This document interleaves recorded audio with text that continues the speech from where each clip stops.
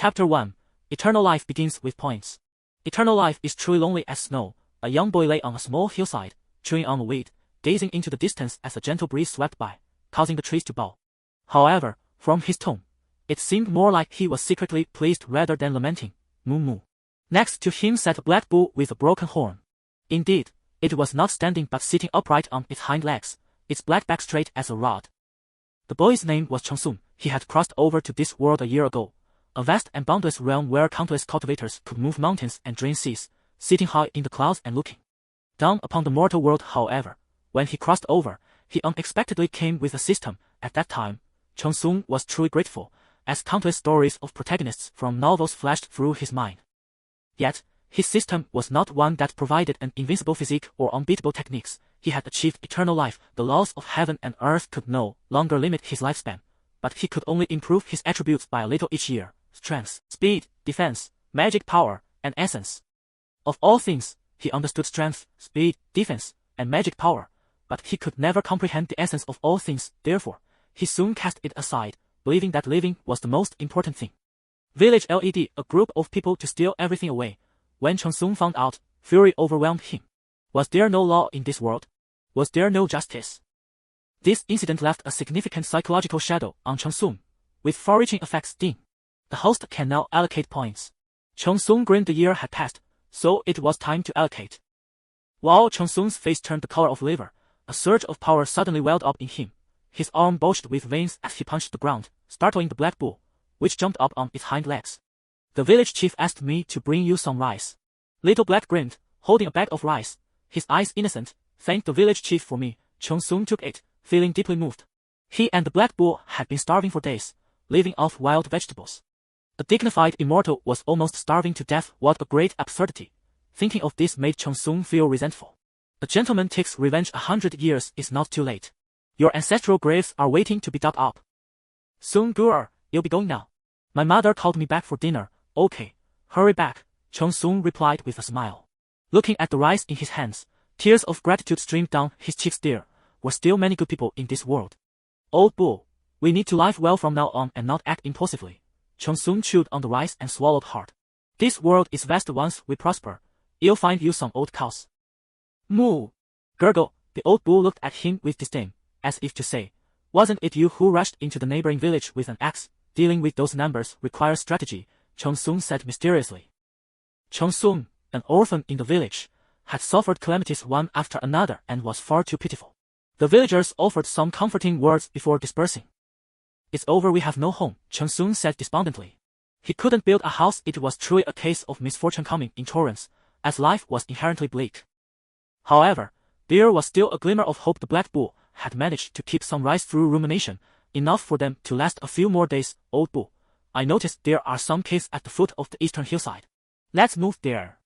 Chongsun shook his head in disappointment, realizing he needed to learn some skills in the village. He had come to farm, but now he knew nothing more. The black bull was indifferent. Wherever Chongsun went was home for it. Outside the small village, the black bull was loaded with hay, and Chongsun collected some firewood to take to the cave, where they would stay temporarily. In the following year, Chongsun apprenticed with the village carpenter, and the black bull helped with transportation. The villagers all said it was intelligent and advised Chongsun not to kill it for food. Chongsun scoffed at this. Even if he starved to death and jumped off the hillside, he would never betray a friend. Delicious. Chongsun joyfully ate beef at the end of the year. To celebrate, the villagers slaughtered a few cows and held a feast for everyone in the village. He naturally wouldn't miss such a good thing, but the black bull watched with narrowed eyes, unable to swallow the pieces of beef Chongsun offered. After the feast, food could not be wasted. Whatever others wouldn't eat, he and the black bull packed up, as they needed to be frugal to survive.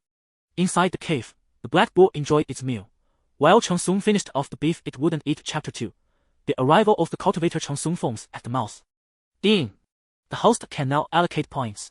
A voice rang in his mind, and he added a point to strength again, also giving a point to the black bull. Chongsun discovered that adding strength had significant benefit. He had more energy for work and his eyesight was sharper. Now he could easily match two people. The village's 40-year-old flower girl Suihua often shot him flirtatious glances. Perhaps this is what it means to be a man. Chongsun looked at his muscles and sighed deeply. The charm exuding from him had undoubtedly captivated many village girls. Hey, old cow! Slow down. Cheng Sung was taken aback. The black cow had seized the opportunity while he was lost in thought and devoured his late-night snack. Moo! The big black cow reacted swiftly, swallowing it whole, leaving Cheng Sung speechless and staring for a long time. The following year, Cheng Sung and the big black cow found a blacksmith to apprentice under. The blacksmith was greatly impressed by Cheng Sung's strength and continuously praised him for having the makings of a blacksmith. He didn't ask for wages, just meals for himself and the black cow, which the blacksmith readily agreed to the next month. Because Cheng Sung stepped into the blacksmith's shop with his left foot first, a significant taboo, they were promptly kicked out. Cheng Sung was helpless. Perhaps this was the pain of being strong. They continued to find a piece of good land to plant rice. With the big black cow plowing the fields, the two worked in perfect harmony, laboring hard to become wealthy. This is our kingdom. Moo! Cheng Sung looked at the lush green fields before him, filled with joy, gripping his mountain axe tightly, with two more tucked at his waist. The big black cow was equally happy, though its 4 legs were adorned with blades, and an axe was tied to its horns. If those scoundrels dared to come and steal. A cold glint filled Cheng Sung's eyes as he glanced at the big black cow, which nodded in agreement. We'll run directly. We won't fight them hidden with our gear. Let's see who dares to chase us. Moo! Moo! This year had been relatively smooth. It was said that something big had happened in the neighboring village, and everyone was gathered there, leaving no one to pay attention to. Cheng Sung's fields, he added a bit of strength to himself and the black cow, happily harvesting rice. The big black cow dug a pit in the cave, and Cheng Sung understood its intention, filling it with countless bags of white rice. However, he kept some aside to return to the village chief, a quantity several times that of what he took. Ding dong! Ding dong! The sound of gongs echoed throughout the village, even faintly heard inside the cave. This was the gathering announcement for a significant event in the village. Cheng Sung squinted and hurriedly ran out of the cave, hoping it wasn't a village fight. With his current strength, he could easily knock down a big man. They crouched stealthily on a small hillside to observe the situation, only to find the opposite of what they expected. The village was quite festive, with a crowd gathered outside the village chief's house. Come on, old cow, let's go take a look. Moo! In the village, over 1,000 people looked on with hope and excitement, holding chickens, ducks, fish, and meat, bowing to the two people at the center. Yun Tiansak is recruiting disciples. Those with spiritual roots have the chance to embark on the path to immortality. One person, dressed in a Taoist robe, stood on the roof of the village chief's house, looking down with an imposing presence. Immortal? How can one know if they have spiritual roots? Yes, my little Haisi has been as strong as an ox since childhood. A fortune teller said he is a reincarnated immortal. The villagers were extremely excited, bombarding the two cultivators with questions like a rapid-fire barrage, causing the cultivators to frown. Silence! The cultivator seemed to be angered. A talisman in his hand activated, suddenly igniting a fierce fire in the air, terrifyingly intense, making the air feel hot. The villagers instantly fell silent. The sound of a pin dropping could be heard, their eyes filled with fear, secretly thinking this was what an immortal was like.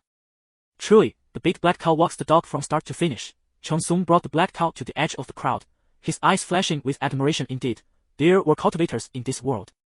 The big black cow, hearing this, looked puzzled. When had it ever walked a dog in the village? Spiritual roots are divided into 5 types of mixed spiritual roots, 4 types of lower spiritual roots, 3 types of middle spiritual roots, 2 types of upper spiritual.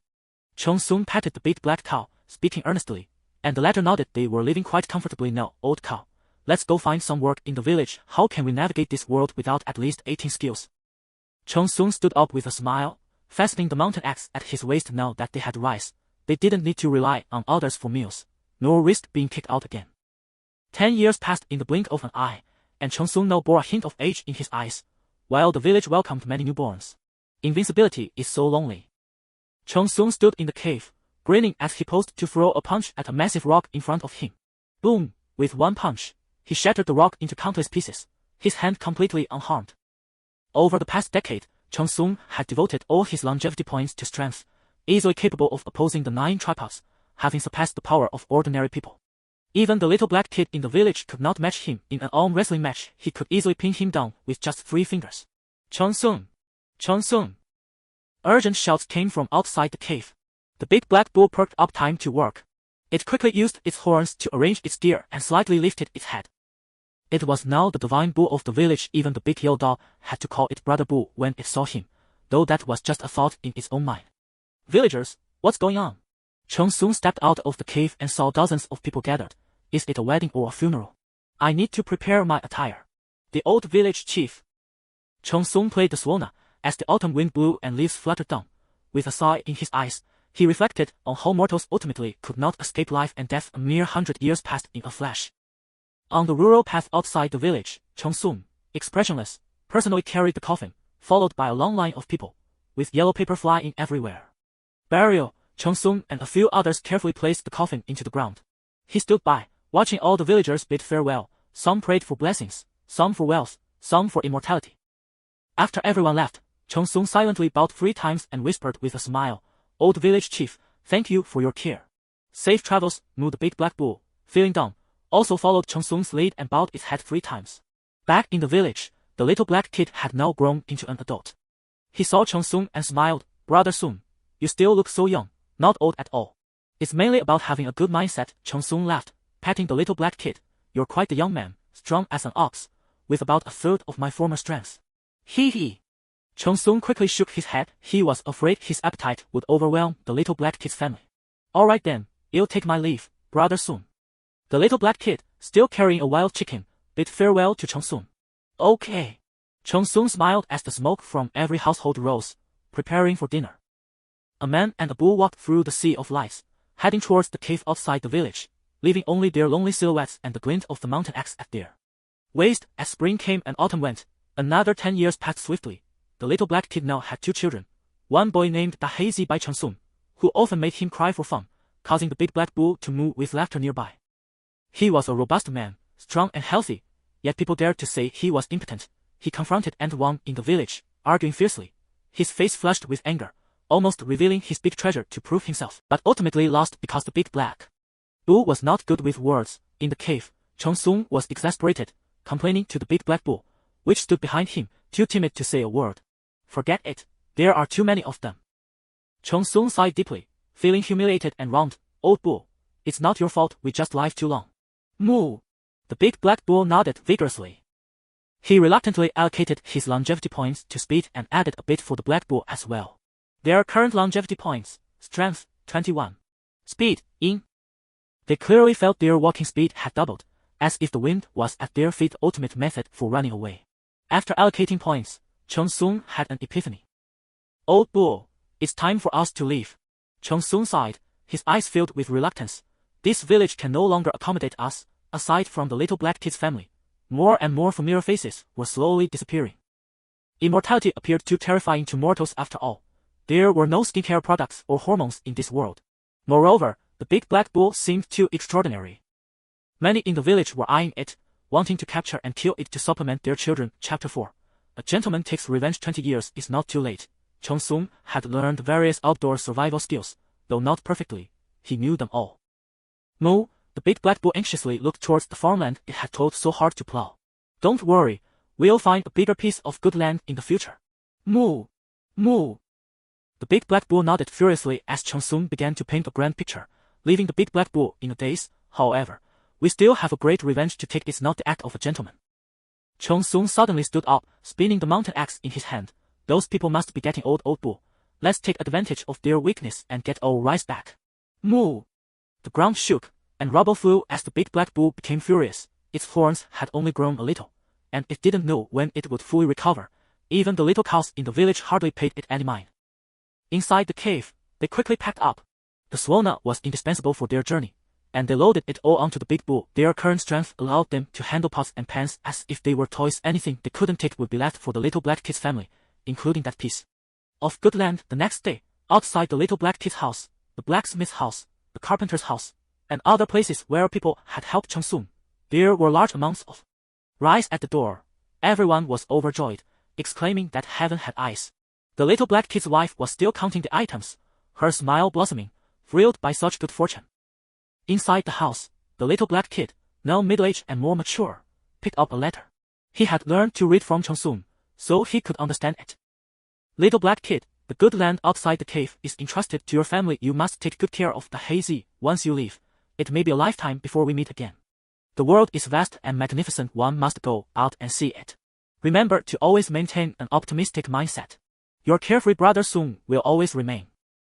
Xiao Haizi read every word, and his eyes slightly misted. Since childhood, he had followed Soon as if he were an older brother. Memories flowed through his mind, the stolen rice, the burnt thatched house, being driven out while working in the village, and so on. Although those times were bleak, Sun always seemed to have a passion for life. Brother Sun, safe travels, Xiao Haizi smiled warmly, looking out the window at the clear sky. It was a good day to set out. A month later, outside the neighboring village, in a pit, a man and a cow, faces weathered, clothes covered in dust. Cheng Sun held a large pancake in his hand. He took a hard bite and then offered a piece to the black cow. As expected, we have already figured out this neighboring village. Let's start with old Wang's house. Cheng Sun's eyes gleamed with determination. He had plenty of patience and time, having thoroughly investigated Wang's ancestral grave, Wang's fields, and everyone who had wronged them. Old cow, let's move. On a moonless night, the man and cow stood on the dirt slope, motionless against the strong wind, exuding a bandit aura. They climbed into the mountains, the moonlight casting down, the cold wind swirling around, and the graveyards were eerily silent. However, compared to the grievances they had endured, what did this matter? The grave of Wang Defa. A flash of light appeared in Cheng Sun's eyes. This was it. He directly flipped it open, revealing a skeleton. The man and cow instantly fled, disappearing in a flash in Wang's fields. The big black cow plowed the ground wildly, dirt flying everywhere, venting its anger. Cheng Sun watched, his eyelids twitching. This old cow held a grudge even more than he did. The entire field was in disarray, unrecognizable, and Cheng Sun and the big black cow gazed at their handiwork with satisfaction, feeling quite comfortable. The next day, Cheng Sun charged into old Wang's house with the black cow. Who goes there? An elderly man over 50, leaning on a cane, shouted in shock upon seeing someone with a covered face. I'm your long-lost father. Cheng Sun roared, instantly recognizing this man, Wang Tianming, the one who had beaten him the worst back then. With a swift kick, he broke the old man's cane. He stepped forward, controlling his strength, and slapped him across the face, knocking out several remaining teeth. Hero, spare me. Hero. Wang Tianming spat out a mouthful of blood. This was a robbery. 20 years ago, you led people to steal our rice. Today, I'm here to settle the score. Ah! Wang Tianming was shocked. He had almost forgotten about this matter from 20 years ago. Looking towards the black cow outside, he suddenly remembered something. Moo! A big yellow dog passed by Wang's house, and the black cow charged. The yellow dog was sent flying, landing on the ground with a yelp, quickly running away. Cheng Sun wouldn't let Wang's family off easily. All the eggs in their house had been shaken up, and the earthworms on the ground were chopped into 8 segments with his axe. Wang Tianming sat on the ground, crying out in despair, calling for help. Dad! Where did these bandits come from? How bold! Dare to come to Wang's house and commit murder. Outside, shouts and curses erupted as countless young men rushed in with picks and kitchen knives. Old cow, retreat, Cheng Sun shouted, and the man and cow jumped over the wall, Cheng Sun even giving a push to the cow's rear. Little thief, don't run. Have the guts to stop and fight Aninon. Don't let us catch up with you, cowardly rats, utterly despicable. Many villagers were alarmed, with hundreds chasing after them, dust billowing, all wielding weapons. Ha ha ha, they can't catch up.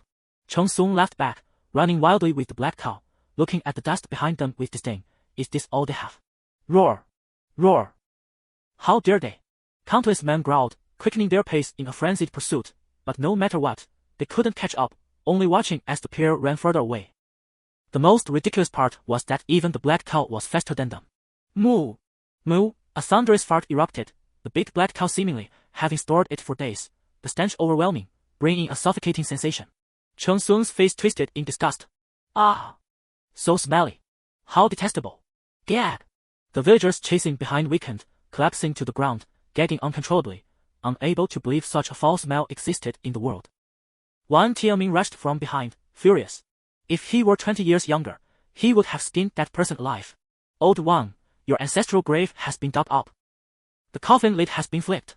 Ah! Old Wang, hurry back and check your fields. They look like they've been plowed by pigs. Ah! Hearing the voices behind him, Wang Tianming felt dizzy and fainted. Meanwhile, the man and cow had already gone far, leaving behind a tale of banditry in the village. Chapter 5, Safety First went out, half a month later, in a mountain forest, with rolling hills and dense woods. Even the deep woods echoed with the roars of wild beasts. Swish! With a swing of the axe, blood splattered, and the brown bear lay dead on the spot. Sparks flew as a large pot was set up, water boiled, and a feast began. Old cow, how's my unmatched axe technique? Cheng Sun shook the axe in his hand, looking at the big black cow. Moo! The big black cow responded nonchalantly, busying itself with digging the ground to bury the blood, prioritizing safety when out. Such inhuman strength! Cheng Sun clenched his fists, Continually marveling, he had knocked the bear unconscious with just one punch, breaking several ribs. The man and cow gathered around the pot, feasting heartily. Wild food was delicious and hearty. Old cow, although we have inhuman strength, you also saw, damn it, there are cultivators out there. Cheng Sung ate the bear paw, smacking his lips. In a crisis, don't act impulsively. Those who seem unremarkable might just be old monsters. Moo! The big black cow responded, understanding and enjoying its meal. When we kill a chicken in the wild, we must destroy the corpse and leave no traces. Moo! Because there might be a flock of chickens behind them, tracking us by scent. Moo! The big black cow still didn't understand. A piece of meat fell from its mouth, and it hurriedly picked it up from the ground. What do you think a flock of chickens would be? Just kill them. Cheng Sung chuckled, his mouth greasy. Moo! The big black cow nodded. What if that flock of chickens is raised by cultivators? Cheng Sung said mysteriously. Wouldn't they come looking for us? Moo! If we beat those cultivators, wouldn't their masters come looking for us? Moo! Moo! The big black cow was stunned. It made too much sense. In the end, a single chicken could lead to a sect war.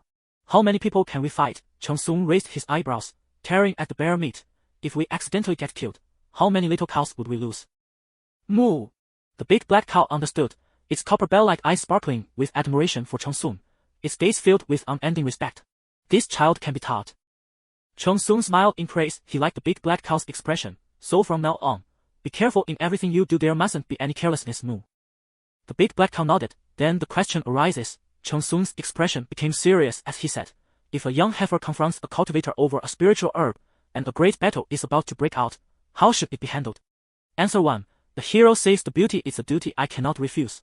Who else if not me? Answer 2. Stand with the stronger side, bully the weak, for the sake of self-preservation. Answer 3. Treat it as if nothing happened, quietly pass by, and remain uninvolved. Answer 4. With me, there's no one left alive. The spiritual herb is mine. Please respond. Cheng Sung's deep-set eyes looked at the big black cow, which was sweating slightly, finding the question quite difficult. The black cow's eyes showed struggle. How could it watch the young heifer fall into enemy hands? It made a decision. Moo! Is it answer 1? Wrong. Cheng Sung sneered coldly. How could a young heifer compete with a cultivator? If you rush forward, you'll only add another corpse. Moo! Moo! You actually chose 2. A big mistake. Cheng Sung narrowed his eyes slightly and explained. You already know that the spiritual herb is being contested. The more people know, the greater the risk. Once the cultivator gets rid of the enemy, they won't spare you. The black cow's pupils constricted, cold sweat increasing. It had already died twice. Moo! Moo! Moo! Ha ha! You even chose 3. That's even more wrong. Cheng Sung laughed wildly, a cold glint in his eyes. There are no laws in this world. When you lack strength, you can never be sure if you'll be discovered. They will just kill you, thinking you're a cow trying to take advantage. The black cow's body softened, trembling in fear from Cheng Sung's intimidation, a heavy breath escaping onto the ground. Moo! Moo! Moo! Moo! I didn't expect you to choose answer 4. Cheng Sung slowly stood up, a shadow enveloping his face. The big black cow suddenly felt incredibly small, paralyzed by fear, wondering if it would die again. Congratulations, Moo! Upon hearing this, the big black cow suddenly felt its strength returning, its 4 legs gradually lifting, eyes igniting with hope. Could it be right this time? Was it about to be revived? Cheng Sung's pupils slowly widened as he looked down at the big black cow, laughing darkly. You chose the most brutal way to die, old cow, die. Moo! The big black cow's pupils doled, and with a thud, a cloud of dust rose as it collapsed to the ground, realizing it had gotten everything wrong.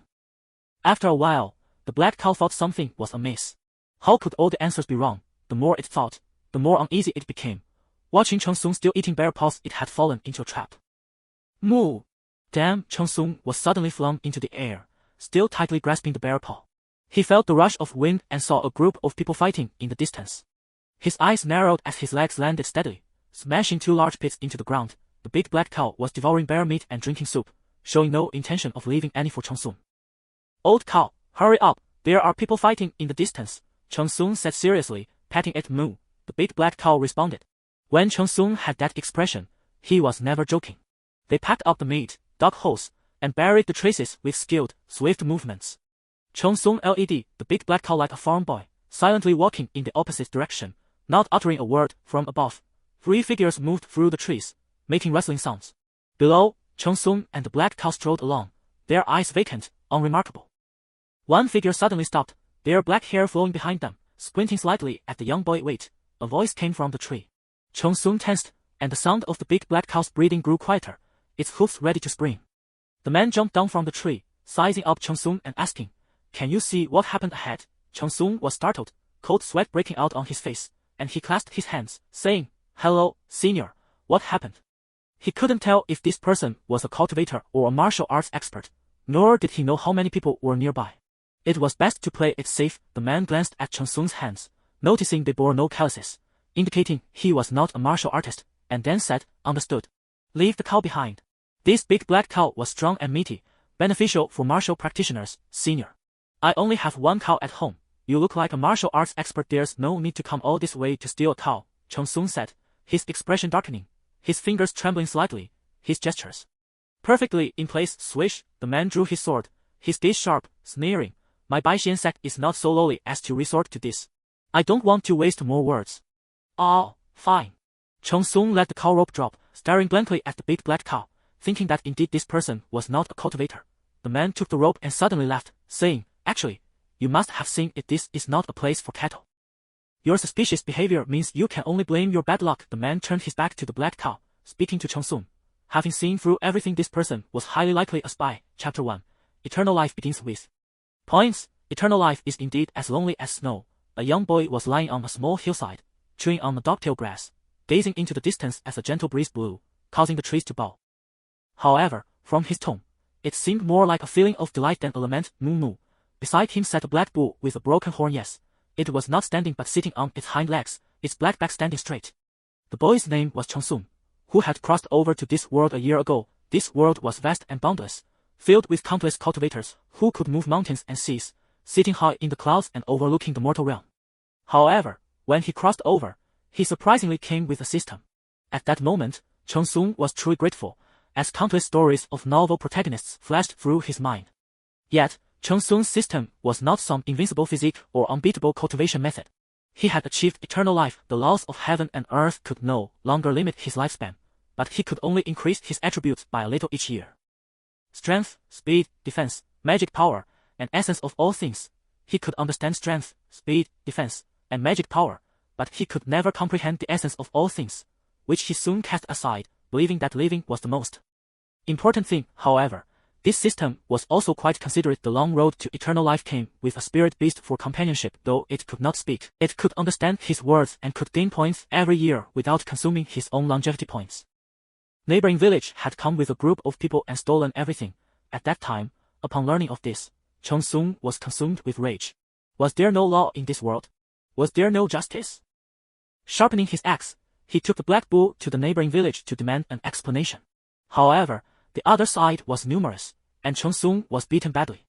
One of the bull's horns was also torn off, and they fled in disgrace, nursing their wounds for several days. Moo! The black bull snorted heavily, harboring resentment in its eyes. That group of people was truly despicable. This incident had left a significant psychological shadow on Cheng Sung, with far-reaching effects. Ding! The host can now allocate points. Cheng Sung grinned. The year had come to an end, and it was time to allocate. Without hesitation, he allocated points to strength. At that time, he was beaten because he was too weak and couldn't push away those who held him down. While Cheng Sung's face turned beet red, and a surge of power suddenly welled up within him. His veins bulged as he punched the ground, startling the black bull, which jumped up on its hind legs. My life is determined by me, not by heaven. Boom.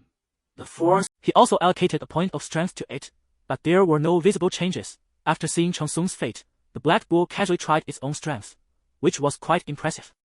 They lived in a thatched hut in a small village, living in peace, but the laws of this world seemed to be engraved in people's bones. Mortal beings had to pay respect to cultivators and must never offend them. Even the villagers in such a remote place understood this. Sun Jie. A boy's voice came from outside the hut. It was Xiao Haizi from the village, who was named so because of his dark skin at birth. What's up, Xiao Haizi? Cheng Sung, now recovered, slowly opened the door. The village chief asked me to bring you some rice, Xiao Haizi said with a silly smile while holding a bag of rice, his eyes innocent and pure. Thank the village chief for me. Cheng Sung took it, feeling deeply moved. He and the black bull had been starving for days, living on wild vegetables. The dignified immortal was almost starved to death. Out a great absurdity in this world. As he thought of this, Cheng Sung couldn't help but feel resentment. A gentleman takes revenge, 100 years is not too late. Your ancestral graves are waiting to be dug up. Soon, Gio. I'm leaving now. My mom called me home for dinner. Okay. Hurry back. Cheng Sung smiled and looked at the rice in his hands, tears of gratitude rolling down from the corners of his mouth. There are still many good people in this world. Moo! The black bull impatiently called out inside the hut. It didn't like grass, it also liked rice. A cloud of smoke swirled as the fragrant rice was cooked. The man and the bull sat on the ground, devouring it ravenously, their eyes filled with dreams of the future. Old bull, we need to live well and not act impulsively. Cheng Sung chewed on the rice and swallowed hard. This world is vast. When we become prosperous, I'll find you a few old cows. Moo! Gurgle, the old bull looked at him with disdain, as if to say, wasn't it you who took an axe and rushed into the neighboring village back then? Dealing with such numerous people requires strategy. Cheng Sung said mysteriously. The black bull's eyes lit up and it instantly moved closer to Cheng Sung. When they grow old, I'll break their teeth and dig up their ancestral graves. Damn it, how dare they provoke an immortal? Cheng Sung spoke fervently, his eyes sharp and full of confidence. Moo! Moo! The black bull's large eyes sparkled, nodding repeatedly. This was good, this was good. Why does it smell burnt? Cheng Sung sniffed, suddenly looking toward the kitchen, his eyes widening in shock. Our thatched hut. Moo! The black bull also let out a startled snort. Fire! Cheng Sung's house is on fire. Hurry to put it out. An hour later, the fire had calmed down, and the entire thatched hut was almost burned to the ground. The man and the bull looked lifeless, kneeling outside the hut, feeling utterly hopeless. Cheng Sung, an orphan in the village, had suffered continuous misfortunes and was too pitiful. The villagers offered some words of comfort and then dispersed. It's over, the house is gone. Cheng Sung said in a daze he couldn't build a house. It was truly a case of misfortunes never coming alone. Life was just bleak. However, there was still a way out. The black bull used its rumination to preserve the rice, enough for them to last a few more days. Old bull, I see there are several caves at the foot of the eastern hillside. Let's go live there. Cheng Sung shook his head in dejection. He really needed to learn a few trades in the village. When he came, he had done farming, but now he didn't know how to do anything. Moo! The black bull didn't mind wherever Cheng Sung went was home to it. Outside the small village, the black bull was loaded with a lot of dry grass while Cheng Sung picked up some firewood and took it to the cave to temporarily live there. In the following year, Cheng Sung apprenticed with the village carpenter, and the black bull helped carry things. The villagers all said it was spirited and advised Cheng Sung not to eat it. Cheng Sung scoffed at this. He would rather starve to death than betray a friend. Delicious. Cheng Sung laughed heartily as he ate beef. At the end of the year, to celebrate, the villagers slaughtered a few cows and held a feast for everyone in the village. Naturally, he wouldn't miss such a good thing, but the black bull's pupils constricted at the sight, and it couldn't bring itself to eat the pieces of beef Cheng Sung offered. After the feast, food could not be wasted. Whatever others didn't eat, he and the black bull packed up.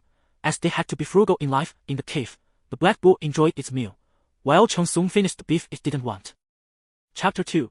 The arrival of the cultivator. Cheng Sung foams at the mouth. Ding, the host can now allocate points. A voice echoed in his mind. He still allocated a point to strength and gave the black bull a point as well. Cheng Sung discovered that adding strength had great benefits. He had more energy while working, and his gaze was sharper, was twice as effective. The village's 40-year-old flower girl, Suehua, often cast flirtatious glances at him. Perhaps this is what being a man is. Cheng Sung looked at his muscles and sighed deeply. That charm, which had nowhere to be released, had probably mesmerized countless village girls. Hey, old bull. Eat slowly.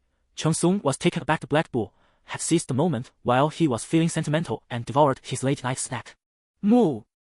The big black bull reacted quickly, gulping it down in one bite. Cheng Sung was left speechless, staring blankly for a long time.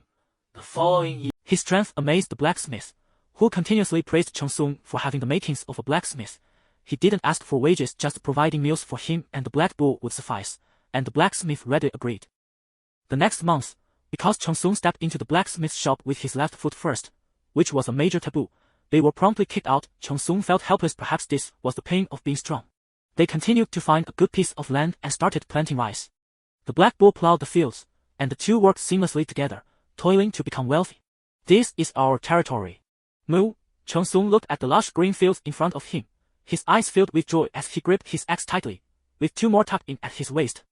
The big black bull was also quite happy, though its 4 hooves were adorned with blades, and an axe was tied to its horns. If those rogues dared to come and steal. Cheng Sung's eyes gleamed with a cold aura as he looked at the big black bull, which nodded in agreement. We'll run straight away, we won't confront them hidden. With this gear of ours, let's see who dares to chase us. Moo! Moo! This year went quite smoothly, as they heard that something big had happened in the neighboring village, which gathered everyone's attention, leaving no one to care about Cheng. Soon's fields, he put a bit of strength into himself and the black bull. Happily harvesting rice, the big black bull dug a pit in the cave, and Cheng soon understood its intention, filling it with countless bags of white rice. However, he kept some aside to return to the village chief, the amount being several times what he had taken. Ding ding! Ding dang! The sound of a gong echoed through the village, reaching even the cave, signaling a major event in the village. Cheng soon squinted and quickly ran out of the cave, fearing there might be a village fight. With his strength now, he could easily take down a big man. They crouched sneakily on a small hillside to observe the situation, but the reality was quite the opposite. The village was in a festive mood, gathered outside the village chief's house. Let's go, old bull, and take a look. Moo! In the village, over 1,000 people looked on with hopeful and excited eyes, holding chickens, ducks, fish, and meat, bowing and clasping their hands towards two people at the center. Yun Tiansak is recruiting disciples. Those with spiritual roots all have the chance to step onto the path of immortality. One of the figures, dressed in a Taoist robe, stood atop the village chief's roof, looking down with an imposing presence. Immortal, how can one know if they have spiritual roots? Yes, my little Hazy has been strong as an ox since childhood. A fortune teller said he is a reincarnated immortal. The cultivator seemed to be enraged, activating a talisman in his hand, igniting a terrifying fire in midair, creating a scorching sensation in the air. The villagers instantly fell silent. The sound of a pin dropping could be heard, their eyes filled with shock, secretly thinking, this is indeed an immortal. Truly, it's the big black bull walking the dog. From start to finish, Cheng soon brought the black bull to the edge of the crowd, his eyes flashing with admiration. This world indeed had cultivators. The big black bull, upon hearing this, looked puzzled. When did it ever walk a dog in the village? Spiritual roots are divided into 5 types of mixed roots, 4 types of inferior roots, 3 types of medium roots, 2 types of superior roots, and 1 type of heavenly root. The cultivator explained with his hands behind his back, activating a token in his hand. No need to be nervous. Those under the age of 20 will begin testing their spiritual roots. A column of light rose from the ground, dazzling in colors, and the villagers erupted in noise again, with even the elderly wanting to try. Young children and youths eagerly stepped forward, but the light columns showed no reaction. This is impossible. I dreamt that I was an immortal. A villager muttered in disbelief, suddenly turning around to kneel and shout, Immortal, please accept me as your disciple. Leave, free breath's time. A cold voice came. Immortal, please. The villager cried out, lingering in the light column. I dreamt about it. Zing, a flash of sword light swept by, blood gushed out, and the villager's eyes still held disbelief as he slowly fell to the ground. Countless cries of kneeling echoed as the villagers trembled, eyes filled with fear. Cheng soon's pupils constricted, quickly crouching on the ground, cold sweat breaking out on his forehead. These cultivators were lawless. The big black bull also silently lay flat on the ground, their heads down, exchanging glances, as some beautiful fantasies in their hearts were quietly shattered. Continue, the cultivator said coldly, looking at them as if they were livestock. There was no more chaos. The villagers orderly passed through the light column, their eyes still filled with hope. Cheng soon timidly stepped up to try, but he only had 5 types of mixed roots, which didn't attract the cultivator's attention. Not bad, there's actually a free type root among them. A faint smile appeared on the cultivator's lips as he looked at a little girl. Say goodbye to your family. Yes, immortal. The little girl was both reluctant and secretly delighted. After bidding farewell to her family, the cultivator also gave her family several dozen taels of silver. Those with 5 types of mixed roots can enter the sect to do odd jobs, and they too have the chance to step onto the path of immortality. The cultivator glanced at a few people, casually saying, Immortal, I will go. The few with 5 types of roots were overjoyed, immediately kneeling down. The cultivator glanced at Cheng soon, who was already foaming at the mouth and covered in sweat, while the nearby black bull was also gasping for breath. They were clearly terrified by the earlier scene. Unsteady mind, no hope for the path of immortality. Leave. The cultivator shook his head, summoning a celestial sword from his storage bag, and with a few people, they rode the sword away, disappearing into the distance. The villagers were left feeling lost, their gazes lingering on the figure of the immortal, filled with envy. Old bull, I told you to just play dead and fool them. Do you want to kill me? Cheng soon lay on the ground, severely injured, his chest heaving. That kick almost brought him face to face with his long-deceased parents. Moo, the black bull nudged Cheng soon. It hadn't expected its strength to be so great. It carried Chong-sung back to the cave, where he rested for several days, and his condition finally improved. We can't go to those sacks, Chong-sung explained, looking at the black bull's puzzled eyes. The sacks are too dangerous. Killing is not a crime, and they even eat beef with the bullwhip on the side. The big black bull's pupils trembled, shaking its head wildly. It didn't understand the part about killing not being a crime, but it understood the eating beef part. The incident with the cultivators that day did not inspire Chong-sung's longing. Instead, it gave him a profound sense of insecurity. They had enmity with the old Wang family from the neighboring village, but that was just a fight. These cultivators would kill you at the slightest disagreement. Chong-sung deeply remembered that days, just like when he killed a chicken. Chapter 3, Spring goes, autumn comes, 20 years of time. We should live well and not get involved in those fights. Chong-sung patted the big black bull and said seriously, to which it nodded. They were living quite comfortably now. Old bull, let's go look for work in the village. In this world, if you don't have 18 skills, how can you navigate it? Chong-sung stood up with a smile, fastening the axe to his waist. Now that they had rice, they didn't need to ask others for food and risk being kicked out again. No.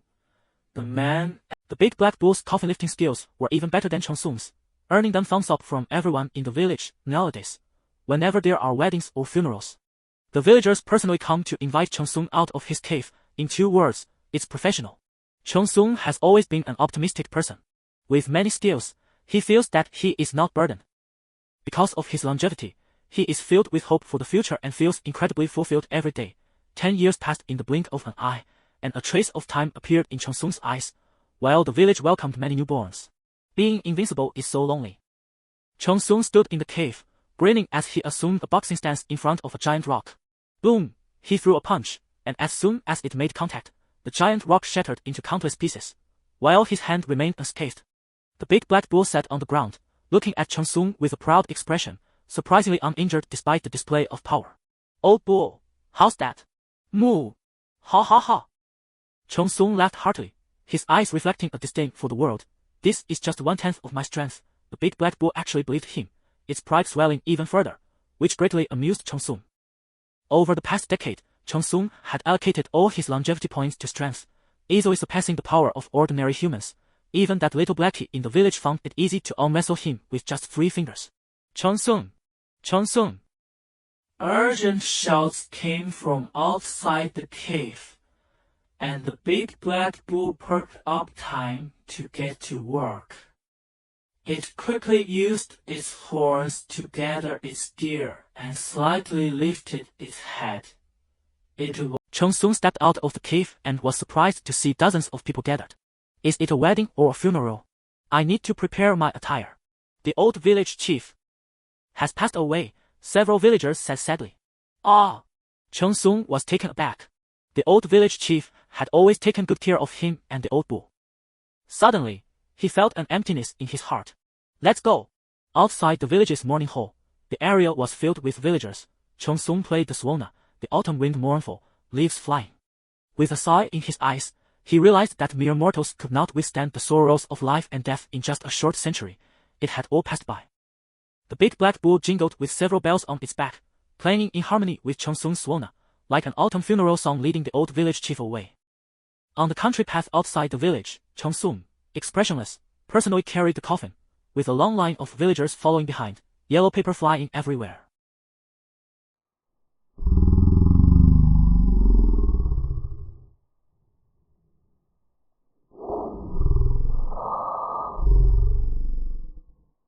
After everyone had left, Chong-sung silently bowed 3 times, murmuring with a smile, Old village chief, thank you for your care.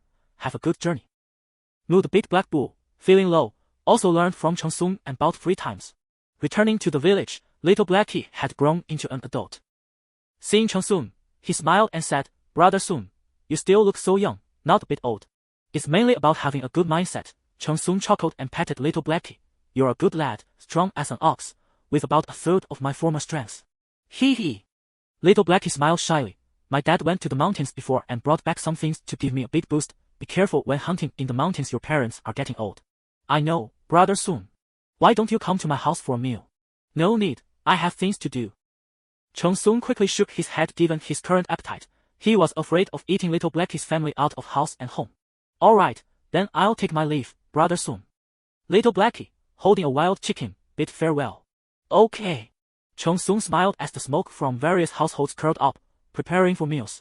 One man and one bull passed through the myriad of lights from homes, heading towards the mountain cave, leaving only a lonely silhouette and the cold glint of the axe at his waist.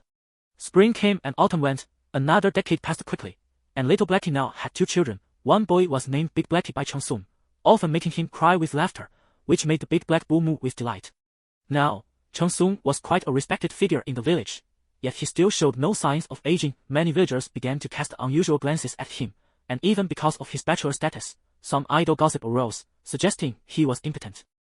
Upon hearing this, Chong Sung was furious. As a strong man of 7 feet, how could he be accused of impotence? He sought out anyone in the village, engaging in a fierce debate, spitting words, his face red from anger, nearly revealing his big treasure to prove himself, but ultimately lost due to the big black bull's lack of eloquence. In the cave, Chong Sung was exasperated, still ranting about the big black bull, which stood behind him, too timid to utter a word. Forget it, there are too many of them. Chong Sung sighed deeply, feeling such humiliation and unjust blame. Old bull, it's not your fault, it's just that we lived too long. Moo, the big black bull nodded vigorously. It had revealed its big treasure, yet was ridiculed by that group of aunties. Why is my strength capped at 20 points? Chong Sung wondered, feeling as if he had hit a bottleneck, and even the big black bull agreed. There was no difference between 21 and 20 points. Helpless, he allocated longevity points to speed and gave the black bull a little boost as well. Their current longevity points: strength, 21. Speed, in. They clearly felt their walking speed had doubled, with the wind at their feet, a surefire way to escape. After allocating points, Chong Sung had an epiphany. Old bull, it's time for us to leave. Chong Sung sighed, feeling reluctant. This village can no longer accommodate us. Besides little Blackie's family, more and more familiar faces were slowly disappearing. Immortality appeared too terrifying to ordinary people after all.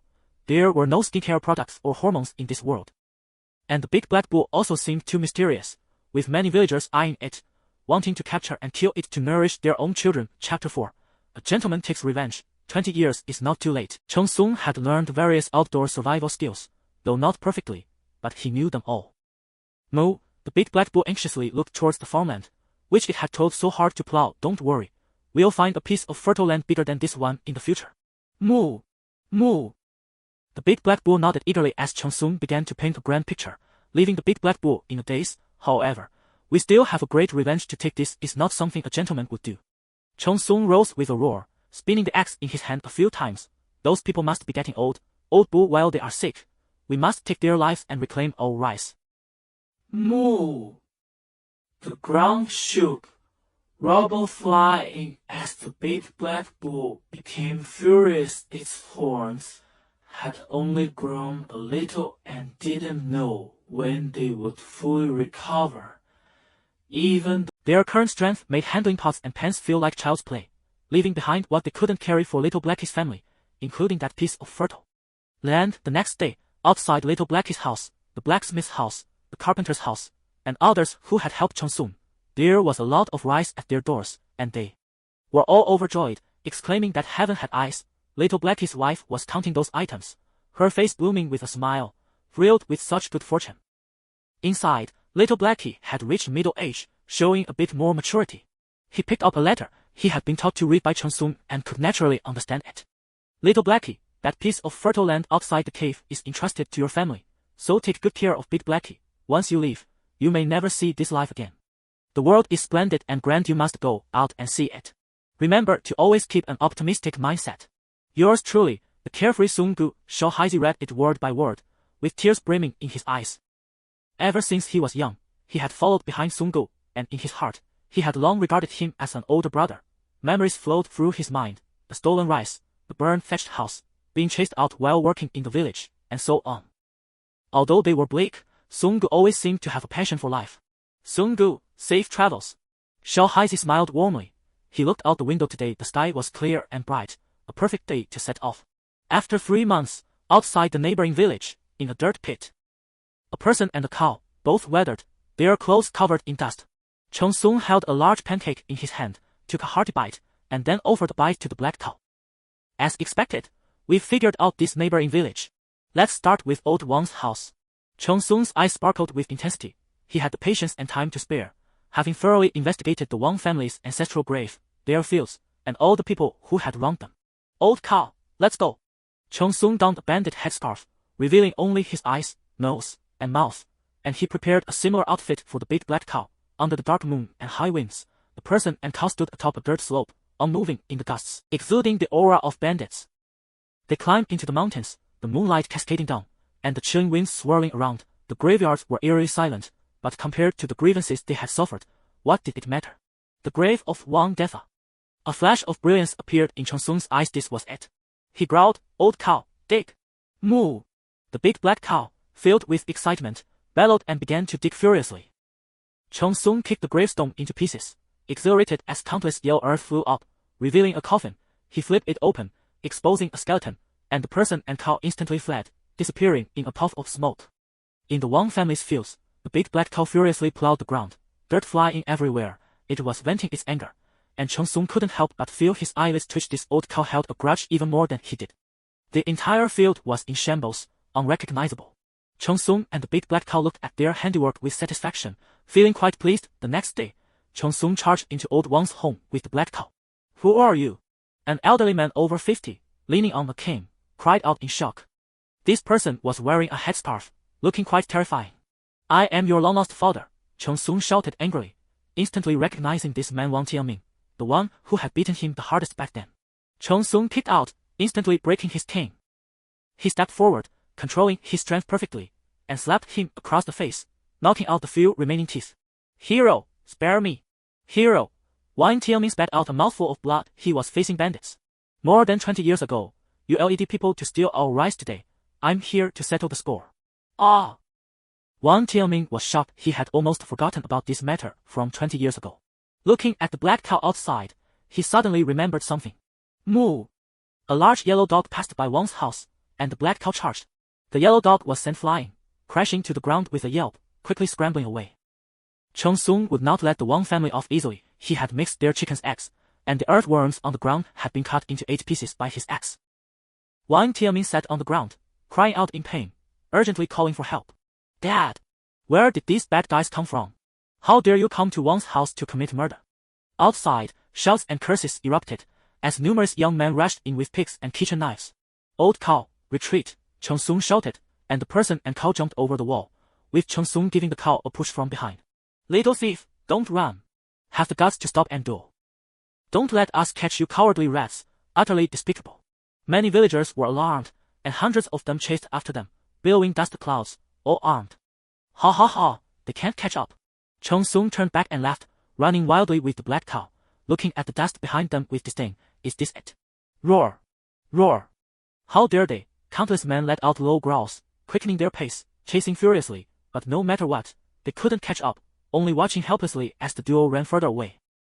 The most absurd part was that even the black cow was faster than them. "Moo! Moo!" A thunderous fart erupted. The big black cow seemed to have been holding it in for days, the stench overwhelming. A suffocating feeling washed over Chong Sung, his face contorting in disgust. "Ah! So smelly! Despicable! Gag!" The villagers pursuing them weakened, hands on the ground, retching repeatedly, unable to believe that such a foul smell existed in the world. Wang Tianming rushed over from behind, furious. If he were 20 years younger, he would have dismembered this person. "Old Wang, your ancestral grave has been dug up. The coffin lid has been flipped." "Ah! Old Wang, hurry back and check your fields. They look like they've been dug up by pigs." "Ah!" Hearing the voices from behind, Wang Tianming felt dizzy and fainted on the spot. Meanwhile, the person and cow had already gone far, their figures no longer visible, leaving behind a tale of banditry in this village. Chapter 5, Out and About, Safety First. Half a month later, in a mountainous forest, the hills rolled and the sea of trees stretched endlessly, with even the sounds of wild beasts roaring deep within. Swish! With a swing of the axe, blood spurted out, and a brown bear collapsed on the spot. Sparks flew, a large pot was set up, and water was boiled, ready to feast. "Old cow, how do you like my unparalleled axe skills?" Chong Sung shook the axe in his hand and looked at the big black cow. "Moo!" The big black cow called out dismissively. It was busy using its hooves to dig the earth, burying the bloodstains. Out here, safety was the top priority. What incredible strength! Chong Sung clenched his fists, constantly marveling. He had knocked the brown bear into shock with one punch, breaking several of its ribs. The person and cow gathered around the pot, feasting heartily. Wild food was delicious and satisfying. Old cow, although we have superhuman strength, you also saw that there are cultivators out there. Cheng Sung chewed on a bear paw and said, don't act impulsively in a situation. Those who seem insignificant might just be old monsters. Moo! The big black cow responded, understanding, and continued to eat with gusto. When we kill a chicken in the wild, we must also annihilate the corpse and leave no traces. Moo! Because behind it, there might be a whole flock of chickens, and they could find us by scent. Moo! The big black cow still didn't understand. A piece of meat fell from its mouth, and it hurriedly picked it up from the ground. What do you think a flock of chickens would mean? Just kill them. Cheng Sung chuckled, his mouth greasy. Moo! The big black cow nodded. What if that flock of chickens is raised by cultivators? Cheng Sung said mysteriously. Wouldn't they come looking for trouble? Moo! And if we defeat those cultivators, won't their masters come looking for us? Moo! Moo! The big black cow was stunned, realizing the logic. In the end, a single chicken could spark a sect war. How many people can we fight? Cheng Sung raised an eyebrow, tearing into the bear meat. If we accidentally get killed, how many little cows would we lose? Moo!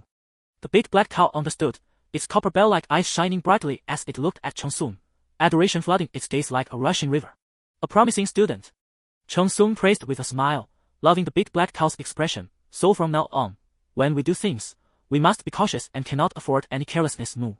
The big black cow nodded. Then the question arises. Cheng Sung's expression turned serious as he said, if a little heifer confronts a cultivator, fighting over a spiritual herb, and a great battle is about to break out, how should one handle it? Answer 1. The hero saves the beauty. It's my duty. Who else could do it? Answer 2. Stand with the more powerful side, bully the weak, for the sake of self-preservation. Answer 3. Act as if nothing happened, pass quietly, and avoid any entanglements. Answer 4.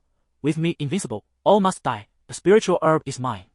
Please respond. Cheng Sung's deep eyes looked at the big black cow, which was sweating slightly. Finding the question difficult, the black cow struggled in its mind. How could it just watch the little heifer fall into enemy hands? It made a decision. Moo! Is it answer 1? Wrong. Cheng Sung sneered. How could a little heifer compete with a cultivator? If you rush forward, it will only result in another corpse. Moo! Moo! You actually chose 2. That's a big mistake. Cheng Sung narrowed his eyes and explained. You already know you're competing for the spiritual herb. The more people know, the greater the risk.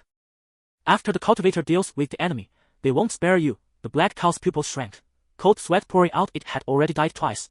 Moo! Moo! Moo! Ha ha! You even chose 3. That's even more wrong. Cheng Sung laughed wildly, his eyes filled with coldness. There are no laws in this world. When you lack power, you can never be sure whether you'll be discovered. They will kill you simultaneously, thinking you are just a cow trying to take advantage. The black cow went weak all over, trembling from fear, a heavy snort escaping onto the ground. Moo!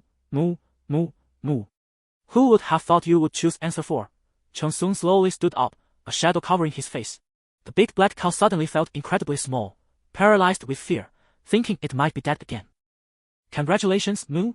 Hearing this, the big black cow suddenly felt strength returning to its body, its 4 legs gradually lifting up, hope igniting in its eyes. Could it be that it was finally right and about to be revived?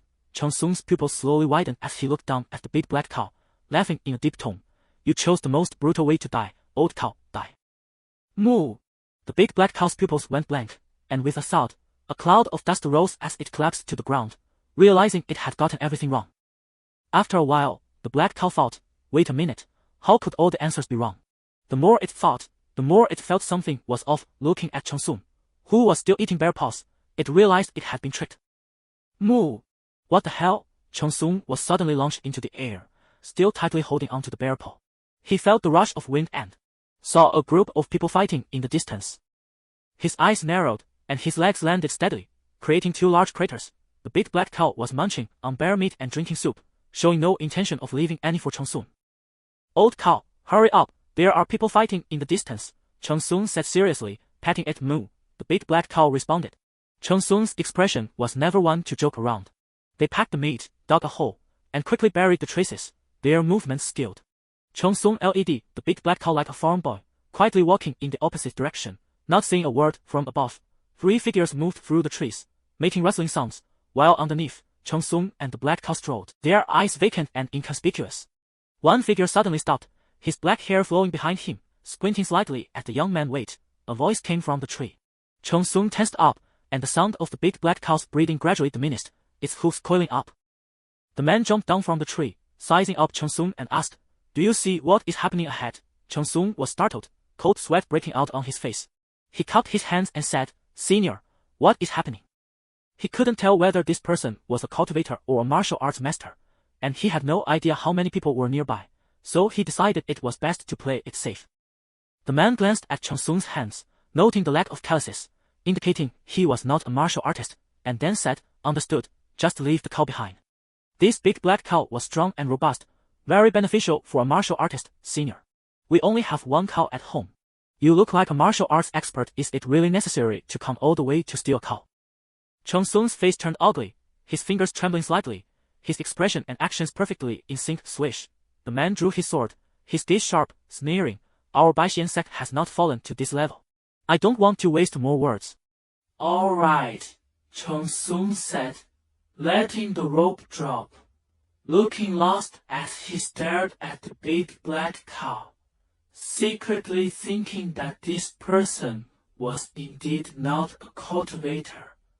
The man turned his back to the black cow, speaking to Chong-sung. "Having seen through everything, this person was highly likely a spy." Chapter 1. Eternal life begins to accumulate points. Eternal life is truly as lonely as snow. A young boy was lying on a small hillside, chewing on the dogtail grass, gazing into the distance as the gentle breeze swept through, causing the trees to bow down. However, from his tone, it seemed he wasn't sighing but rather filled with a sense of secret delight. "Moo moo."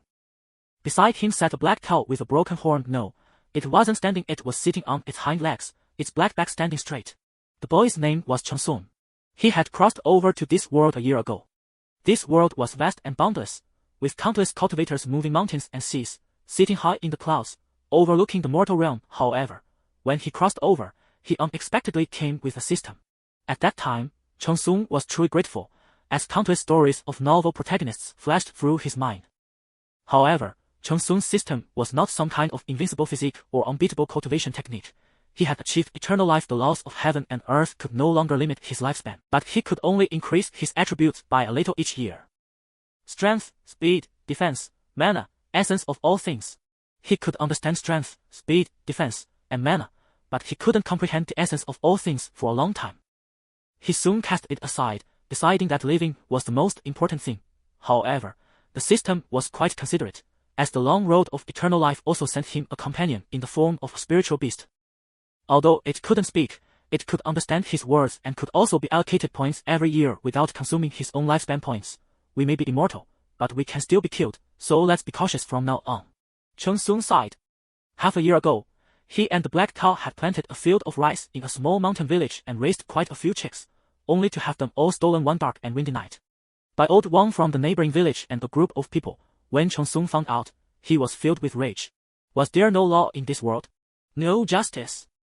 Sharpening his axe, he took the black cow and went to the neighboring village to demand an explanation. However, there were too many people on the other side, and Chong-sung was beaten badly. One of the black cow's horns was even broken off. They fled in disgrace and spent days nursing their injuries. "Moo!" The black cow let out a heavy breath, its eyes filled with resentment. That group of people was truly despicable. This incident left a significant psychological shadow on Chong-sung, with far-reaching effects. The host can now allocate points. When he was beaten, it was because he was too weak to push away those who were holding him down. Whoa! Chong-sung's face turned a deep shade of purple, and suddenly a surge of power erupted within him. His arm bulged with veins as he punched the ground, startling the black cow, which jumped up on its hind legs. "My life is in my hands, not in the heavens." Bam! The action was mutual. Chong-sung's hand broke, and he spent several days nursing his injury with the black cow. He also allocated a point of strength to it, though there was no visible change. After seeing Chong-sung's situation, the black cow casually tried out its own strength and found it quite satisfactory. They lived in a thatched hut in a small mountain village, avoiding conflicts with the world. However, the laws of this world seemed to be ingrained in people's bones. When mortals encountered cultivators, they had to bow and show respect, and they must never offend them. Even the people in this corner of the small mountain village knew that. "Soon, girl." A boy's voice came from outside the thatched house. It was the village's Little Black, who was named so because he was dark-skinned since birth. "What's up, Little Black?" Chong-sung, now healed, slowly opened the door. "The village chief asked me to bring you some rice," Little Black said with a silly grin, his eyes innocent and pure. Please thank the village chief for me. Cheng Sung took the rice with gratitude in his heart. He and the black cow had been starving for several days, living off wild vegetables. How absurd it was that a being of eternal life was almost starved to death. Thinking of this, Cheng Sung couldn't help but feel resentment. A gentleman takes revenge 100 years is not too late. Your ancestors' graves are waiting to be dug up. Soon, Guru, I'm leaving now. My mom called me to go home for dinner. Okay, hurry back. Cheng Sung smiled as he looked at the rice in his hands, tears of gratitude streaming from the corners of his mouth. There are still many good people in this world. Moo! The black cow impatiently called out inside the thatched house. It didn't like eating grass, it preferred rice. A puff of smoke wafted through, and fragrant rice was ready. The man and the cow sat on the ground, devouring the food with dreams of the future in their eyes. Old cow, we must live well and not act impulsively. Cheng Sung chewed the rice and swallowed hard. This world is vast. When we become prosperous, I'll find you a few old cows. Moo! Gurgle, the old cow looked at him with disdain, as if to say, weren't you the one who charged into the neighboring village with an axe back then? There are too many people on the other side. We have to use strategy to deal with them. Cheng Sung said mysteriously. The black cow's eyes lit up as it leaned closer to Cheng Sung. When they grow old and frail, we'll smash their teeth and dig up their ancestors' graves. Damn it, how dare they provoke an immortal? Cheng Sung spoke with conviction, his eyes fierce and full of spirit. Moo! Moo! The black cow's big eyes sparkled, nodding repeatedly. This was good, this was good. Why does it smell burnt? Cheng Sung sniffed and suddenly looked toward the kitchen, his eyes wide with shock. Our thatched house. Moo! The black cow also let out a surprised snort. It's on fire. Cheng Sung's house is on fire. Hurry and put it out. An hour later, the fire had subsided, but the entire thatched house was almost burned to the ground. The man and the cow looked lifeless as they knelt outside the house, feeling utterly hopeless. Cheng Sung, originally an orphan in the village, had suffered continuous misfortunes and was too pitiful. The villagers comforted him with a few words and then went their separate ways. It's over, my home is gone. Cheng Sung said despondently. He didn't know how to build a house. It was truly a case of misfortune piling on misfortune. Life was indeed bleak. However, there was still a glimmer of hope. The black cow had managed to save some rice through rumination, enough for them to last a few more days. Old cow, I see several caves at the foot of the eastern hillside. Let's go live there. Cheng Sung shook his head in disappointment, thinking he should learn some skills in the village. He had come here to farm, but now he knew nothing. Moo! The black cow didn't mind wherever Cheng Sung went was home for it, outside the small mountain village. With hay tied to the black cow's back, Cheng Sung also gathered some firewood and took it to the cave to stay temporarily. In the following year, Cheng Sung apprenticed with the village carpenter, and the black cow helped transport items. The villagers all said it was intelligent and advised Cheng Sung not to eat it. Hearing this, Cheng Sung scoffed. He would rather starve than betray a friend. Delicious. Cheng Sung happily devoured beef. At the end of the year, to celebrate, the villagers slaughtered several cows and hosted a feast for everyone. He naturally wouldn't miss such a good thing, but the black cow watched with narrowed pupils, unable to swallow the pieces of beef Cheng Sung offered. After the banquet, food couldn't be wasted, so whatever others didn't eat, he and the black cow packed up. As they still had to be frugal in life inside the cave, the black cow enjoyed its meal, while Cheng Sung finished off all the beef it wouldn't eat. Chapter 2. The arrival of the cultivator. Cheng Sung foams at the mouth. Ding. The host can now allocate points. A voice echoed in his mind. He added another point to strength and gave the black cow a point of strength as well. Cheng Sung discovered that adding strength had great benefit. He felt more energetic while working, and his eyesight sharpened. One could say he was twice as strong. In the village, the 40-year-old unmarried woman, Suehua, often sent flirtatious glances his way. Perhaps this is what it means to be a man. Chapter 1. Eternal life begins with points. Eternal life is truly as lonely as snow. A young boy was lying on a small hillside, chewing on the dogtail grass, gazing into the distance as the gentle breeze swept through, causing the trees to bow down. However, from his tone, it seemed more like a strong sense of delight than a lament. Moo moo. Beside him sat a black cow with a broken horn, and yes, it was sitting on its hind legs, its black back standing straight. The boy's name was Cheng Sung, who had crossed over to this world a year ago. This world was vast and boundless, filled with countless cultivators who could move mountains and seas, sitting high in the clouds while looking down on the mortal realm. However, when he crossed over, he surprisingly came with a system. At that time, Cheng Sung was truly grateful, as countless stories of protagonists from novels flashed through his mind. However, Cheng Sung's system was not some invincible physique or unbeatable cultivation method. He had achieved eternal life. The laws of heaven and earth could no longer limit his lifespan, but he could only increase his attributes by a little each year: strength, speed, defense, magic power, and the essence of all things. He could understand strength, speed, defense, and magic power, but he could never comprehend the essence of all things. He soon cast it aside, believing that living was the most important thing. Nonetheless, the system was quite considerate, as the long road of eternal life also gifted him a companion spirit beast. Though it could not speak, it could understand his words and could also have its attributes increased each year without consuming his points. We may live long, but we can still be killed, so let's be cautious from now on. Cheng Sung sighed. Half a year ago, he and the black cow had planted a field of rice in a small mountain village and raised many chicks, only to have them all stolen one dark and windy night by old one from the neighboring village, along with a group of people. When Cheng Sung learned of this, he was filled with rage. Was there no law in this world? Was there no justice? Sharpening his axe, he took the black cow to the neighboring village to demand an explanation. However, the other side had the advantage of numbers, and Cheng Sung was beaten badly. One of the black cow's horns was also broken, and they fled in disgrace, nursing their injuries for several days. Moo. The black cow let out a heavy sigh, its eyes filled with resentment. Those people were truly despicable. This incident left a significant psychological shadow on Cheng Sung, with lasting effects. The host can now allocate points. Cheng Sung grinned. The year-long wait was over, time to allocate.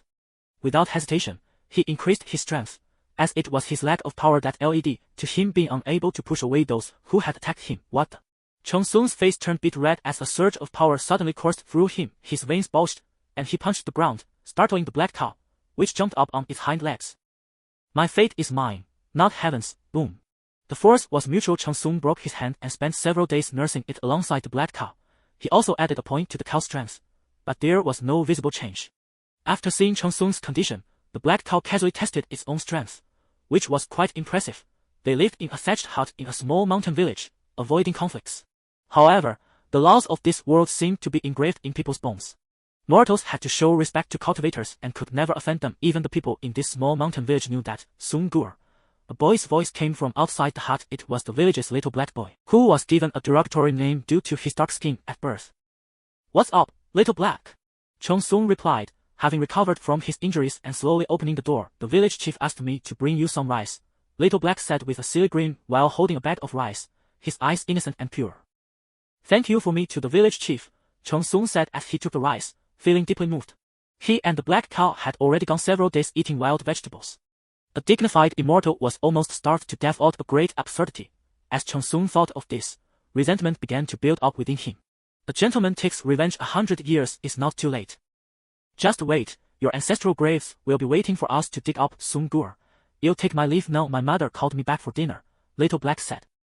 All right, hurry back, Cheng Sung smiled, looking at the rice in his hands, tears of gratitude flowing from the corners of his mouth.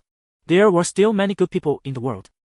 Moo, the black cow impatiently called out from inside the hut. It didn't like eating grass. It preferred rice. A whiff of smoke filled the air, and the fragrant rice was ready. The boy and the cow sat on the ground, wolfing it down, their eyes filled with visions of the future. Old cow, we must live well and not act impulsively anymore, Cheng Sung said, chewing on the rice and swallowing hard. This world is vast. Once we become prosperous, I'll find you a few old cows. Moo! Gurgle, the old cow looked disdainful, as if to say, weren't you the one who charged into the neighboring village with an axe, with so many people on the other side? We need to use strategy to deal with them, Cheng Sung said mysteriously.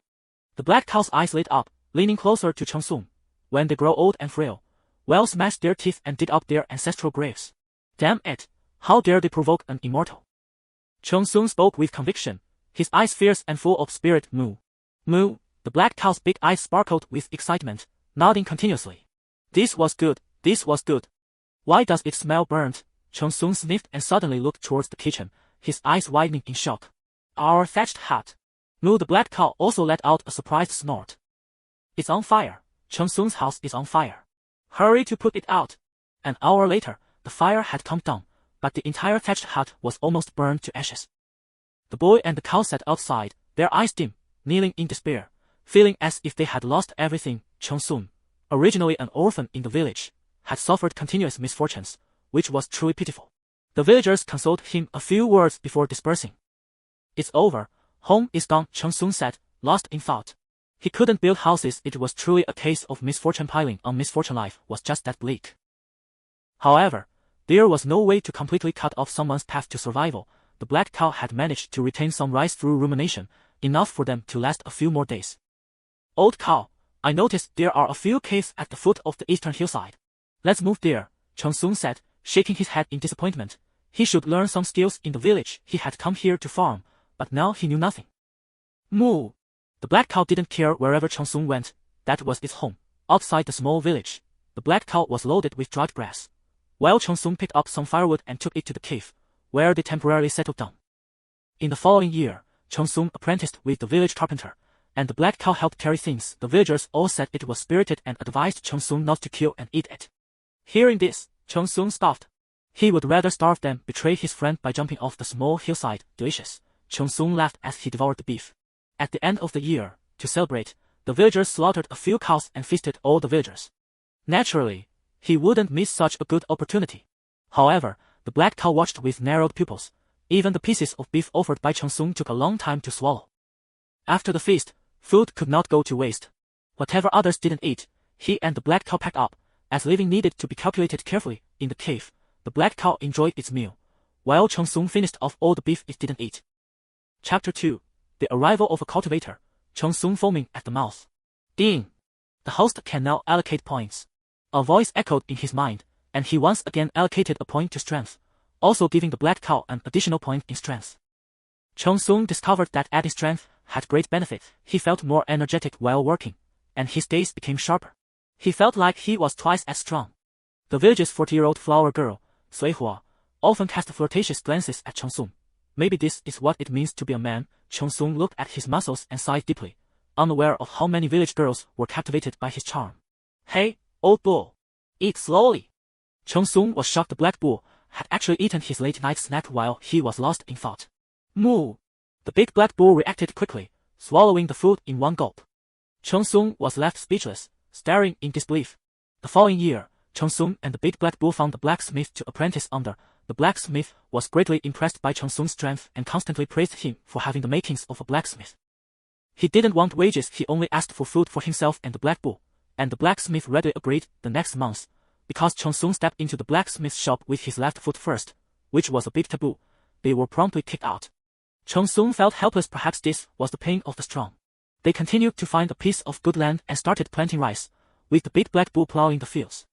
The two worked seamlessly together, laboring hard to become prosperous.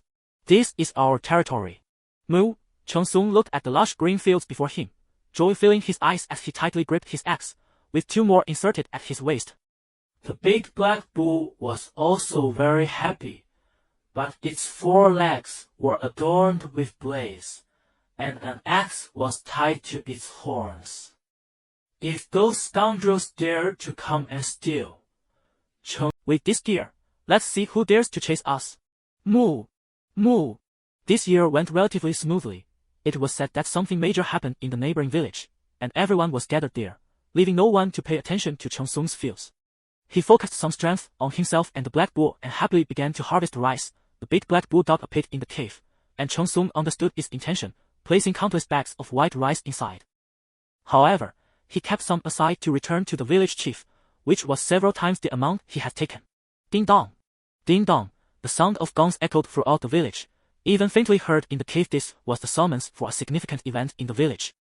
Cheng Sung squinted slightly and hurried out of the cave, fearing there might be trouble in the village. With his current strength, he could easily knock down a strong man. They stealthily crouched on a small hillside to observe the situation, but the reality was quite the opposite. The village was quite festive, surrounded by people outside the village chief's house. Let's go, old bull, and take a look. Moo! In the village, over 1,000 people looked on with hope and excitement, holding chickens, ducks, fish, and meat, bowing their heads and clasping their hands toward 2 people in the center.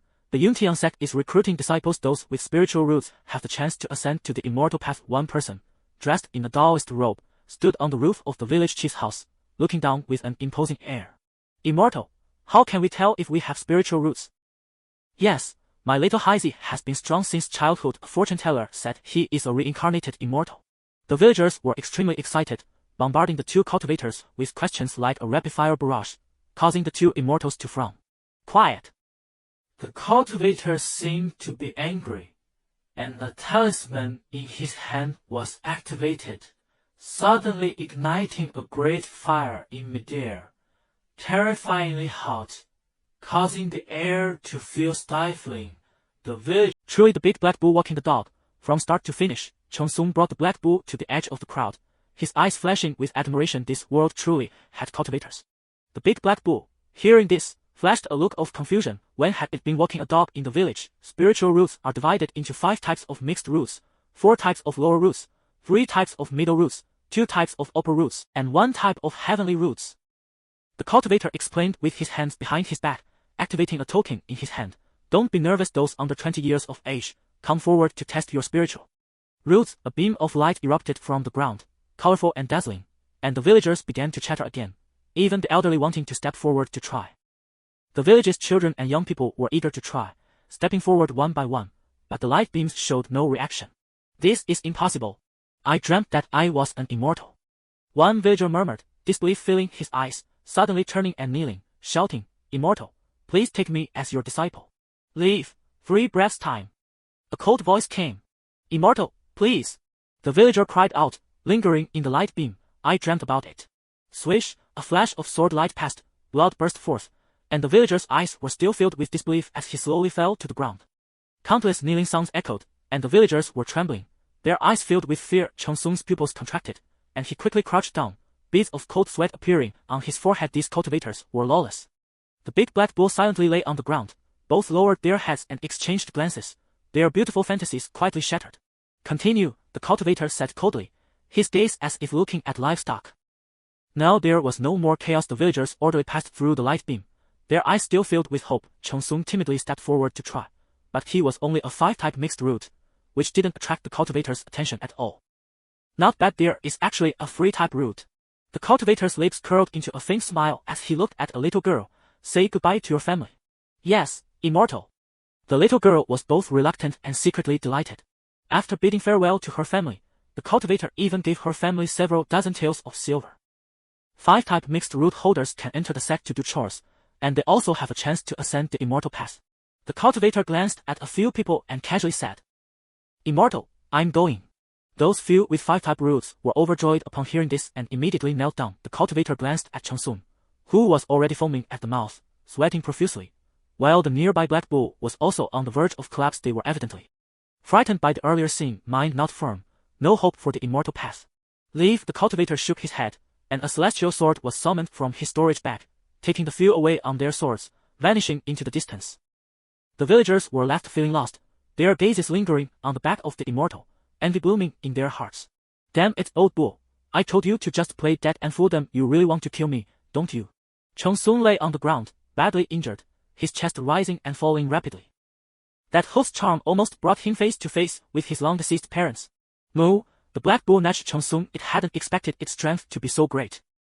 It carried Chong Sung back to the cave, and after a few days of resting inside, Chong Sung's condition finally improved. We can't go to those sects, Chong Sung explained, looking at the black bull's puzzled eyes. Sects are too dangerous. Killing is not a crime, and they eat beef and even take the bullwhip. The big black bull's pupils trembled, shaking its head wildly. It didn't understand the part about killing being legal, but it understood about eating beef. The incident with the cultivators did not make Chong Sung feel a sense of longing. Instead, it gave him an extreme sense of insecurity. They had a grudge with the Wang family in the neighboring village, but that was just fighting. These cultivators could kill at the slightest disagreement.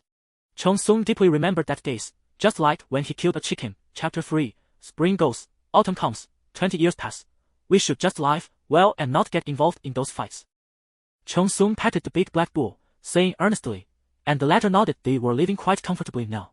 Old bull, let's go look for work in the village. In this world, how can we walk without knowing all the skills? Chong Sung stood up with a smile, fastening the axe to his waist. Now that they had rice, they didn't need to rely on others for food anymore. Moo. The man and bull began to seek out masters in the village, learning various skills from funeral services to playing the swana. They learned enthusiastically. The big black bull's coffin-lifting skills were even better than Chong Sung's, and the villagers gave a thumbs up to anyone they saw. Nowadays, whenever there is a wedding or a funeral, the villagers personally go to invite Chong Sung out of the cave. 2 words, professional. Chong Sung is inherently an optimistic person, and with his longevity, he is even more hopeful about the future, feeling fulfilled every day. 10 years passed in the blink of an eye, and Cheng Sung's eyes showed a trace of age, while the village welcomed many newborns. Being invincible is so lonely. Cheng Sung stood in the cave, grinning and striking a boxing pose in front of a giant rock. Boom! He threw a punch, and as soon as it made contact, the giant rock shattered into countless fragments, leaving his hands unharmed. The big black bull sat on the ground, looking at Cheng Sung with an impressed expression, surprisingly not injured at all, which was terrifying. Old bull, how's it going? Moo! Ha ha! Cheng Sung laughed heartily, his eyes revealing a disdain for the world. This is merely 1/10 of my strength. The big black bull truly believed it, its sense of pride growing even stronger, which delighted Cheng Sung. Over the past decade, Cheng Sung had allocated all his longevity points to strength, effortlessly resisting the weight of 9 tripods, surpassing ordinary human strength. Even the little black kid in the village could easily be overpowered by him in an arm wrestling match with just 3 fingers. Cheng Sung, Cheng Sung. Urgent shouts echoed outside the cave, and the big black bull perked up. Time to work. It quickly used its horns to lift its gear and slightly raised its head. Now, it was the village's divine bull. Even the big yellow dog in the village had to call it Brother Bull when it saw him. Although that was just its own fault. Villagers. The old village head has passed away, several villagers said sadly. Cheng Sung was taken aback. The old village head had always taken good care of him and the old bull. Suddenly, he felt a void in his heart. Let's go. Outside the village's morning hall, there were many villagers. Cheng Sung played the Swona. The autumn wind was bleak, and leaves fluttered down. He sighed, realizing that mortals ultimately cannot escape life and death. A mere century passes in a flash. The big black bull, adorned with several bells, played along with Cheng Sung's Swona, complementing each other like an autumn funeral song, sending the old village head off into the distance. On the countryside path outside the village, Cheng Sung, expressionless, personally carried the coffin, followed by a long line of villagers, with yellow paper flying everywhere. Burial. Cheng Sung and a few others carefully placed the coffin into the ground. He stood aside, watching all the villagers bid farewell. Some prayed for blessings, some for wealth, some for immortality. After everyone left, Cheng Sung silently bowed 3 times and whispered with a smile, "Thank you for your care, old village head. May you rest in peace." Moo, the big black bull, feeling downcast, also lowered its head 3 times alongside Cheng Sung. Back in the village, the little black kid had grown up. He saw Cheng Sung and smiled. "Brother Sung, you still look so young, not aging at all." "It's mainly about having a good mindset." Cheng Sung laughed and patted the little black kid. "You're not bad, strong like a bull, with about 1/3 of my strength back in the day." Hee, the little black kid smiled shyly. "My dad dug up some things in the mountains before, and it really helped me be careful when hunting in the mountains. Your parents are getting old." "I know, Brother Sung. Why don't you come over to my house for a meal?" "No need, I have things to do." Cheng Sung quickly shook his head. Given his current appetite, he feared he would finish off everything in the little black kid's house. "All right, then I'll head off first." The little black kid waved goodbye, still holding a wild chicken. "Okay." Cheng Sung smiled, as the smoke from each household began to rise, preparing for a meal. He and the bull walked through the flickering lights of countless homes, heading towards the cave outside the village, leaving only their solitary figures and the cold glint of the axe at Cheng Sung's waist. As spring came and autumn went, another 10 years passed in a hurry. The little black kid now had 2 children, one of whom Cheng Sung named Dahazy. He often made the child cry while playing in the village, to the delight of the big black bull, who moved with laughter now. Cheng Sung was quite a respected figure in the village, yet he still showed no signs of aging. Many villagers cast strange glances at him, and due to his bachelor status, some gossip circulated, claiming he was impotent. Upon hearing this, Cheng Sung was furious. He was a robust man, strong and healthy, yet he was accused of being impotent. He found Aunt Wang in the village, arguing passionately with a group of women, their saliva flying as they shouted back and forth, nearly revealing his big treasure to prove himself. In the end, he lost because the big black bull was not good with words. Inside the cave, Cheng Sung was furious, still complaining about the big black bull, which had stood behind him, too intimidated to say a word. "Forget it, there are too many of them." Cheng Sung sighed deeply, feeling humiliated and wronged. "Old bull, it's not your fault, it's just that we live too long." Moo, the big black bull nodded vigorously. It had indeed shown its big treasure, only to be criticized and laughed at by that group of women. "Why has my strength reached a cap at 20 points? Cheng Sung wondered, feeling as if he had hit a bottleneck, and the big black bull agreed. There was no difference between 21 points and 20 points. Reluctantly, he allocated his longevity points to speed and added a little for the black bull as well. Their current longevity points: strength, 21. Speed, 1. They clearly felt their walking speed had doubled, their feet felt like the wind, and they had found the best way to run. After allocating the points, Cheng Sung had an epiphany. Old bull, it's time for us to leave. Cheng Sung's sighed, a hint of reluctance in his eyes. This village can no longer accommodate us. Aside from the little black kid's family, more and more familiar faces were slowly disappearing. The agelessness seemed too terrifying to mortals after all. There were no skincare products or hormones in this world. Moreover, the big black bull appeared too extraordinary. Many villagers were eyeing it, wanting to catch and kill it to supplement their children. Chapter 4. A Gentleman Takes Revenge. 20 years is not too late. Cheng Sung had learned various outdoor survival skills, though not perfectly. He knew them all. Moo! The big black bull anxiously looked towards the farmland, which it had toiled hard to plow. It's all right. We'll find a better piece of good land in the future, much bigger than this. Moo! Moo! The big black bull nodded vigorously, while Cheng Sung began to paint a grand picture, making the big black bull look dazed. However, we still have a great vendetta to settle. This is not the conduct of a gentleman. Cheng Sung stood up with a crash, spinning the mountain axe in his hand. Those people must be getting old bull. Let's take advantage of their weakness and reclaim our rice. Moo! The ground shook, and rubble flew as the big black bull became furious. Its horns had only grown a little. It didn't know when they would fully recover, and even the little heifer in the village hardly bothered with it. Inside the cave, they began to gather their things. The swolna was essential for their journey, and they loaded it all onto the big black bull. Now with their strength, picking out pots and pans felt like play, and they left what they couldn't take for the little black kid's family, including that piece of good land. The next day, outside the little black kid's house, the blacksmith's house, the carpenter's house, and other places where people had helped Cheng Sung, there were piles of rice at their doors. Everyone was overjoyed, exclaiming that heaven had eyes. The little black kid's wife was counting the items with a beaming smile, thrilled about such good fortune. Inside the house, the little black kid was now middle-aged, showing some maturity. He picked up a letter he had learned to read from Cheng Sung, so he could understand it. Little black kid, that piece of good land outside the cave is entrusted to your family. You must take good care of the hazy once you leave. It's likely we won't meet again in this lifetime. The world is splendid and vast. One must go out and see it. Always remember to maintain an optimistic attitude. Your carefree brother Sung will always remain. Xiao Haizi read each word slowly, his eyes slightly misty. Ever since he was young, he had followed behind Sung as if he were an older brother. Memories flowed through his mind, the stolen rice, the burned thatched house, being chased out while working in the village, and so on. Although they were bleak, Sung always seemed to have a passion for life. Brother Sung, safe travels. Xiao Haizi smiled warmly as he looked out the window. Today's clear skies made it a great day to set off. A month later, outside the neighboring village, in a pit, a man and a cow, faces weathered, clothes covered in dust. Cheng Sung held a large pancake in his hand, biting into it fiercely before offering a bite to the black cow. As expected, we've figured out the neighboring village. Let's start with old Wang's family. Cheng Sung's eyes glinted with sharpness. He had plenty of patience and time. He had thoroughly investigated Wang's ancestral grave, their fields, and those who had attacked them.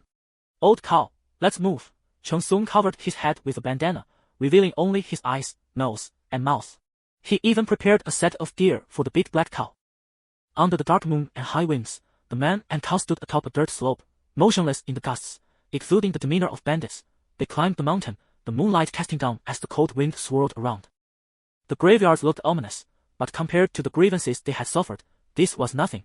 The grave of Wang Defa. Cheng Sung's eyes flashed with light. This was it. He growled, "Old cow, dig." Moo! The big black cow was excited, roaring and digging furiously. Cheng Sung kicked the gravestone apart, exhilarated, as countless yellow earth piles were unearthed, revealing a coffin. He directly flipped it open, exposing a skeleton. The man and cow instantly fled, disappearing in a flash. In Wang's fields, the big black cow plowed madly, dirt flying everywhere, venting its anger. Cheng Sung watched, his eyelids twitching. This old cow held grudges even more than he did. The entire field was in shambles, unrecognizable. Cheng Sung and the big black cow looked at their handiwork with satisfaction, feeling quite comfortable. The next day, Cheng Sung charged into old Wang's home with the black cow. "Who are you?" An elderly man in his 50s shouted in shock, leaning on a cane. This person was covered with a headscarf, looking terrifying. "I am your long-lost father," Cheng Sung roared, instantly recognizing him as Wang Tianming, the one who had beaten him the hardest back then. He kicked out, breaking the old man's cane instantly. He stepped forward, controlling his strength, and slapped him across the face, knocking out several remaining teeth. "Hero, spare me." "Hero, Wang Tianming spat out a mouthful of blood. He was in for it now. 20 years ago, you led people to steal our rice. Today, I've come to settle the score. Ah. Wang Tianming was shocked. He had almost forgotten about this event from 20 years ago. Looking at the black cow outside, he suddenly remembered something. Moo, a large yellow dog passed by Wang's house, and the black cow charged. The big yellow dog was directly knocked away, hitting the ground with a yelp before scampering off. Cheng Sung would not let Wang's family go. He had mixed their chicken eggs and even cut the earthworms on the ground into 8 pieces with his axe. Wang Tianming sat on the ground, crying out in despair, calling for help. Dad! Where did these bandits come from? How dare you come to Wang's house to cause trouble? Outside, shouts and curses erupted, as countless young men rushed in with pickaxes and kitchen knives. Old cow, retreat, Cheng Sung shouted, and the man and cow jumped over the wall, with Cheng Sung giving a push to the cow's rear. Little thief, don't run, have the guts to stop and fight Anino. Don't let us catch you, cowardly rats, utterly despicable. Many villagers were stirred, and hundreds chased after them, dust rising as they wielded weapons. Ha ha ha, hey, they can't catch up. Cheng Sung laughed heartily, fleeing with the black cow, glancing back at the dust behind them with disdain. Is that all? Roar, roar, too much. Countless men growled, quickening their pace in a frenzied pursuit, yet no matter what, they couldn't catch up, watching helplessly as the two ran farther away. The most absurd part was that even the black cow was faster than them. Moo. Moo, a thunderous fart erupted, as if the big black cow had been saving it for days, filling the air with a stench that brought a choking sensation. Cheng Sung's face twisted in disgust. Ah! So smelly, disgusting. Ugh, the villagers chasing after them weakened, hands on the ground, retching uncontrollably, unable to believe such a foul smell existed in the world. Wang Tianming rushed over, furious. If he were 20 years younger, he would have flayed that person alive. Old Wang, your ancestral grave has been dug up. The coffin lid has been flipped. Ah! Old Wang, hurry back and check your fields. They look like they've been turned by pigs. Ah! Wang Tianming heard the voices from behind. His world spun as he fainted on the spot. Meanwhile, the man and cow had already disappeared, leaving behind a legend of bandits in this village. Chapter 5. When out, safety comes first. Half a month later, in a mountain forest, the hills rolled, and the sea of trees was vast, with the occasional roar of wild beasts from deep within. Swish, with a swing of the axe, blood splattered, and the brown bear lay dead on the spot. Sparks flew as a large pot was set up, and water boiled. They began to feast. Old cow, how's my unmatched axe technique? Cheng Sung shook the axe in his hand, looking at the big black cow Moo. The big black cow replied dismissively, as it used its hooves to dig the ground, covering up the blood. When out, safety was the first priority. Such inhuman strength. Cheng Sung clenched his fists, constantly marveling. He had single-handedly knocked the brown bear into shock with one punch, breaking several of its ribs. The man and cow gathered around the pot, indulging in a feast. Wild food was delicious and satisfying. Old cow, although we have inhuman strength, you also saw, damn it, there are cultivators out there. Cheng Sung said while eating a bear paw. When faced with situations, don't act impulsively. Those who seem unremarkable might just be old monsters. Moo. The big black cow responded, understanding, enjoying its meal. When we kill a chicken in the wild, we must also destroy the corpse and leave no trace. Moo, because behind them, there might be a group of chickens, and they could find us by scent. Moo, the big black cow still didn't understand, as a piece of meat fell from its mouth. It quickly picked it up from the ground. What do you think a group of chickens coming means? Just kill them. Cheng Sung scoffed, mouth full of grease. Moo. The big black cow nodded. What if those chickens are raised by cultivators? Cheng Sung said mysteriously. Wouldn't they come looking for trouble? Moo. What if we beat those cultivators? Wouldn't their master come looking for us? Moo. Moo. The big black cow was stunned. It made too much sense. In the end, a single chicken could lead to a sect war. How many people can we fight? Cheng Sung raised his eyebrows, tearing at the bear meat. If we accidentally get killed, how many little cows would we lose? Moo. The big black cow understood, its eyes sparkling like copper bells, filled with admiration for Cheng Sung, like a torrent of water, never-ending. This child can be taught. Cheng Sung smiled in praise, enjoying the big black cow's expression. So in the future, when doing things, be cautious. There can be no carelessness. Moo. The big black cow nodded. Then the question arises. Cheng Sung's expression became serious as he said, if a little cow confronts a cultivator, vying for a spiritual herb, and a great battle is about to break out, how should one handle it? Answer 1. A hero saving a beauty. It is my duty. Who else could it be? Answer 2. Stand with the stronger side, bully the weak, for self-preservation. Answer 3. Pretend nothing happened, quietly pass by, and avoid involvement. Answer 4. With me invincible, they all must die. The spiritual herb is mine. Please respond. Cheng Sung's deep eyes looked at the big black cow, which was sweating slightly. Finding the question difficult, the black cow struggled in its eyes. How could it just watch the little cow fall into enemy hands? It made a decision. Moo. Is it answer 1? Wrong. Cheng Sung sneered. How could a little cow compete with a cultivator? If you charge forward, you will only add another corpse. Moo, moo. Choosing 2, a big mistake. Cheng Sung narrowed his eyes slightly and explained. You already know it's about vying for the spiritual herb. The more people know, the greater the risk. After the cultivator takes care of the enemy, they won't spare you. The black cow's pupils shrank, and it started to sweat more. It had already died twice. Moo, moo, moo. Ha ha ha. Choosing 3 is even more incorrect. Cheng Sung laughed wildly, his eyes cold. In this world, there are no laws. When you lack power, you can never be sure if you will be discovered. They will just kill you, thinking you are a cow trying to take advantage. The black cow's body went limp, trembling in fear from Cheng Sung's words, a heavy breath escaping onto the ground. Moo, moo, moo, moo. Who would have thought you would choose answer 4? Cheng Sung slowly stood up, a shadow casting over his face. The big black cow suddenly felt incredibly small, paralyzed by fear, thinking it might die again. Congratulations. Moo. Upon hearing this, the big black cow suddenly felt its strength returning, its 4 legs gradually lifting, hope igniting in its eyes. Could it be that it was finally right and about to be revived? Cheng Sung's pupils slowly widened as he looked down at the big black cow, laughing deeply. You chose the most tragic way to die, old cow, die. Moo. The big black cow's pupils dilated, and with a bang, a cloud of dust, it collapsed to the ground, realizing it was completely wrong. After a while, the black cow thought it was strange how could all the answers be wrong. The more it thought about it, the more it felt something was off. Looking at Cheng Sung, who was still eating bear paws, it realized it had fallen for a trick. Moo. What the hell? Cheng Sung was suddenly propelled into the air, still tightly gripping the bear paw. He felt the wind's breath and saw a group of people fighting in the distance. His eyes narrowed, and his legs landed steadily, creating 2 large pits. The big black cow was devouring bear meat and drinking soup, clearly not wanting to leave anything for Cheng Sung. Old cow, hurry up, there are people fighting in the distance. Cheng Sung said seriously, patting it. Moo. The big black cow responded. Cheng Sung's expression was never a joke when he looked like this. They packed the meat, dug pits, and buried the traces, moving swiftly and skillfully. Cheng Sung led the big black cow, like a rural boy, silently walking in the opposite direction, not saying a word. From above, 3 figures passed through the trees, making rustling sounds, while below, Cheng Sung and the black cow strolled, their eyes vacant. Unremarkable. One figure suddenly stopped, long black hair flowing behind him, squinting slightly at the young man. Wait, a voice came from the trees, and Cheng Sung tensed, the big black cow's breathing gradually quieting, its hooves coiling in readiness. The man jumped down from the tree, looking Cheng Sung up and down, and said, Can you see what is happening ahead? Cheng Sung was startled, cold sweat breaking out on his face, and clasped his hands, saying, Greetings, senior, what is happening? He couldn't tell whether this person was a cultivator or a martial arts expert, and he had no idea how many people were nearby. It was best to play it safe.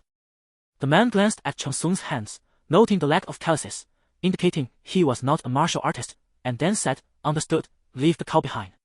This big black cow was strong and meaty, very beneficial for martial artists. Senior, we only have 1 cow at home, and you look like a martial arts expert. There's no need to specifically come to steal a cow. Cheng Sung's expression turned ugly, his fingers trembling slightly, and his actions were absolutely on point. Swish, the man drew his sword, his teeth sharp, and sneered, Our Baixian sect is not so lowly that we would resort to this. I don't want to waste more words. Alright then. Cheng Sung let the cow's rope drop, so crushed as he looked at the big black cow, secretly thinking that this person was indeed not a cultivator. The man took the rope and suddenly smiled, saying, Actually, you must have seen it. This is not a place for grazing. Your suspicious behavior, that's just your bad luck. The man turned his back to the black cow and spoke to Cheng Sung. Having seen through everything, this person was highly likely a spy. Chapter 1. Eternal life begins with points. Eternal life is truly as lonely as snow. A young boy was lying on a small hillside, with a dogtail grass in his mouth, gazing into the distance as the gentle breeze blew, causing the trees to bow down. However, from his tone, it seemed he was not lamenting, but rather filled with a strong sense of secret joy. Moo. Beside him, the boy's name was Cheng Sung, who had crossed over to this world a year ago. This world was vast and boundless, with countless cultivators moving mountains and seas, sitting high in the clouds, overlooking the mortal realm. However, when he crossed over, he surprisingly came with a system. At that time, Cheng Sung was truly grateful, as countless stories of novel protagonists flashed through his mind. Nevertheless, Cheng Sung's system was not one that provided an invincible constitution or unbeatable skills. He had achieved eternal life. The laws of heaven and earth could no longer limit his lifespan, but he could only increase his attributes by a little each year. Strength, speed, defense, mana, and the essence of all things. He could understand strength, speed, defense, and mana, but he could not grasp the essence of all things, which he soon cast aside, thinking that living was the most important thing. However, this system was quite considerate. The long road to immortality even provided him with a companion spirit beast. Though it could not speak, it could understand his words, and he could add points to it each year without consuming his own longevity points. We may have eternal life, but we can still be killed, so let's be more cautious in the future. Cheng Sung saw it half a year ago. He and the black cow had planted a field of rice in a small village and raised quite a few chicks, only to have them all stolen one dark and windy night by old one from the neighboring village, who came with a group of people. When Cheng Sung found out, he was furious. Was there no law in this world? Was there no justice? Sharpening his axe, he took the black cow and went to the neighboring village to demand an explanation. However, the other side was numerous and powerful. Cheng Sung was beaten badly, and the black cow lost one of its horns. They fled in embarrassment and nursed their wounds for several days. Moo, the black cow let out a heavy breath. Its eyes filled with resentment. That group of people was truly despicable. This incident left a significant psychological shadow on Cheng Sung, with far-reaching effects. Ding, the host can now allocate points. Cheng Sung grinned. The year had come to an end, so he could allocate points. Without hesitation, he allocated points to strength. When he was beaten, it was because he was too weak and couldn't push away those who were holding him down. What the Cheng Sung's face turned a shade of purple, and a surge of power suddenly welled up within him. His veins bulged as he punched the ground, startling the black cow into jumping up. My life is determined by me, not by heaven.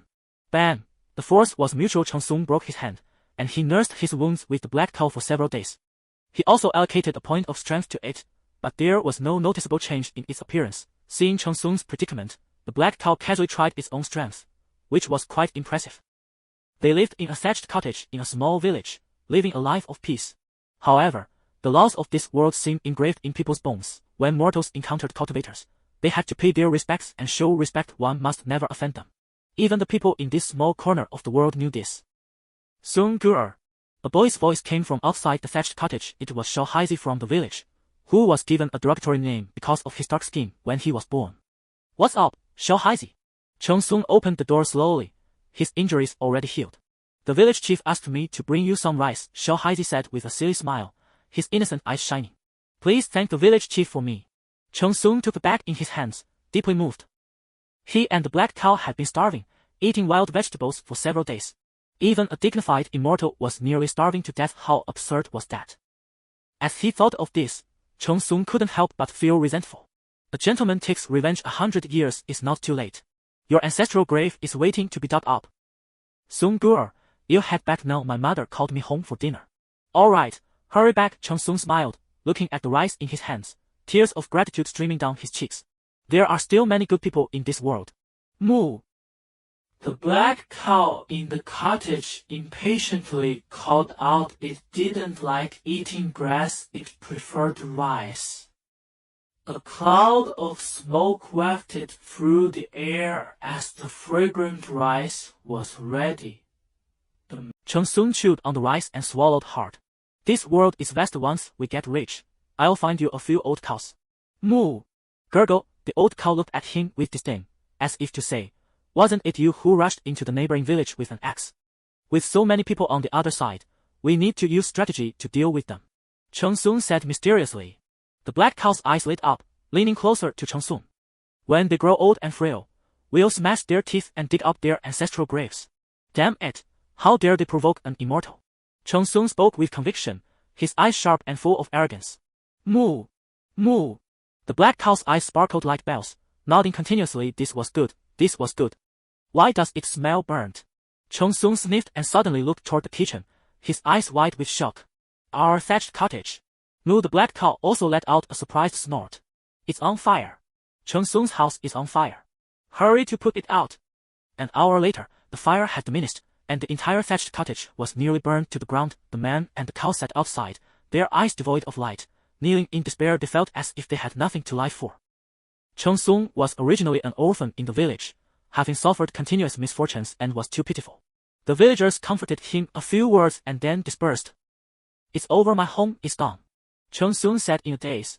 He didn't know how to build a house. It was truly a disaster striking when it rains. Life was inherently bleak.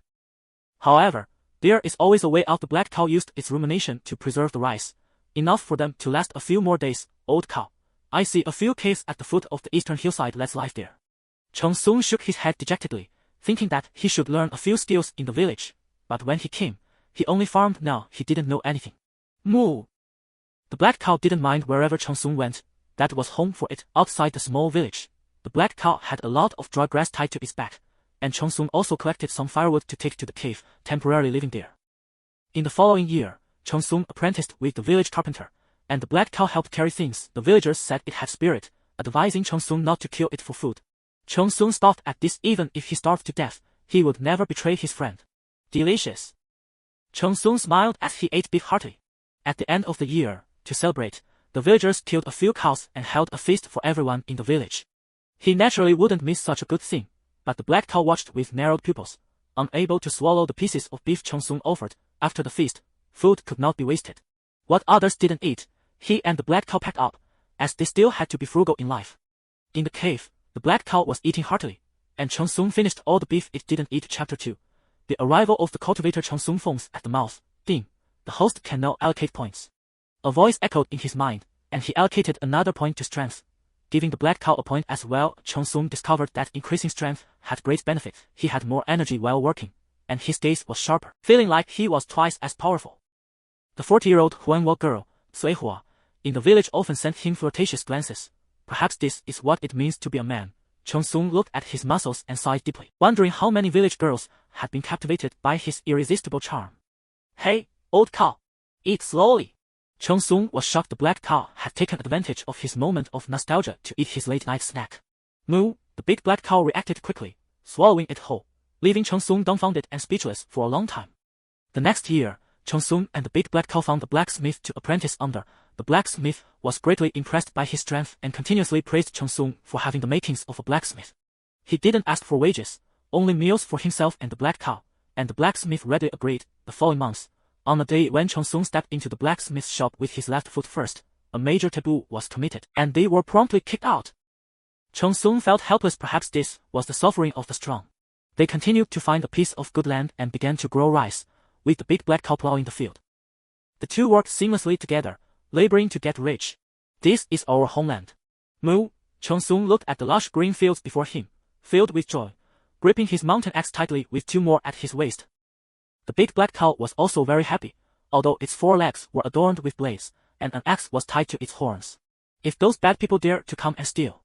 A cold glint flashed in Cheng Sung's eyes as he looked at the big black cow, which also nodded in agreement. "Just wrong, we will never confront them hidden. With our gear, let's see who dares to chase us." "Moo! Moo!"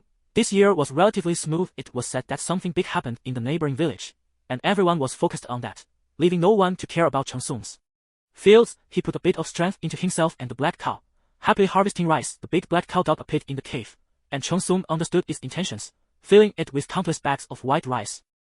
However, he kept some back to give to the village chief, a quantity several times what he had received. Ding ding, the sound of gongs echoed throughout the village, even faintly heard inside the cave. It was the assembly order for a major event in the village. Cheng Sung narrowed his eyes and rushed out of the cave, fearing a village fight.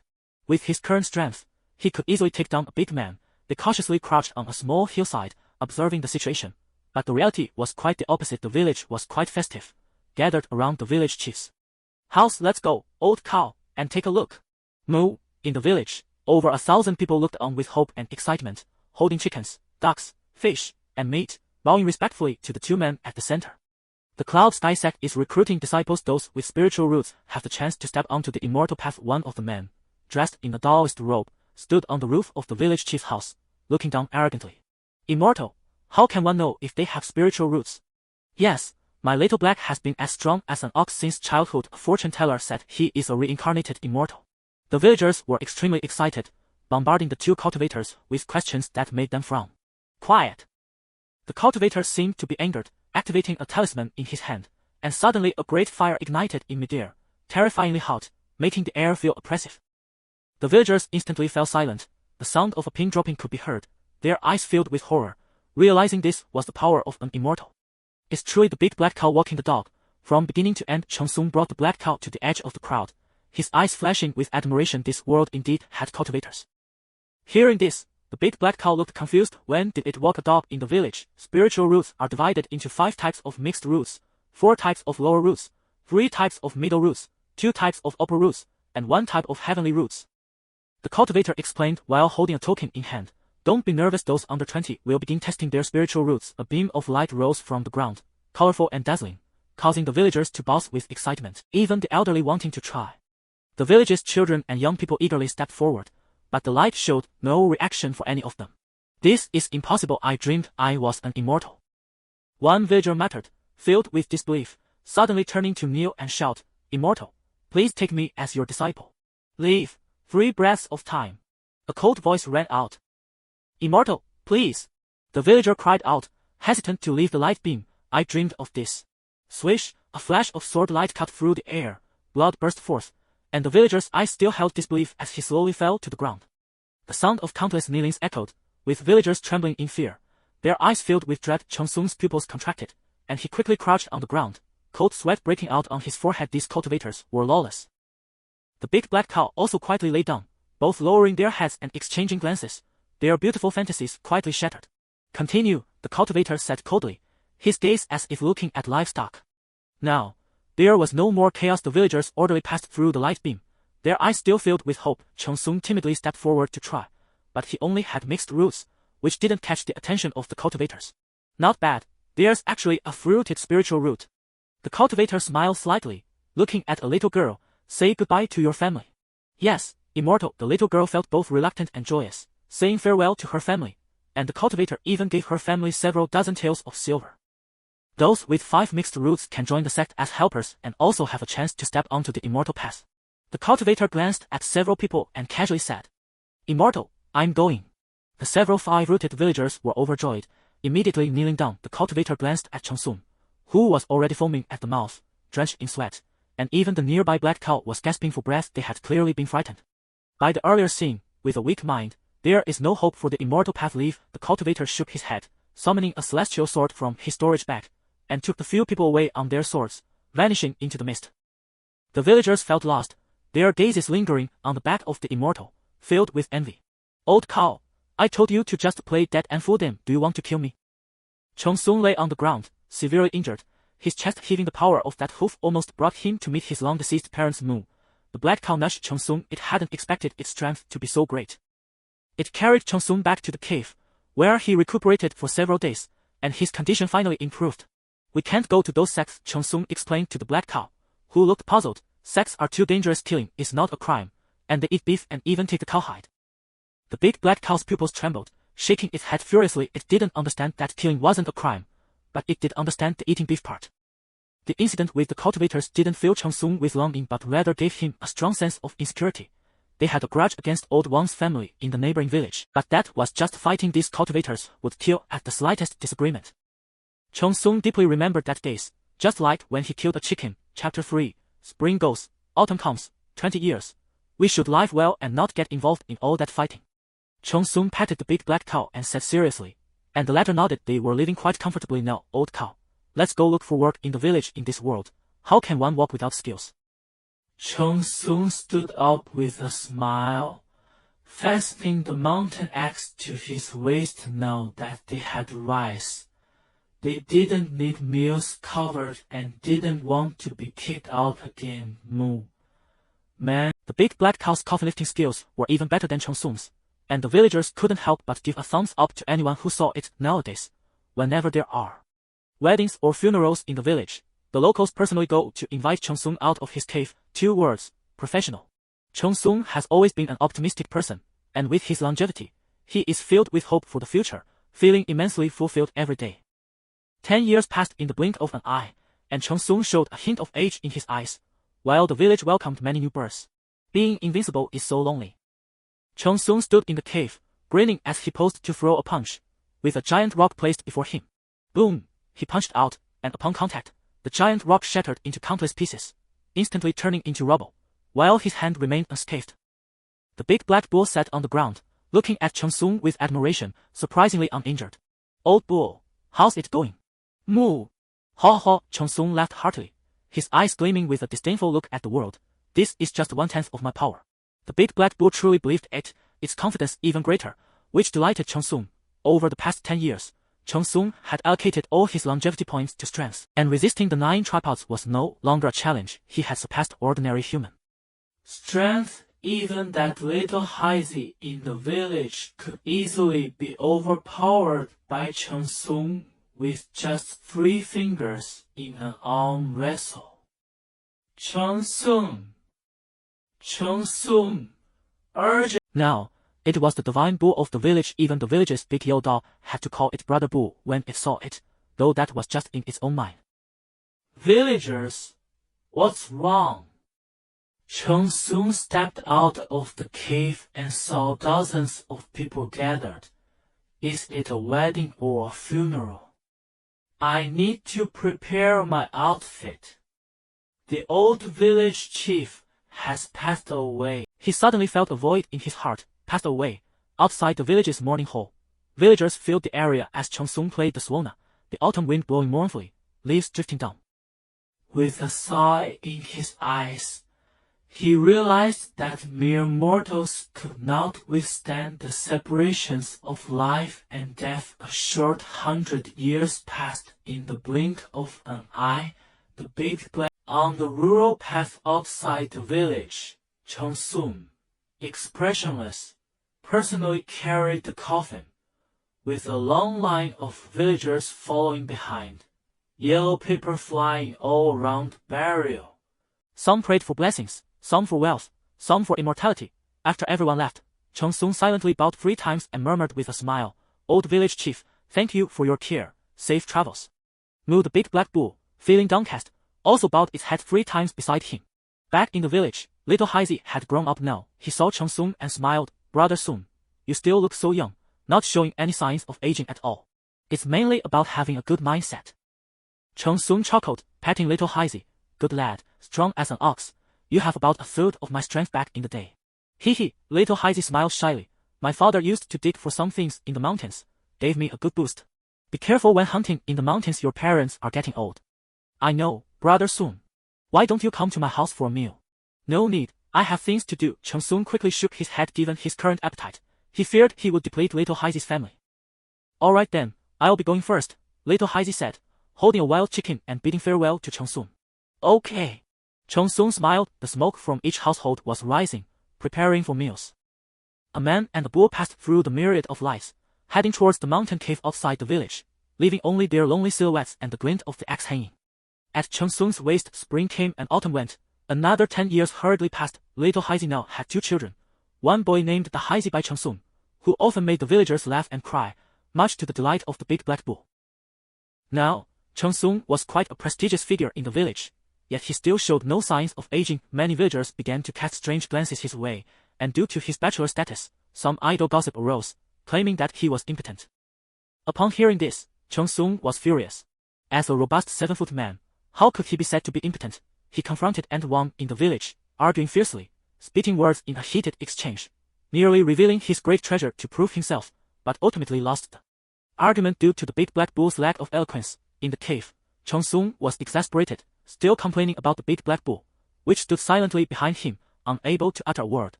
"Forget it, there are too many of them." Cheng Sung sighed deeply, feeling a sense of humiliation and an unjust grievance for living so long. "Old bull, it's not your fault, it's just that we live too long." "Moo!" The big black bull nodded vigorously, recalling how it had once shown its great treasure, only to be ridiculed by those ants. "Why is my strength capped at 20 points? Cheng Sung wondered, feeling as if he had hit a bottleneck, and even the big black bull agreed. There was no difference between 21 points and 20 points. Helpless, he allocated his longevity points to speed and added a bit for the black bull as well. Their current longevity points, strength 21, speed 1. They clearly felt their walking speed double. With the wind at their feet, running became effortless. After allocating points, Cheng Sung had an epiphany. Old bull, it's time for us to leave. Cheng Sung sighed, his eyes filled with reluctance. This village can no longer accommodate us. Apart from little Heizi's family, more and more familiar faces were gradually disappearing. To mortals, not aging appeared too terrifying after all. There were no skincare products or hormones in this world, and the big black bull also seemed too mystical. Many villagers had set their sights on it, wanting to capture it to feed their children. Chapter 4. A Gentleman Seeks Revenge. 20 years is not too late. Cheng Sung had learned various wilderness survival skills, though not masterfully. He knew them all. Moo, the big black bull anxiously looked towards the farmland, which it had painstakingly plowed. Don't worry, we'll find a piece of good land bigger than this one in the future. Moo! Moo! The big black bull nodded vigorously. Cheng Sung began to paint a grand picture, dazzling the big black bull with his words. However, we still have a great vengeance to settle. This is not the way of a gentleman. Cheng Sung stood up forcefully, spinning the axe in his hand. Those people must be getting old now. Old bull, let's take advantage of their weakness and reclaim our rice. Moo! The ground shook, and stones flew as the big black bull was enraged. Its horns had only grown a little and it didn't know when they would fully recover. Even the village's young cows hardly paid it any attention. Inside the cave, they tied it up. The swolna was essential for their journey, all packed onto the black bull. Their current strength allowed them to handle pots and pans as if they were toys, leaving behind anything they couldn't carry for little Heizi's family, including that piece of good farmland. The next day, outside little Heizi's home, the blacksmith's house, the carpenter's house, and so on, where people had helped Cheng Sung, there were piles of rice at their door. They all looked overjoyed, marveling at the heaven's kindness. Little Heizi's wife was counting those items, her face beaming with joy at such good fortune. Inside the house, little Heizi had reached middle age, showing some maturity. He picked up a letter. Having been taught to read by Cheng Sung, he could naturally understand it. Little Heizi, the piece of good farmland outside the cave is entrusted to your family. Take good care of the Heizi once you leave. You may never see this life again. The world is... Xiao Heizi read every word, and his eyes misted over. Since childhood, he had followed behind Brother Sung, having long regarded him as an elder brother. Memories flowed through his mind, the stolen rice, the burned thatched house, being kicked out while working in the village, and other bleak events. Yet, Brother Sung always seemed to hold a passion for life. Brother Sung, safe travels, Xiao Heizi said warmly, smiling as he looked out the window.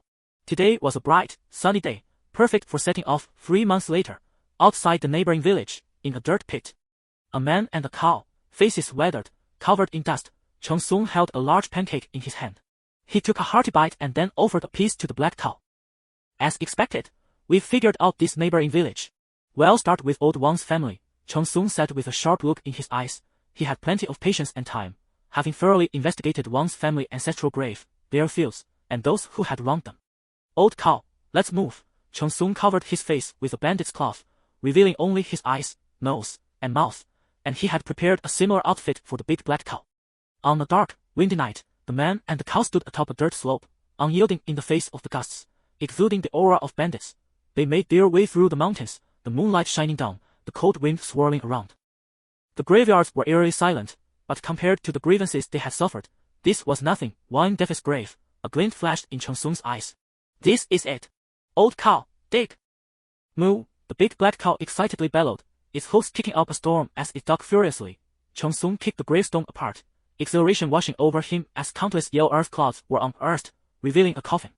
He flipped it open, exposing a skeleton, and both man and cow took off in an instant, disappearing without a trace. In Wang's fields, the black cow furiously plowed the earth, dirt flying everywhere as it vented its anger.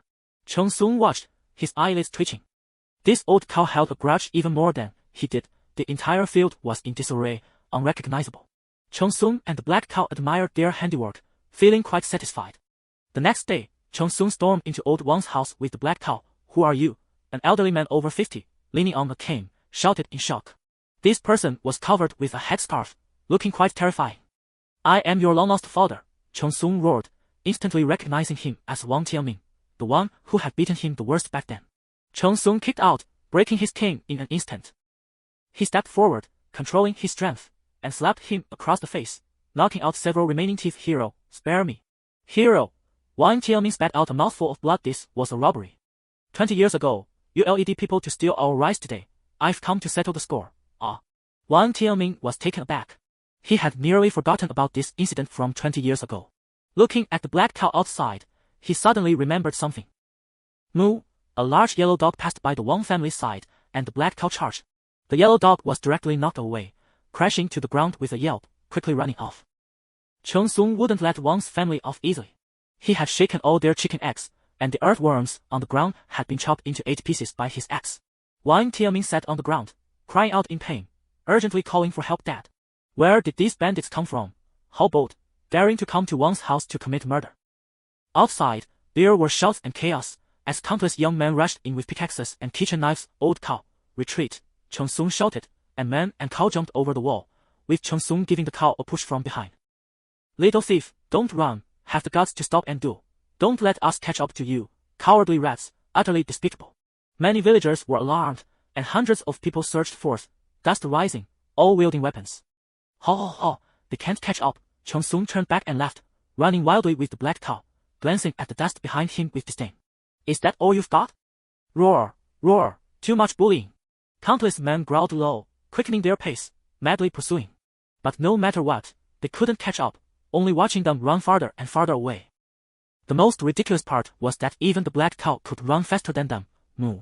Moo, a thunderous fart erupted from the black cow, as if it had been building up for days, filling the air with a stench that was suffocating. Cheng Sung's face twisted in disgust. Ah! So smelly, despicable. Gag, the villagers chasing behind felt weak all over, propping themselves up on the ground, retching repeatedly, unable to believe such a foul smell existed in the world. Wang Tianming rushed over from behind, furious. If he were 20 years younger, he would have skinned this person alive. Old Wang, your ancestral grave has been dug up. The coffin lid has been flipped. Ah! Old Wang, quickly check your fields, it looks like they've been dug up by pigs. Ah! Wang Tianming heard the voices behind him, feeling dizzy, and fainted on the spot. Meanwhile, the man and the cow had already disappeared, leaving behind a notorious legend in this village. Chapter 5, Out and About, Safety First. Half a month later, in a mountain forest, the hills rolled, the forest was vast, and even deep within, the roars of wild beasts could be heard. Swish, with a swing of the axe, blood splattered, and the brown bear fell dead on the spot. Sparks flew as a large pot was set up, water boiled, and a feast began. Old cow, how's my unparalleled axe technique? Cheng Sung shook the axe in his hand, looking at the big black cow Moo. The black cow responded nonchalantly, as it was busy digging in the dirt to cover the bloodstains. Out in the wild, safety was the top priority. Truly inhuman strength, Cheng Sung clenched his fists, constantly marveling. He had single-handedly knocked the bear unconscious with just one punch, breaking several of its ribs. Man and cow gathered around the pot, feasting heartily. Wild food was delicious and satisfying. Old cow, although we have inhuman strength, you've seen there are cultivators out there, Cheng Sung said while munching on bear paw. In any situation, don't act impulsively. Those who seem insignificant might just be old monsters. Moo. The big black cow responded, understanding, and enjoyed its meal. When we kill a chicken in the wild, we must ensure to destroy the evidence, leaving no traces for others. Moo, because behind it, there could be a whole flock of chickens that will track us down by scent. Moo. The black cow still didn't understand. A piece of meat fell from its mouth, and it hurriedly picked it up from the ground. What do you think a flock of chickens means? Just kill them. Cheng Sung scoffed, his mouth greasy. Moo. The black cow nodded. What if that flock of chickens is raised by cultivators? Cheng Sung said mysteriously. Wouldn't they come looking for trouble? Moo. And if we beat those cultivators, wouldn't their master come after us? Moo. Moo. The black cow was stunned. It made too much sense. In the end, a single chicken could spark a sect war. How many people can we fight off?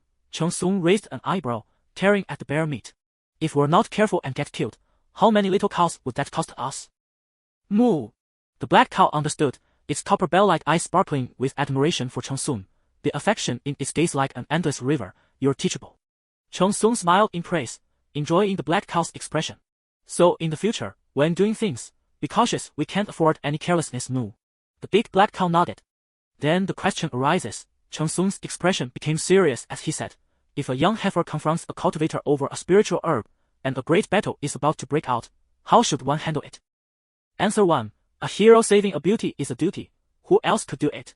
Answer 2. Stand with the more powerful side, bully the weak, for self-preservation. Answer 3. Pretend nothing happened, quietly pass by, and avoid involvement. Answer 4. I am invincible, everyone must die, the spiritual herb is mine. Please answer. Cheng Sung's deep pupils stared at the big black cow, which was sweating slightly. Finding the question difficult, the black cow struggled in its eyes. How could it watch the young heifer fall into enemy hands? It made a decision in its heart. Moo. Is it answer 1? Wrong. Cheng Sung sneered. How can a young heifer compete with a cultivator? If you rush forward, you'll only add another corpse. Moo, moo. You actually chose 2, a big mistake. Cheng Sung squinted slightly and explained. You already know you're competing for the spiritual herb. The more people who know, the greater the risk. Once the cultivator takes out the enemy, they won't spare you. The black cow's pupils shrank, and it was sweating more and more. It had already died twice. Moo, moo, moo. Ha ha, you even chose 3, even more terribly wrong. Cheng Sung laughed wildly, his eyes cold. There are no laws in this world. When you lack power, you can never be sure if you will be discovered. They will just kill you, thinking you are a cow trying to take advantage. The black cow went limp all over, trembling in fear from Cheng Sung's words, letting out a heavy snort on the ground. Moo, moo, moo, moo. I didn't expect you to choose answer 4. Cheng Sung slowly stood up, a shadow covering his face. The big black cow suddenly felt incredibly small, terrified to the point of collapse. Had it died again? Congratulations. Moo. Upon hearing this, the big black cow suddenly felt its strength returning, its 4 legs gradually lifting, eyes igniting with hope. Could it finally be right and be revived? Cheng Sung's pupils slowly widened as he looked down at the big black cow and laughed deeply. You chose the most tragic way to die, old cow, die. Moo. The big black cow's pupils scattered, and with a bang, a cloud of dust, it collapsed to the ground. Realizing it was completely wrong, after a moment, the black cow thought something was wrong. How could all the answers be wrong? The more it thought, the more uneasy it became, looking at Cheng Sung, who was still eating bear paws. It had fallen into a trap. Moo. Damn, Cheng Sung was suddenly sent flying into the air, still tightly holding onto the bear paw. He felt the wind and saw a group of people fighting in the distance. His eyes narrowed, and his legs landed steadily, creating 2 large pits. The big black cow was devouring bear meat, drinking soup, showing no intention of leaving anything for Cheng Sung. Old cow, hurry up, there are people fighting in the distance. Cheng Sung said earnestly, patting it. Moo. The big black cow responded. Cheng Sung never joked when he had that expression. They packed out the meat, dug a pit, and buried the traces quickly, their movements skilled. Cheng Sung led the big black cow like a young farmer, quietly walking in the opposite direction without a word from above. 3 figures crossed through the trees, making rustling sounds. Below, Cheng Sung and the black cow walked leisurely, their eyes blank, unremarkable. One figure suddenly stopped, his black hair billowing behind him, squinting slightly at the young man. Wait, a voice came from the tree, and Cheng Sung tensed up, the big black cow's breathing gradually becoming softer, its hooves primed to spring. The man jumped down from the tree, sizing up Cheng Sung and asked, Can you see what is happening ahead? Cheng Sung was startled, cold sweat breaking out on his face, and cupped his hands. Greetings, senior, what is happening? He couldn't tell if this person was a cultivator or a martial arts master, nor did he know how many people were nearby. Being cautious was the best strategy. The man glanced at Cheng Sung's hands, noticing the lack of calluses, indicating he was not a martial artist. He then said, Understood, leave the cow behind. This big black cow was strong and robust, very beneficial for martial artists. Senior, I only have 1 cow. You clearly look like a martial arts master. There's no need to come specifically to steal a cow.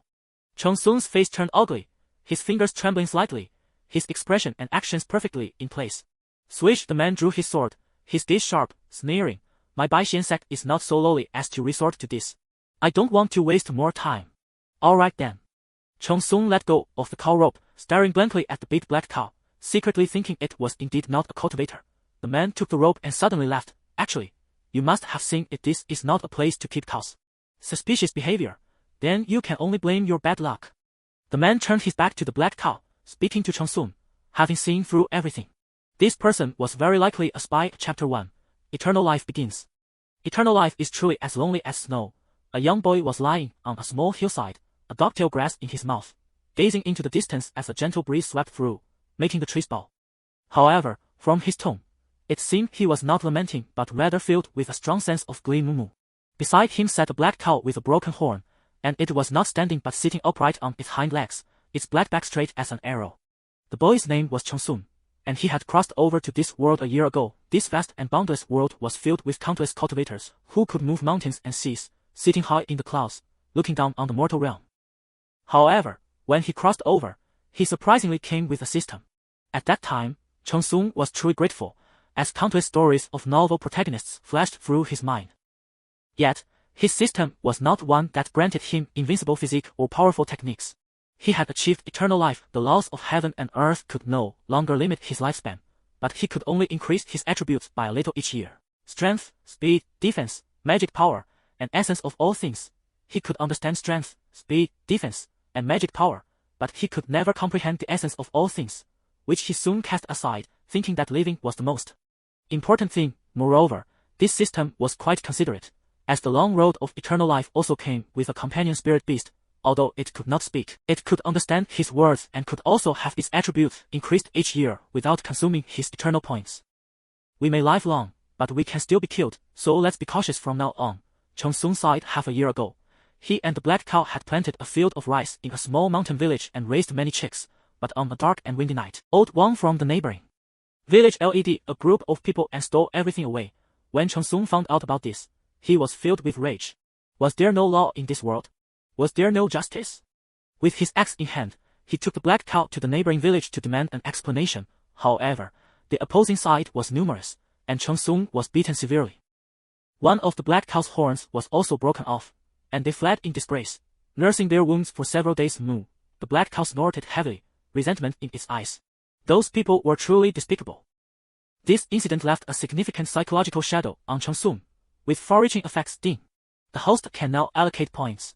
Cheng Sung grinned. The year had come to an end, and it was time to allocate points. Without hesitation, he allocated points to strength.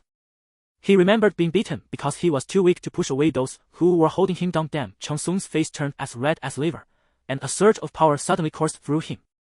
Veins bulged on his arms, and he punched the ground, startling the black cow, which jumped up on its hind legs. My life is in my own hands, not in the heavens. Boom! The force was reciprocal, and Cheng Sung's hand broke. He nursed his wounds for several days with the black cow.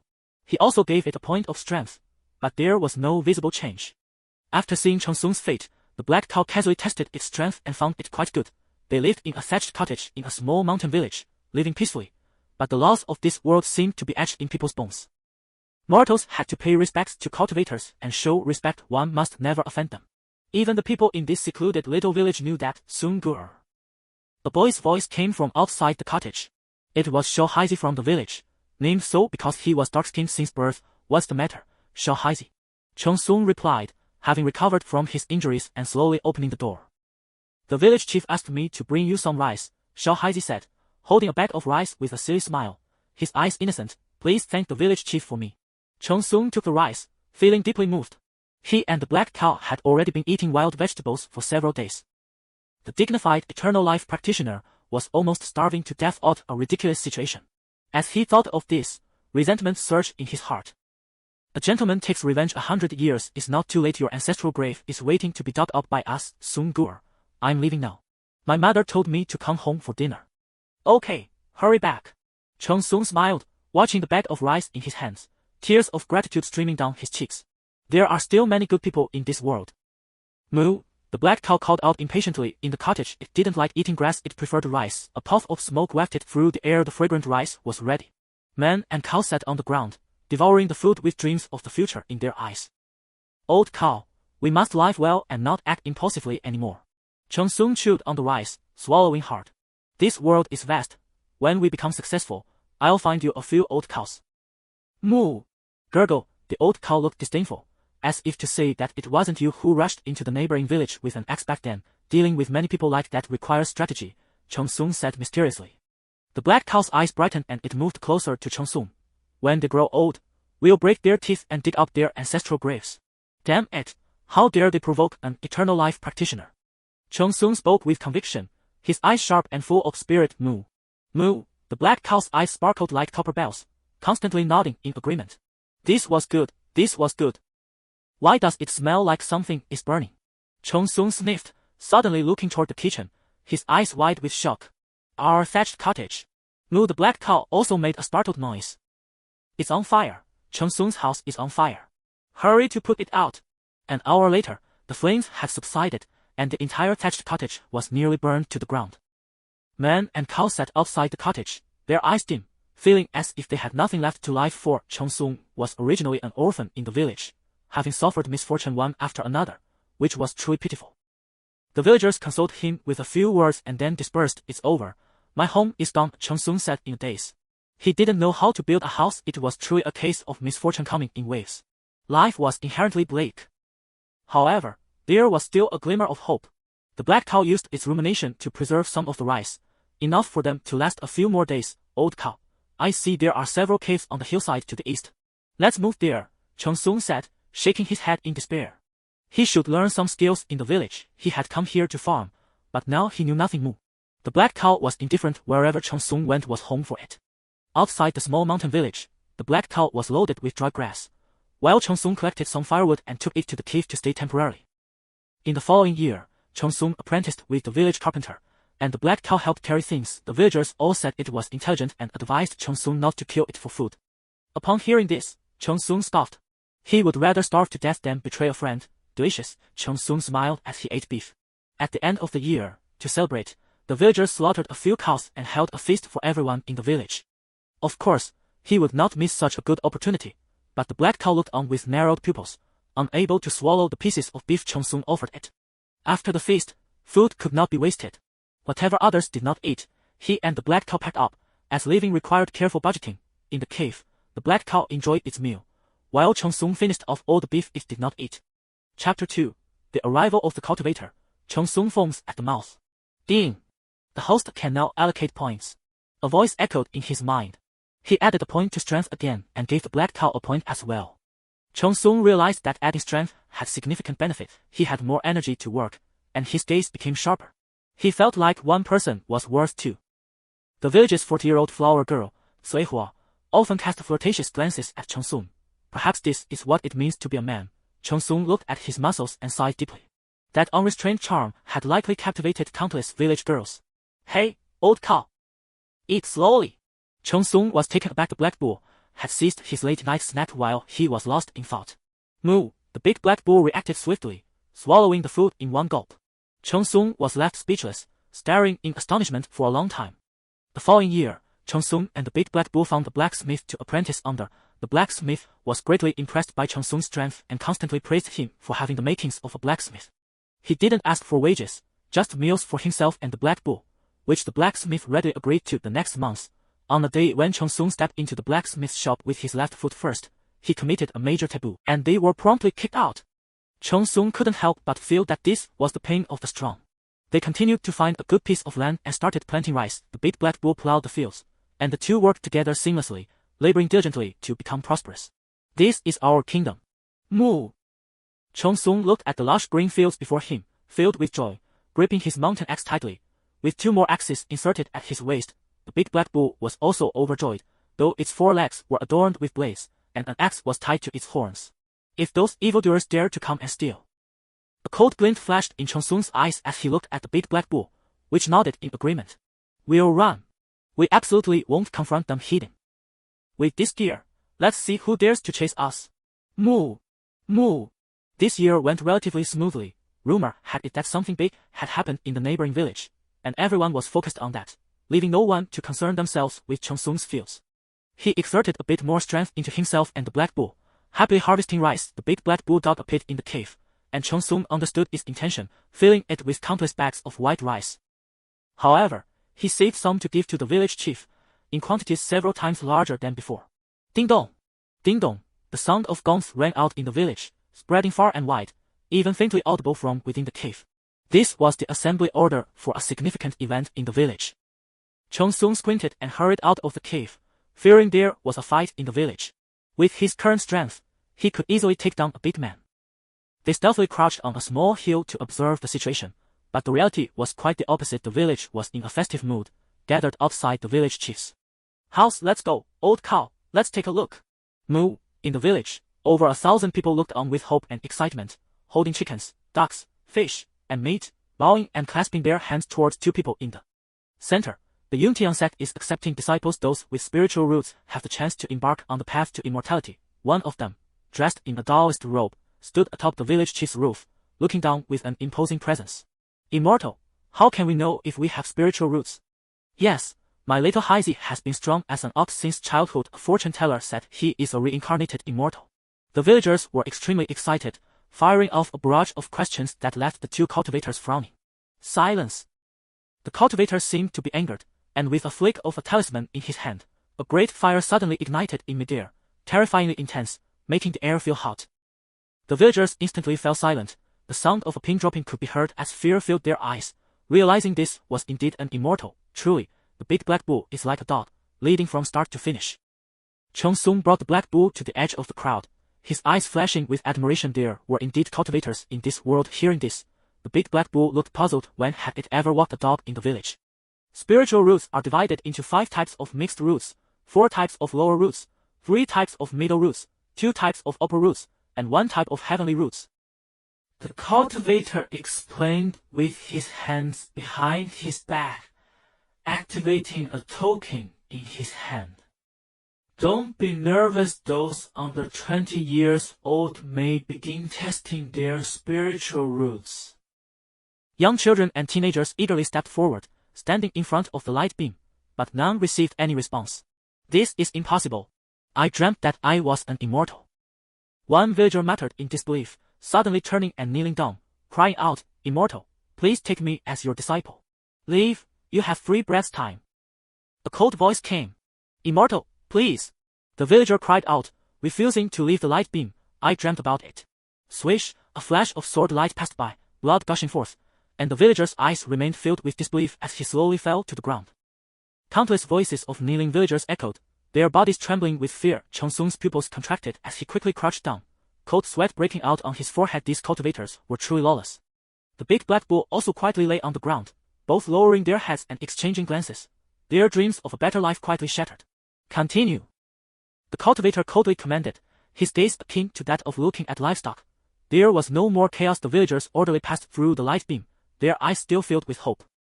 Chong Sung timidly stepped forward to give it a try, but he had only a mixed 5 roots, which did not attract the attention of the cultivators. Not bad, there is actually a fruit spiritual root. A slight smile appeared on the cultivator's lips as he looked at the little girl. "Say goodbye to your family." "Yes, immortal." The little girl was both reluctant and secretly delighted. After bidding farewell to her family, the cultivator gave them several dozen taels of silver. Those with mixed 5 roots can join the sect as laborers, also having the chance to embark on the path to immortality. The cultivator glanced at a few people, casually stating, "Immortal, I'm going." The few with mixed 5 roots were overjoyed and immediately knelt down. The cultivator shot a glance at Chong Sung, who was already foaming at the mouth, drenched in sweat, while the nearby black bull also appeared weak. They had clearly been frightened by the earlier scene. With weak will, there is no hope for the path to immortality. "Leave." The cultivator shook his head, summoning a sword from his storage bag, and with a few others, they flew away on their swords, vanishing into the mist. The villagers felt lost, their gazes lingering on the back of the immortal, filled with envy. "Damn it, old cow, I told you to just play dead and fool them. Do you want to kill me?" Chong Sung lay on the ground, gravely injured, his chest rising and falling rapidly. That one hoof almost made him see his long dead parents moo. The black bull nudged Chong Sung. It hadn't anticipated its strength to be so great. It carried Chong Sung back to the cave, and after several days of recuperation, Chong Sung finally began to recover. "We can't go to those sects," Chong Sung explained to the big black bull, which looked puzzled. "The sects are too dangerous. Killing is not a crime, and they eat beef and take a bullwhip as well." The big black bull's pupils trembled, wildly shaking its head. It didn't understand about killing not being a crime, but it did understand about eating beef. The incident with the cultivators did not inspire Chong Sung with a longing. Instead, it instilled a profound sense of insecurity in him. They had enmity with the Wang family from the neighboring village, which was merely fighting. But these cultivators would kill without hesitation. Chong Sung deeply remembered that gaze, akin to when he slaughtered a chicken. Chapter 3, Spring goes, autumn comes, 20 years of time. Let's live well and not get involved in those fights. Chong Sung patted the big black bull, speaking earnestly. The bull nodded. They were currently living quite comfortably. "Old cow, let's go find some work in the village. How can one navigate the world without eating skills?" Chong Sung stood up with a smile, fastening the mountain axe to his waist. Now that they had rice, they didn't need to rely on others for meals and wouldn't get kicked out. Moo, the man and the bull began to seek out masters and learn skills in the village, from funeral services to playing the swona, and they learned with great enthusiasm. The big black bull's skills in carrying coffins were even better than Chong Sung's, earning thumbs up from the villagers. If there are red and white celebrations nowadays, the villagers personally go to invite Chong Sung out of the cave. 2 words, professional. Cheng Sung is an optimistic person by nature. With many skills, he feels that he is never overburdened. Because of his longevity, he is filled with hope for the future and feels fulfilled every day. 10 years passed in a flash, and there were more signs of age in Cheng Sung's eyes, while the village welcomed many newborns. Being invincible is so lonely. Cheng Sung smiled broadly in the cave and posed as if punching, with a giant rock in front of him. Boom! He punched out, and as soon as he made contact with the rock, it shattered into countless pieces, with his hand unscathed. The big black bull sat on the ground, looking at Cheng Sung with a proud expression, surprisingly not injured. How terrifying. Old bull, how's it going? Moo! Ha ha ha! Cheng Sung laughed heartily, his eyes showing a disdainful look at the world. This is only 1/10 of my strength. The big black bull believed it, its pride even more pronounced, which delighted Cheng Sung. Over the past 10 years, Cheng Sung had allocated all his longevity points to strength, easily capable of resisting the 9 tripods, having surpassed the strength of ordinary people. Even when the little black boy in the village arm wrestled with him, he could easily pin him down with just 3 fingers. Cheng Sung! Cheng Sung! Urgent shouts came from outside the cave. The big black bull perked up. Word was coming. It quickly used its horns to lift its gear and raised its head slightly. Villagers, what's wrong? Cheng Sung stepped out of the cave and saw dozens of people had come. Is it a happy event or a sad event? I need to prepare my clothes. The old village chief has passed away, several villagers said sadly. Ah! Cheng Sung was shocked. The old village chief had always taken good care of him and the old bull, and he suddenly felt empty inside. Gone! Outside the village's mourning hall, there were villagers everywhere. Cheng Sung played the Swana. The autumn wind was bleak, and leaves fluttered. With a sigh in his eyes, he realized that mortals ultimately cannot escape life and death in just 100 years. Everything can pass in a flash. The big black bull, adorned with several bells, played along with Cheng Sung's Swana, creating an autumn funeral song that carried the old village chief away into the distance. On the country road outside the village, Cheng Sung, expressionless, personally carried the coffin, with a long line of followers behind him, and yellow paper flying everywhere. Burial, Cheng Sung and several others carefully placed the coffin into the ground. He stood aside, watching all the villagers bid farewell. Some prayed for blessings, some prayed for wealth, and some prayed for immortality. After everyone left, Cheng Sung silently bowed 3 times and murmured with a smile, "Old village chief, thank you for your care. Safe travels." Moo, the big black bull, feeling down, also learned from Cheng Sung and lowered its head 3 times. Back in the village, the little black boy had grown up. He saw Cheng Sung and smiled. "Brother Sung, you still look so young, not showing any signs of aging." "It's mainly because of a good mindset," Cheng Sung chuckled, patting the little black boy. "You're a good lad, strong as an ox, with a third of my power back in the day." "Hee hee." The little black boy smiled shyly. "My dad went to the mountains before and brought back some things, so I got a good boost. Be careful when hunting in the mountains, your parents are getting old." "I know, Brother Sung. Why not come to my house for a meal?" "No thanks, I have things to do." Cheng Sung quickly shook his head, afraid that his current appetite would eat the little black boy's family out of house and home. "Alright then, Brother Sung, I'll be off." The little black boy waved goodbye while holding a wild chicken. "Okay." Cheng Sung smiled as the smoke from each household rose. Preparing for the meal, 1 man and 1 bull passed through the thousands of lights, heading towards the cave outside the village, leaving only a lonely silhouette and the cold gleam of the axe at his waist. Spring and autumn passed, and another 10 years rushed by. The little black boy now had 2 children. One boy named Hazy by Cheng Sung, who often made the boy cry while the big black bull moved in laughter beside them. Now, Cheng Sung was quite a respected figure in the village, yet he still showed no signs of aging. Many villagers began to look at him strangely. Some even spread gossip about him being a bachelor, claiming he was impotent. When Cheng Sung heard about it, he was furious. As a robust 7-foot man, how could he be said to be impotent?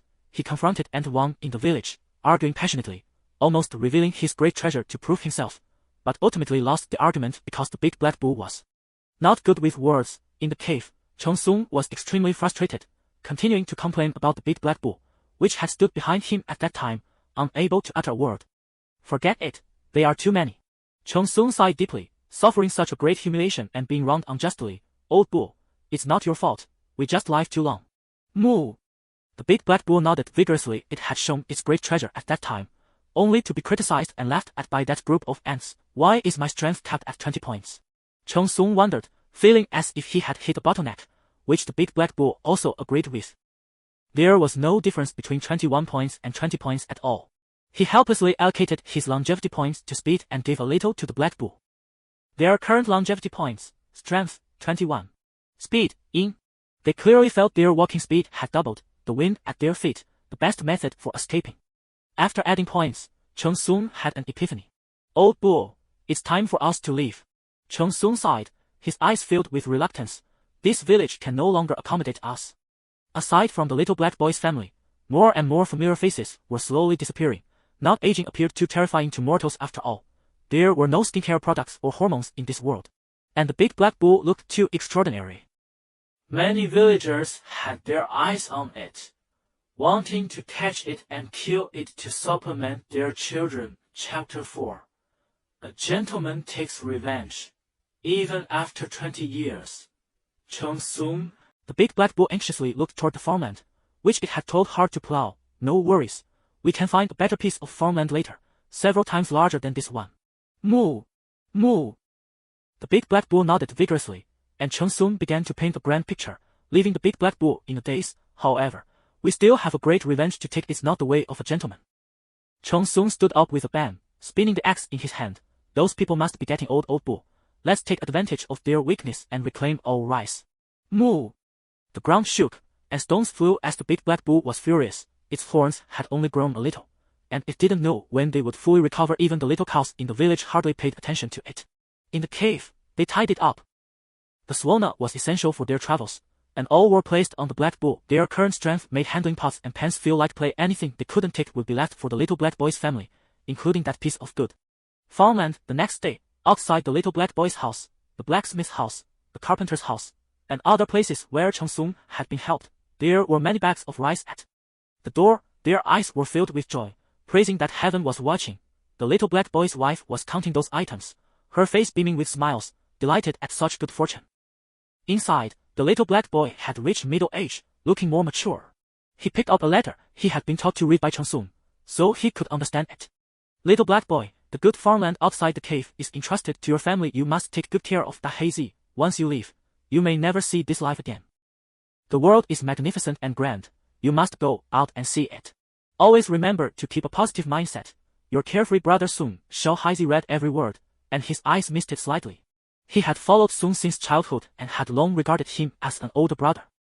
Memories flowed through his mind, the stolen rice, the burned thatched house, being driven out while working in the village, and other hardships. Yet, Sung always seemed to have a passion for life. Brother Sung, safe travels. Xiao Haizi smiled warmly, looking out the window at the clear sky. It was a good day to set off. 3 months later, outside the neighboring village, in a pit, a man and a cow, faces weathered, clothing covered in dust. Cheng Sung held a large pancake in his hand, took a big bite, and then offered it to the black cow. As expected, we have figured out this neighboring village. Let's start with old Wang's house. Cheng Sung's eyes gleamed sharply. He had plenty of patience and time. He had thoroughly investigated the Wang family's ancestral grave, their fields, and those who had beaten them. Old cow, let's get to work. Cheng Sung covered his face with a bandit mask, leaving only his eyes, nose, and mouth visible, and prepared a similar outfit for the big black cow. On a moonless night with a strong wind, man and cow stood on the dirt slope, unmoving in the gusts, exuding a bandit demeanor. They walked through the mountains, moonlight cascading down, with eerie winds swirling around, and graves looming ominously. But compared to the grievances they had suffered, what did this matter? The grave of Wang Defa. Cheng Sung's eyes flashed with determination. This was it. He growled, "Old cow, dig." Moo! The big black cow, excited, let out a roar. Digging furiously, Cheng Sung kicked the gravestone to pieces, exhilarated as countless yellow earth was unearthed, revealing a coffin. He flipped it open, exposing a skeleton, and man and cow instantly fled like smoke. In Wang's fields, the black cow plowed furiously, soil flying everywhere as it vented its anger. Cheng Sung watched, his eyelids twitching. This old cow held grudges even more than he did. The entire field was in disarray, barely recognizable. Cheng Sung and the big black cow looked at their handiwork with satisfaction, feeling quite pleased. The next day, Cheng Sung charged into old Wang's house with the black cow. "Who are you?" An elderly man over 50 shouted in shock, leaning on a cane. This person was covered in a headscarf, looking quite fearsome. "I am your long-lost father." Cheng Sung roared, instantly recognizing this man, Wang Tianming, who had beaten him the hardest back then. With a swift kick, Cheng Sung broke his cane. He stepped forward, controlling his strength, and slapped his face, knocking out several of his remaining teeth. Hero, spare me. Hero! Wang Tianming spat out a mouthful of blood. He was being robbed. 20 years ago, you LED people to steal our rice. Today I have come to settle the score. Ah! Wang Tianming was shocked. He had almost forgotten this matter from 20 years ago. Looking at the black cow outside, he suddenly remembered something. Moo! A big yellow dog passed by Wang's house, and the black cow charged. The big yellow dog was directly knocked away, hitting the ground with a yelp before running off in a hurry. Cheng Sung would not let Wang's family off. Every chicken and egg in their house had been shaken up, and the earthworms on the ground had been chopped into 8 pieces with a mountain axe. Wang Tianming sat on the ground, crying out in pain, urgently calling for help. Dad! Where did these villains come from? How dare you come to Wang's house to commit murder? Outside, there were loud shouts and curses, as numerous young men rushed in with picks and kitchen knives. Old cow, retreat, Cheng Sung shouted, and man and cow jumped over the wall, with Cheng Sung giving the cow a push from behind. Little thief, don't run. Have the guts to stop and duel. Don't let us catch you, cowardly rats, utterly despicable. Many villagers were stirred, with hundreds chasing after them, dust rising everywhere, all armed with weapons. Ha ha ha, they can't catch up. Cheng Sung laughed as he ran with the black cow, glancing back at the dust, his eyes filled with disdain. Is this all they've got? Roar! Roar! They were too arrogant. Countless men growled, quickening their pace, madly pursuing them, but no matter how hard they tried, they couldn't catch up, only watching them run farther away. The most outrageous part was that even the black cow was faster than them. Moo! Moo! With a thunderous fart, the big black cow seemed to have been saving it for days. The stench unbearable, a suffocating feeling enveloped Cheng Sung, making him feel as if he had eaten something disgusting. Ah! So smelly. Disgusting. Gag! The villagers chasing from behind weakened, hands on the ground, retching repeatedly, unable to believe such a foul smell existed. Wang Tianming rushed over, furious. If he were 20 years younger, he would have torn this person to shreds. Old Wang, your ancestral grave has been dug up. The coffin lid has been flipped. Ah! Old Wang, hurry back and check your fields. They look like they've been turned over by pigs. Ah! Hearing the voices behind him, Wang Tianming felt dizzy and fainted. Meanwhile, the man and cow had already disappeared, leaving behind a notorious legend in this village. Chapter 5. Safety first went out. Half a month later, in a mountain forest, the hills undulated, and the forest was vast, with the distant sounds of wild beasts roaring. Swish, with a swing. Old cow, how's my unparalleled axe technique? Cheng Sung shook the axe in his hand, looking at the big black cow. Moo! The big black cow replied nonchalantly. It was busy using its hooves to dig into the ground, burying the bloodstains. Out in the wild, safety was the top priority. Such inhuman strength. Cheng Sung clenched his fists, constantly marveling. Facing the brown bear, he had knocked it out with a single punch, breaking several ribs. Man and cow gathered around the pot, feasting heartily. Wild food was delicious, invigorating to eat. Old cow, although we have inhuman strength, you also saw it. Damn it, there are cultivators out there.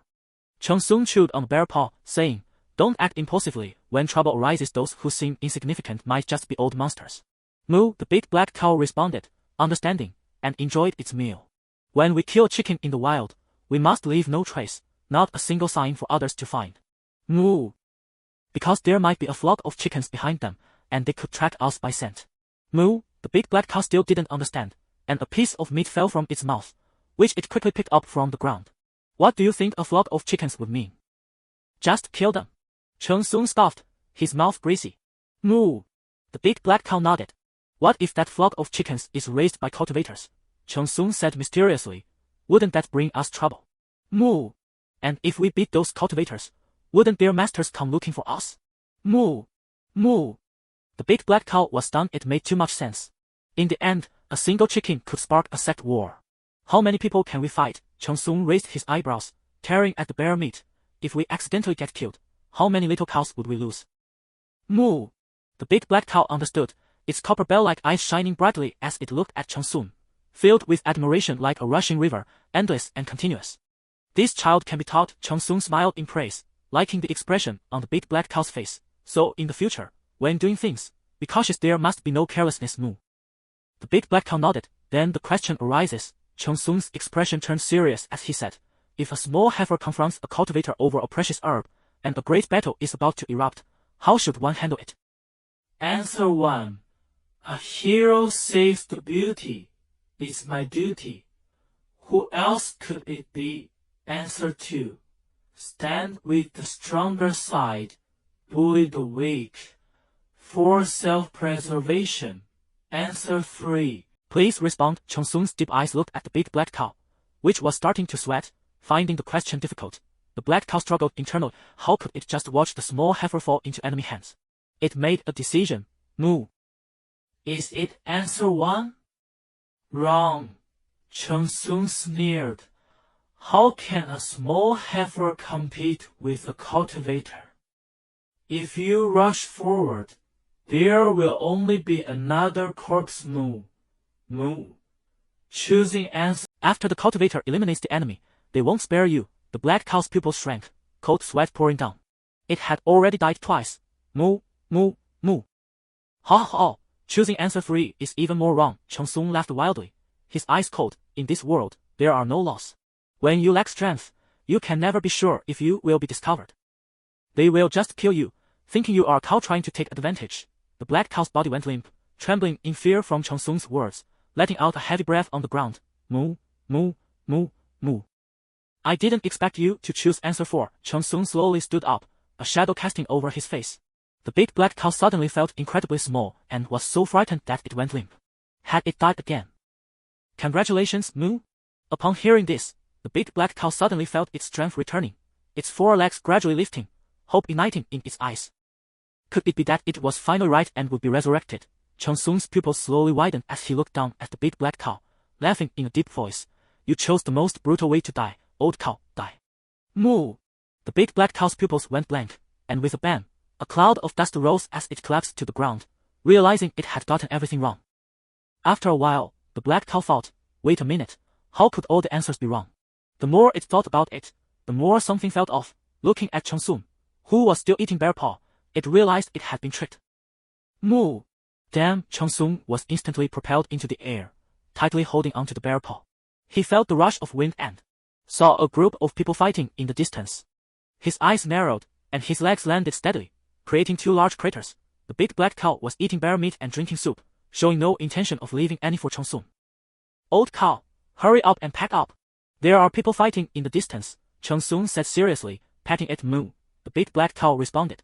Chong-Soon never joked when he had that expression. They packed the meat, dug holes, and buried the evidence, moving swiftly and skillfully. Chong-Soon led the big black cow like a farm boy, silently walking in the opposite direction, not saying a word. From above, 3 figures passed through the trees, making rustling sounds, while below, Chong-Soon and the black cow walked leisurely, their eyes devoid of spirit, inconspicuous. One figure suddenly stopped, his black hair flowing behind him, squinting slightly at the young man. Wait! A voice came from the tree, and Chong-Soon tensed up, the big black cow's breathing gradually becoming quieter, its hooves coiled and ready to spring. The man jumped down from the tree and looked Chong-Soon up and down, saying, Can you see what is happening ahead? Chong-Soon was taken aback, cold sweat breaking out on his face as he clasped his hands together and said, Senior, what's happening? He couldn't tell whether this person was a cultivator or a martial arts master, and he had no idea how many people were nearby. Being cautious was the best strategy. The man glanced at Chong-Soon's hands, noticing the lack of calluses, indicating he was definitely not a martial artist, then said, I see. Leave the cow behind. This big black cow was strong and meaty, which would be beneficial for a martial artist. Senior, we only have 1 cow at home. You look like a martial arts expert, there's no need to specifically come to steal a cow. Chong-Soon's expression darkened, his fingers trembling slightly, and his actions were absolutely on point. Swish, the man drew his sword, his gaze sharp, sneering. I, from the Baixian sect, am not reduced to this point. I don't want to waste more words. Well, fine.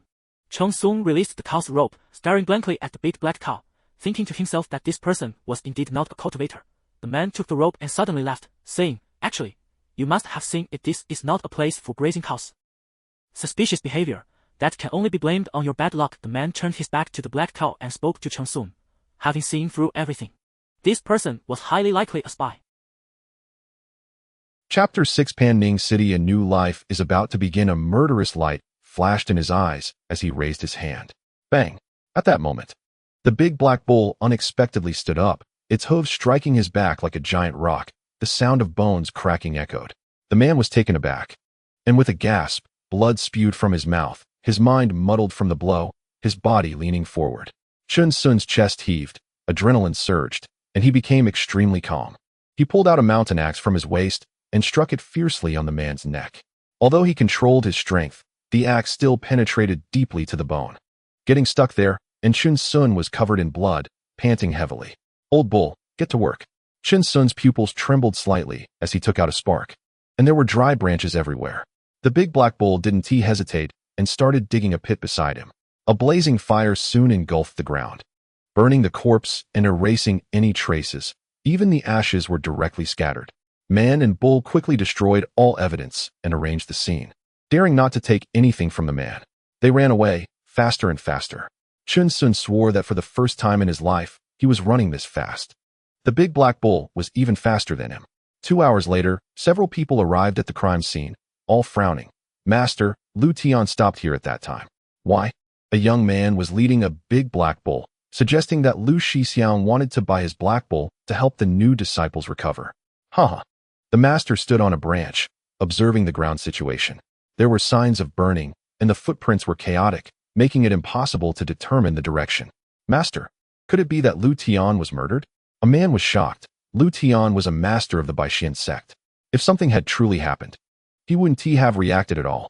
The perpetrator was meticulous, leaving little trace. That young man was the key. The master frowned and asked, "Did anyone remember his appearance?"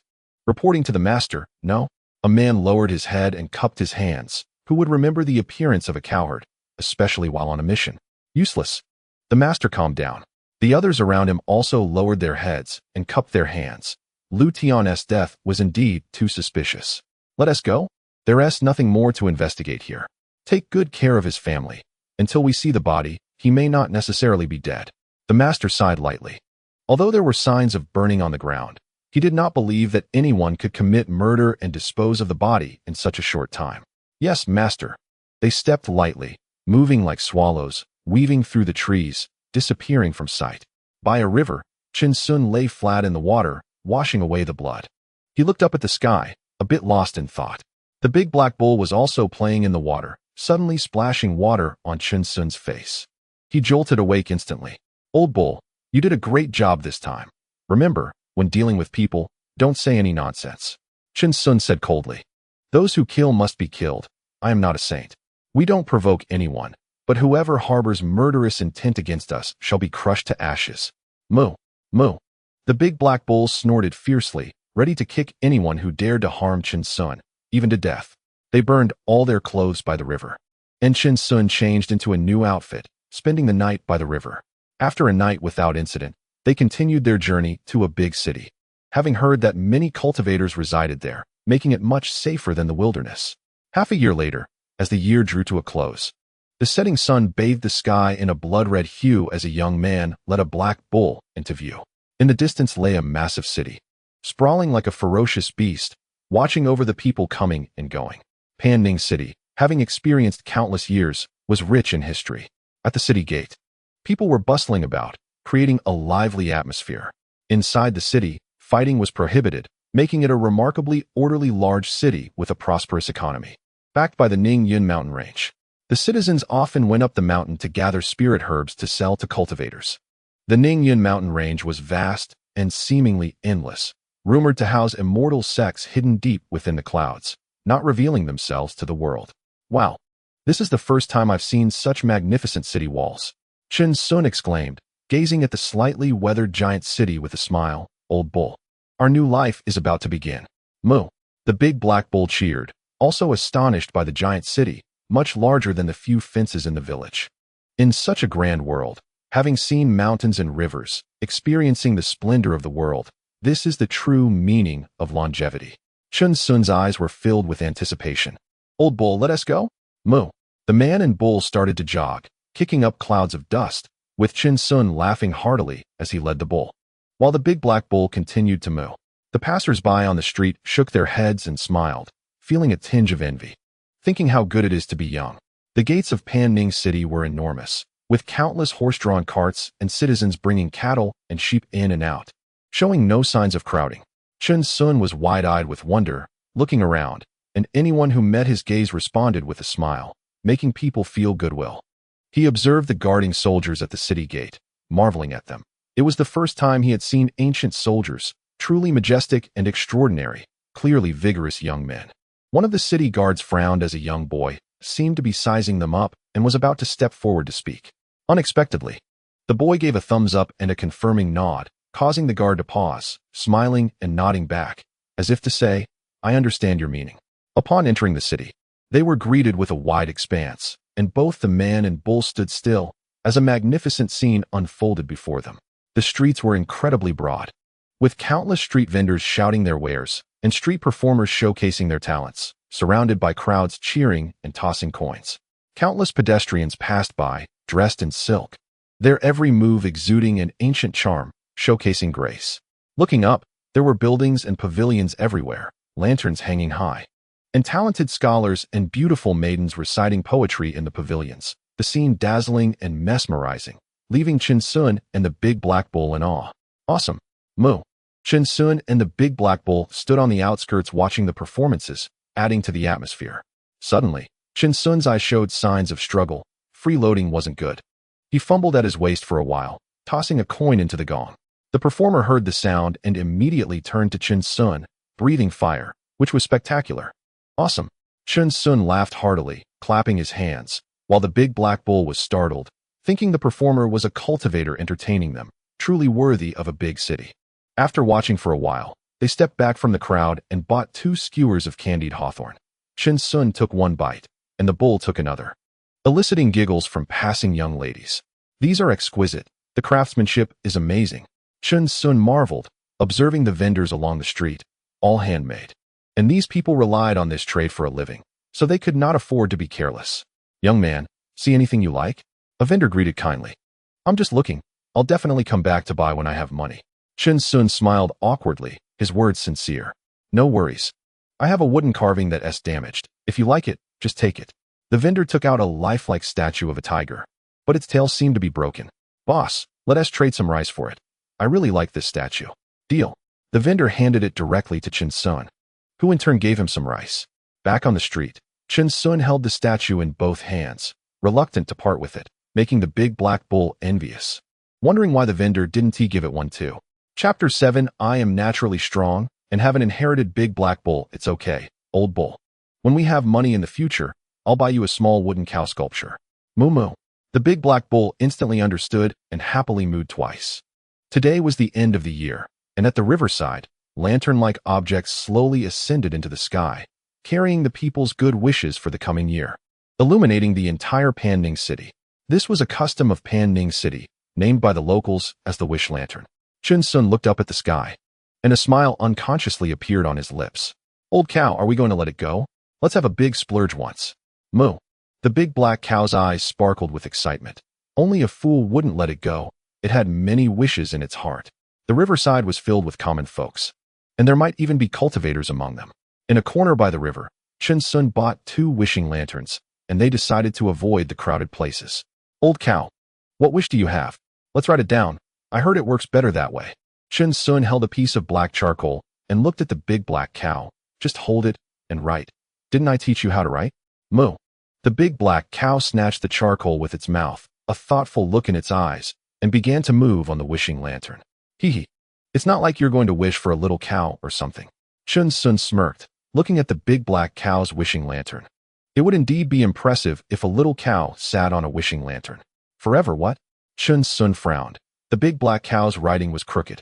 He was taken aback, looking deeply at the big black cow as the 2 wishing lanterns slowly took off and gradually disappeared into the sea of lanterns. "Moo?" The big black cow nudged Chin Sun. "If you say the wish out loud, it won't come true, understand?" Chin Sun said mysteriously, and the big black cow was startled, believing him again, and stopped nudging Chin Sun. The 2, one person and one cow, began to wander around Panning City at night. Chin Sun also took the opportunity to see if there were any jobs to do in the city. After all, he was skilled in many trades.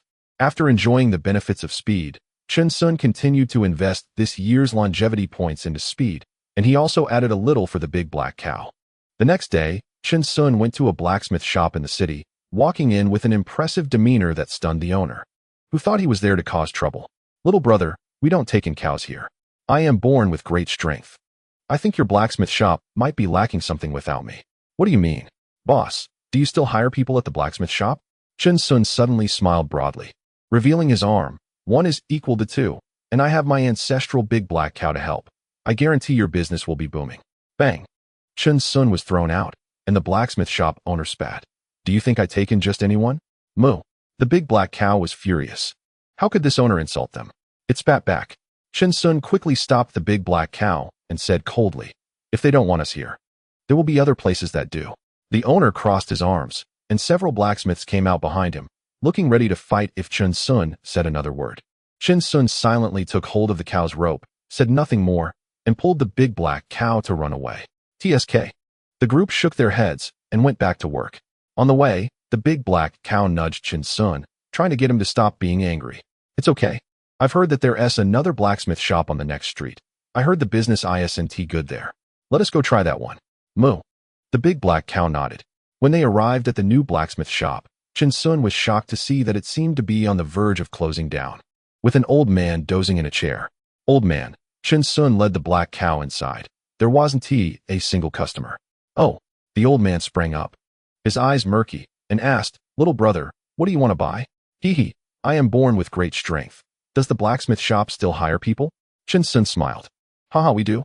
The old man nodded vigorously, but all the blacksmiths in this shop have run off, so there's no pay to give. It's okay. Just give us a place to stay, boss. That is fine. The old man said happily, you can stay in the backyard of the blacksmith shop. The two hit it off, and Chen Sun helped the big black cow organize their pots and pans while the big black cow looked for a place to hide rice. This world is really vast. Chen Sun sighed. Such a large shop, and even the big black cow could move around freely. An hour later, he and the big black cow started working together at the blacksmith shop, the place ringing with sounds of hammering, making the old man's eyelids twitch. Such great strength. Little brother, with that technique, have you forged before? The old man's eyes sparkled, hands behind his back, although the technique is a bit rough. Of course, old man. To be honest, I have 5 years of work experience. Whoever hires me will definitely profit. Chen Sun boasted. He loved blacksmithing. It was a way to master strength. But he still couldn't achieve the delicate level. You can't forge like this. It's no good. The old man shook his head, wasting too much energy. Let me show you a technique. Wow, a master. Chen Sun watched the old man's forging method, which was completely different from the blacksmiths back in the village. But after a while, the old man was panting. I'm old. Little brother, you take over. The old man waved his hand, looking at the big black cow, which was indeed quite intelligent. All right. Chen Sun learned the old man's technique, and surprisingly, it really worked. He seemed to be slowly gaining control over his physical strength. Over the next year, Chen Sun and the big black cow forged iron daily, while the old man guided them, also giving pointers to the big black cow. Whether cultivators or mortals, everyone has their own shining points and wisdom. Chen Sun benefited greatly from this blacksmith shop. Old son, our blacksmith shop's business is getting better and better. Chen Sun laughed. Now the shop was starting to make money. And both he and the big black cow had some savings hidden in the dirt in the backyard. The old man's name was Sun Kale. He once had a son who unfortunately died while seeking immortality in the Ningyun Mountains, and he had been living alone for these years. Haha, very good. Sun Kale smiled. Ever since Chen Sun came to the blacksmith shop, he had smiled a lot more. Chen Sun's forging speed and quality were much higher than other blacksmith shops. And word spread quickly. People often came to order ironware, leaving with satisfied looks. Chen Sun. A loud shout came from the street, and a burly man arrived with 2 others, holding a long knife. Brother Zhang is here. Chen Sun greeted with a smile. What do you want to forge? I'll make sure to arrange it for Brother Zhang. Brother Zhang, named Zhang Jiang, was the eldest disciple of a martial arts sect, known for his generosity. He often visited the blacksmith shop and brought his fellow disciples along. Zhang Jiang stepped forward and shouted, 100 big knives, can you do it? A big order. Chen Sun's eyes lit up, still hammering away. Sure, when do you need them? Within 2 months. If you finish in 1 month, I'll pay more. Zhang Jiang grinned. What do you need to pay more for? Brother Zhang, you're being too polite. I'll have it ready for you within a month.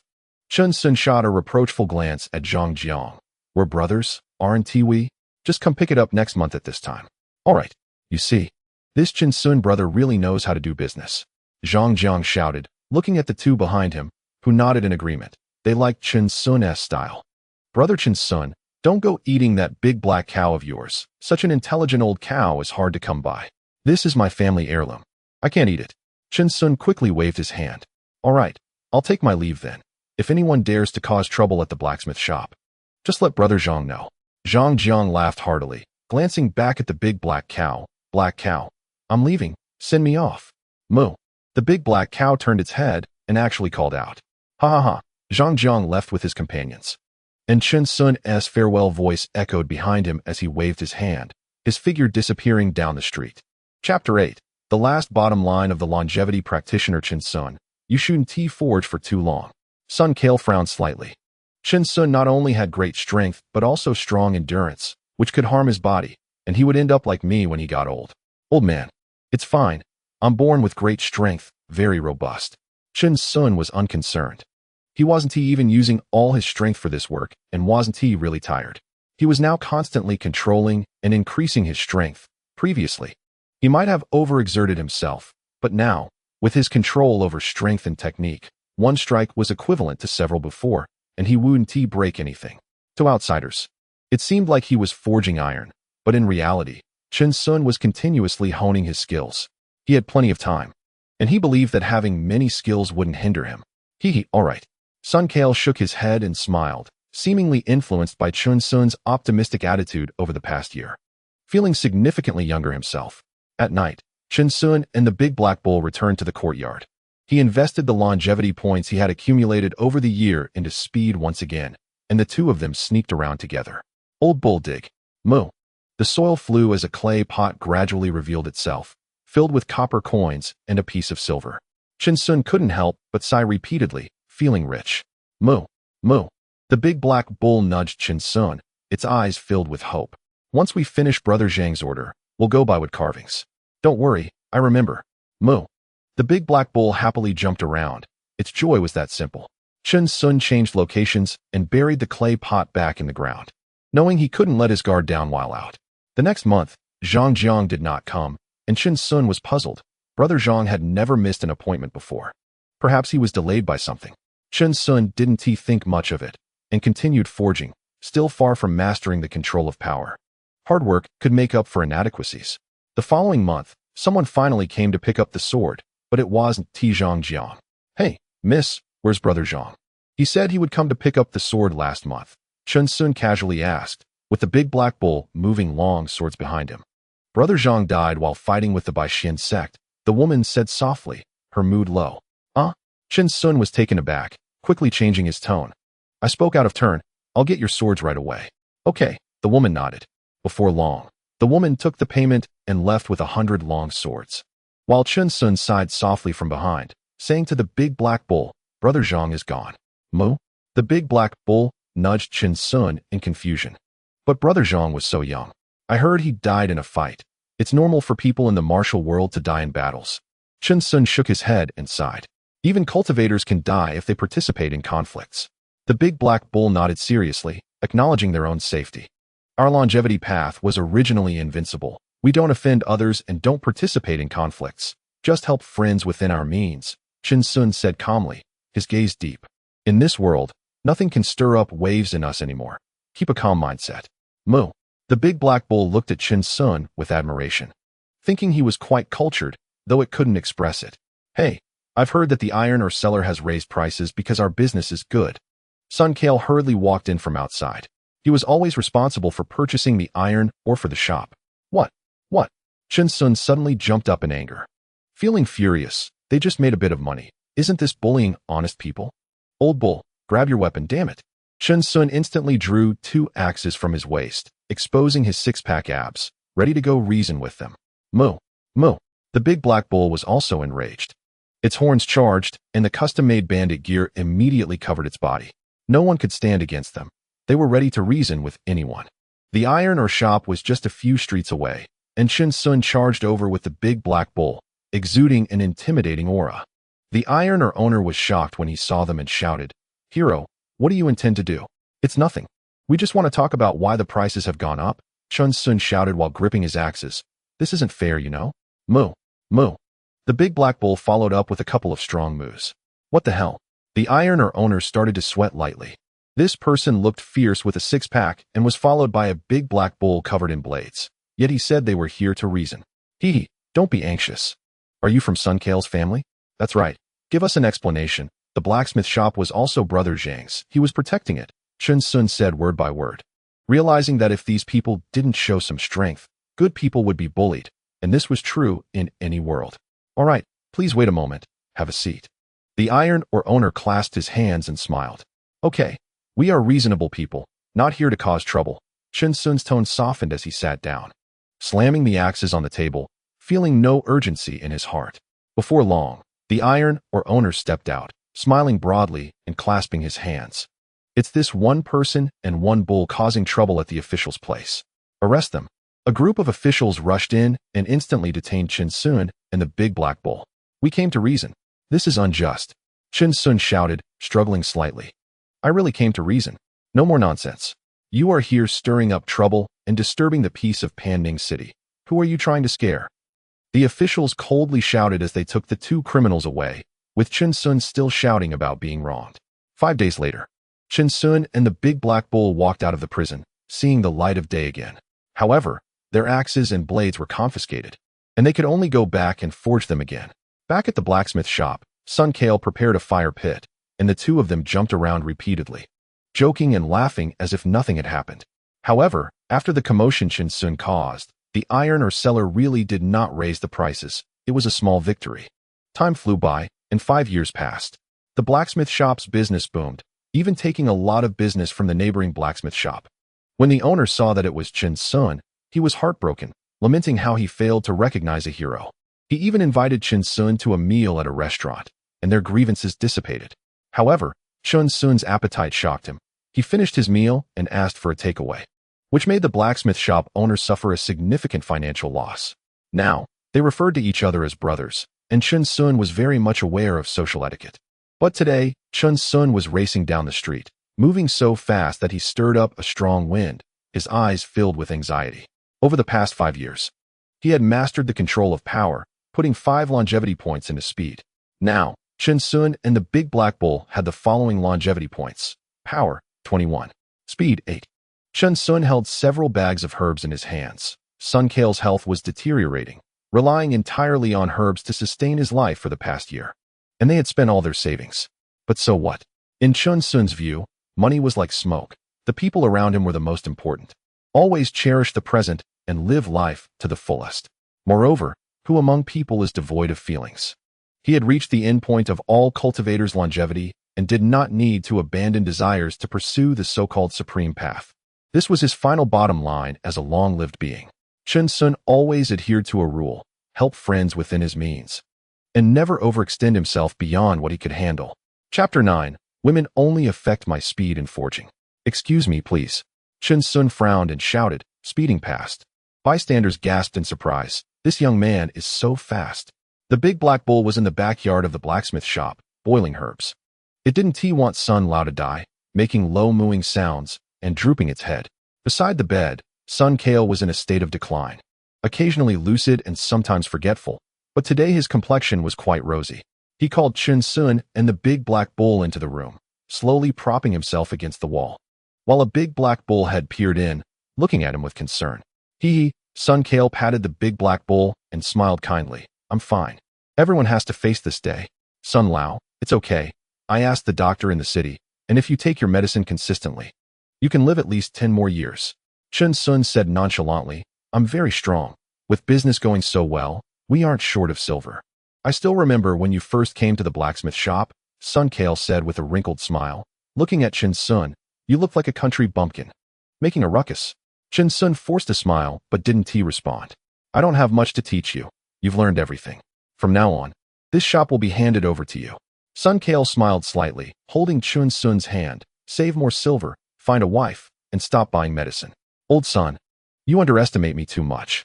How much can these herbs possibly cost? Chen Sun waved his hand and said, Old son, didn't you hear me? I don't need your comfort. I know my own body. Sun Kale coughed lightly, interrupting Chen Sun. I have something for you. After saying that, he took out a manual from behind the pillow and weakly smiled. My son went to seek immortality after reading this. Old son, I'm not interested in cultivating immortality. Chin Sun replied, not caring about the manual. Living well is the most important thing. If my son had your temperament, that would be great.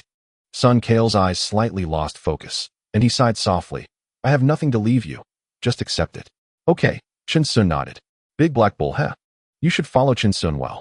Sun Kale looked at Big Black Bull with affection. I've seen so many beasts, but you are the most spiritual. Heaven has kindness towards living beings. It will protect you. Moo, moo. Big Black Bull moved its head. Old son, don't say such downhearted things. The doctor said the better the mindset, the longer you live. Chin Sun tightly grasped Sun Kale's hand. It was so cold. A bone-chilling chill slowly flowed into Chin Sun's heart. Chin Sun, I'm here, old Sunday. Thank you. Sun Kale smiled warmly, looking deeply at Chin Sun and Big Black Bull, as if he wanted to imprint their faces deep in his mind, never to forget. Let's go. I need to rest for a while. All right, old bull. Let's go brew the medicine. Moo. Chin Sun and Big Black Bull hurriedly ran out, brewing medicine according to the formula outside the courtyard, a bit flustered. The next day, the cold wind blew, and countless yellow leaves fell from the plum tree outside. Sun Kale passed away peacefully in his room. On the street, Big Black Bull pulled a cart with a coffin on it, while Chin Sun pushed from behind, expressionless. Passers-by frowned and felt unlucky, keeping their distance. The man and the bull did not care about the gazes of outsiders, slowly pulling the cart towards the outskirts of the city, moving cautiously to avoid any bumps. Chin Sun found a good feng shui spot to bury old Sun, with a tombstone inscribed grave of my mentor Sun Kale. The cold wind blew. Yellow paper filled the air, and a desolate atmosphere lingered between heaven and earth. Chin Sun burned incense and bowed. And the man and the bull walked slowly back into the city, their figures gradually disappearing.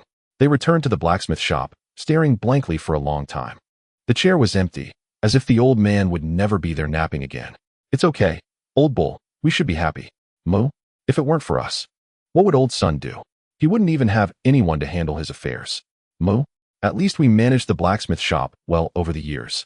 And old Sun lived happily, right? Moo, that's right, we did a great thing. Come on, cheer up, ha ha ha. Moo, moo, moo. The man and the bull laughed, looking worse than crying. The shop gradually fell silent again, and Chin Sun's words were either comforting Big Black Bull or himself. Sigh. Chin Sun suddenly slapped his forehead, feeling increasingly uneasy. Moo? Big Black Bull looked at him with a puzzled expression. What's wrong? Old bull, we got tricked. Chin Sun said heavily, determination in his eyes.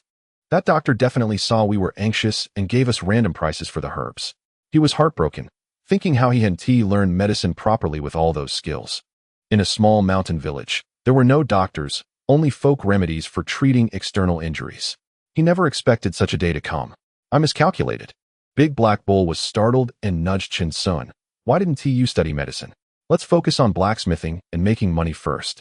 We still owe a lot of money to neighbors this year. Chin Sun's eyes burned with fierce determination.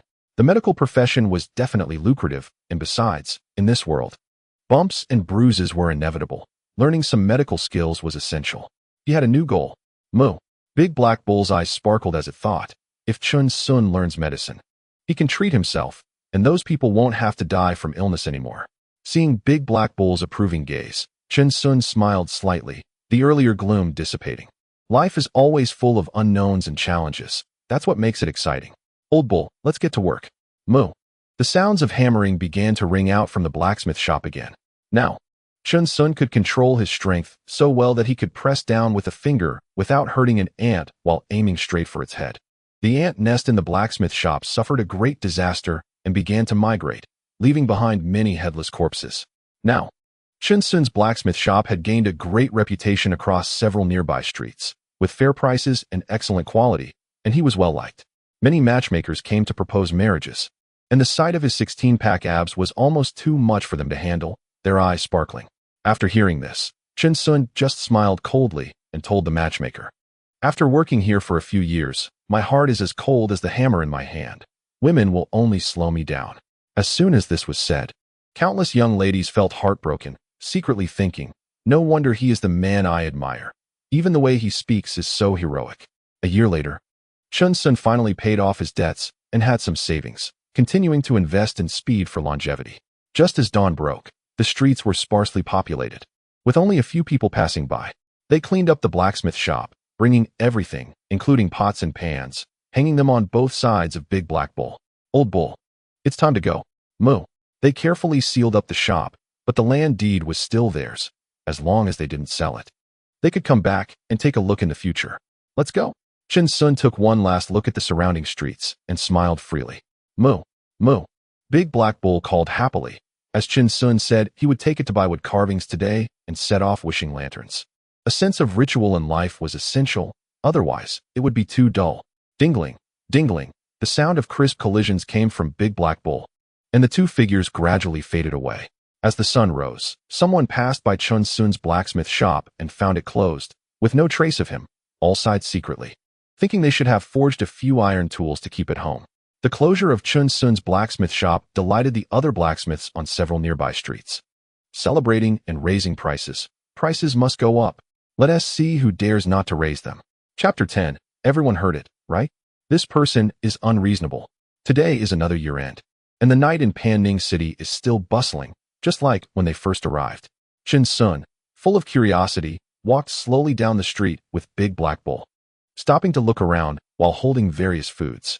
Now that they had money, they naturally had to spend it.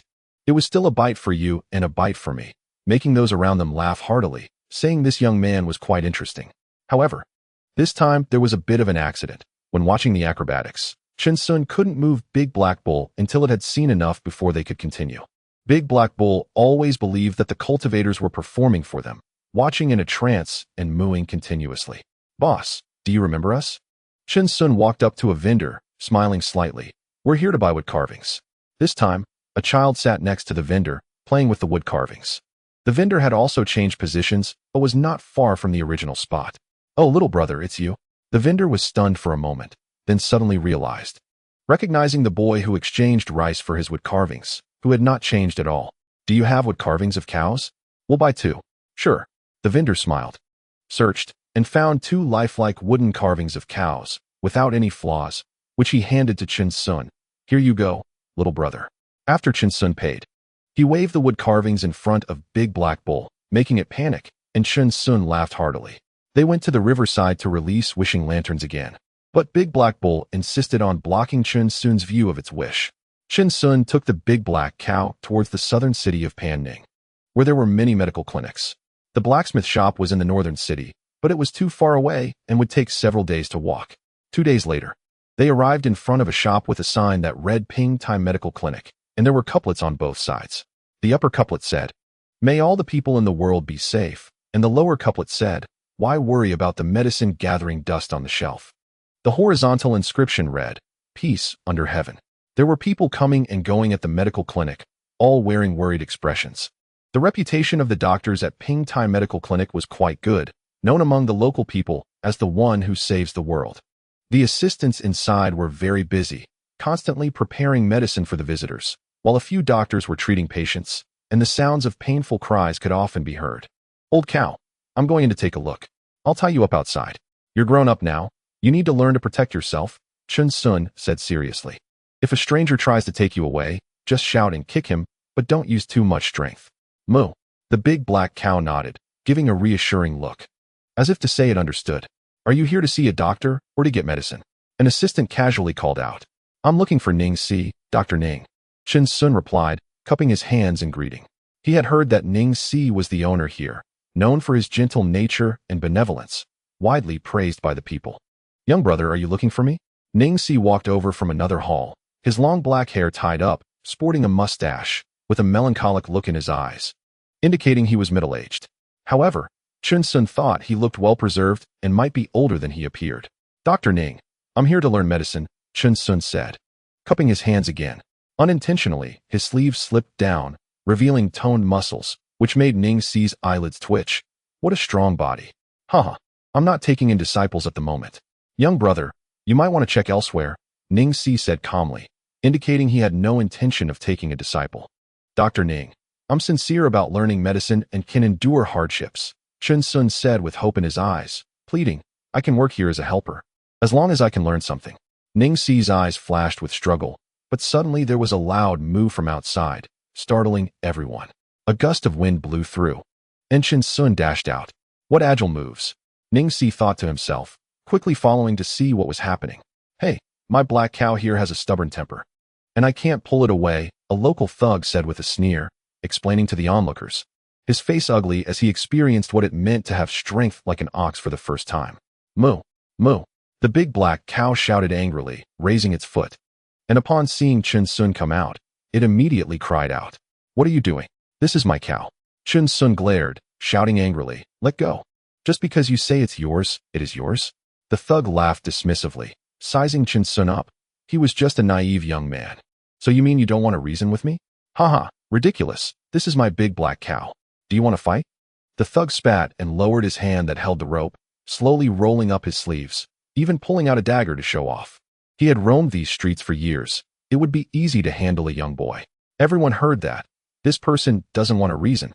Chen Sun slightly frowned and shouted to the surrounding people, inadvertently revealing 3 large axes at his waist. The thug paused, his pupils contracting. What is going on here?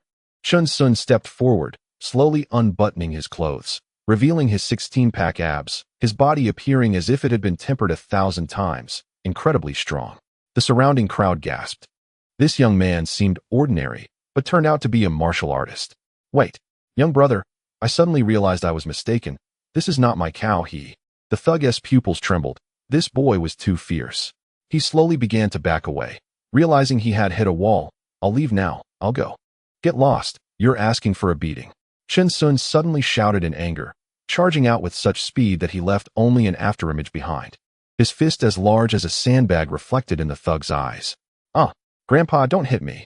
The street echoed with the thug's screams as he rolled on the ground, continuously begging for mercy, while the big black cow spat nearby, eventually pushing him away to another spot. The thug lay there, feeling as if he had lost all hope, his mouth and nose covered in blood, and a foul smell of saliva emanating from his entire body. This boy had 16-pack abs and a body like a fortress, even if he called for a few brothers. It wouldn't help. He could only take a beating and would have to avoid this person in the future. Well done. That thug deserved to be beaten. A day without learning is a day wasted. I've always found him unpleasant. The surrounding crowd cheered, recognizing the young man as a hero for doing what they dared not do. Chen Sun snorted coldly. If they dared to retaliate against him, he would not hold back. Moo, moo. The big black cow nudged Chen Sun, wanting to stay close to him for reassurance. "It's all right, old cow. I'm here," Chen Sun said, holding the big black cow's head with one hand, his gaze coldly watching the direction of the fleeing thug. He suddenly looked at Ning Si, making the latter feel a chill. This boy carried 3 axes and had 16-pack abs. Was he really here to learn medicine? "Please, Dr. Ning, accept me. Let us work as helpers at Ping Time Medical Clinic. My family's treasured big black cow can also help." Chen Sun bowed his head and cupped his hands, speaking with deep sincerity. "Moo, moo." The big black cow also requested Ning Si's acceptance. "Dr. Ning, please take him in. Such a righteous young man is rare to find." "Yes, Dr. Ning, this young brother is also pitiful, bringing his family cow to the city to make a living." The surrounding people also spoke in support of Chen Sun, who clearly looked like someone with a difficult background. "All right, I will take you in." Ning Si nodded in agreement. This young man did seem pitiful. If he were to wander outside, it wouldn't be good if he faced retaliation from that group of thugs. At least inside the clinic, no one would dare to touch him. "Thank you, Dr. Ning." Chen Sun was overjoyed and bowed to the surrounding people, thanking them for their support. "Let us go?" Ning Si smiled, putting his hands behind his back and leading them into the backyard of the clinic. Chapter 11. Chen Sun becomes a disciple. Medical arts are profound and intricate, and one must not be careless. It all starts with identifying medicinal materials. Ning Si gave him a book on medicinal materials, instructing Chen Sun to identify and memorize them according to what was in the backyard. Otherwise, Chen Sun wouldn't even be qualified to work as a helper in the clinic. However, he believed he had a sharp mind. So he began teaching the big black cow to identify the materials while reinforcing his own learning.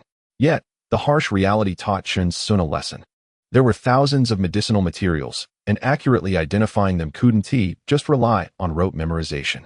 At night, candles were lit in the backyard, with one person and one cow studying late into the night. "Old cow, I didn't realize you weren't so bright either." Chen Sun laughed heartily, feeling a sense of balance. They were evenly matched. For Chen Sun, the most painful thing in the world wasn't failing to learn, but rather the old cow learning before he did. "Moo, moo." The big black cow was angry, its eyes wide open, nudging Chin Sun. As there were some obscure characters it didn't recognize and needed Chin Sun to interpret. However, it had already devised a plan to take advantage of Chin Sun's bathroom breaks to get ahead and suppress his arrogant demeanor. Time quietly flew by as they learned to identify medicinal materials, and another year passed. Chin Sun officially donned the uniform of a helper at Ping Tai Medical Clinic. He began to walk with a slight swagger, a confident smile on his face. In this year, he managed to recognize most of the medicinal materials. But Dr. Ning didn't praise him for being talented. He only said he was hardworking and could endure loneliness.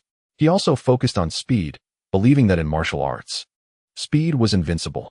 As long as he ran fast enough, disasters would always be a step behind.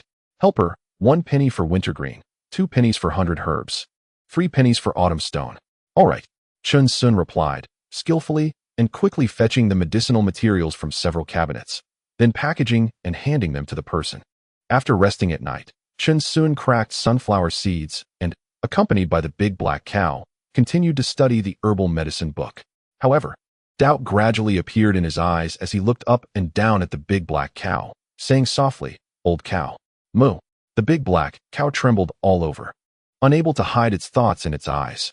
"Did you steal a lesson? I've been watching you for several days." Chin Sun raised an eyebrow. This cow had committed a serious offense.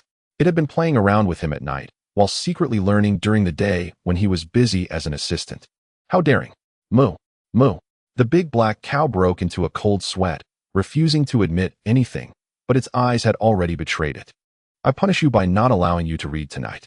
We'll only study together after you realize how despicable this behavior is." Moo moo. The big black cow became anxious and circled around Chin Sun, accidentally knocking him over. Chin Sun, helpless against it, could only appeal to its emotions and reason with it about the dangers of stealing lessons. "Do you understand? What if you make a mistake when I'm not around? You still can't recognize all the characters. This is herbal medicine. A slight error could cost lives." Moo moo. The big black cow nodded repeatedly, understanding that it would never steal lessons again. "All right, let's continue. Let me tell you about the effects of this herb." Chin Sun pointed at the book, and the big black cow leaned in, and the two of them began studying again, filled with enthusiasm. The following year, Chin Sun had memorized all the common herbs in the clinic. He and the big black cow tested each other every night, taking turns naming herbs. Dr. Ning still only commented that it was good, without much reaction. If there were no patients to attend to, Chin Sun would quietly approach the other doctors, eagerly watching them diagnose, learning whatever he could, as he had plenty of time. Upon returning to the courtyard at night, Dr. Ning gave Chin Sun a pharmacology book, which contained information on what diseases various herb combinations could treat and which herbs were incompatible. It was indeed profound. Chin Sun's eyes lit up as he exclaimed, "This opens up a new world for us, old cow. We're just getting started." Moo moo. The big black cow was already engrossed, its eyes wide with wonder. Chin Sun also added points to speed in his cultivation and continued studying. As spring turned to autumn, Chin Sun had changed into a senior assistant's uniform, and 5 years had passed swiftly. They had been at the Ping Tai Clinic for 7 years now, and Chin Sun had witnessed too much suffering, helplessness, and wailing. However, his optimistic attitude provided some spiritual comfort to the many common people who came here. The clinic's assistants changed every year, but everyone remembered this ever-smiling young man and the axe he carried at his waist, never leaving his side. In a large hall of the clinic, Ning Si sat solemnly, his gaze serious. If one could misjudge a person at first glance, then after 7 years, one would never misjudge. Chin Sun, dressed in formal attire, was paying respects to his master and then serving tea to Ning Si and his wife. "Master, mistress." Chin Sun bowed his head with respect in his eyes. "Chin Sun, what does it mean to be a doctor? To take the responsibility of treating and saving people. But virtue is even more important." Ning Si narrowed his eyes, looking at Chin Sun. "If you encountered a mountain bandit who had committed many evils and was now severely injured, seeking your help, what would you do?" Chin Sun was momentarily taken aback, then replied seriously, "Well, master, I will speak honestly. Since he is already injured, I would definitely notice him first. But I would not save him." Chin Sun paused, struggling for a moment. "I would pass by with a headscarf on to avoid future retaliation." Ning Si and his wife were both stunned. He had even thought through his escape route. "Not bad, not bad." Ning Si smiled as he sipped his tea. "A doctor should not harm others. Just stick to your principles. I only wanted to hear your honest words. This child is indeed impressive, with good character and excellent temperament. His wife chimed in with a smile. If Chin Sun had said he would save that person just to please us, we would have looked down on him for being insincere. Good, then you are officially accepted as my disciple. I have only taken 2 disciples in my life. You are the third. Ning Si's expression was serious. He had observed Chin Sun for a long time. Although you may not be the most gifted, I believe you will definitely become the most skilled physician.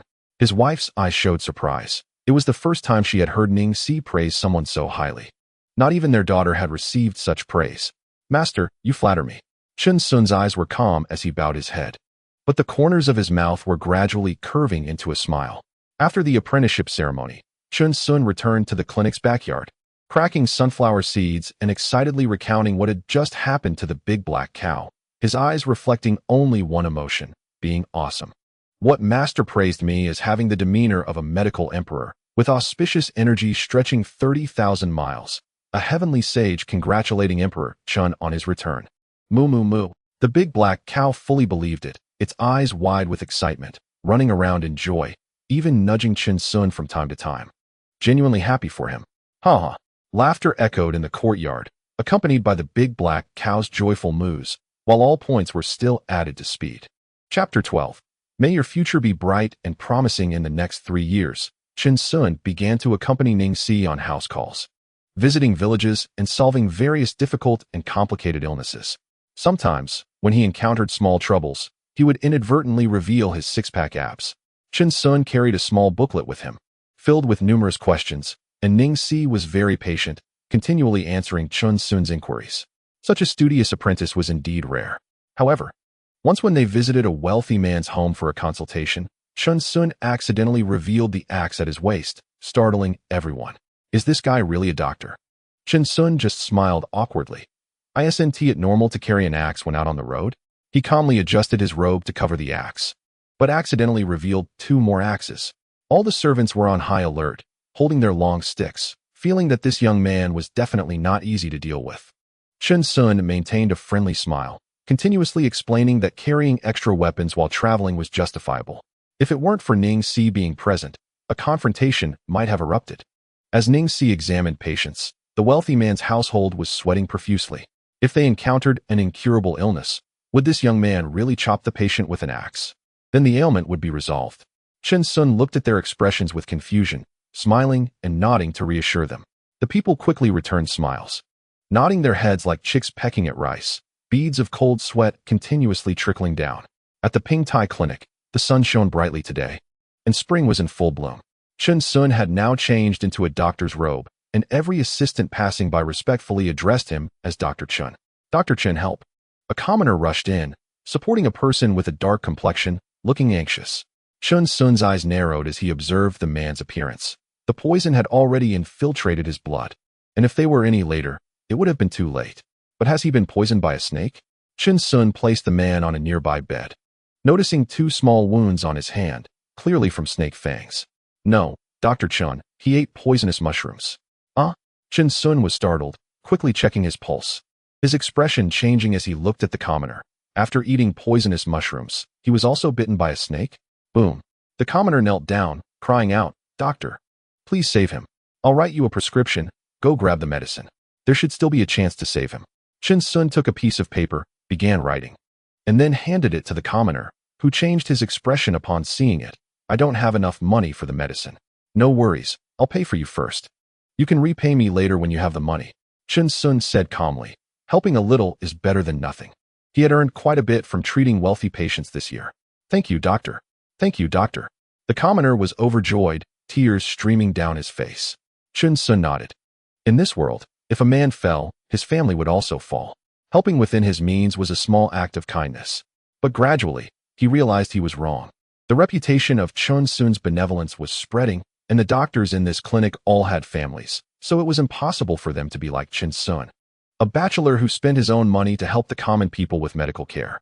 He had been completely elevated to a pedestal, and everywhere it was rumored that he was a miraculous doctor who treated patients for free, and that one could get medicine on credit from Dr. Chun. It was only a step away from presenting him with a banner. Countless impoverished people flocked to him, and Chin Sun gradually found himself short on funds. but he would not trouble others or morally compel the clinic staff to do the same good deeds as he did.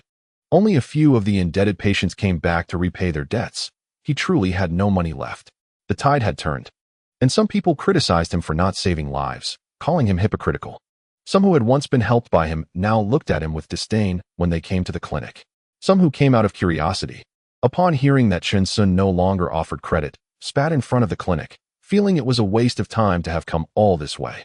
Good deeds do not leave the door, but bad deeds travel 1,000 miles. Everyone said that the Ping Tai Clinic had produced a doctor of questionable character, always carrying 3 axes, clearly not a good person. In the back courtyard of the Ping Tai Clinic, Chen Sun no longer dared to see patients in the front hall. Goodness, the clown turned out to be me. Chen Sun laughed heartily, though the laugh was somewhat desolate, as even the way the staff and doctors looked at him had changed. You like to pretend, didn't you? Are you still pretending now? Many people in the clinic were secretly mocking him. At that time, Chen Sun had stolen quite a bit of their limelight. Moo moo.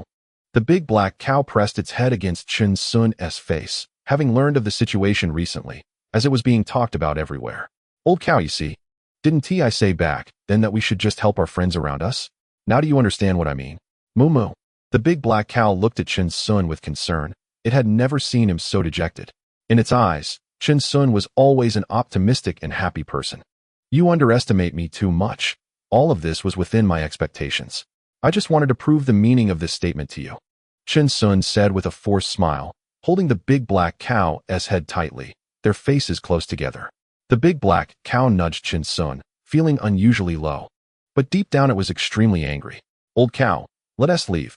This place isn't suitable for us. I'll go say goodbye to Master Ning. Chen Sun patted the big black cow. His presence here was severely affecting the clinic's business, and he didn't want to delay anyone. Moo. The big black cow leaped up. It also didn't want to stay here and hurried to pack their pots and pans.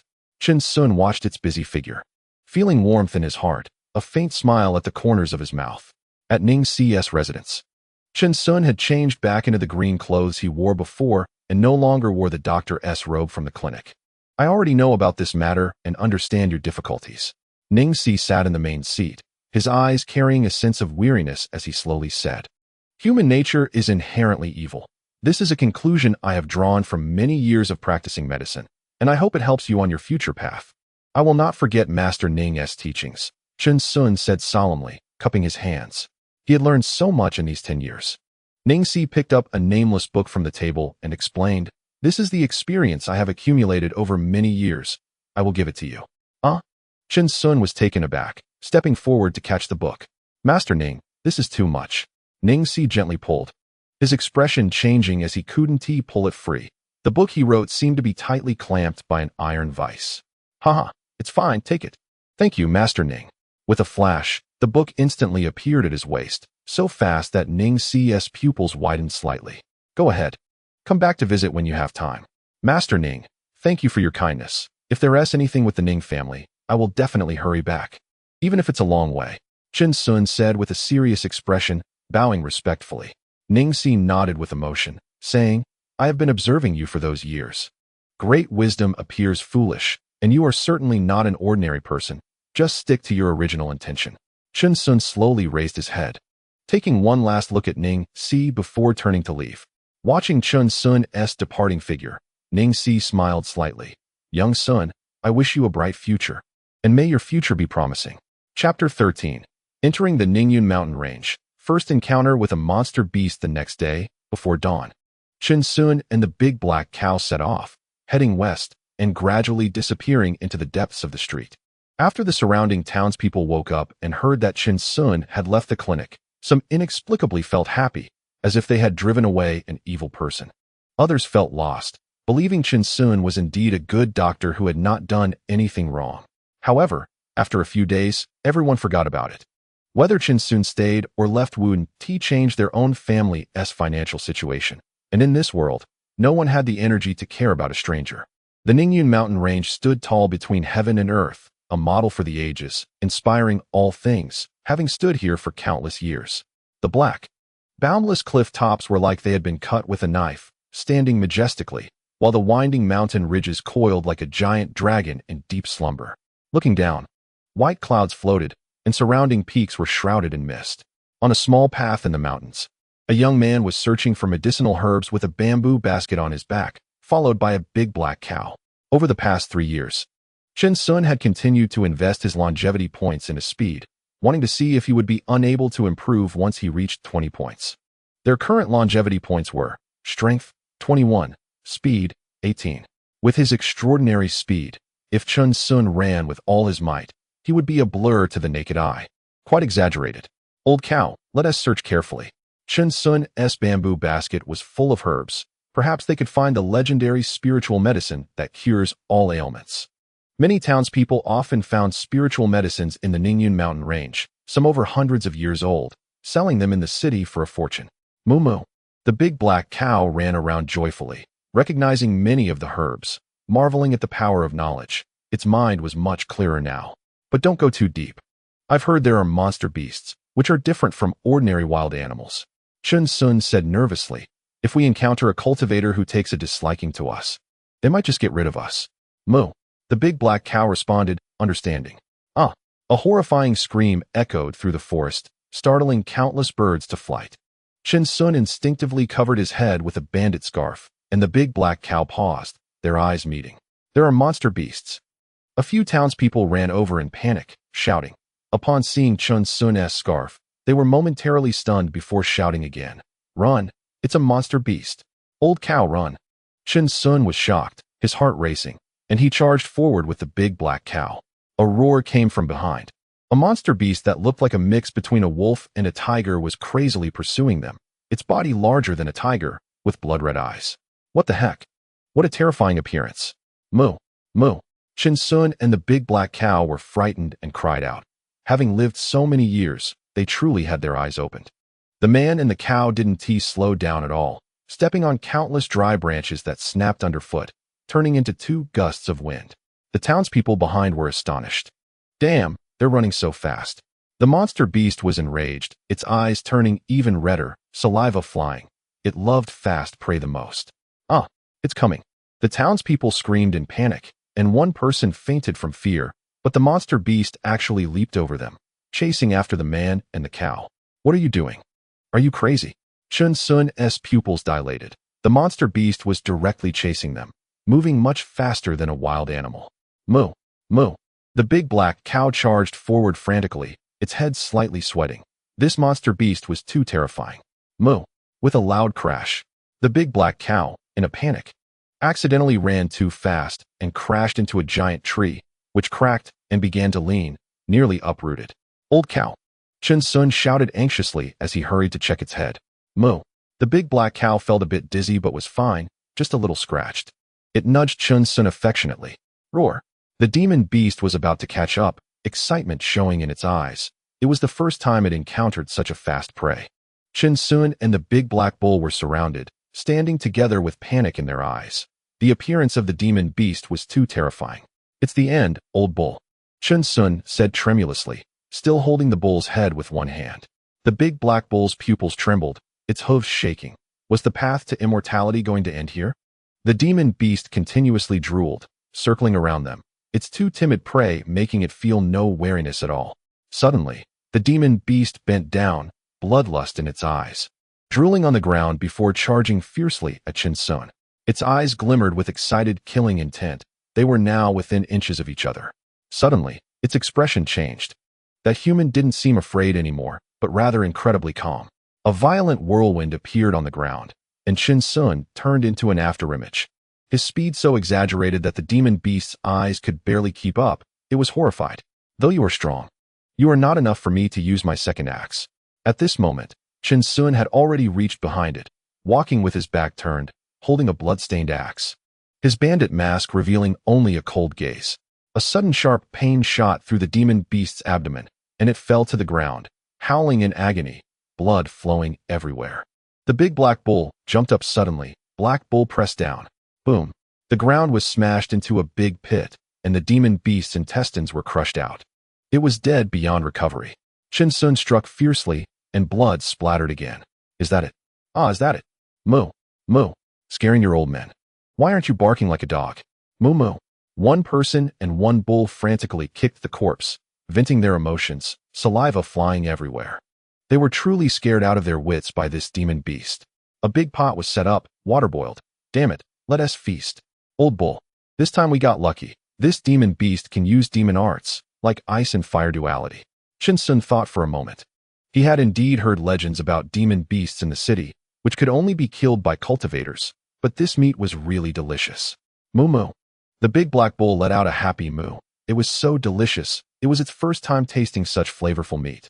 After one person and one bull finished eating, they quickly buried the traces, packed the leftover meat, and even filled the pit. Chen Sun was extremely meticulous this time, carefully arranging the crime scene. The demon beast's ashes scattered everywhere, making it look like nothing had happened. They ran far away, finding a patch of jungle where wild beasts were scarce. Old bull. Even a cunning rabbit has 3 burrows. We can't be weaker than a rabbit. Let's dig. Moo. Having great strength was good. Chen Sun was skilled in various outdoor digging techniques, such as laying a foundation and digging clay. He absolutely would not sleep on the ground.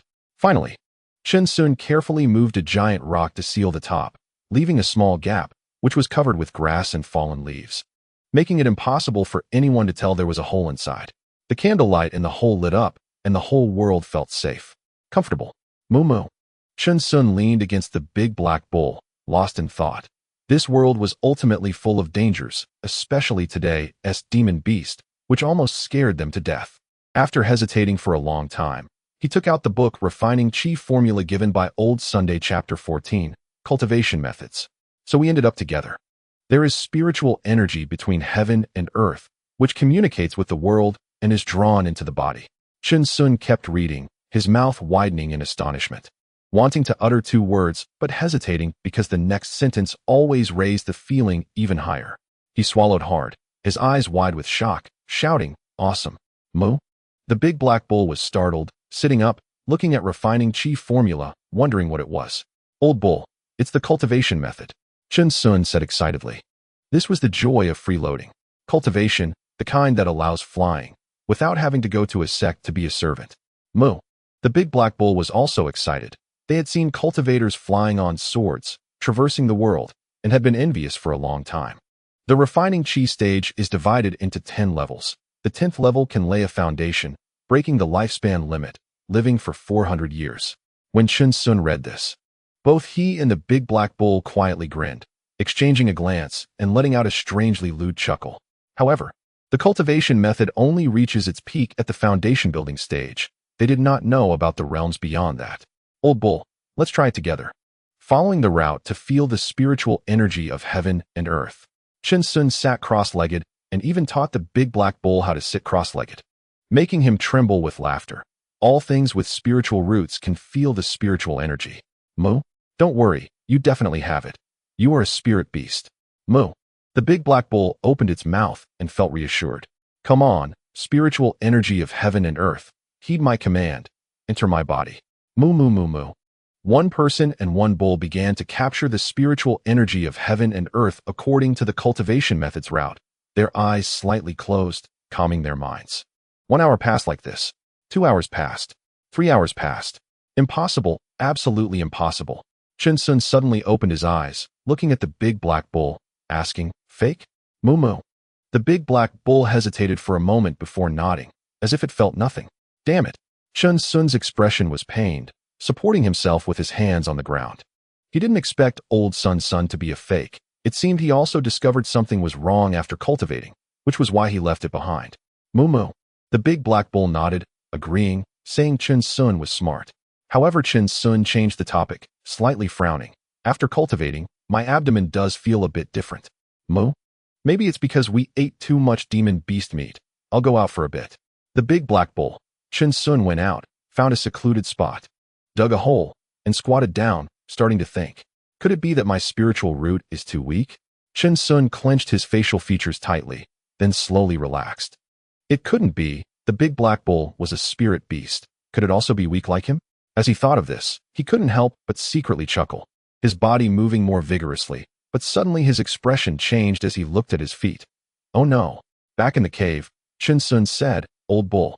Actually, there's another possibility. Our spiritual roots are too weak. The big black bull did not respond, but its nose kept sniffing. Why did Chen Sun have a bad smell on him? Old bull. Chin Sun furrowed his brows, wondering what it meant. The big black bull's nose was almost touching the ground under Chin Sun's feet, with strength that can move mountains and cover the world. Moo. The big black bull was directly lifted by Chin Sun, who angrily said, "Old bull, I'm talking to you." Moo moo. The big black bull became obedient. Lying against the earthen wall, far away from Chin Sun, its eyes showing a strange, mocking expression. Let us stick to practicing for an hour every day. If it doesn't work, then forget it. Moo. The big black bull nodded, looking at Chin Sun, who was walking over. It quickly changed position. But how could Chin Sun let it go? The big black bull was almost in tears. They forcibly leaned against each other to sleep for a night. And the next day, the sound of birds chirping reached the cave, with a ray of sunlight shining down. Let us go, old bull, to gather herbs. Chin Sun slowly opened his eyes, stretched lazily, still sleepy, and then applied some medicine on its head. Moo. The big black bull also woke up, its head still aching a bit. Time flew by, and they had been in the Ningyun mountain range for 3 years. But they had not encountered any more dangers like demon beasts coming down the mountain. However, they saw countless bones of the common people, sometimes with nothing to do. Chin Sun and the big black bull returned to their old profession. The mournful sounds of Swona and bells echoed through the mountains, leading their souls back home. At this time, Chin Sun was dressed in animal skins, carrying a bamboo basket, holding a mountain axe, with 2 more axes tied around his waist, and lines drawn on his face. With a bow and arrows on his back, he looked just like a wild man. The big black bull's horns had finally regrown this year. It too wore animal skins, with several lines painted on its head. If one did not look closely, they would not recognize it as a big black bull. A wild boar was frantically fleeing, its eyes wide with fear. It remembered that a few days ago, its father had been hacked to death by a wild man, and its mother had been gored to death by a wild bull. Gurgle, whimper. The wild boar suddenly stopped, trembling and making strange sounds, looking around and seeing the wild man and the wild bull in front and behind it. Hee. Chin Sun grinned, revealing a bloodthirsty smile, blocking its way forward. Moo. The big black bull sealed off its retreat. Little pig, become a part of our bodies, and we will help you grow stronger together. He cackled. Chin Sun flashed a perverse smile and, in a blink, appeared above the wild boar's head. The big black bull charged forward instantly, working in perfect harmony. Whimper. A flash of blood light passed, and the wild boar fell powerless, its entire family neatly dealt with by Chin Sun and the big black bull. Let's go, old bull. Moo. Chin Sun hoisted the wild boar's corpse, while the big black bull dug a pit to bury the bloodstains, heading towards their burrow. Old bull. I didn't expect that the method really worked. Chin Sun was eating wild boar meat, his mouth full of grease. My hearing has improved. This cultivation is indeed different from us mortals. Moo moo moo. The big black bull nodded repeatedly, splashing broth everywhere. In the stillness of the night, it could see things more clearly than before. This felt completely different from the longevity points, which seemed to strengthen the physical body, while cultivation was like an elevation of the senses, a progression of life. However, our speed seems to have hit a snag. Chin Sun shook his head slightly, stubbornly raising the speed longevity points to 21, not sparing the big black bull either. But just like with strength, it seemed to have encountered a bottleneck, unable to further enhance the physical capabilities, which was quite strange. Moo moo. The big black bull was also puzzled. Could it be that they could only achieve longevity in the mortal realm? After all, none of the current common folk could challenge them. How about we try magic next year? Chin Sun said uncertainly. He understood it as mana, but they didn't have any skills. Moo. The big black bull shook its head, nudging Chin Sun. Essence of all things. Moo. The big black bull nodded vigorously, eager to try this, as its bull charge was already quite formidable. All right, we'll do as you say. Chin Sun smiled, patting the big black bull with his greasy hand, but the big black bull didn't notice. Chapter 15. With one step. 10 years of merit are gone in the following year. They continued to gather herbs in the mountains, identify medicinal materials, study medicine daily, and practice the qi refining technique, filling Chin Sun with constant admiration for being alive. He had once fantasized about what immortality would be like, envisioning it as sitting back and watching the world change. History evolve, surrounded by countless tombstones, leaving only a solitary figure in the mortal realm. But now, Chin Sun would say to hell with that depth. The joy of being an immortal wild man was something mere mortals could not understand. In a cave, Chin Sun and the big black bull had moved again. Heavy rains lashed the mountain range, washing away their several earthen burrows. But the pots and pans were firmly protected by the big black bull, so it wasn't too bad. Old bull, haha. Chin Sun was drenched, laughing heartily, not caring about losing their home. He patted the big black bull hard. You really are something. I've been watching you since I was little. Moo moo moo. The big black bull happily jumped a few times, while Chin Sun was clearing the cave entrance. All their possessions had been saved by it. Let's try this out and see what this essence of all things really is. Chin Sun grinned, starting a fire and looking at the pouring rain outside the cave, feeling quite pleased. The sound of rain was truly pleasant. Moo, the big black bull responded, also starting to help and occasionally running out to get wet, then shaking the rainwater onto Chin Sun.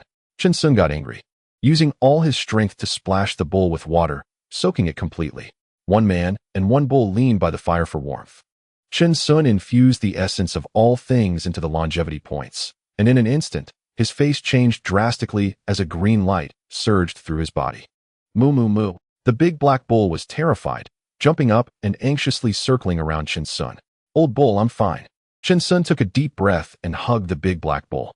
It's the essence of all things. Moo. The big black bull called softly, scared out of its wits. If something happened to Chin Sun, it didn't want to live either. Let me try. Chin Sun's expression turned serious as he spread out his palm, a green light flickering, gradually condensing into a drop of green liquid in his palm, shining like a gem. He felt weak all over, breaking out in a cold sweat as if he had run 800 miles, exclaiming, "This thing isn't draining my essence, is it? Moo? Old bull, you try. Moo." After a while, a drop of green liquid also formed on the bull's hoof, and both man and bull collapsed on the ground, gasping for breath. The big black bull finally understood what Chin Sun meant. It seemed to see a few little heifers giggling. It's a trap. Chin Sun trembled, realizing that a man with 16 abs, praised by neighbors for his endurance, was nearly done for. Moo. The big black bull's eyes were vacant, feeling hopeless. It thought it was unbeatable among the bulls, yet it had been defeated in just one round. An hour later, they finally recovered completely. Chin Sun's eyes flashed with fear. If they had encountered any wild beasts just now, they would have been in danger. Old bull, we can't use this essence of all things recklessly. At least we should use it separately. Chin Sun felt his body and didn't sense any lack, but being a doctor, he said, tomorrow I'll brew some medicinal soup to replenish my body. We mustn't be careless. Moo moo. The big black bull nodded happily, glad to have learned medicine. What's the use? It's like a green gem. Chin Sun frowned at the drop of green liquid in his palm. It was indeed very peculiar and didn't dissipate like a droplet of water. He picked up a mountain axe and placed the green liquid on it, but there was no reaction. He then placed it on pots and pans, still no reaction. He even took a stone and placed the green liquid on it, with no response. Finally, in desperation, he placed it on a bandana of a bandit, and still, no reaction. Moo! The big black bull exclaimed, startling Chin Sun, who looked at the big black bull's position. It suddenly crouched down, observing a wild grass, examining its patterns. Incredible! Chin Sun exclaimed in shock, looking at the big black bull and placing the green liquid on the wild grass, which instantly merged with it, showing obvious changes. Moo! Old bull, what a groundbreaking discovery. This green liquid can actually accelerate growth. Chin Sun exclaimed, spitting out a mouthful of soil as he spoke. But we need to observe more. If this is true, we will soar. Moo moo moo. The big black bull grinned widely, carefully protecting the wild grass. Chin Sun spread out his palm, deciding to go all out, his features contorting as he shouted, I am a pharmacist. What if you drain me dry? The big black bull fell silent, as still as death. Only the sound of the rain pattering outside the cave could be heard. Chin Sun was stuck, his palm showing no reaction, unable to condense the green liquid anymore. He cleared his throat. Old bull, you try? Moo. The big black bull opened its hoof, seemingly exerting all its strength, but it also showed no reaction. It's fine. We'll take our time. We have plenty of time. Moo moo. Time flows like a reverse journey, pushing people forward constantly. Another year passed quickly, and the legends of wild men gradually spread around the outskirts of the Ningyun mountain range, terrifying everyone. This wild man often appeared in the deep mountains and forests, accompanied by a wild bull that exclusively fed on human bones. Many common folks' bones had been collected by them. At night, eerie Swona sounds echoed through the mountains, accompanied by strange bell sounds, like a soul-collecting messenger. If one encountered this wild man, They should either not attempt to kill him or find a pit to bury themselves. Countless common people were drenched in sweat upon hearing this. They dared not enter the depths of Ningyun Mountain, and now there was even a wild man on the outskirts. Was there any hope for survival? Nowadays, people entering the mountains were in groups, armed with weapons, on guard against sudden wild man attacks. If they managed to kill him, they could even claim a reward from the authorities, and many bounty hunters silently joined in. At the foot of a mountain peak, Chen Sun was picking up human bones with a big black cow. Old cow, even though we don't know them, we still have rules in our line of work, right? Chen Sun picked up another human bone from a pile of grass and said, "Let us set up a grave for them. It counts as accumulating merit. In these times, who has it easy? Moo moo." The big black cow nodded continuously. They had accumulated quite a bit of merit, just as Old Sun said. Heaven would protect them. Look, with that step you just took, 10 years of merit is gone. Moo moo moo. The big black cow suddenly raised its leg and cried out, having accidentally stepped on a bone, looking pleadingly at Chen Sun. "How about this? Today I'll eat meat, and you'll drink soup. The Buddha will forgive you." Moo. The big black cow hesitated, but for the sake of merit, it nodded. Missing one meal wouldn't he kill it? They found a nearby pit, buried the dry bones, and began their rituals. The big black cow worked hard, the bell jingling, as it wanted to make up for stepping on the human bone earlier. Throughout the year, they finally understood the role of the essence of all things. But they could only condense 1 drop per day. At a count of 1, it could accelerate the growth of plants by a month.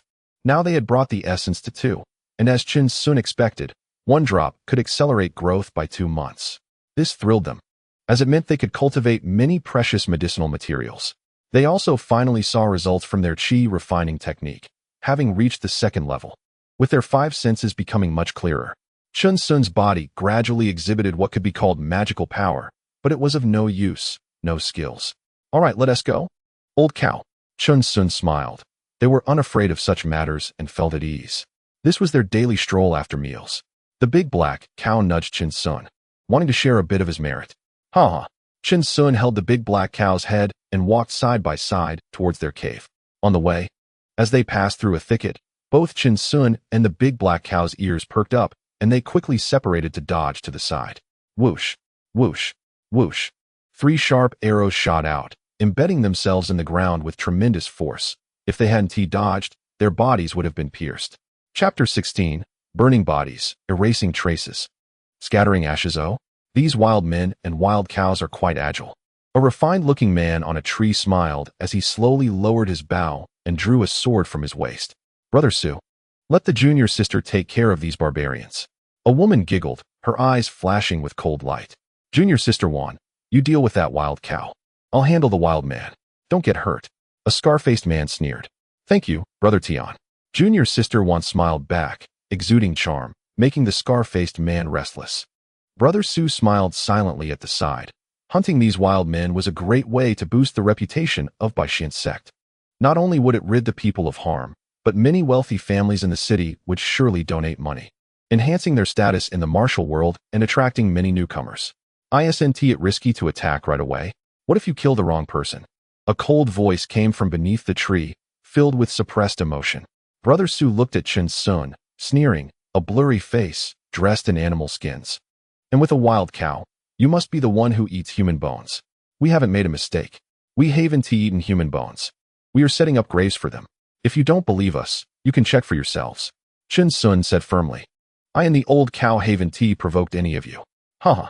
The 3 laughed as if they had heard the funniest joke in the world. Brother Su shook his head, sighing, as expected of a wild man. "Do you think you get to decide the narrative now? I can confront you directly. But I'll say it again, we haven't provoked any of you." Chen Sun's eyes swept coldly over the 3 in the tree. It was a misunderstanding on their part. "Wild man, I think you're the one who misunderstood. The truth no longer matters."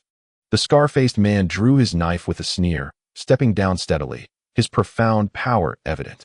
"You must die for the peace of the common people. Only then can Baishian sect progress."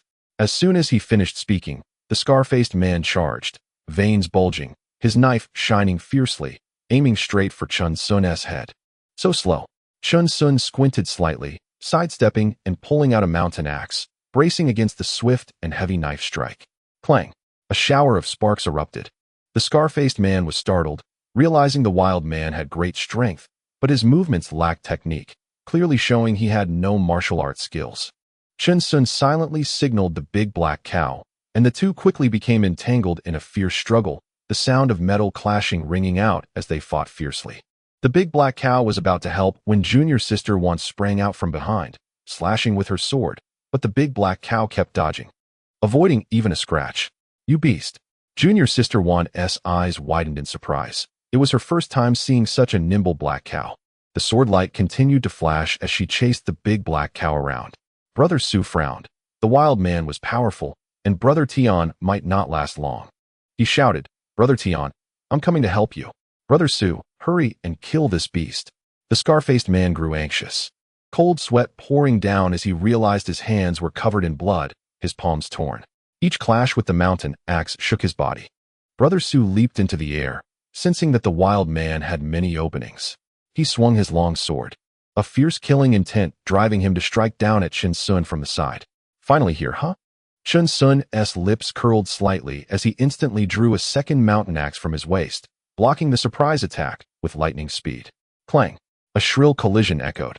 Brother Su was stunned to find the wild man wielding double axes, and Chen Sun suddenly accelerated, vanishing from his original spot. "Brother Tian, be careful." Brother Su was alarmed. The wild man hadn't even used his full strength. But the warning came too late. Two axe lights flashed, blood splattered, and the scar-faced man's head flew up, his body collapsing to the ground. The afterimage of the attack didn't stop, leaving Brother Su dumbfounded, his eyes darting as he gripped his sword tightly. Boom! Chen Sun's foot stomped down, leaping from the side, and brought both axes down heavily. Brother Su reacted quickly, raising his sword to block the attack. But he underestimated the overwhelming power. "Ah!" Brother Su screamed in rage as his sword cracked, his hands and body making sounds of breaking bones. His sword was cleaved in two, and both axes continued their momentum, burying deep into Brother Su's body, causing a torrent of bright red blood to burst forth. "You!" Brother Su's eyes filled with resentment. He couldn't believe he would die like this. "I still haven't mastered lightness skill. If you get away, it would be a shame." Chen Sun snorted coldly as he slowly withdrew the axes from his body. "Once you harbor intentions to kill, the outcome is already determined. Otherwise, I wouldn't waste my breath on you." Brother Su collapsed, disbelief still in his eyes. Junior Sister Wan let out a scream, and seeing Chen Sun take action, the big black cow also charged in, kicking her into a state of disability. The black cow's charge was fatal. "Old cow, let us get to work." Moo!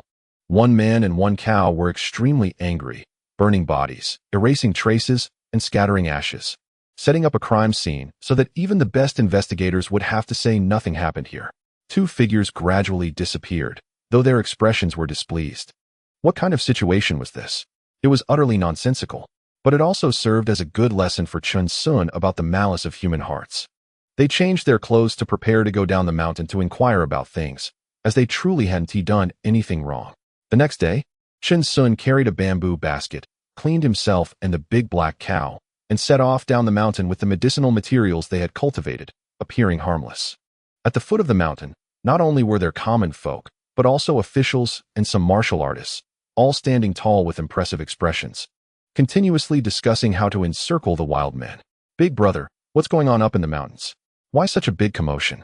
Chen Sun led the big black cow over, and the surrounding people only glanced at him a couple of times before looking elsewhere. He was just a coward. "Little brother, don't you know? Wild men have appeared in the mountains." A middle-aged man exclaimed, "I heard they've killed people and even eaten bones. You mustn't go up the mountain." "Huh?" Chen Sun was startled. "Is it talking about me?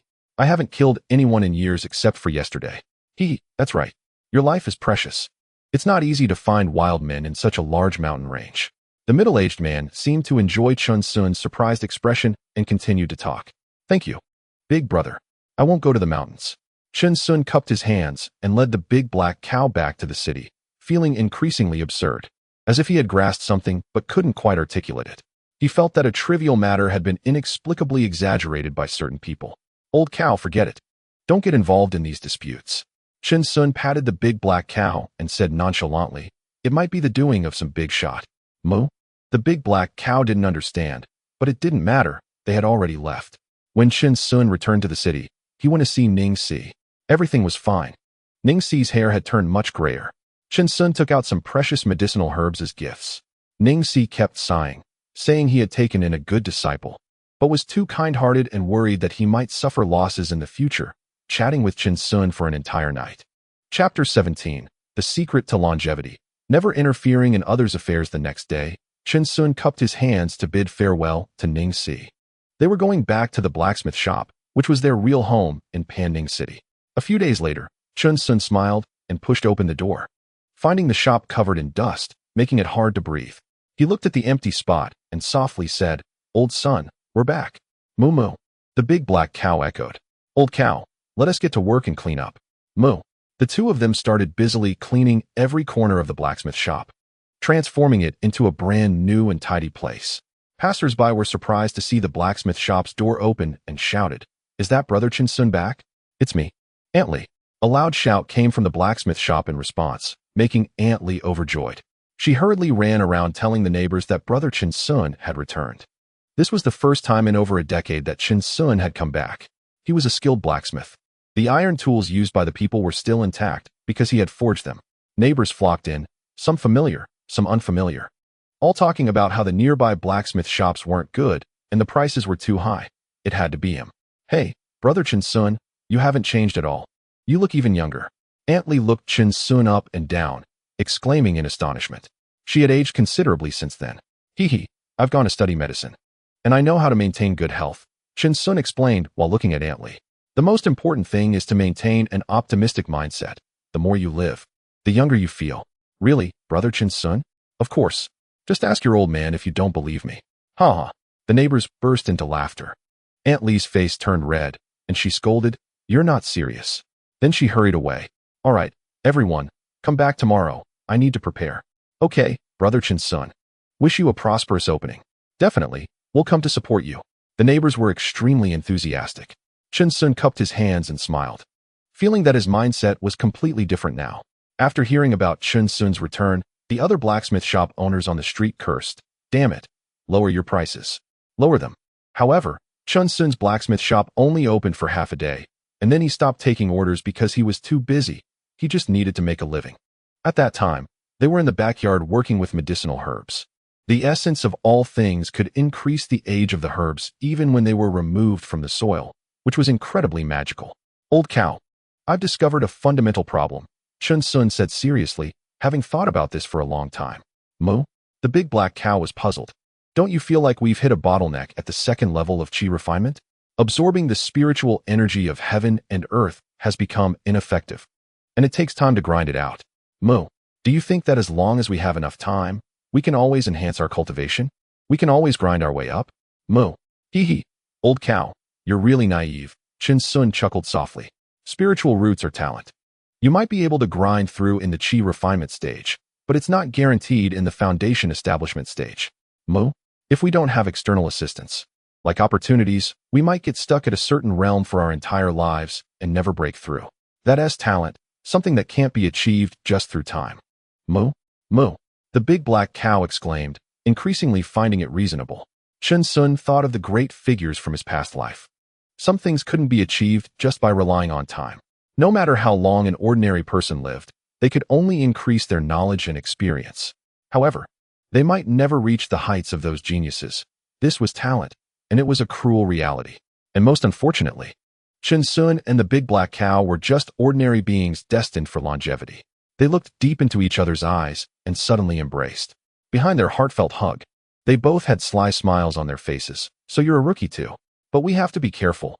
Look, we did nothing in the mountains, yet we still offended people," Chen Sun said solemnly. "This matter is full of doubts. The situation is not right. Don't be curious, just like we are now. Staying out of it."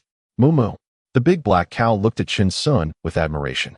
When they were still in the village, the villagers asked Old Lee about the secret to longevity, and he said, "I never interfere in others' affairs." At that time, it hadn't understood, but now it had experienced it firsthand. The big black cow was excited. It was all experience. "Following you, Brother Sun, won't I be properly arranged?"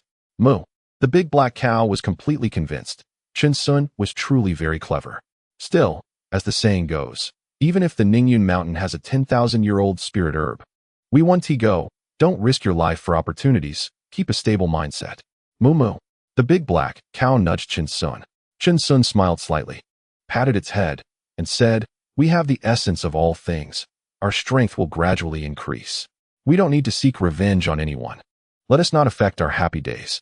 The big black cow nodded seriously. It indeed felt a bit anxious after cultivating the chi refinement method. Old cow, don't get the main and the secondary mixed up.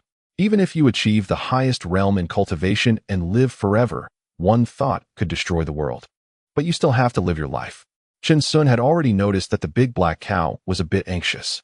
The process we experience is the most important, not that nonsensical realm. At worst, if we have bad luck and die, who is afraid of whom? Moo moo moo moo. The big black cow nodded its head like a little chick pecking at rice, enlightened.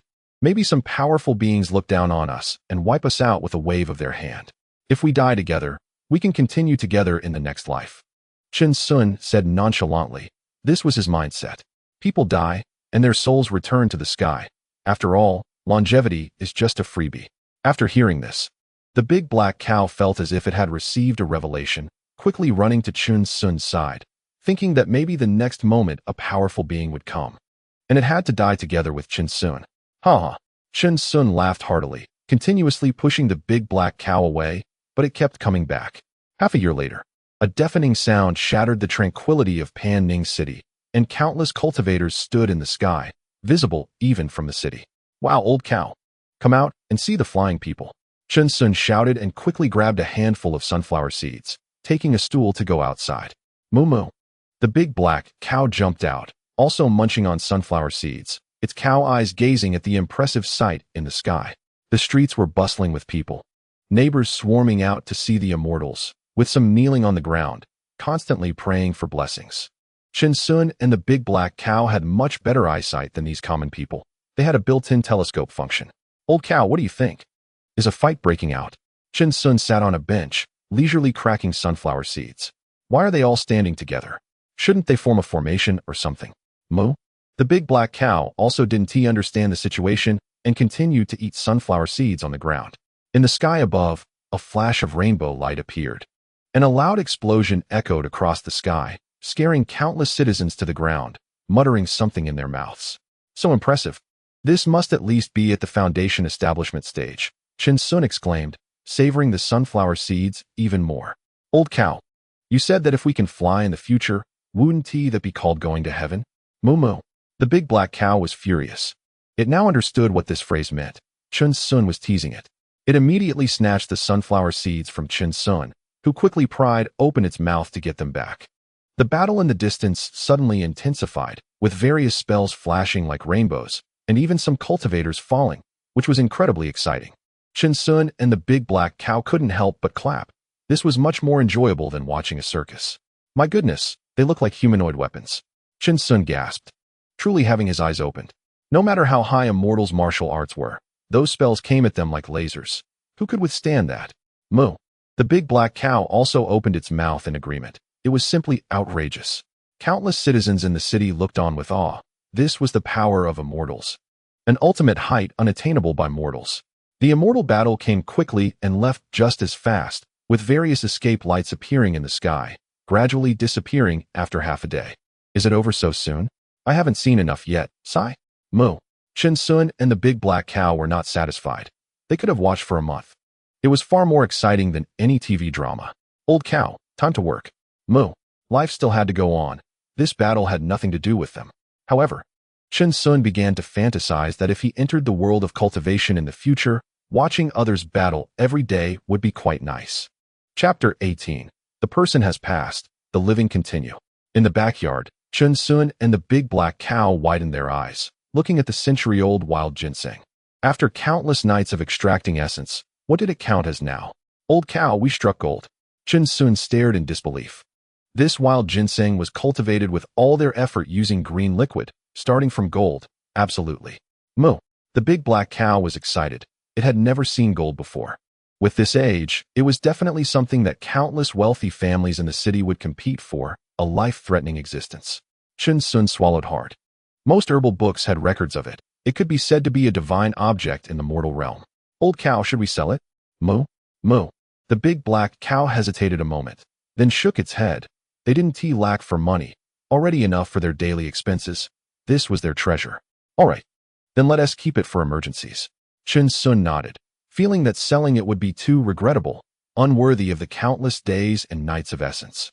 Old cow, let us cultivate some other herbs. A few decades will suffice. Otherwise, it's too eye-catching, and one day it will cause trouble. Moo. The big black cow nodded seriously. Chen Sun had told it many stories about the dangers of having something precious. They had been in the Ningyun Mountains for years, only gathering some herbs. Never encountering the legendary spirit herbs. Who could have such good luck in a lifetime?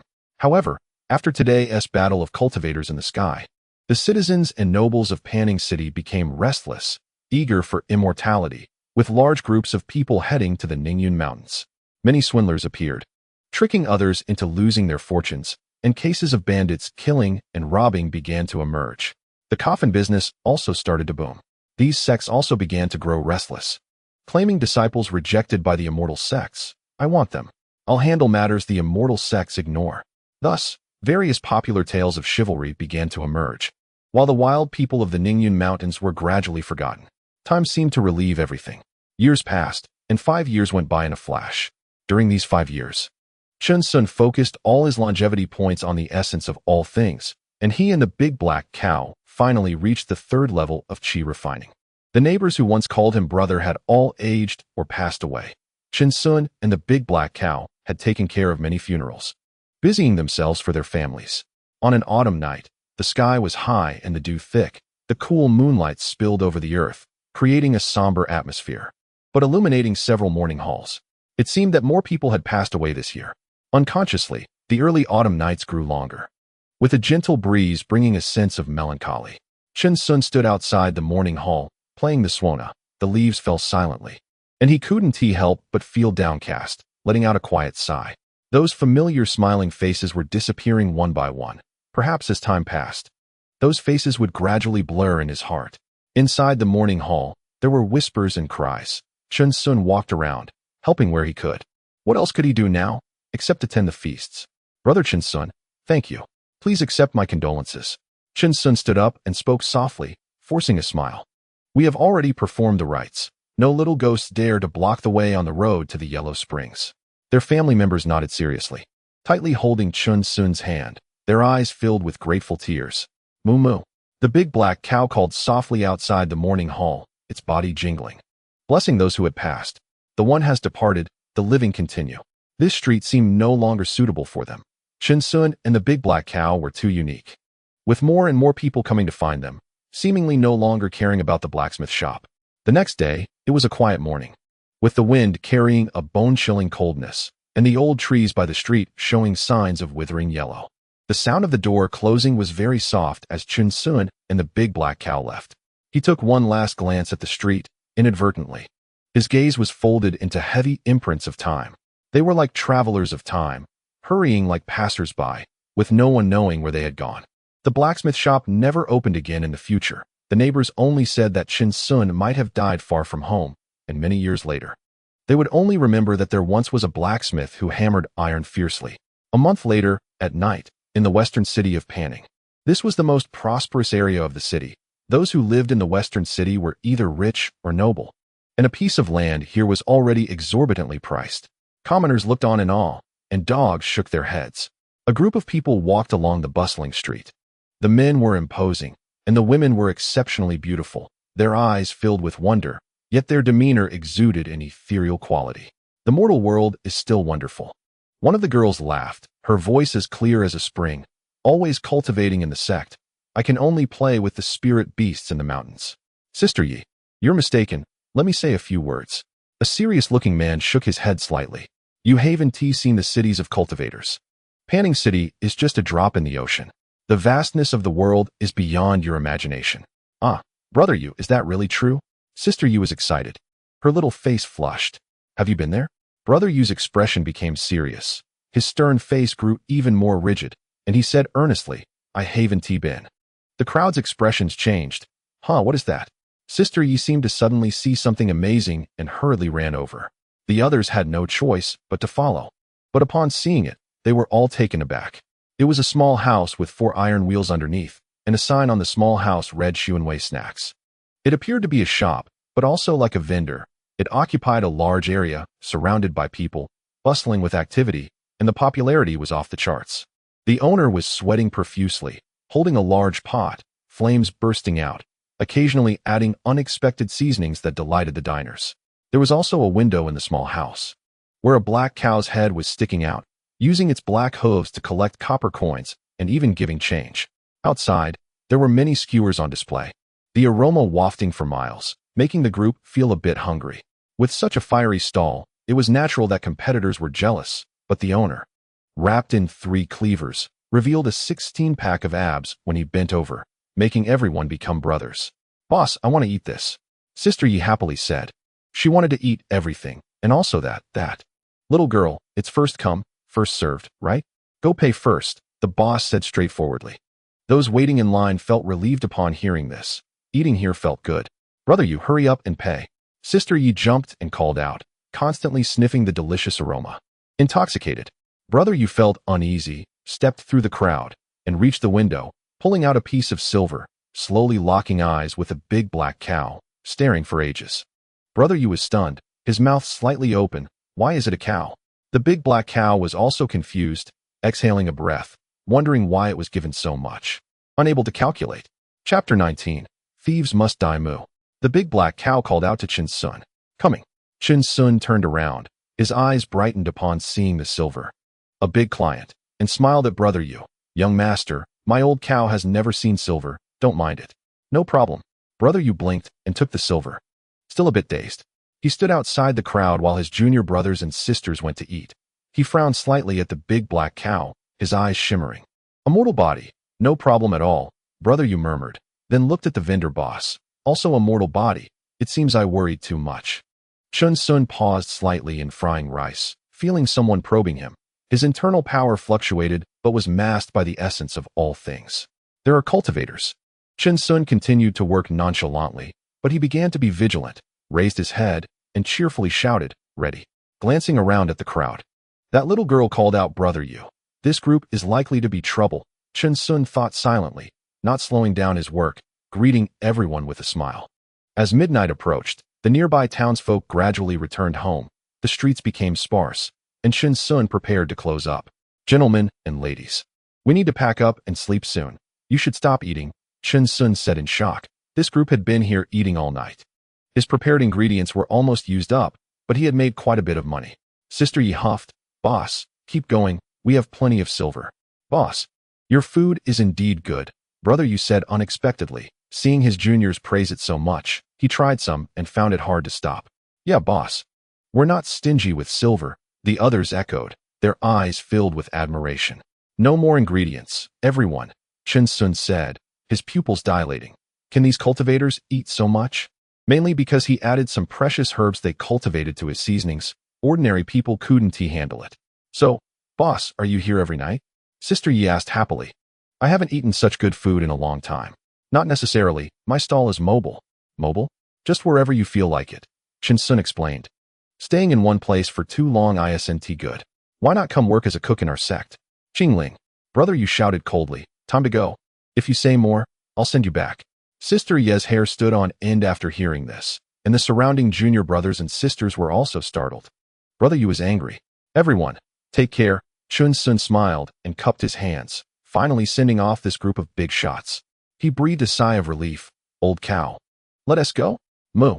The big black cow ran out of the small house, and they began to push together, effortlessly, finding a patch of empty grass to stop. "Old cow, how much did we earn today?" Chen Sun wiped his sweat and grinned. "Thanks for your hard work."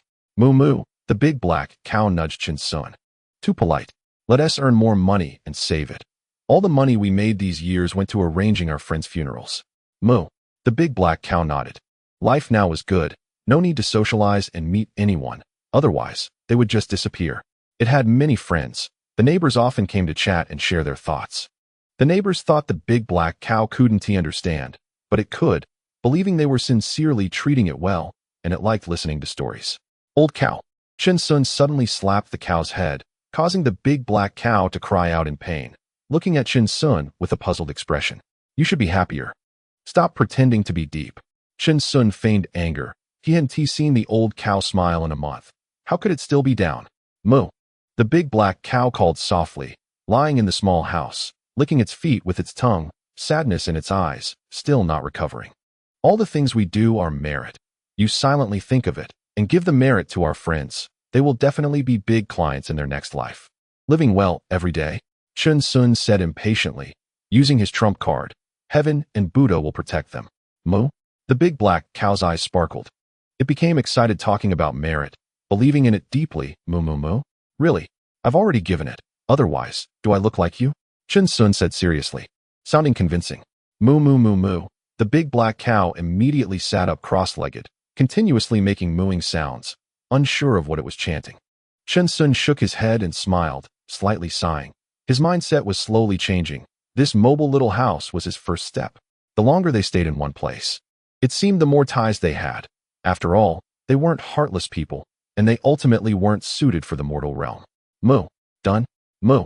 The big black cow leaned closer to Chun Sun, grinning. It had given all the merit to its friends and was about to start accumulating again. Ha ha. Chun Sun patted the big black cow with emotion, leaning against each other and gradually falling asleep. In the days that followed, they settled in Panning City, wandering around, checking things out, selling snacks at night, and sourcing goods together during the day, buying whatever they liked. A year later, Chun Sun's mobile little house had indeed gained quite a reputation in Panning City. Many people came seeking it out, all giving thumbs up. Delicious. Finally, on a sunny morning, while they were out sourcing, the mobile little house was stolen. At this moment, Chun Sun was carrying 2 bags of meat. Looking at the empty grassland, the 2 bags of meat slowly fell from his shoulders, crashing to the ground, also crashing into their hearts. Where's our house? Moo moo? Moo. The big black cow cried out anxiously, running around the grassland, unable to see where their house was. 1 person and 1 cow knelt on the grass, their eyes hollow, feeling hopeless.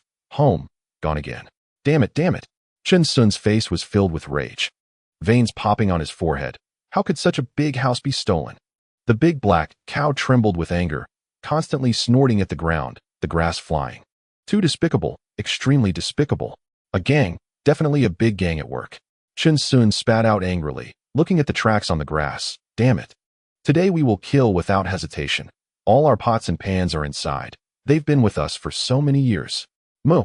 The big black cow stood up, its muscles bulging, looking in the direction of the cart wheels. It couldn't have moved very quickly, even they needed to use a lot of effort. Chun Sun pulled out the long-lost bandit mask from his clothes, unbuttoned his clothes to reveal 16-pack abs, and slowly drew out 2 mountain axes from his waist. The big black cow silently stood beside him. Their gazes were all directed toward one direction. Chun Sun's chest heaved. Old cow. Chase. Moo.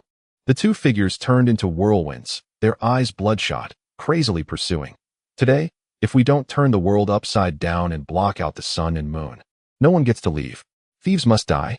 Crossing the grassland, over the big bridge, they saw it. They saw their little house. Chun Sun roared in anger, leaping high, jumping far. Boom. Chun Sun landed firmly on the mobile little house, exuding an unmatched presence, coldly said, in broad daylight, under the clear sky, what do you intend? He slowly turned around, his gaze fixed on the ground, his pupils constricting as he saw nothing but officials. It was unfair. Moo. Chun Sun and Ahei Nyo were once again thrown into prison, the reason being that his stall was too large, occupying quite a bit of space that belonged to ordinary people. Others had to make a living too, and there were only so many spots in those bustling areas. Countless vendors reported him to the authorities, claiming that Chun Sun's small booth was indeed not in accordance with the rules, making it difficult for them to survive. 10 days later, Chun Sun and Ahei Nyo emerged from the prison in a destitute state. Life in there was unbearable. They looked up at the sky and smiled. Freedom was truly wonderful. However, the government was also reasonable, returning their pots and pans, but insisting that the small booth be demolished and that they should not do such things again. Chun Sun expressed his gratitude, weeping bitterly, calling out to the heavens and promising never to affect others again, acknowledging that they were in the wrong. Chapter 20. Ascension Conference. This year's longevity points were still added to the essence of all things, with a drop of green liquid accelerating growth for 8 months. Their current longevity points were Strength, 21, Speed, 21, Essence of all things, 8. Chun Sun's hair was somewhat messy, and his clothes were dirty and disheveled. He and Dahe Nyo began to live a wandering life, often playing with stray dogs by the roadside, their laughter ringing out. 2 months later, they gradually made their way to the southern city, where Chin Sun heard some news that Dr. Ning was nearing the end of his life. He personally visited, handing over the century-old mountain ginseng to the master's wife before leaving directly. A month later, Ning Si passed away, and countless citizens came to bid farewell, tears in their eyes, as the Pingtime Medical Clinic had benefited so many. The Ning family was large and had many people, all wearing white cloths on their heads. Chun Sun silently stood at the edge of the crowd, feeling as if he was just an inconsequential presence. The frost wind howled, brushing against the edges of Chun Sun's memories, leaving only the fragrance in the air that gradually faded and could never be recovered. So far in his life, there were 3 people who were the most important to Chin Sun. The first was the old village chief, who remembered them and was willing to help them during their most difficult times. The second was Old Sun, who gave them their first home when they first arrived in Panning City, having no one to rely on. The third was Master Ning, who taught him countless principles of walking in the world, as if the art of medicine had become secondary. It seemed they had all left. Chun Sun felt as if he could no longer hold on, his lips trembling, and he didn't even dare to take a last look at Master Ning. Dahe Nyo nudged him gently, and he tightly embraced the cow's head with one hand. They continued to follow the crowd, as if they slowed their steps. Ningxi would walk a little slower too. The setting sun was like blood, casting its glow over the southern city. From the other side of the mountain came a few calls that sounded like returning geese, and the vast horizon seemed to be left with only their fleeting figures. The Ning family carried the coffin further and further away, gradually disappearing at the city gate. Chin Sun stood for a long time, tears flowing down his cheeks. Countless citizens chased after them, their figures brushing past, all revealing sorrow in their eyes. Chin Sun led Dahe Nyo to walk towards them, their footsteps heavy and slow, with no joy or sorrow in their eyes. They had left, completely departing from Panning City. Another year hurriedly passed, and countless wishing lanterns flew up in Panning City. The mountain wind blew as Chin Sun and Dahe Nyo sat on the mountain peak, gazing far away, silently making wishes in their hearts. This year's longevity points were still added to the essence of all things, which was crucial for them. Old cow, let's go. Chun Sun smiled slightly. He had matured a lot now, his demeanor carrying a sense of sophistication. Fat brother is still waiting for us. Moo. Dahe Nyo nodded, reluctantly looking at the wishing lanterns in the distance, which they used to release in the city every year, even returning once at the end of the year during their time in the Ningyun mountain range. 2 figures slowly descended the mountain, their eyes carrying an inexplicable meaning. At the foot of the mountain, a chubby boy with a shrewd look in his eyes, dressed in a luxurious brocade robe, seemed to be waiting for someone. Fat brother. A voice called out from afar. It was Chin Sun leading Dahe Nyo. He smiled, appearing harmless. Brother Sun. The chubby boy cupped his hands and smiled, looking quite old-fashioned. The road to immortality is long. It's best not to be too attached to the mortal world. The chubby boy, at the 3rd level of Qi refining, was a well-known intermediary for loose cultivators in the Ningyun mountain range, specializing in bringing loose cultivators to participate in the annual Ascension Conference, making a fortune and enjoying great popularity. What Fat Brother said is very true. Chun Sun nodded with a grin, but inwardly he scoffed. If you don't crave, then how were you bought off by some precious herbs? You look like you're just muddling through the mortal world. However, he understood that if intermediaries didn't say such things, who would still go to the Ascension Conference? Brother Sun, are you really going to bring a cow along? The chubby boy frowned slightly, noting that it was an additional fee. If you enter the immortal sect, it's better to deal with this black cow in advance. Fat brother, you're joking. With my qualifications, how could I just enter? I'm just here to broaden my horizons. Brother Sun's temperament is quite good. No wonder you could cultivate to the 2nd level of Qi refining at such a young age. Does Fat brother not see that I am a herb gatherer? I accidentally ate a spiritual herb a few years ago. Chun Sun said nonchalantly, looking like an inexperienced youth. They could now skillfully use the essence of all things to conceal their inner magical power, making it impossible for outsiders to detect their strength. Truly a reliable way to secure a living. I see. The chubby boy's eyes flashed with understanding, dispelling some of his doubts. Brother Sun, do you know why the major sects hold the Ascension Conference? The chubby boy continued to lead Chin Sun and Dahe Nyo deeper into the mountains, unexpectedly encountering a few loose cultivators along the way, which startled Chin Sun. However, they appeared quite indifferent, as if they recognized the chubby boy. glancing at Chen Sun before continuing on their way. I hope Fat Brother can enlighten me. Chen Sun lowered his posture, and the chubby boy was greatly pleased. In addition to the disciples sent by each sect to recruit, there are also many loose cultivators scattered outside. These people often embark on the path to immortality for various unexpected reasons. Among them are not without talented individuals. What Fat Brother said makes sense. If they are buried, it would be a loss for all the major sections. Right. I've been in this line of work for many years. And the number of loose cultivators increases like fish crossing a river every year. The chubby boy exclaimed, constantly lamenting that this was a great opportunity for the major sects to expand their strength. Who wouldn't want to take a step further? But it mainly relies on people like Fat Brother. Otherwise, how would we loose cultivators have a chance? Chen Sun's words were sincere and deeply felt. The chubby boy suddenly patted Chen Sun's shoulder, his eyes filled with appreciation. He originally intended to ask for more money, but decided against it. Having seen too many loose cultivators end with no results, he was more open-minded than them, believing that if foundation establishment was hopeless, it was better to enjoy the mortal world. Brother Sun, let me say one more thing. Fat Brother, please advise. These major sects have very high requirements for cultivation qualifications. If there is no opportunity, it's best to see things more clearly and not be disturbed by inner demons. The chubby boy sincerely said. It was the first time he had seen such an enlightened loose cultivator. Previously, those loose cultivators were all boastful, claiming to be immortal. When they entered the Ascension Conference, they would discover the harsh reality, often leading to madness and unpredictable actions.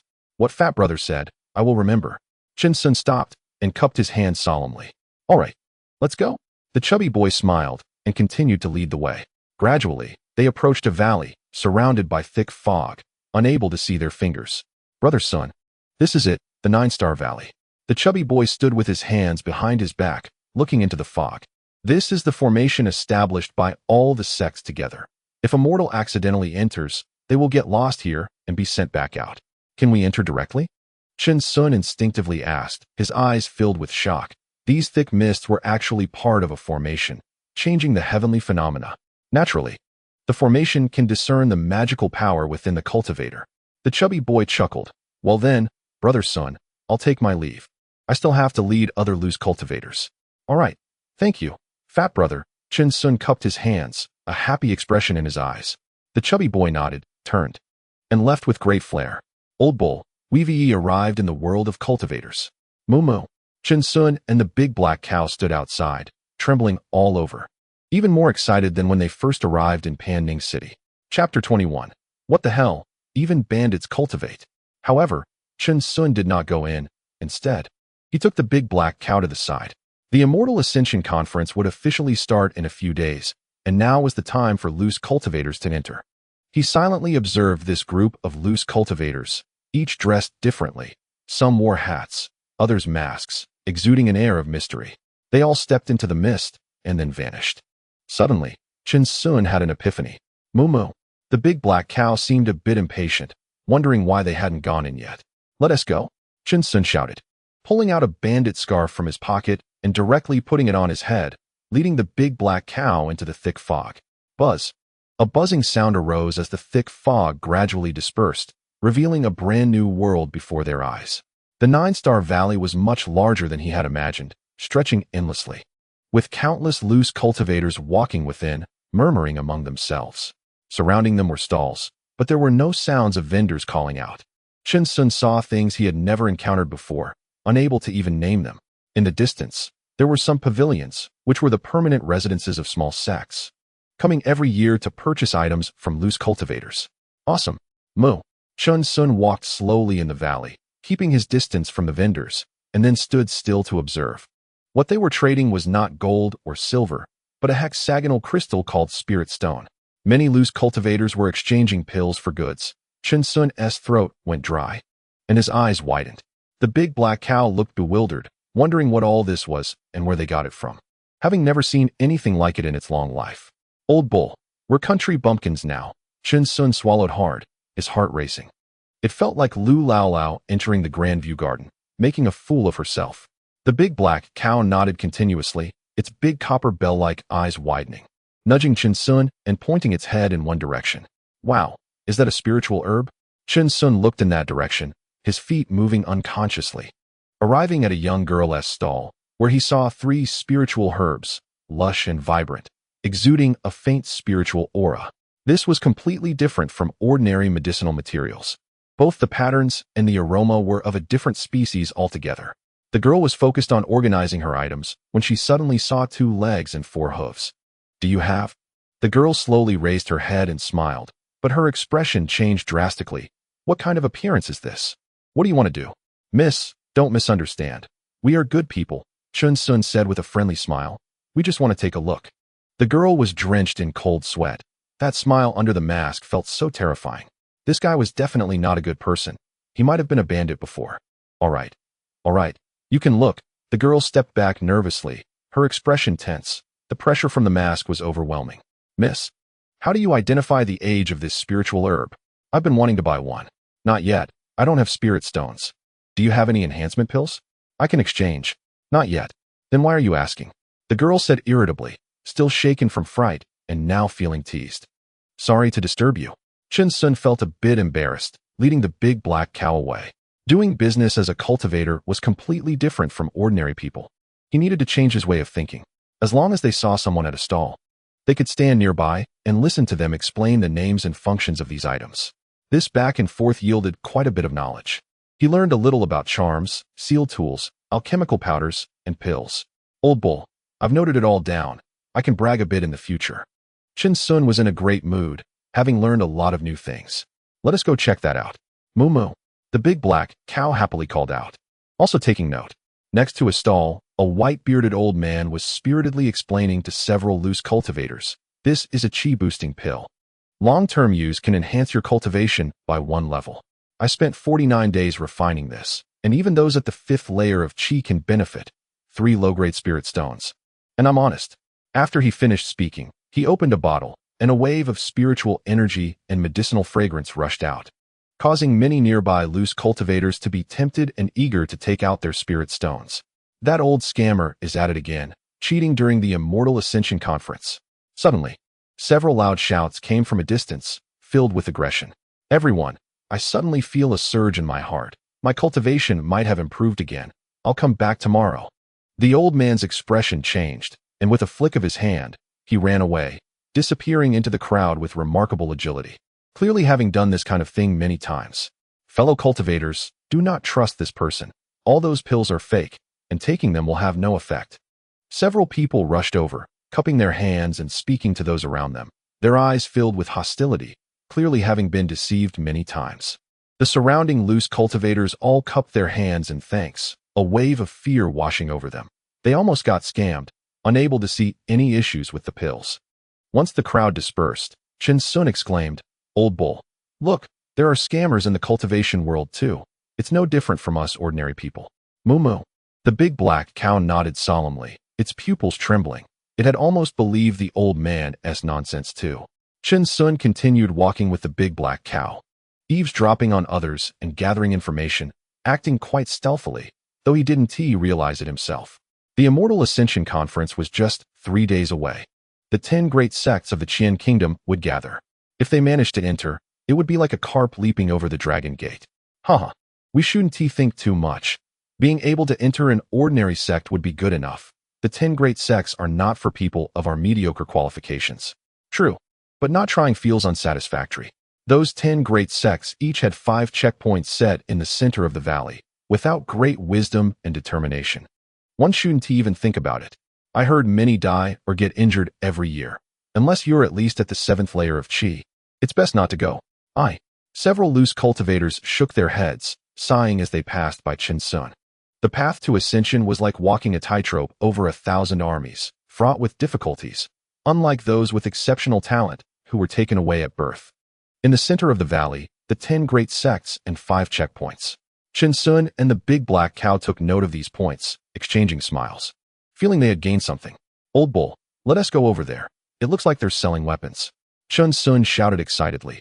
He was an expert in blacksmithing, leading the big black cow over, where many people were gathered. However, Chun Sun was disappointed. These were not weapons, but magical tools, not something made from blacksmithing. There were many flying swords and bizarre items that could only be manipulated with magical power. Really amazing. Tears of envy streamed from the corners of Chun Sun's eyes. If he could turn his mountain-opening axe into a magical tool, he might really be able to open mountains with one swing in the future. Moo. The big black cow drooled. If it could turn its horns into a magical tool, who could withstand its charge? One person and one cow seemed to share a mutual understanding, each starting to fantasize, saliva continuously flowing, drawing frowns from the surrounding loose cultivators. Where did these bumpkins come from? Even the cow was the same. They didn't care about the others' gazes and instead spotted another stall. Old bull, these are all skills, right? Spells. Chun Sun babbled incoherently, leading the big black cow closer once more, startling a burly loose cultivator. What the hell? Even bandits cultivate. Spells like object manipulation, fireball, concealment technique, and binding technique were laid out on the stall. Chun Sun and the big black cow kept swallowing saliva, wanting them all. Feeling the lack of spirit stones for the first time, realizing how short on money they were. Fellow cultivator, do you have anything you fancy? Big brother, where did you get all these spells? So many, what does it mean? The burly man frowned, suspecting that this person wanted to resume his old profession here. He quietly took out a talisman, preparing to call for help. Big brother, don't get me wrong. Don't get me wrong. Next time I have spirit stones, I'll come by. Chun Sun quickly waved his hands, a bit flustered, and dragged the big black cow away, his heart racing with excitement. What is going on? The burly man put the talisman back, glaring fiercely at the direction Chun Sun was leaving. Chapter 22. Qian Country. 10 great immortal sects. The big black cow kept rubbing against Chun Sun, its eyes filled with excitement. Is this the world of cultivators? It's so wonderful. Old cow. Old cow. Chun Sun held the big black cow's head with one hand, his lips trembling. We've lived for so long, and it's all been for nothing. Moo. The big black cow nudged Chun Sun. That's right. Chun Sun kept murmuring awesome, as if he were possessed. Just one stall was enough for them to linger for a day from afar, and this was only the tip of the iceberg in the cultivation world. By night, they found an uninhabited place, using the sky as a blanket and the ground as a bed, leaning against each other and gradually falling asleep. But they dared not sleep too deeply. Disciples from various sects maintained order in the valley, making it seem not chaotic. If there were grudges, they would resolve them outside the valley. 3 days later, countless loose cultivators gathered in the valley, jostling against each other, their eyes filled with burning ambition. Various magical tools shimmering in their hands, determined to ascend to immortality in one go. What a lively scene. Chun Sun led the big black cow to the edge of the crowd, looking towards the center of the valley. 10 high platforms were forged within, with intricate patterns embedded. And the materials used were certainly not ordinary iron. Moo. The big black cow raised its head, gazing at these buildings, feeling an overwhelming aura that they had never encountered in the mortal realm. Buzz, buzz, buzz. A tremendous sound of something breaking through the air came from the sky, and a giant ship slowly approached, with several shadowy figures standing on it, ethereal beyond measure, a banner billowing in the fierce wind. The Qingyang sect has arrived. One of the 10 great immortal sects of Qian Country. The airship, oh my! Countless exclamations erupted in the valley as these loose cultivators, well-traveled and knowledgeable, immediately recognized it. Chun Sun and the big black cow could only keep saying wow. Chirp, chirp, chirp. For enormous red spiritual beasts flew across the sky, emitting loud cries, with figures standing on them, overlooking the 9-star valley. One of the 10 great immortal sects of Qian Country, the Ziyun sect. I've heard there are countless beautiful fairies in the sect. If only I could have a taste of their beauty, only such an immortal sect could raise them. More exclamations erupted, and even the spiritual beasts were dispatched, truly demonstrating their wealth and power, making the hearts of the loose cultivators yearn even more. The smaller sects felt a pang of bitterness. When would they be able to present themselves like the 10 great immortal sects? Each year, they could only pick up the scraps, seemingly trapped in a vicious cycle. One after another, the 10 great immortal sects showcased themselves, the sky above the valley booming continuously, each more extravagant than the last. It was as if they were competing against each other, revealing their sect's strengths to the loose cultivators. The crowd of loose cultivators was stirred to breathlessness, their faces flushed, their hearts excited to the brink of bursting. This was the opportunity to ascend. Chun Sun and the big black cow had already knelt, sweating profusely, even more exaggerated than these loose cultivators, muttering wow without stopping. This was far more extravagant than that cultivator recruiting disciples in the mountain village. This is real cultivation. If I could get another chance. With an invitation from the disciples of the 10 great immortal sects to do odd jobs. Chen Sun looked longingly at the high platforms, saying dreamily, I would say I'm willing, and if I could add a time limit, I hope it would be 10,000 years. Moo. The big black cow kept nodding. I can help too, doing odd jobs, plowing the fields. On the 10 high platforms, disciples from various sects stood in front, both male and female. With their hands clasped behind their backs and piercing gazes, their foundation establishment cultivation exerting pressure on the loose cultivators. Everyone's expression changed, their hearts calming down significantly as they all looked up at the high platforms. The rules remain unchanged. Those under 40 years of age have the opportunity to pass 5 trials and enter the immortal sects. An elder stood at the forefront, channeling his magical power and shouting. Those interested, step forward. The valley will close in 7 days. Roar, roar, low growls echoed. And the loose cultivators' eyes turned red as they looked towards the immortal sects they were interested in and stepped forward. Some sects had arenas, while others had spiritual root tests. Each different, all aiming to select the best disciples among the loose cultivators. Every year, countless loose cultivators would die or be injured, but no one gave up. In Qian country, foundation establishment pills were hard to come by. Only within the great immortal sects was there a chance. Elders from various small sects also roamed around, secretly observing the failed loose cultivators, inviting those they found suitable personally. This was also an unspoken rule among the 10 great immortal sects, always leaving some room for others. Old cow, let's not go. Moo. There's no chance. We won't pass the spiritual root test, and as for strength, don't even mention it. Chun Sun shot a glance at the big black cow. Are we going to seek death?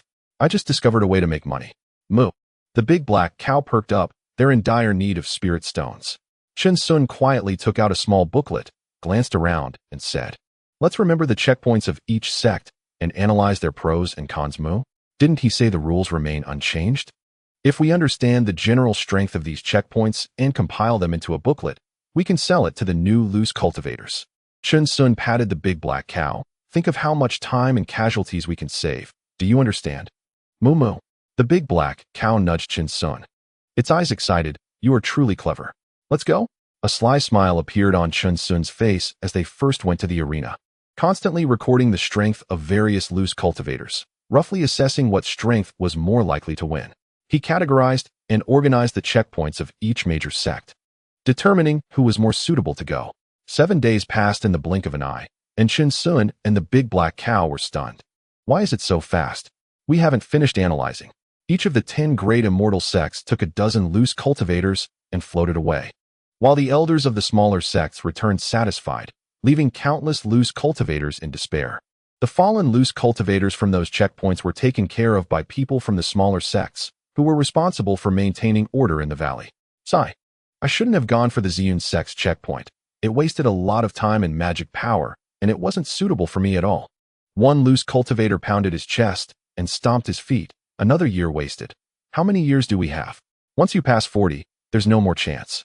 At least the trial of the Ziyun sect is the safest, right? Just think positively. Taoist Zhou is gone. Sigh. If I can't make it next year, I'll just enjoy the splendor of the mortal world. There's nothing else to do. One by one, loose cultivators passed by Chen Sun, their eyes filled with gloom and self-doubt. Some even went mad, being killed by sect cultivators in the valley. Others realized that the path of cultivation wasn't for them and returned to the mundane world, never to come back again. Meanwhile, the struggle seemed to just be beginning. Some seasoned loose cultivators over 40 came to the Ascension Conference to scout for prey. Outside the valley, there were many brutal battles, and Chen Sun, along with the big black cow, ran away with their heads down. Fortunately, they were poor, so no one targeted them. Old cow, let's head to the outskirts of the mountains. Moo. Chen Sun and the big black cow fled frantically, not caring who came after them, just running, while the dark side of the cultivation world had just begun to unfold. Chapter 23. The first bucket of gold in the cultivation world. Another year passed quickly, and they lived a life of roughing it on the outskirts of the Ningyun mountain range, no longer daring to scavenge for bones. Their cultivation had only improved a little, still stuck at the 3rd level of qi refining, adding their longevity points to the essence of all things, and they cultivated a century-old medicinal herb. Every day, They searched for spiritual herbs on the outskirts of the mountains, not even catching a glimpse of one, and they dared not venture deep into the mountains. There, not only were there demon beasts, but also small immortal sects located, making it extremely dangerous. As another year of the Ascension Conference approached, Chen Sun and the Big Black Cow arrived as promised, their eyes gleaming with a bit of confidence, and they could even critique the items at the stalls. They were selling century-old medicinal herbs, but were harshly humiliated and scolded for not being smart enough to pursue immortality. Damn it, why do they still look down on people? Is there no ordinary person in your family? Did everyone die out? Moo. The Big Black Cow spat. Chen Sun and the Big Black Cow walked through the valley, constantly chatting, still in the same shape, still with the same flavor. 3 days passed in the blink of an eye, and the time for the 10 great sects to show off had arrived again. Chen Sun and the Big Black Cow stood in the valley, looking forward to it. The key was that others were truly good at showing off. There were countless exclamations and gasps, but today, Chen Sun also shouted a few times, at least able to call out the names of other sections. During these 7 days, Chen Sun and the Big Black Cow continued to jot down notes in a small booklet, with the Big Black Cow providing additional information. When the valley closed, Chen Sun and the Big Black Cow rushed out first, even faster than the 10 great sects, so fast that no one noticed someone had already run away. In the face of absolute speed, it seemed that schemes and tricks were also slowed down. Time in the mountains passed without notice, and 5 more years went by. However, the beasts in the Ningyun mountain range suffered a great disaster, with Chen Sun and the Big Black Cow calling every beast a little friend, and every day, some beasts fell victim. They finally reached the 4th level of the Qi refinement stage, putting all their longevity points into the essence of all things, hoping to one day step out and find a spirit herb. Their current longevity points were Strength, 21, Speed, 21, Essence of all things, 15. This year, at the Immortal Ascension Conference, Chen Sun and the Big Black Cow arrived as scheduled, once again, looking radiant as if they had returned home. In addition to the pots and pans hanging on both sides of the Big Black Cow, they also printed a lot of booklets in town. Chen Sun gained fame at the Immortal Ascension Conference, earning the nickname the Stubborn One, poor to the point of clanging, with only a Big Black Cow left. No one knew his appearance or name, making him quite mysterious. However, this person was not very bright, wearing a black headscarf for years, foolishly wanting to be a bandit in the immortal cultivation world. It was rumored that all stall owners should be cautious of this person, as he often lingered around stalls but could not produce a single spirit stone, likely scouting for something. But these were just some boring jokes among casual cultivators. No one really paid attention to Chen Sun, treating him like a fool. Every year, new people came while old ones left, all eager to seek immortality. 9-Star Valley. Big brother, this is my masterpiece after years of hard work, with all the checkpoints and precautions of the major sects included. Chen Sun bent over, smiling and promoting. I guarantee your success rate of entering the sect will greatly increase. Oh, a few casual cultivators stopped, intrigued, asking if they could take a look. However, upon seeing Chen Sun's bandit-like face mask, they were all taken aback, realizing that this person was definitely not ordinary. Of course, if you're satisfied, pay me afterwards. Chen Sun smiled, noticing that these people looked unfamiliar, clearly newcomers to the Immortal Ascension Conference, greatly increasing his chances of making a sale. Brother Zhang, this seems quite good. One casual cultivator's eyes lit up, showing it to the two beside him, even detailing the types of disciples the top 10 sects were looking to recruit. Indeed, they didn't know if it was true or not. The two nodded. If it were true, it would be incredible. Don't worry, I'm here every year. If you have any questions, just find me. Chen Sun patted his chest solemnly. Just one low-grade spirit stone, you won't lose out, you won't be fooled. Even if it only increases your odds by 10, isn't that still a profit? Good. One man shouted, his eyes not leaving the booklet, clearly a straightforward person. I'll buy it. Brother has good insight. You will surely enter the sect smoothly this year. Chen Sun flattered, happily accepting the low-grade spirit stone, truly overjoyed. Okay, I'll take your good words. The man smiled, clearly pleased. This person really knows how to talk. This spirit stone is worth it. 3 brothers, take care. Moo.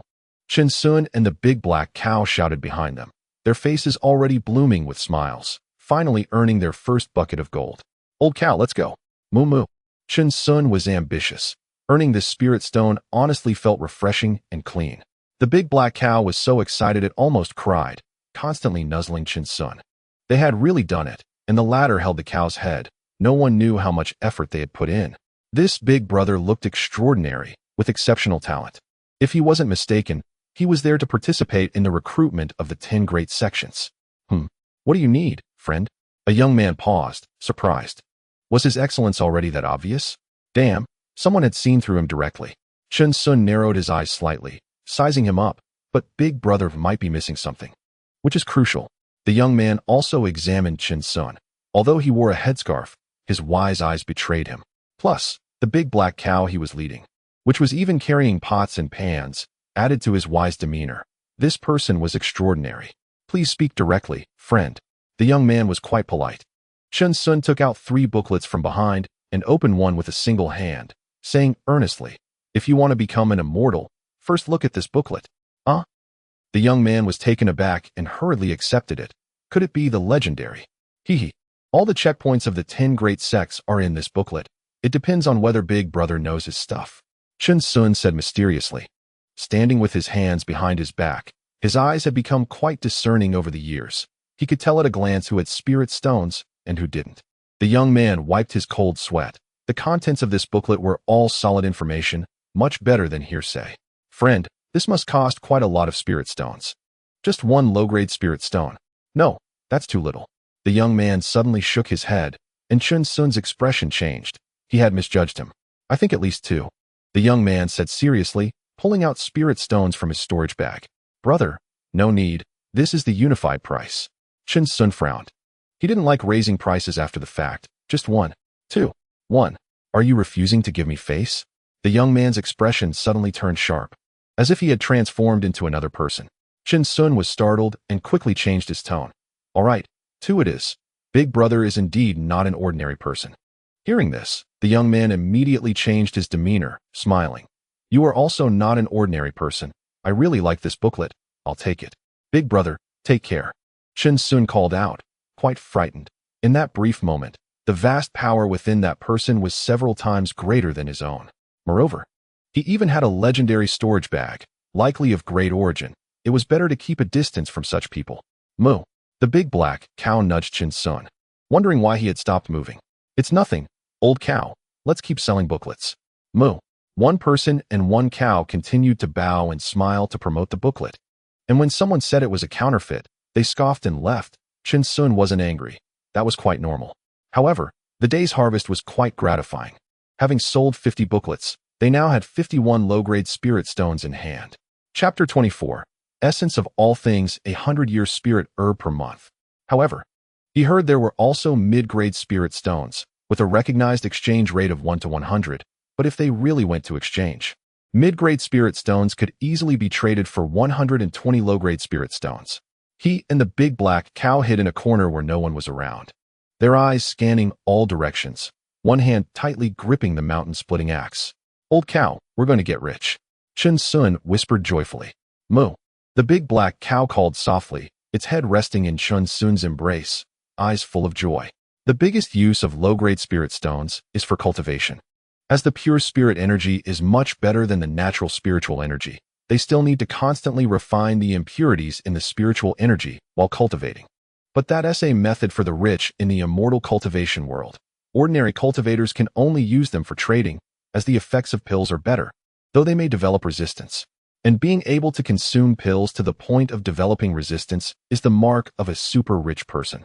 Resistance is simply not a consideration for ordinary cultivators. The next day, they continued to sell brochures and finally gathered 100 low-grade spirit stones. Chin Sun trembled with excitement, while the big black cow mooed repeatedly, circling around him. Old cow, we must keep a low profile, Chin Sun said sneakily, feeling that someone might come to snatch their spirit stones. Moo, moo. The big black cow responded, understanding. On the 3rd day, they stopped selling brochures and instead browsed various stalls. Suddenly, Chin Sun's eyes lit up as he saw a familiar face. Miss, it's you. The girl's appearance hadn't changed much. She still looked the same as before, with a few spirit herbs and bottles of pills laid out in front of her stall. She was taken aback, recognizing those familiar legs and the 4 black cow hooves, and she couldn't help but wonder why this bandit was back with a cow. It's you. The girl forced a smile, thinking that the image was too ingrained in her memory to forget. We're here to buy things. We have spirit stones. Oh, great. What do you want to buy? Her eyes brightened, instantly becoming enthusiastic, as long as they weren't here to tease her. Can you introduce me to these 3 spirit herbs? Chun Sun squatted down, awkwardly smiling, but he had learned medicine and could still discern a few things. In the girl's surprised gaze, Chun Sun took out a few spirit stones from his pants to prove that he really had them. Good. The girl was taken aback, her gaze dropping as she pointed to a spirit herb. This is water cloud grass, 20 years old, used for gathering chi pills. This is frost maple grass, but only 10 years old, used for heavy feather pills. This is divine meeting grass, 30 years old, also used for heavy feather pills. The girl introduced them one by one. Although the years were not high, it was already impressive for a loose cultivator to gather so many spirit herbs.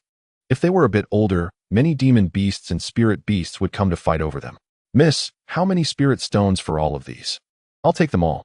Chun Sun licked his lips, his eyes fixed on the spirit herbs, feeling that the ages seemed particularly easy to judge, just as he had imagined. 20. The girl thought for a moment and said directly, What? Chun Sun exclaimed as he stood up, his sharp voice making the girl frown. She said in a delicate voice, Then how much will you give? 8 stones. What? It was the girl's turn to stand up and exclaim, Is there such a thing as bargaining? Why don't you just rob me? Chun Sun showed a difficult expression, reaching into his pants again, struggling to take out a few spirit stones, and said, How about 10 spirit stones? That's all I have. The girl's chest heaved slightly as she observed Chun Sun's expression, but she couldn't discern anything, just his exposed nose, eyes, and mouth. All right, it's a deal, the girl nodded heavily. You also need to give me 3 boxes. I have nothing to store them in. Chun Sun looked at the medicine boxes behind her, envious, thinking that this is what it means to be a professional. The girl widened her eyes, realizing that this person was truly a bandit, taking advantage of others. But she still gave them to him, and even sweetly smiled at Chun Sun in the end. Old cow. We need to save where we can and spend where we must, understand? Moo. The big black cow nudged Chun Sun in dissatisfaction. They had been in the mortal realm for so long that they already understood this principle. Big brother, how much is this fireball technique? Chun Sun walked up to a stall selling spells, his eyes calm. A middle-aged man glanced at Chun Sun, his pupils slightly widening, for low-grade spirit stones. Chun Sun showed a distressed expression, hesitating, while the big black cow tugged at him. Let's go. Let's go? Wait a moment, fellow Taoist. The middle-aged man looked at Chun Sun and then at the big black cow. Do you really want it? Yeah, a bit. Chun Sun nodded. 2 spirit stones, take it. Big brother is straightforward, Chun Sun praised, taking out 2 spirit stones from his pants and quickly leaving with the spell in hand. The middle-aged man shook his head slightly. Taking out a copy of Fireball Technique from under the stall, it was a common low-level spell that he could print countless copies of. Chun Sun and the big black cow bought 1 spell from each stall, not buying more than necessary. They got Object Control Technique, Basic Pill Refining Technique, Complete Guide to Spirit Herbs, Spirit Illumination Technique, and even spent extravagantly on a bag of spirit herb seeds, quickly running out of spirit stones. As Chun Sun and the big black cow walked through the valley, their hearts raced.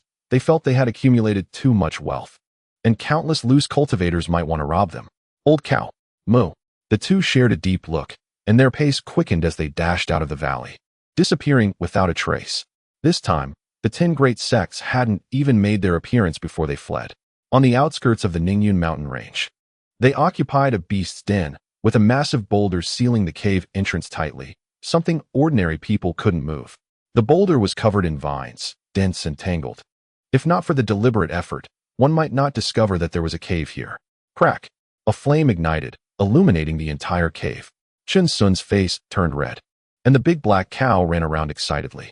Old cow, wealth shouldn't be flaunted. Keep a steady mindset. Chun Sun said with a trembling voice, chuckling, Look at you.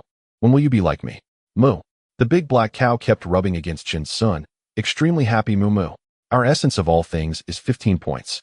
Adding up to 30, we can accelerate the growth of spirit herbs by more than 2 years in a day. Chun Sun grew more excited as he spoke. Spitting as he exclaimed, Old cow, can you do math? How many years is that in a month? Moo moo.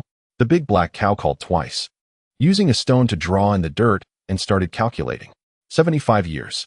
Chun Sun exclaimed excitedly, looking at the big black cow, 100-year spirit herb in a month. My goodness. Moo, moo moo. The big black cow was suddenly startled, dropping the stone. They had heard that 100-year spirit herb could be worth between 100 to 200 low-grade spirit stones. They also had spirit herb seeds. Selling them and buying more would create an infinite cycle. Who in the cultivation world could compete with them for spirit stones? Don't think too much. We don't have the strength to guarantee large-scale sales yet. Chen Sun looked at the big black cow's expression and knew what he was thinking. Trading one thing for another wouldn't attract attention, and besides, they still had to refine pills themselves. Moo moo. The big black cow nodded repeatedly, its eyes wide open, stunned, almost floating away. Let's first cultivate these 3 spirit herbs in the medicine boxes to 100 years. Those spirit herb seeds. We'll take them one by one. Chen Sun said calmly. Planting 100-year spirit herbs outside will attract a lot of demon beasts and spirit beasts due to their peculiar medicinal scent. And these medicine boxes not only preserve the medicinal properties, but can also block the scent. We need to get more in the future, he thought to himself. Chapter 25, Wealth, Companions, Techniques, and Land. The ancients truly do not deceive me. Moo. The big black cow replied solemnly. Old cow, let's get to work. Chen Sun smiled. We still need to practice our spells. Moo. The big black cow's eyes lit up. It had been looking forward to that fireball technique for a long time, as those street performers could do it. They began to cultivate spirit herbs daily, practice spells and chi techniques, and whenever they were hungry or thirsty, they would go hunting in the mountains, living a most pleasant life. Half a year later, the atmosphere in the cave grew tense, with the sound of wind howling.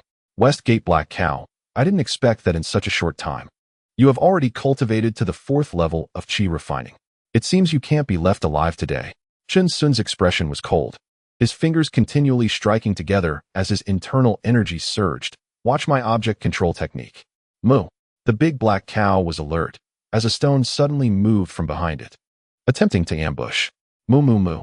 It stood on its hind legs, eyes wide open, and with a hoof infused with spiritual energy. A small fireball shot straight at the stone. Sizzle sizzle. The entire cave was filled with a hot breath as the small stone turned to ashes. The big black cow grinned. Just this. Strength that can lift mountains, a spirit that covers the world. Moo. The big black cow exclaimed in surprise. While Chen Sun laughed heartily, lifting the big black cow over his head. This move always worked.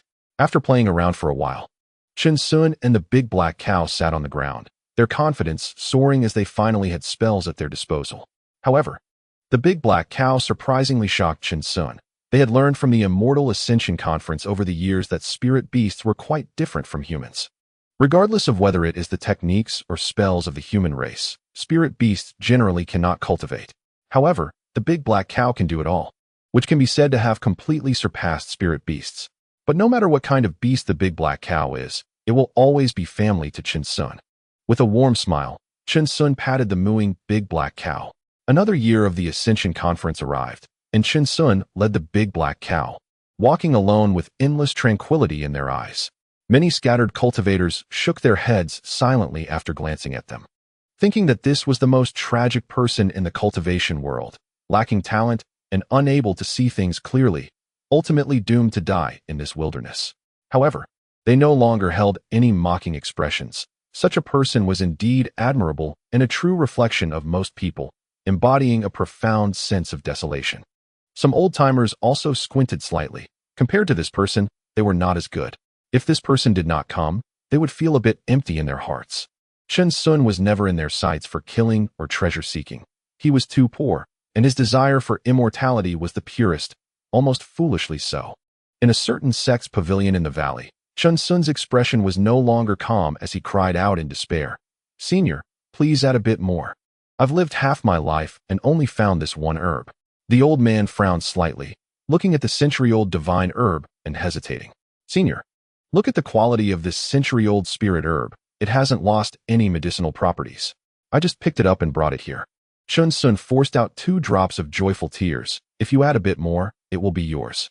Then add 10 more. The medicinal properties are indeed good. Good. Chen Sun's expression immediately became calm, determined not to give an inch. The old man looked at Chen Sun's change of expression and his face twitched. Was he acting here? Senior, I'll buy a few more medicine boxes. My old cow really likes them. Chen Sun grinned. I'll give you 120 spirit stones, if I find more. I'll bring them to you. Haha, 5 low-grade spirit stones each. Go get them yourself. The old man shook his head and smiled. glancing at the big black cow outside the pavilion. Such a century-old spirit herb was not something one could find so easily. To the old man's surprise, Chen Sun directly bought 30 of them in one breath, placing them in the pockets on either side of the big black cow, where they vanished from sight. What a kid who has never seen the world, the old man murmured, taking back the medicine box containing the spirit herb. In the depths of the Ningyun mountain range, crane spirit trees were everywhere. This medicine box was made from crane spirit trees and wouldn't take much effort. However, years later, Chen Sun learned about this and pounded his chest in frustration, feeling like ants were crawling all over him. Seeing a crane spirit tree would make him want to chop it down. They then arrived outside another alchemy pavilion, where the pills sold were much more expensive than those sold by scattered cultivators, but guaranteed quality. Dear friend, do you have anything you fancy? A sect disciple came to greet Chen Sun. The items inside were dazzling, including alchemy furnaces, spirit herbs, pills, and alchemy techniques. He had seen too many peculiar individuals among scattered cultivators, and this man wearing a black mask did not stir any waves in his heart. How much is this alchemy furnace? Chen Sun coughed and pretended to be knowledgeable. This is a low-grade yellow-tier alchemy furnace. Only 20 low-grade spirit stones, the sect disciple smiled, pointing at a small furnace. This bigger one is. I'll take this one. Chen Sun's heart trembled. How could it be so expensive? He couldn't help but ask. Dear friend, I saw those scattered cultivators selling furnaces for only 10 low-grade spirit stones. Most of them are low-quality alchemy furnaces or have quite a lot of damage. The sect disciple patiently explained. This will severely affect the success rate of pill making and the quality of the pills. Professional, Chen Sun praised. Indeed, buying such magical tools should go through regular merchants. And then he paid the spirit stones and left. In the cultivation world, items were generally divided into 4 grades: heaven, earth, mysterious, and yellow, although there were higher grades that ordinary cultivators like them could not access. Moo. The big black cow was very fond of this small furnace and kept urging Chen Sun to show it to him. Wealth, companions, law, and land. The ancients truly do not deceive me. Chen Sun sighed inwardly. Even immortality cannot escape this law. If one stays in one place and cultivates until the end of time, that is a dream. Their cultivation will stagnate. They continued selling their small booklets, and last year's response was quite good, selling over 100 spirit stones in one day. In a dark corner, Chen Sun's eyes sparkled, without any hint of glee. Old cow, let us not sell any more after this year. Moo? The big black cow looked confused. Wasn't he selling well? These small booklets are too easy to imitate, and they attract too much attention. We only need the first bucket of gold. Moo. The big black cow suddenly understood. Its mind was becoming sharper, grasping what Chen Sun wanted to do with just a glance. Of course, it didn't quite understand the looks from others. Ah, dear friend, so you are here. An old man in white floated over with a smile, as if he had been looking for them for a long time. What is the matter? Chen Sun's eyes narrowed. It turned out to be the old fraud from before. I have a fortune related to your booklet. I wonder if you're interested, dear friend. The old man smiled, having observed Chen Sun for a long time, coming every year but never daring to take risks, believing he wouldn't take the bait. Chen Sun silently shook his head, said nothing, and led the big black cow directly onto the street, showing no interest at all. The old man was stunned, saying, turns out he really is a fool, a blockhead. On the street, Chen Sun said, Old cow, remember, we will never harm others or seek any advantage. But we also must not believe that any good fortune will fall into our laps. His gaze was deep, speaking each word clearly. This may cause us to miss many opportunities, but we will never suffer losses. Moo moo. The big black cow kept nudging Chen Sun, and it remembered. Chapter 26. The auspicious time has arrived. I will open the furnace to refine pills. They began searching for spirit herb seeds. Spirit herbs were hard to find, but seeds were abundant. Chen Sun bought several bags, but more than half contained dead seeds, mixed in with the good ones. Chen Sun immediately became angry. He was at the 4th level of Qi refinement and possessed the fireball technique. Did they think he was easy to bully? I clearly paid for a bag of spirit stones. Yet you only gave me half a bag of seeds? Chen Sun raised an eyebrow, but no one saw it. Moo moo. The big black cow also angrily mooed at the stall. What's wrong? Spirit herb seeds are like this. Are you looking for trouble? The man laughed disdainfully, raising a yellow talisman into the air. With a flick of his fingers, a burst of light activated and instantly vanished, as he provocatively looked at Chen Sun. This fool leading a cow, wearing a black scarf. Who doesn't he know that anyone who has done business here for a few years knows he is at the third level of qi refinement, all alone? Chun Sun's eyes flickered with spiritual clarity. This person was actually at the fourth level of qi refinement and appeared quite well off. Brother Liao, who dares to cause trouble here? A few people rushed from behind the crowd, all wearing similar clothing, likely from some cultivation family. They were all at the fourth level of qi refinement, and one even at the fifth level. At this moment, many scattered cultivators gathered around, looking at Chin Sun with mocking indifference. What's wrong? Do many bully the few? Chin Sun coldly smiled, showing no fear in his eyes. Doing business is not done this way. I wondered who it was. Turns out it's this bandit fool, a round-faced big man said disdainfully. Brother, leave this person to me. Good. The man slightly nodded. No fighting in the valley, mind your manners. Fool, kneel and kowtow to my brother a few times. Admit your mistake, and today's matter will be over. The round-faced big man looked down at Chin Sun. I don't want to see you at future Ascension conferences. These people were clearly trying to mock him. The more miserable one's life was, the more they liked to bully the weaker. If he didn't show some attitude, these scattered cultivators would think they could easily manipulate him. What are you? He looked like a rotten watermelon. Chin Sun calmly uttered a sentence, standing still, as if he were fit to bark madly in front of me. With sharp teeth and a fierce mouth, let's see how I break your jaw. The round-faced man was filled with rage. This fool actually dared to insult him. He stepped forward with a loud thud, a faint glow appearing in his hand. As the Vajra fist, accompanied by a fierce wind, smashed directly towards Chin Sun. Bang! Chin Sun took a step back and threw a seemingly ordinary punch, which collided with the round-faced man's fist. The latter's expression changed drastically, showing a hint of pain, and he suddenly let out a painful scream. Ah! The sound of bones cracking echoed, and the round-faced man flew backward, looking at Chin Sun with fear. What kind of monstrous strength is this? The Liao family's Vajra fist was actually broken. This person is truly hiding his strength. Hee, I didn't expect this foolish friend to have such power. A commotion erupted around them, and the looks in people's eyes towards Chin Sun changed significantly. It turned out this person was not a fool. The Liao family, huh? Chin Sun nodded slightly and looked at the furious group of people. Remember, you still owe me half a bag of spirit medicine seeds. That friend outside the 9-star valley should be careful. A man supporting the round-faced man said with a gloomy smile. Knowing some body techniques doesn't determine anything. Oh, Chin Sun smiled, under the shadow of his hood, smiling even more grimly and terrifyingly, making the Liao family members shiver. The onlookers exclaimed inwardly. So this hood has such a strong oppressive aura. Chin Sun led the big black cow and walked away, followed by a Liao family member, but their pace gradually quickened. Faster and faster. After 3 sharp turns, they rushed out of the 9-star valley and disappeared. The Liao family member following them was dumbfounded. Where did they go? On the road, old bull, I was impulsive this time. If I hadn't cared about that half bag of spirit medicine seeds, I wouldn't have made an enemy. Chin Sun said apologetically. They had heard a lot of rumors over the years, but they had treated them as nothing. Moo. The big black cow didn't care at all.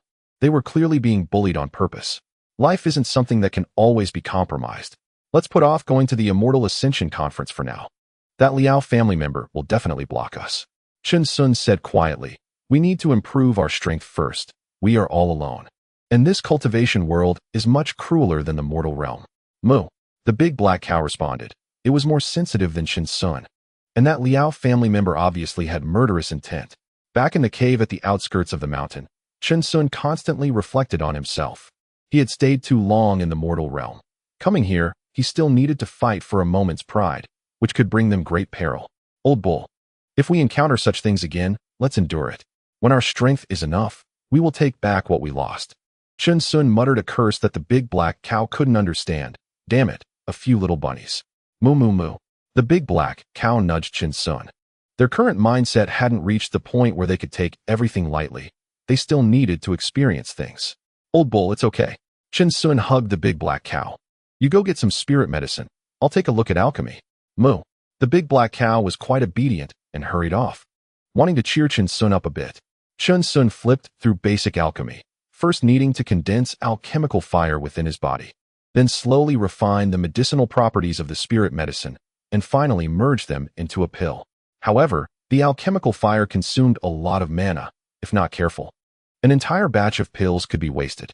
A true alchemy master would definitely have countless spirit medicines piled up. But the alchemy text also mentioned that there are earth vein fires that can replace alchemical fire, but such places are generally occupied by immortal sects. And ordinary cultivators should not think about it. Chun Sun read with great interest. He had learned medicine before, and some of the concepts were interconnected. The most common pills in the qi refining stage are the heavy feather pill and the qi boosting pill, both excellent pills for enhancing cultivation, and the formulas are widely available. 20-year-old spirit medicines could be used for medicine. Chun Sun murmured, of course, the older the better, but older spirit medicines are generally used to refine better pills. Time flew by, and unknowingly, it had already been a year. They missed the Immortal Ascension Conference this time. And the Liao family members had long been on high alert outside the valley, unexpectedly catching nothing. It seems that the fool was a bit clever. Knowing he had offended a big shot, and had become a turtle hiding its head. This year, a few people indeed appeared, selling small booklets like Chun Sun's, which became quite popular and made a fortune. Inside the cave, Chun Sun continued to add longevity points to the essence of all things. Today, Chun Sun was calm and focused, sitting on the ground, while the big black cow stood up, continuously massaging Chun Sun's shoulders, breathing heavily, showing great excitement. The auspicious time had arrived. I will start refining pills. May the immortal gods bless me and give me Chun Sun some face. Moo moo moo moo. The big black cow also called out behind Chun Sun. Chun Sun slightly closed his eyes and suddenly opened them, with an alchemy furnace placed in front of him. He pointed at it, and the furnace spiraled upwards, reaching eye level. Around them were dozens of spirit medicines for the heavy feather pill, all over 30 years old, accumulated over the past 2 years. Go! Chun Sun shouted, and a spirit medicine flew into the furnace. Alchemical fire erupted from his palm, and Chun Sun's mana began to deplete, beads of sweat forming on his forehead. The alchemical fire fluctuated under Chun Sun's control, while the big black cow felt like it was on a roller coaster, anxious and not daring to breathe. One spirit medicine after another continuously flew into the furnace, and a fragrance of medicine wafted in the air, causing the big black cow's eyes to widen. Pop! A sound like a bubble bursting echoed. An entire batch of heavy feather pill materials was wasted, turning into pools of useless liquid. Chun Sun gasped for air, took out a blank booklet, and noted down the feelings he had just experienced, including how each medicinal material was used, as theory and practice were completely different. Chapter 27. Exploding the furnace. Where did my hair go? Moo moo. The big black cow continued to massage shoulders. It couldn't do such detailed work, only heavy tasks. It's okay, old bull. I need to rest a few days to recover my mana. Moo. The big black cow replied, you can take as long as you need. 3 more days passed before Chun Sun fully restored his depleted mana. Today, he was full of energy and shouted, the auspicious time has come. I will start refining pills. May the immortal gods bless me and give me Chun Sun some face. Moo moo moo moo. The alchemy furnace spiraled upwards. One spirit medicine after another continued to fly into the furnace, and before long, there were pools of useless liquid again. 3 more days passed, mana restored. Chun Sun sat cross-legged, veins bulging on his arms, and shouted, the auspicious time has come. I will start refining pills. May the immortal gods bless me and give me Chun Sun some face. Moo moo moo moo. The alchemy furnace spiraled upwards. One spirit medicine after another continued to fly into the furnace. Before long, there were pools of useless liquid again. A month later, Chun Sun's fingers trembled slightly, his lips quivering, and he whispered, the auspicious time has come. I will start refining pills. May the immortal gods bless me and give me Chun Sun some face. Moo. The alchemy furnace spiraled upwards. One spirit medicine after another continued to fly into the furnace, and before long, there were pools of useless liquid again. Another month passed. The big black cow looked listless. Chun Sun's eye sockets were deep, his hair was disheveled, and he trembled as he said, the auspicious time has come. I will start refining pills. May the immortal gods bless me and give me Chun Sun some face. Moo. The alchemy furnace spiraled upwards. One spirit medicine after another continued to fly into the furnace, and this time, the fragrance of medicine wafted. Chun Sun finally grasped the essence. The big black cow's eyes sparkled, slowly standing up, wanting to say awesome, but couldn't bring himself to say it. Old bull, I did it. I did it, ha ha ha. Chun Sun laughed wildly, his eyes bloodshot, as if he wanted to swallow the alchemy furnace whole. So many spirit medicines, how many spirit stones just vanished. Indeed, In this cultivation world, even dogs wouldn't consider becoming alchemists. Only those backed by immortal sects were different. Moo Moo. The big black cow was very excited, looking at the more than 10 pure white pills, constantly massaging Chun Sun's shoulders. The fragrance of the medicine could be smelled throughout the cave. It was truly wonderful. First, record it. It's all experience. Chun Sun almost forgot himself. This was a big deal, and he began to take out the booklet to write and draw, reviewing it daily. He had plenty of time.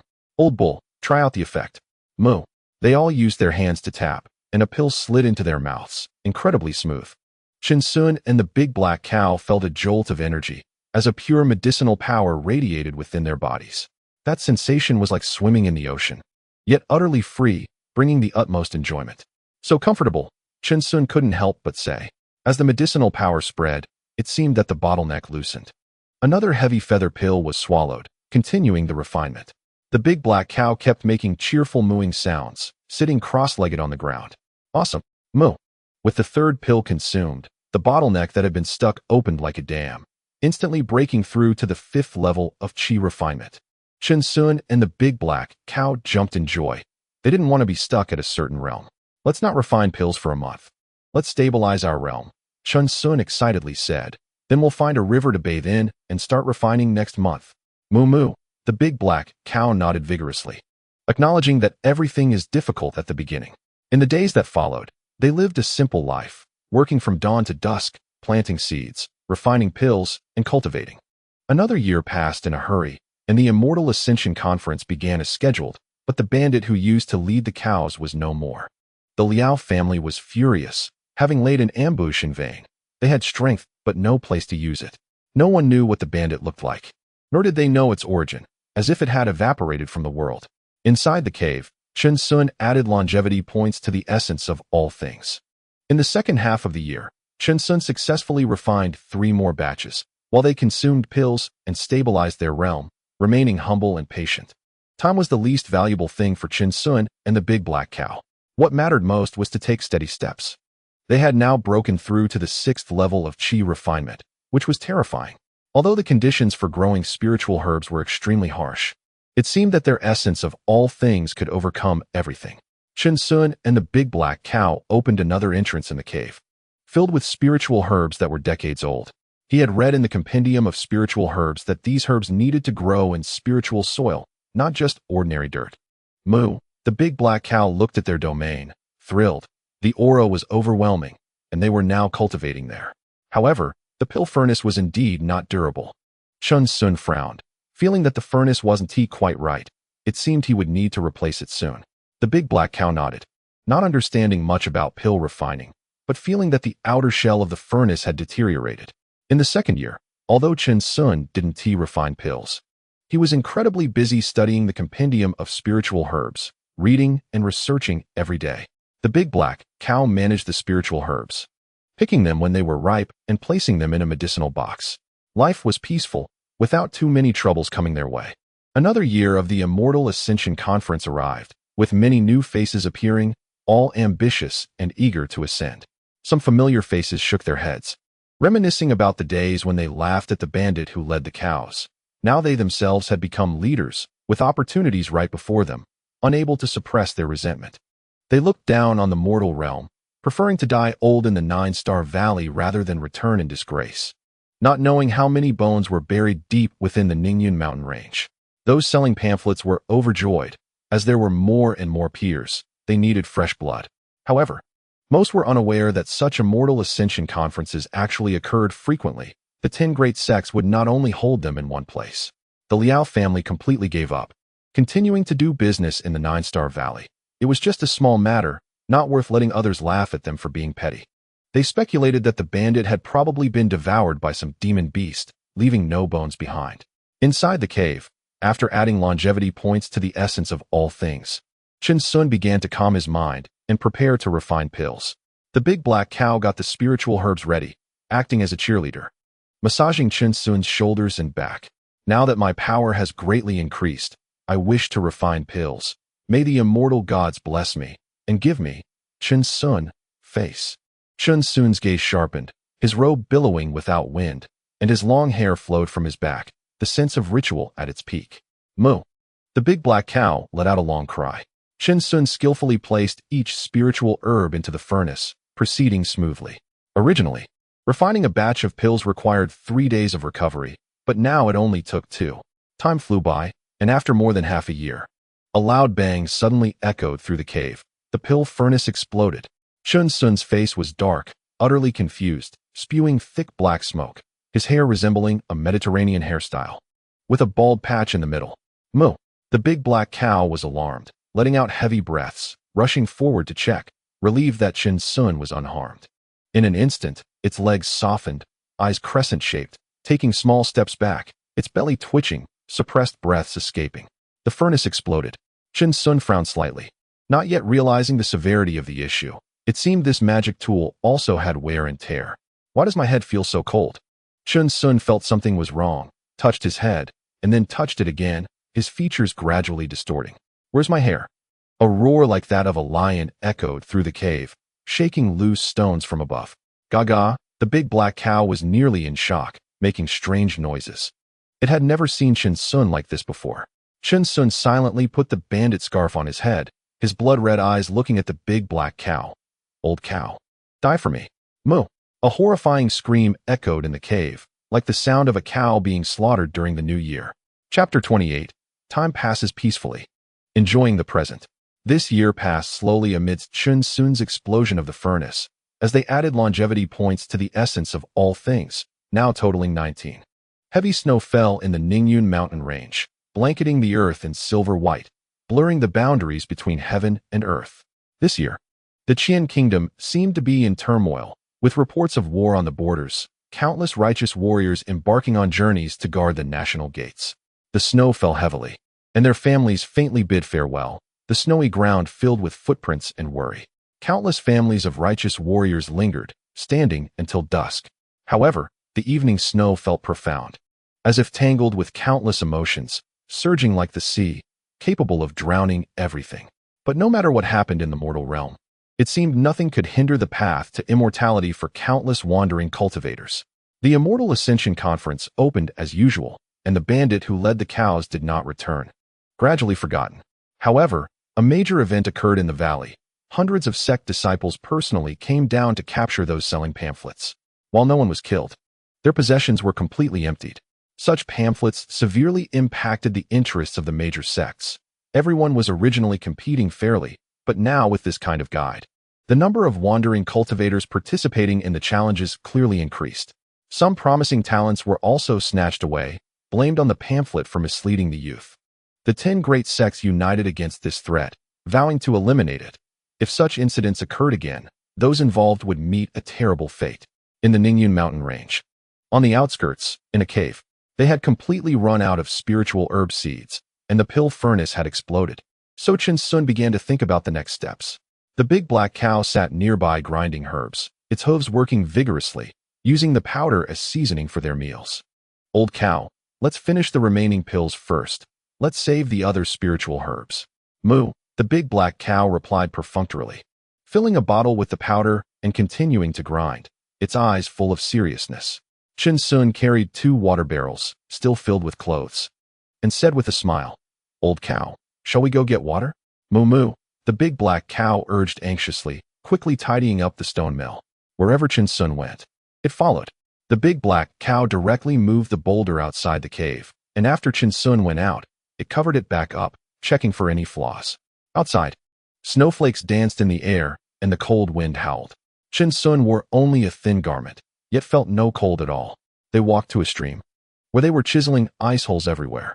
Chin Sun held a water jar in one hand to fill it with water, while the big black cow stood in the middle of the stream, also holding another jar, happily enjoying itself. During this time, the big black cow got a bit too excited and broke through the ice, falling directly into the water, but Chin Sun reacted quickly and pulled it back up. After filling the jars, they sat down together to wash clothes, chatting and laughing heartily. Snowflakes danced in the sky, and they sat in a snowdrift several feet deep. Seemingly the only 2 beings in the world, the young man and the big black cow. Time passed peacefully, enjoying the moment. Not long after, they heard the sound of some dry branches being snapped, accompanied by heavy footsteps in the snow. Although it was far away, their keen hearing caught it easily. Chen Sun and the big black cow looked towards the snow-covered woods, where a large group of people was approaching, wearing tattered clothes and carrying wooden sticks. Their faces were dirty and red from the cold, and there were at least 100 of them, including men, women, and children. Each face wore an expression of shock, seeing that such heavy snow was being used for washing clothes, and that a big black cow was even sitting up, holding clothes and soap pods with its hooves. "Old man, have you gotten lost?" Chen Sun casually asked, feeling his vigilance towards these ordinary people gradually diminish. The big black cow also just glanced at them, sensing no danger, and continued scrubbing clothes, occasionally mooing. "Young hero, we are fleeing from Dansong City." An elderly man, walking unsteadily, approached. This young man seemed to be a martial artist, strong and healthy, not fearing the cold in such heavy snow. "Dansong City? That's quite far. You must be on the other side of the Ningyun mountain range," Chen Sun exclaimed. He had heard of Dansong City, adjacent to Panning City, but the journey was long. "Are you heading to Panning City?" Yes, the elder nodded, looking pleased. "It seems we are almost there." "Elder, what happened? Why is the Ningyun mountain range so dangerous that you dare to cross it?" "Young hero, you are mistaken. We took the outer route, going around." The elder shook his head and sighed deeply. Now, the Qian kingdom is in turmoil, with chaos and bandits running rampant. The lord of Dansong City has been killed. What? Chen Sun was startled, instantly understanding these people. They were fleeing just like him. Panning City could be reached from the southeast, so they had taken a longer route. "Thank you, young hero." The elder clasped his hands in gratitude. After saying so much, he was actually just asking for directions. No problem. Chen Sun waved his hand. "Be careful on the road. There are quite a few wild beasts around here." "Thank you, young hero." "Thank you, young hero."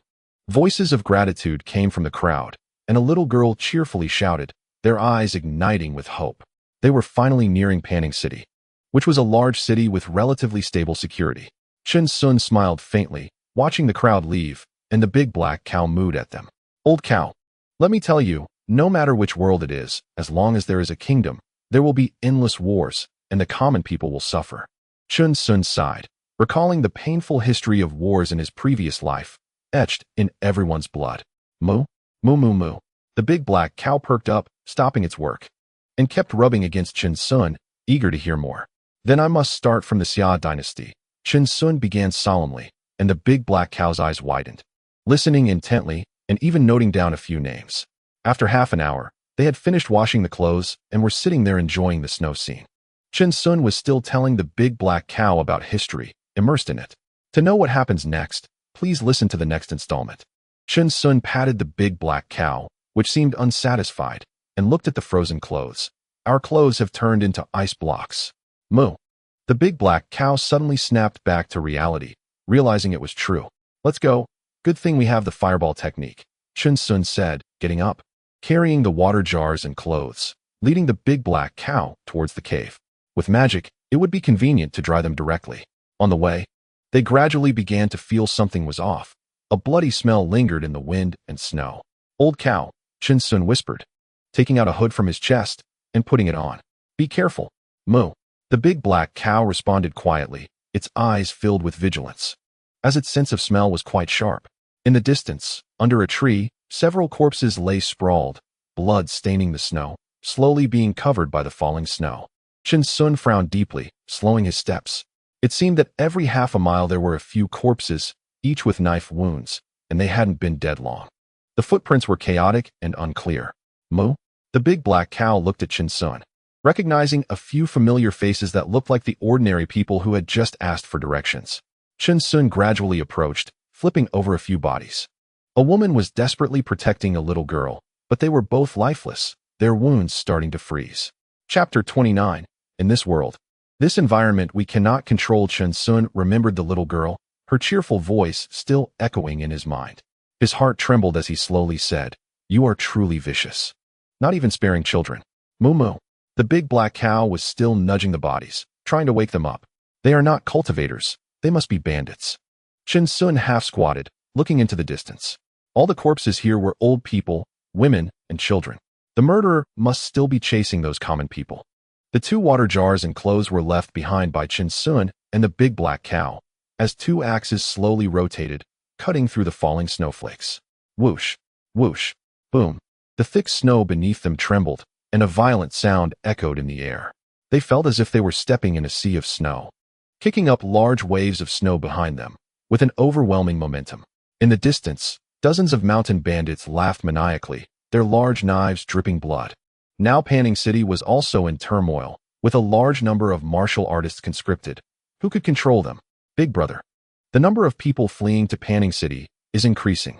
One mountain bandit laughed hideously. They brought all their possessions. One big haul is all fat meat. This is the good life. The Big Brother, wielding a big knife, laughed wildly.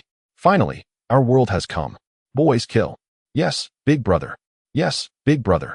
The bandits shouted. With a pile of corpses behind them, killing and looting, feeling exhilarated.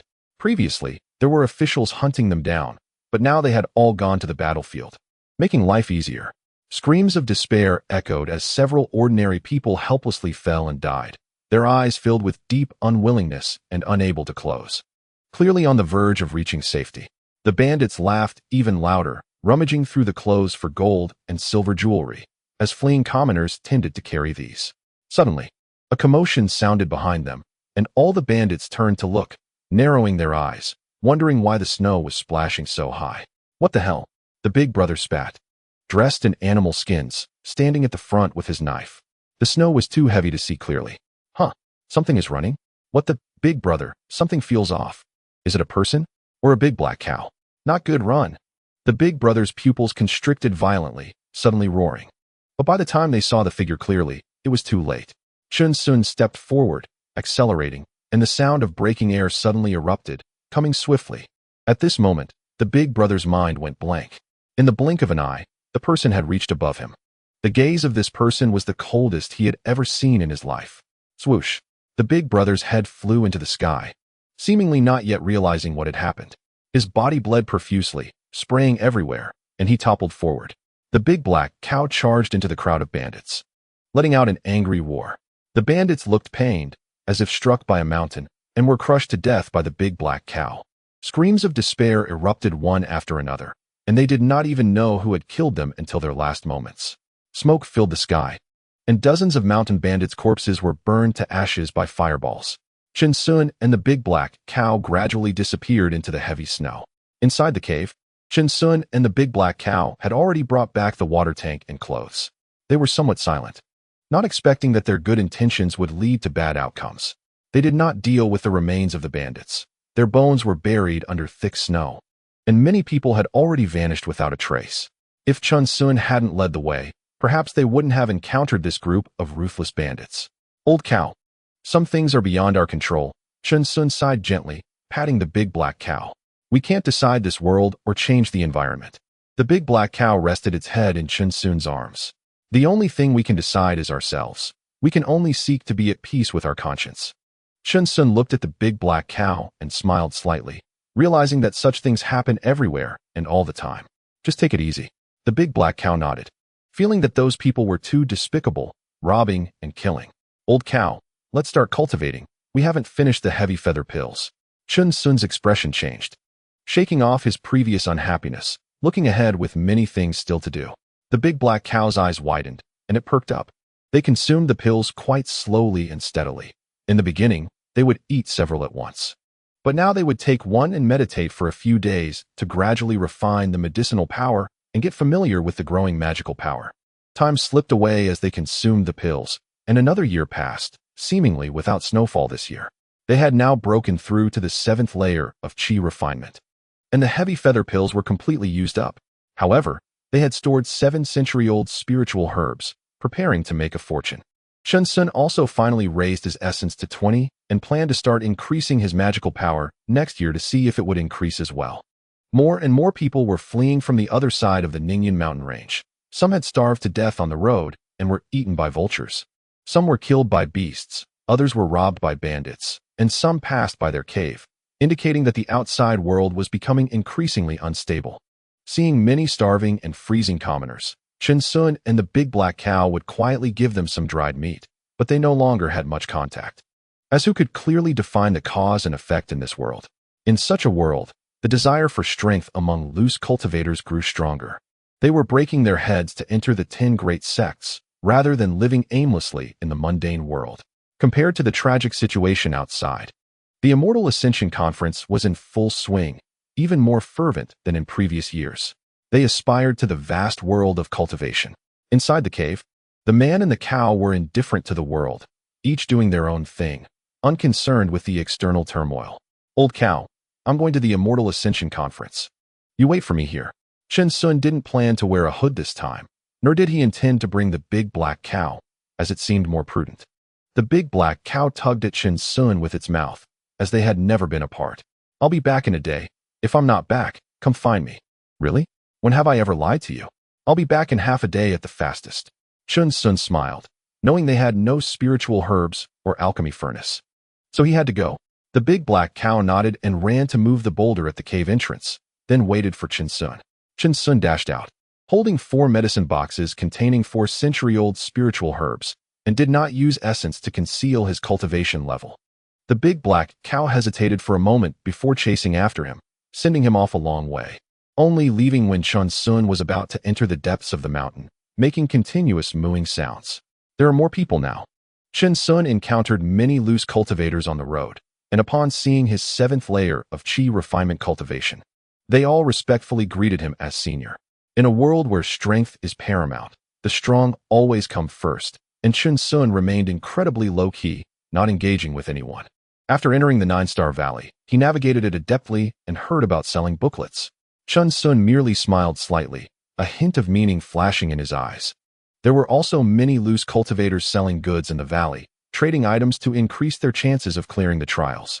He walked into a small sex pavilion, adjusted his emotions, and with a mournful face, stepped inside. Senior, that night of storm and rain, I painstakingly harvested this spiritual herb from the top of a cliff. Chen Sun was on the verge of breaking down, tears in his eyes. To preserve its medicinal properties, I was severely injured. Just to bring it to you as quickly as possible. After this whole ordeal, the sect elder hesitated for a moment before giving Chen Sun 10 spirit stones. Senior, you have a discerning eye. Chen Sun exclaimed excitedly, as if he had never seen spirit stones in his life. The sect elder examined Chen Sun and was shocked to find that he was a 7th layer Qi refinement cultivator and so young. In his astonished gaze, Chen Sun bought 30 more medicine boxes, still packed in a snakeskin bag. Is this really a 7th layer Qi refinement cultivator? The sect elder was stunned for a long time. This person's demeanor and actions were completely unremarkable, more like an ordinary commoner. Chen Sun bent his back and slowly walked around the valley, bargaining with various loose cultivators, buying 3 bags of spiritual herb seeds. But this time he carefully checked the spirit stones before handing them over. He was inconspicuous, especially with the hole in the snakeskin bag, which inadvertently revealed empty medicine boxes, causing the seasoned loose cultivators to feel annoyed. Chen Sun wandered around and then entered another sex pavilion, telling a different version of the story. There was no embarrassment in the words, yet the awkwardness was palpable. It seemed the weight of the snakeskin bag made Chen Sun's back bend even lower. His mournful face, as if a cow had died in his family, remained unchanged as he argued over a price difference for a spirit stone at the stall. He bought a better alchemy furnace in the alchemy pavilion for 50 low-grade spirit stones and inquired about the issue of furnace explosions. Oh, I see. Chen Sun walked along the road, a realization dawning upon him. It turned out that this alchemy furnace also needed to be nourished with magical power. He had always just used it and left it afterward.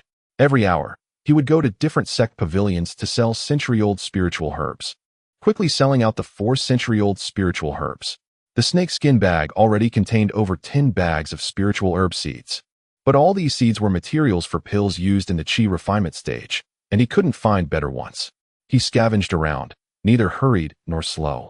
And seeing his 7th layer of Qi refinement cultivation, many loose cultivators treated him quite politely, also not daring to cheat him.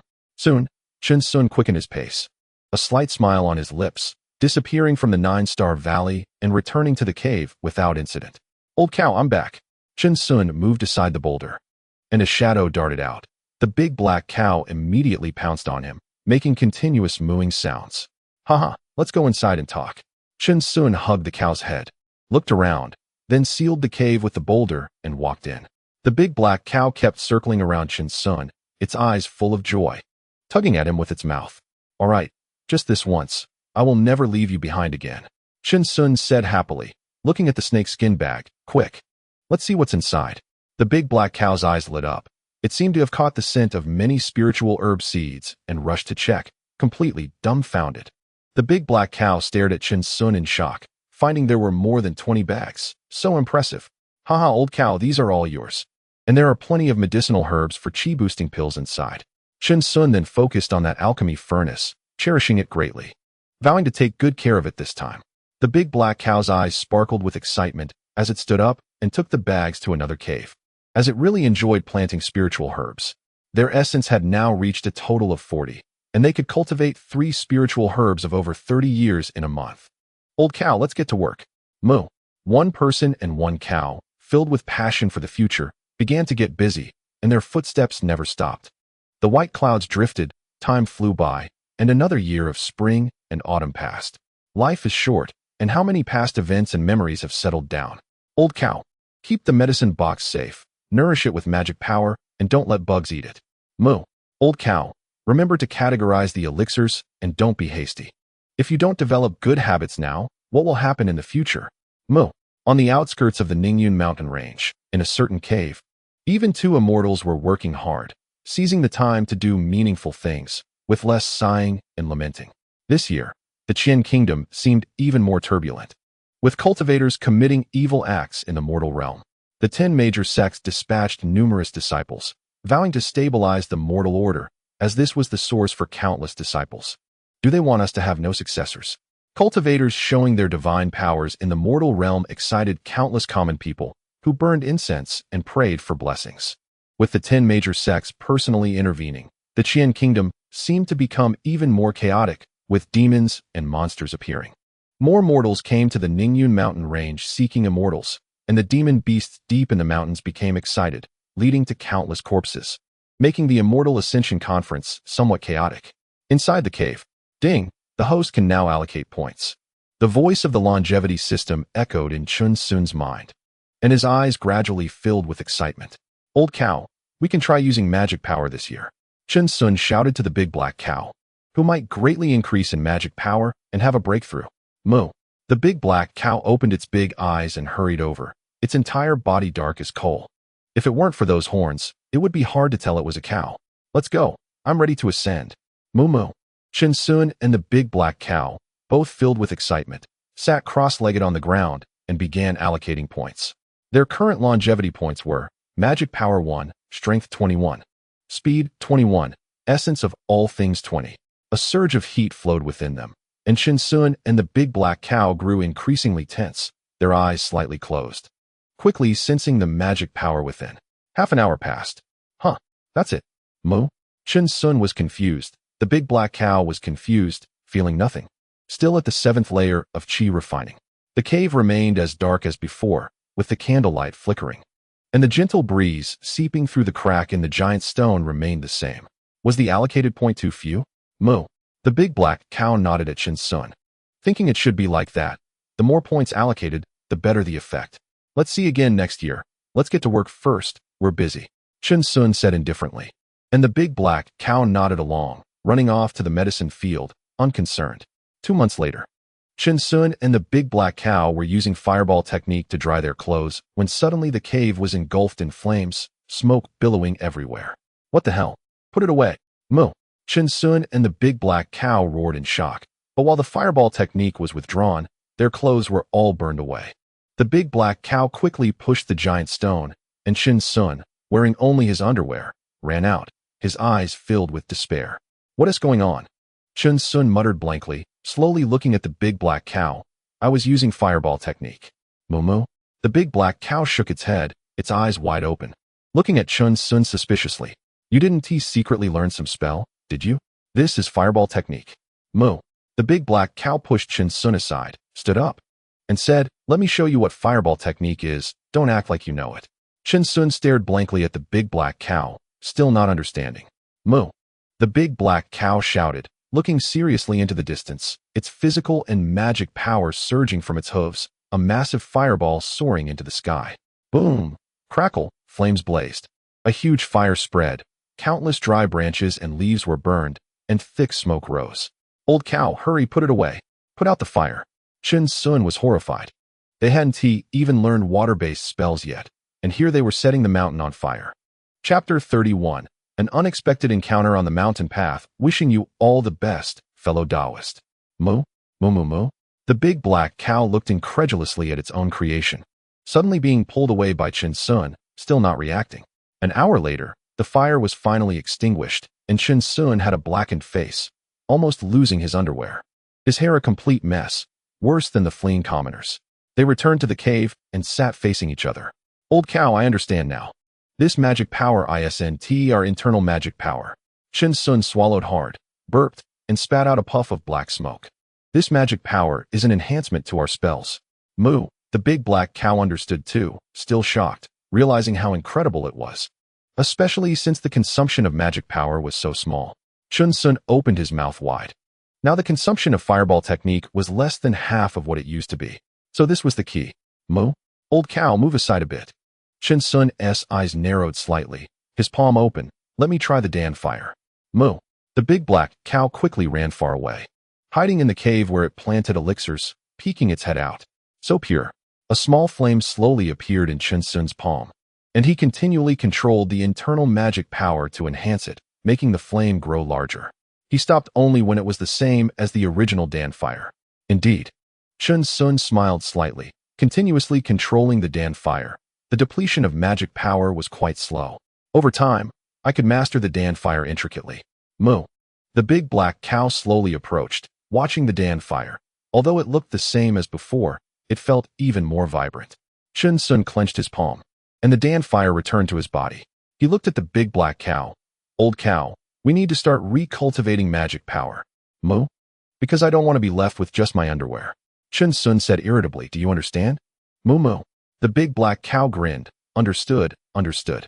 In the following days, they continuously adapted to the magic power within, finally finding the trick to freely control it.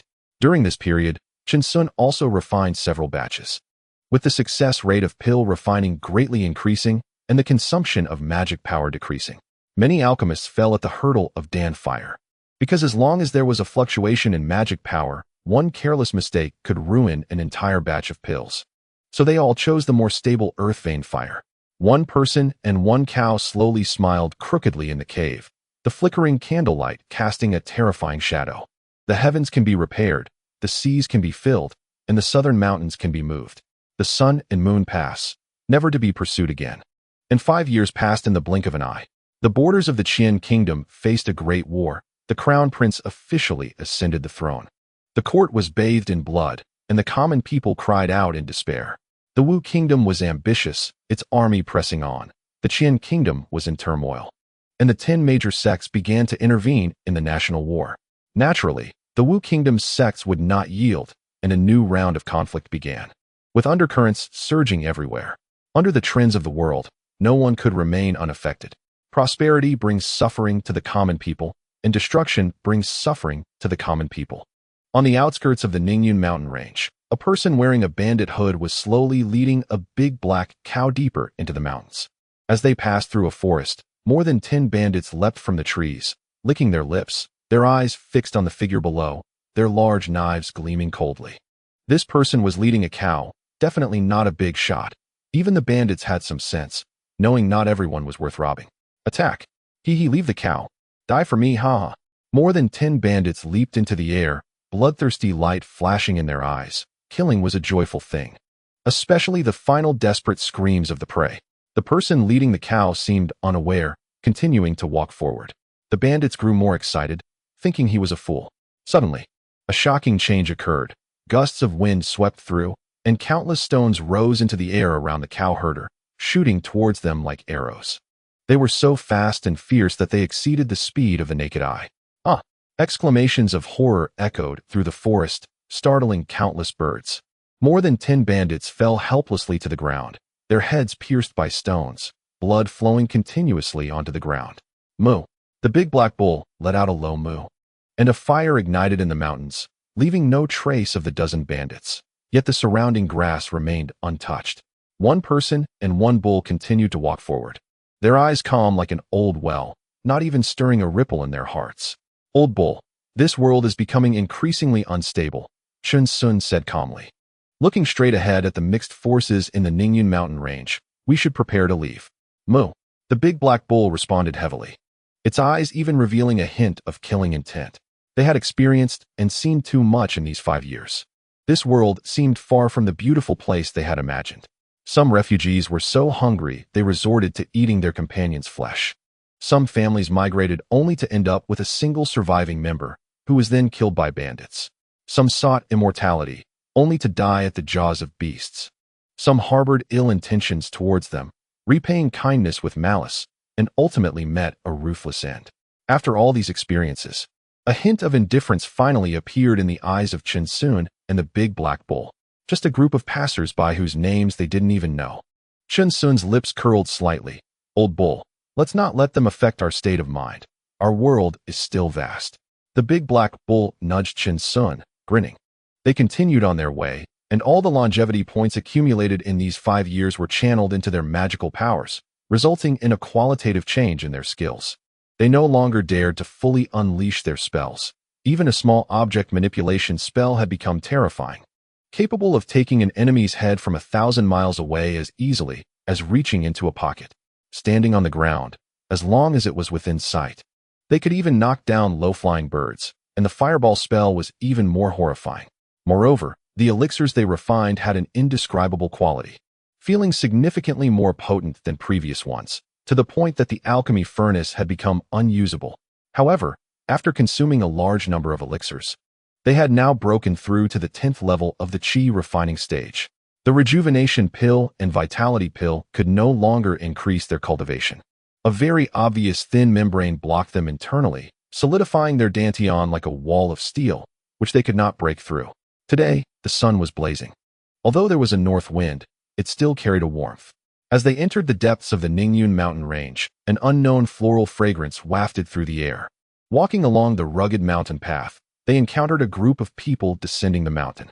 The young woman walking in front paused, staring at Chen Sun for a long time. It's you. Chen Sun and the big black bull were taken aback, wondering who she was and if she was trying to pull a scam. Even the people beside the young woman looked at her in confusion. How could she recognize him with that head covering? It's been nearly 10 years. I didn't expect you to come back. The young woman suddenly smiled, a faint fragrance emanating from her. I remember your head covering and the bull. Chen Sun frowned. Her smile seemed to merge slowly with that of a girl he had frightened back in the day. Her voice had matured significantly, and her appearance was no longer that of a youthful girl, now filled with many stories and a sense of composure. It's you. Chen Sun remembered and asked, isn't the Immortal Ascension Conference starting? Aren't you selling spirit herbs anymore? Not selling anymore. My cultivation talent is limited. I'm preparing to go home. The young woman replied with a smile. My family has arranged a marriage. Congratulations. I actually have experience with both joyous and serious occasions, Chen Sun said earnestly, cupping his hands. I see that you have a blessed appearance. You will surely have everything go smoothly in the future. Then I shall borrow your good words. The young woman nodded slightly, gazing deeply in the direction of the Immortal Ascension Conference. I also wish you a successful ascension and all the best. Safe travels, fellow cultivator. Chen Sun stepped back a bit, leading the big black bull aside. The young woman turned, revealing that sweet smile from back then as she left with her companions.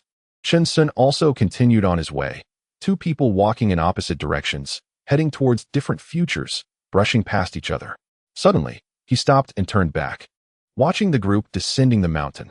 A mountain breeze swept by, stirring a sea of flowers, the young woman's hair dancing in the wind. Chen Sun smiled faintly and turned to leave. Chapter 32. Chen Sun breaks through the barrier bone age, 20 entering the 9-star valley. Chen Sun led the big black bull in, surrounded by unfamiliar faces. They walked about, the scattered cultivators hurriedly moving, all with eyes full of desire for power. 3 days later, the 10 major sects arrived, and countless voices of excitement erupted. Chen Sun and the big black bull silently watched the high platform.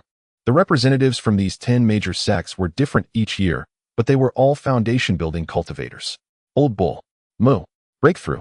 Chen Sun led the big black bull towards the Ziyun sect's high platform, causing astonishment among the scattered cultivators. This person was actually bringing a mundane bull to break through the barriers, which was truly amusing. At the top of the high platform, 3 women stood with hands behind their backs, their eyes sharp as they looked at the person in the head covering. a glimmer of interest flashing in their eyes. The first challenge, Puppet Beasts, 10 mechanical puppets at the 5th level of Qi refining. Avoid their attacks to step into the next level. Many scattered cultivators' attention was drawn to Chen Sun. He was actually a 7th level Qi refining cultivator.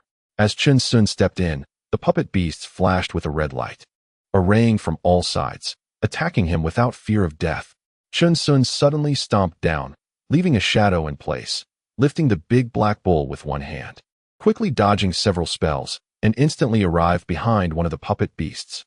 With a palm covered in flames, the back of the puppet beast melted like lava, revealing a crystal, rendering the puppet beast suddenly immobile. Following the same method, Chen Sun executed his moves quickly, accurately, and ruthlessly to the extreme, taking down all 10 puppet beasts as if it required little effort. What spell did this person just use? The Ziyun sect's puppets were actually taken down by him in one go. You must know that the materials for these puppets are quite valuable. What an eye-opener. We scattered cultivators usually just avoid, yet this person annihilated all those puppets. What terrifying strength. An uproar erupted from below the Ziyun sect high platform. They had never heard of anyone dragging a black bull with one hand while taking down 10 puppet beasts with the other. At the top of the high platform, the 3 women showed expressions of shock. Sister Yun, this scattered cultivator is a bit too much, isn't he? One of the women said indignantly. He's destroyed the Ziyun sect's property. Interesting, Sister Yun said with a light smile, seemingly unconcerned. I want to see what his qualifications are. As soon as she finished speaking, the 3 of them picked up a token. The second challenge, testing bone age and qualifications.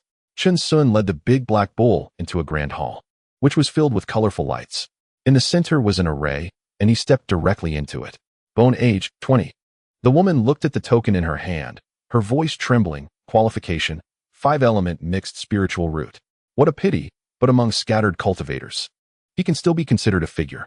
Sister Yun said with slight regret. This scattered cultivator clearly didn't use all his strength in the first challenge. But the cultivation qualifications are strictly assessed by the Ziyun sect. Combat power in the Qi refining stage isn't important to them. Inside the hall, Chen Sun smiled slightly. His goal had already been achieved. The Ziyun sect valued qualifications above all, so there was no need to continue breaking through. The first challenge merely gave everyone hope. He had been observing for years and had long seen through the Ziyun sect's ways. Old bull, let's go. Moo. Chen Sun left through another door, not continuing to break through, seemingly aware that his qualifications were lacking. Sister Yin merely took a deep look at Chen Sun before shifting her gaze elsewhere. The Ziyun sect also sent out several disciples, releasing puppet beasts from their storage bags, and a new round of challenges began again. Fellow cultivator, please wait. A middle-aged man in blue called out to Chen Sun outside another door, his eyes kind. Chen Sun, leading the big black bull, looked at him in confusion. What is it, fellow cultivator? I am Yin Jun, a disciple of the Wuyun sect from Jiang Prefecture. The middle-aged man introduced himself, then sighed slightly. I just observed your impressive combat strength, but regrettably limited by your qualifications.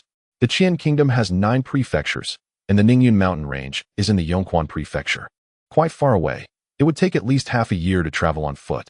The 5-element sect is also a major immortal sect in Jiang Prefecture. Although it is not as renowned as the 10 great sects, its name is still a significant presence in the cultivation world of the Qian Kingdom. The 5-element sect has a good relationship with the Ziyun sect, and it is said that the upper echelons of both sects have a fairly good rapport, which is why Yin Jun is here to seize an opportunity. It turns out he is a disciple of the 5-element sect. I have long admired you. Chen Sun clasped his hands, his eyes brightening with realization, waiting for him to continue. Yet this person turned out to be a 9th-layer Qi refining stage cultivator. I wonder if you are interested in joining the 5-element sect? Yin Jun smiled and said, Yongquan Prefecture has no major sects, and the cultivation resources are relatively backward. In the past, those loose cultivators were honored to receive invitations, without a doubt. How can you prove that you are a disciple of the 5-element sect? It can't be just based on your word. I'll just follow you. I have actually observed for a long time why some sects always desire those loose cultivators with stronger combat power and do not care about their aptitude. I would appreciate it if you would tell me the truth. After joining the 5-element sect, what is required? There is never such a thing as a free lunch. I understand that principle. And most importantly, can I bring my family's ancestral big black cow? Chen Sun said solemnly. These questions had been on his mind for a long time, and this was also the main reason he did not dare to join the 10 great sects. Disciples of these mid-level sects still have some reasoning to discuss, but those foundational stage seniors would not waste time talking with you. What would he do with the big black cow? When he arrived, that little fatty had told him that it was best to deal with the big black cow, which would be better than killing it. In-jun was taken aback, his mouth widening in shock. What happened to this person? Did he have some huge shadow from his childhood? This is the 5 Elements Sect Disciple Token. Please have a look. In-jun took out a green token from his storage bag, which had the words 5 Elements inscribed on it, with mysterious patterns that clearly indicated it was not an ordinary item. This token, when activated, could summon support from 5 Elements Sect disciples within a 100-mile radius. In-jun was somewhat speechless. If it weren't for the benefits of recruiting a qualified disciple, he wouldn't waste so much breath. Then you should activate it and try. I hope you don't mind. Loose cultivators can't compare to your big sect disciples. When the valley closes, I will activate it. At that time, you can discern the truth. Good. Chun-sun nodded with a smile, looking forward to In-jun. In-jun took a deep breath, blinking as he said, "Actually, it's not much of a secret. This concerns the lifeblood of low-level cultivators in the Qin Kingdom. Please speak plainly. It's about the spirit herbs for foundation establishment pills," In-jun slowly explained. Chapter 33. Constantly drifting and leaving again. It turns out that the Qin Kingdom has a secret realm called South Dipper Mountain, which opens once every 20 years. It is a place sealed by hundreds of great cultivators from the Qin Kingdom thousands of years ago, solely for the future of the Qin Kingdom's cultivation world. Inside, there are countless spirit herbs, among which the spirit herbs for foundation establishment pills are the most precious, but they have already been divided and guarded by the major sects, with limited quotas. Moreover, there are strict restrictions on the cultivation level for entering the secret realm. Only Qi refining stage cultivators can enter. And the competition every 20 years is brutal, with only 1 in 10 surviving. Apart from the 10 great sects having methods to cultivate spirit herbs for foundation establishment pills, other sects do not, which is the fundamental gap between the sections. Relying on natural means for foundation establishment not only wastes time, but also easily leads to demonic deviation. Qi refining stage cultivators only have a lifespan of 100 years, and reaching the 10th layer has already taken a lot of time. Even if they fight for an extra year, it is enough to cause serious injuries. The spirit herbs for foundation establishment outside of the Qin Kingdom have long been collected to extinction, and there are too many Qi refining stage cultivators, with supply unable to meet demand. I see. After listening, Chun-sun understood. This was asking them to be enforcers or even cannon fodder. Of course, if we collect 3 main spirit herbs, the sect's uncle will refine a batch of foundation establishment pills, and naturally, those who collected them will receive a share. In-jun added. Then, he changed the subject. Our 5 Elements sect never forces disciples to participate. You need not worry. Chun-sun chuckled but did not respond. However, he secretly thought, what is there to force? Those with poor aptitude will see no hope for foundation establishment and will still seek it. After joining the 5 Elements sect, you can choose your own steward, as long as you meet the contribution requirements each year. In-jun said, hands behind his back, speaking neither fast nor slow. For example, I am an outer sect steward. Contributions can be exchanged for cultivation methods, spells, etc. There is also a sect competition every year. If an elder takes a liking to you and accepts you as a disciple, you can soar to great heights and become an inner disciple. What if I do not meet the contribution requirements? You can make up for it in the following year. If you fail to meet the standards for 3 consecutive years, you will be expelled from the sect. At this point, a look of fear flashed in In-jun's eyes. Being expelled from the sect means being stripped of one's cultivation. Outer sect disciples are treated this way, but inner sect disciples do not need to worry. Of course, foundational stage ones do not either. Thank you for clarifying. However, what about this cow? In-jun looked at the big black cow, his brow slightly furrowing. The sect only accepts spirit beasts. That couldn't be better. Chun-sun patted the big black cow. Moo. The big black cow stepped forward, a surge of power stirring within. In-jun was shocked, realizing it was at the 2nd layer of Qi refining stage, and he had not noticed it all along. Then there is no problem. In-jun stepped back a bit, saying that spirit beasts are a significant combat force for cultivators. The Beast Control Sect, one of the 10 great sects, specializes in spirit beasts and has strong combat power among low-level cultivators. All right, I, Chun-sun, am willing to join the 5 Elements sect, Chun-sun said solemnly. Clasping his hands, locking eyes with Jun. Please accept this disciple token. Joy flickered in Jun's eyes again. This was another contribution secured. You have not officially joined yet, so we cannot call each other brothers. Thank you. Sun received a smaller green token than the previous one. Feeling a bit excited inside. On the day the valley closes, the sect uncle will activate the token, and you will know where to meet. All right, then I won't disturb you.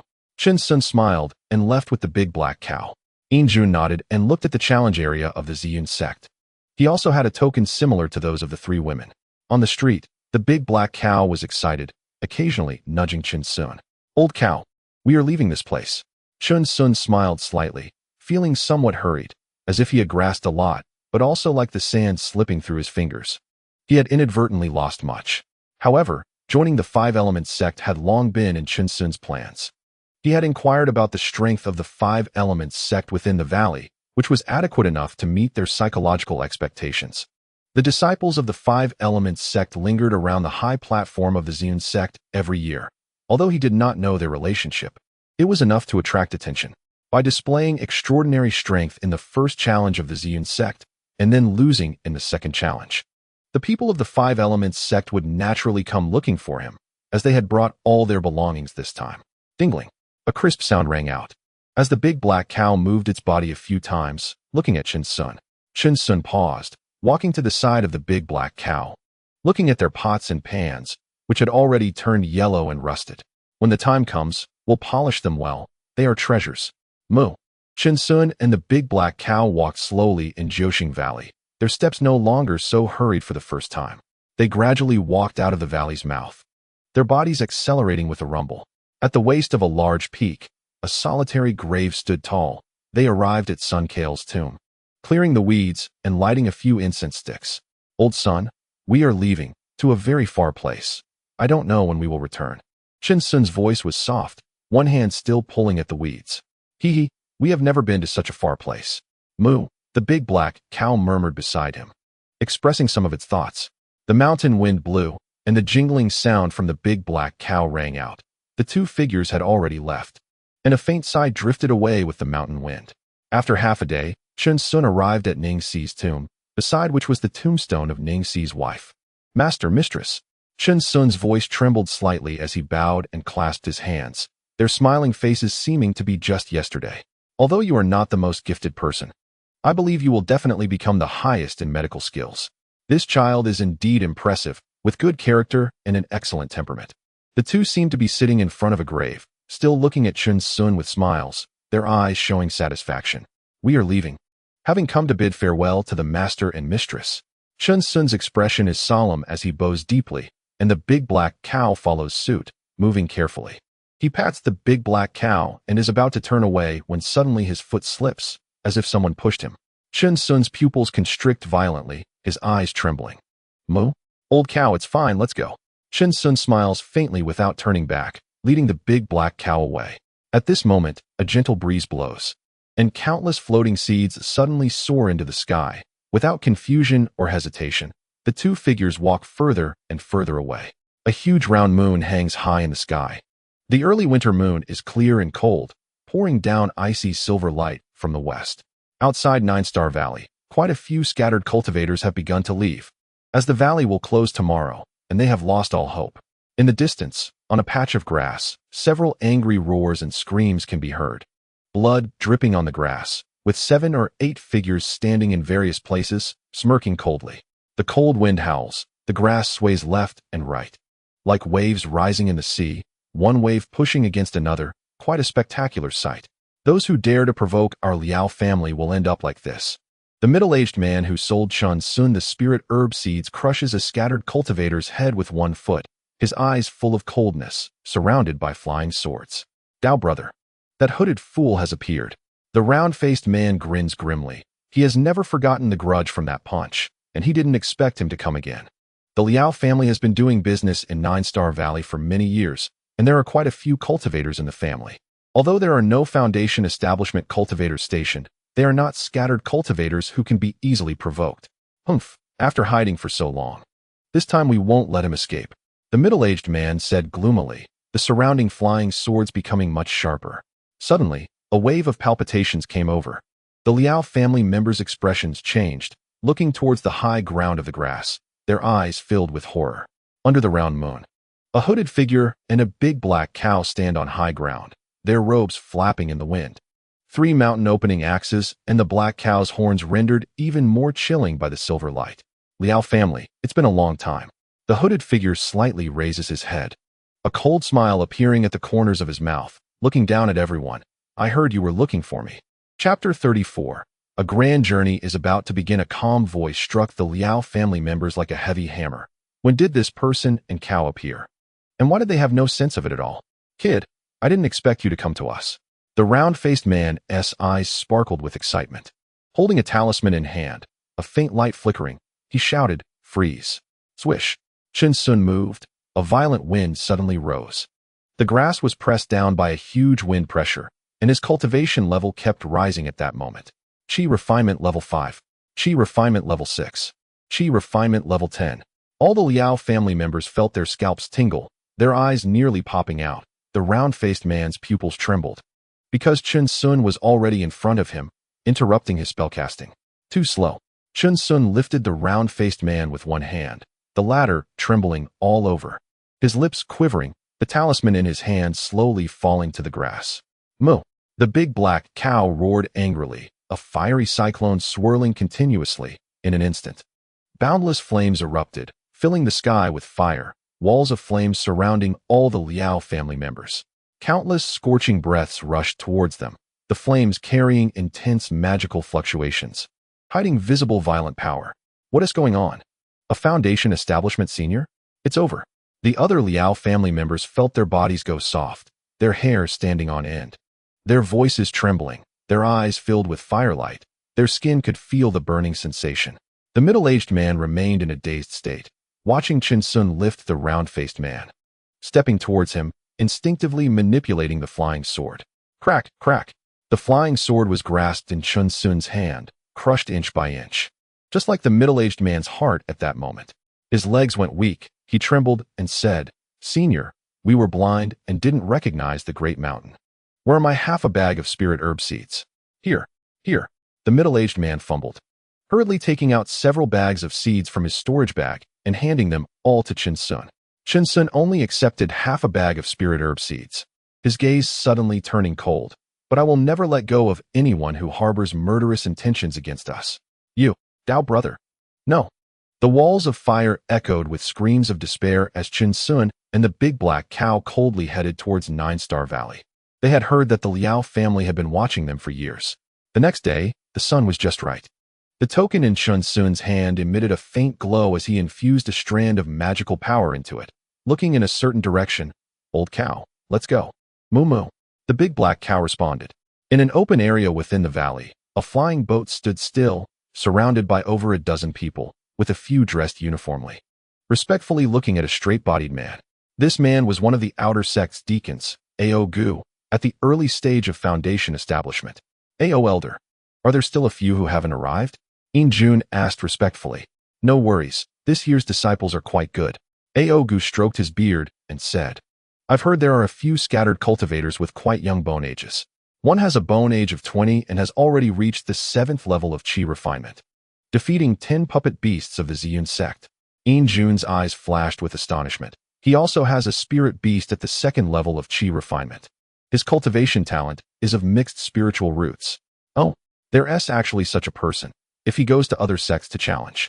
It might not even come to our Wuyin sect. A.O. Gu nodded repeatedly, looking quite satisfied.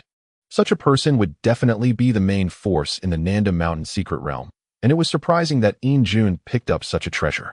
At this moment, Chen Sun was leading the big black cow, arriving in a rush, the sound of pots and pans clanging continuously. Dao friend Chen, let me introduce you. In Jun stepped forward and smiled. This is Elder A.O. of the outer sect of Wuyin sect. He then looked at A.O. Gu.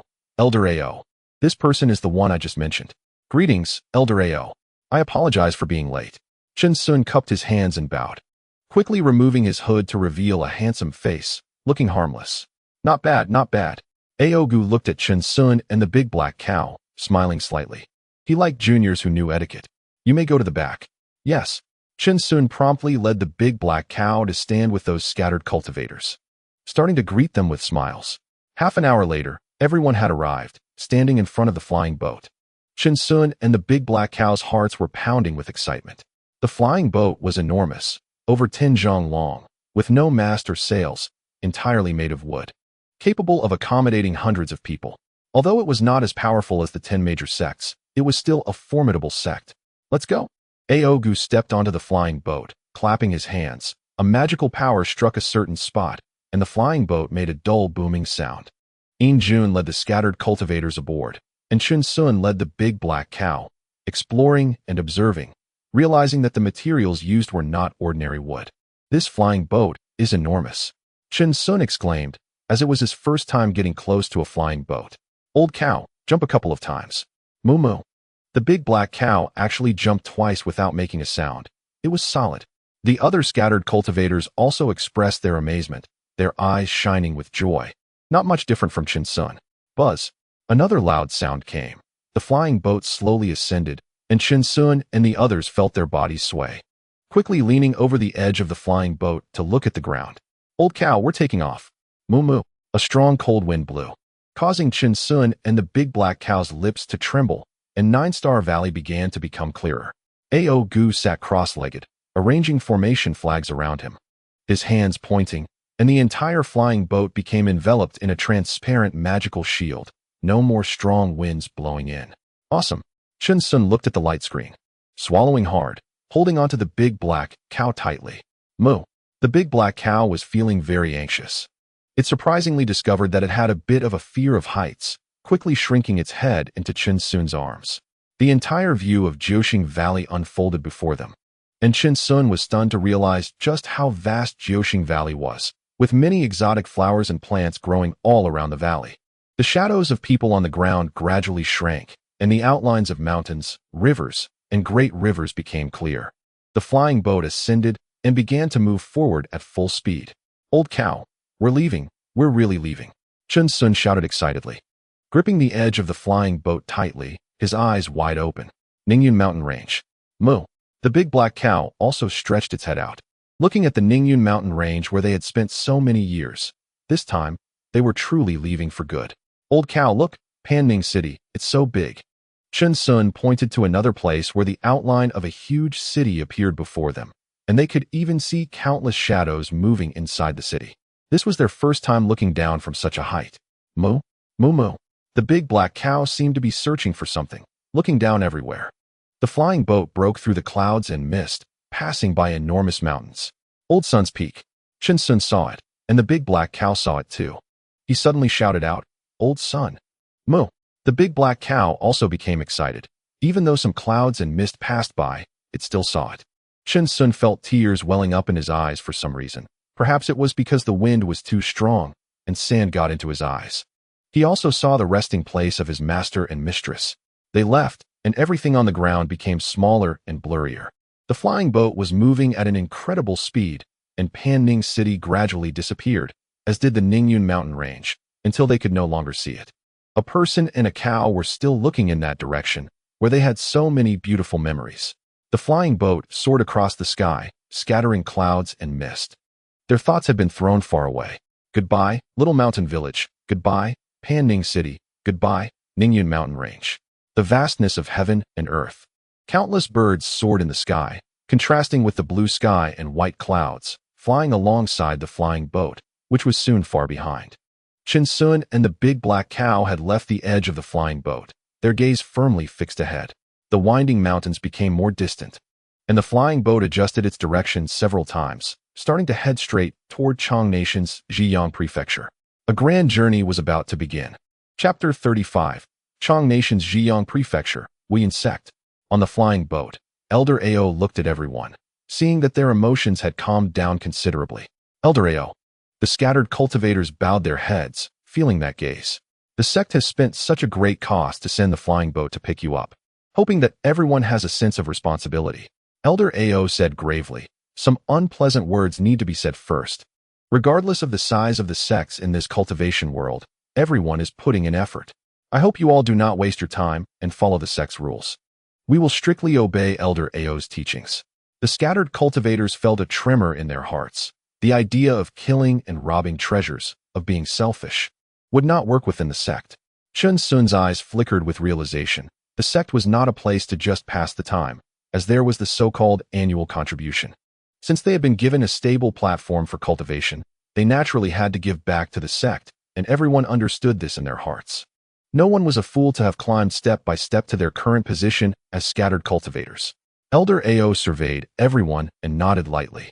Although these scattered cultivators had low qualifications, they were the main force of the Southern Dipper Mountain secret realm every 20 years. They were daring and skilled, with many means. The elders in the sect were reluctant to risk their precious seedlings, which is why every sect would spend great costs annually to recruit powerful scattered cultivators, just to pave the way for those good seedlings. Good. Elder Ao nodded expressionlessly, then stopped speaking, sitting cross-legged at the front, while several disciples of Wuyun's sect sat behind him and began to cultivate. This fellow Taoist, a man who looked like a thin monkey, approached Chen Sun. His face was fair and handsome, with a cultivation level of the 8th layer of qi refining. Chen Sun and the big black cow were sitting at the tail of the boat, looking at this future senior brother and smilingly nodding. My name is Ji Kuan, and from now on, we will be fellow disciples. I hope you don't mind my intrusion. Ji Kuan clasped his hands with a smile, observing the rest of the scattered cultivators, who were either highly skilled or unapproachable, and this one looked easier to get along with. My name is Chen Sun. So you are senior brother Ji. I've long admired you. Please, have a seat. Chen Sun patted the space in front of him and said generously, then looked at the big black cow. This is my ancestral big black cow, 2nd layer of qi refining. Moo. The big black cow stood up from its crouch position and called out to Ji Kuan. It's actually a spirit beast. Hello, junior brother cow. Ji Kuan smiled as he sat cross-legged, not too familiar with the sect rules, so he casually called out. However, hearing Chen Sun call him senior brother, he felt a sense of elation in his heart. After being a scattered cultivator for so long, he had finally entered an organization. Moo. The big black cow was delighted to be called junior brother by others and called out again. Hee hee. I wonder which hall junior brother Chen intends to join? The Wuyun sect has a vast system with many factions, but sect rules can be ignored. We cannot choose the wrong path in life. Oh, does senior brother Ji have some insider information? I know nothing about the Wuyun sect. Chen Sun looked at Ji Kuan, thinking to himself that this guy must have connections in the sect. Junior brother Chun is overthinking it. I just casually inquired about the Wuyun sect disciples who invited me. It's nothing to mention. Ji Kuan quickly waved his hand, a smile unconsciously appearing at the corner of his mouth. Are there many people in the Wuyun sect? Chen Sun asked curiously, as he thought those Jianghu sects had only about 1,000 people. Ji Kuan stretched out his hand and mysteriously made a 5 gesture. 5,000. Chen Sun exclaimed in shock, looking at the big black cow, who was also staring at him in astonishment. So many cultivators. In all these years, the total number of cultivators we've seen doesn't even add up to that much. Haha. Ji Kuan enjoyed Chen Sun's expression and felt extremely pleased, then shook his head. 500? That's a bit too few. Chen Sun's eyes showed slight disappointment. Junior brother, it's over 50,000. Ji Kuan took a deep breath and said slowly, only to see Chen Sun roll his eyes and faint. Junior brother. Moo. Not long after, Chen Sun regained his composure, his heart surging with waves of shock as he exclaimed, Senior brother Ji, 50,000 cultivators? That's right. When I first heard it, my reaction was similar to yours. The 10 great sects of the Chong Nation, aren't they heavenly? Not just the Chong Nation. I've heard that there are cultivators from other countries in the 10 great sects. Ji Kuan said with emotion. You could say that all the excellent cultivators in the Chong Nation are within the 10 great sects. I wonder how marvelous it is there. Old cow, did you hear what senior brother Ji said? This is knowledge. This is vision. Chen Sun spread out a hand and said. The big black cow was already stunned, nodding continuously. It originally thought Jiuxing Valley was the pinnacle for cultivators. However, for outer disciples like us without a background, joining the outer hall of affairs is the best choice. Ji Kuan said solemnly. Although it will execute some dangerous tasks, the contributions are considerable, and you can exchange for many treasures, enhance practical experience, and quickly improve your cultivation. Chen Sun understood in his heart. Ji Kuan talked so much. It turned out he was trying to recruit him, and they were starting to form a group so quickly. All right, I will certainly consider what senior brother Ji said. If I decide to join the outer hall of affairs, I will be the first to come find you. Chen Sun clasped his hands and said earnestly, his eyes full of sincerity. Good, Then I won't disturb Junior Brother Chun and Junior Brother Cao. Ji Kuan clasped his hands and smiled, leaving gracefully to look for other fellow cultivators. Moo. The big black cow called out to Ji Kuan's back. Chun Sun's expression was calm. He would not make any decisions based solely on Ji Kuan's words, and moreover, the outer hall of affairs conflicted with his ideals. He and the big black cow did not want to engage in fighting and killing within the sect. They had finally found a place with order and only wanted to live happily. However, everything would have to wait until they arrived at Wuyun's sect. Buzz. The entire flying vessel continued to move forward in the air, and the hearts of all the scattered cultivators on board grew increasingly anxious. Jiang Prefecture, located in the northern border of the Qian Kingdom, is mostly flat plains and rivers, abundant with wild beasts, and its people are known for their fierce and chivalrous spirit.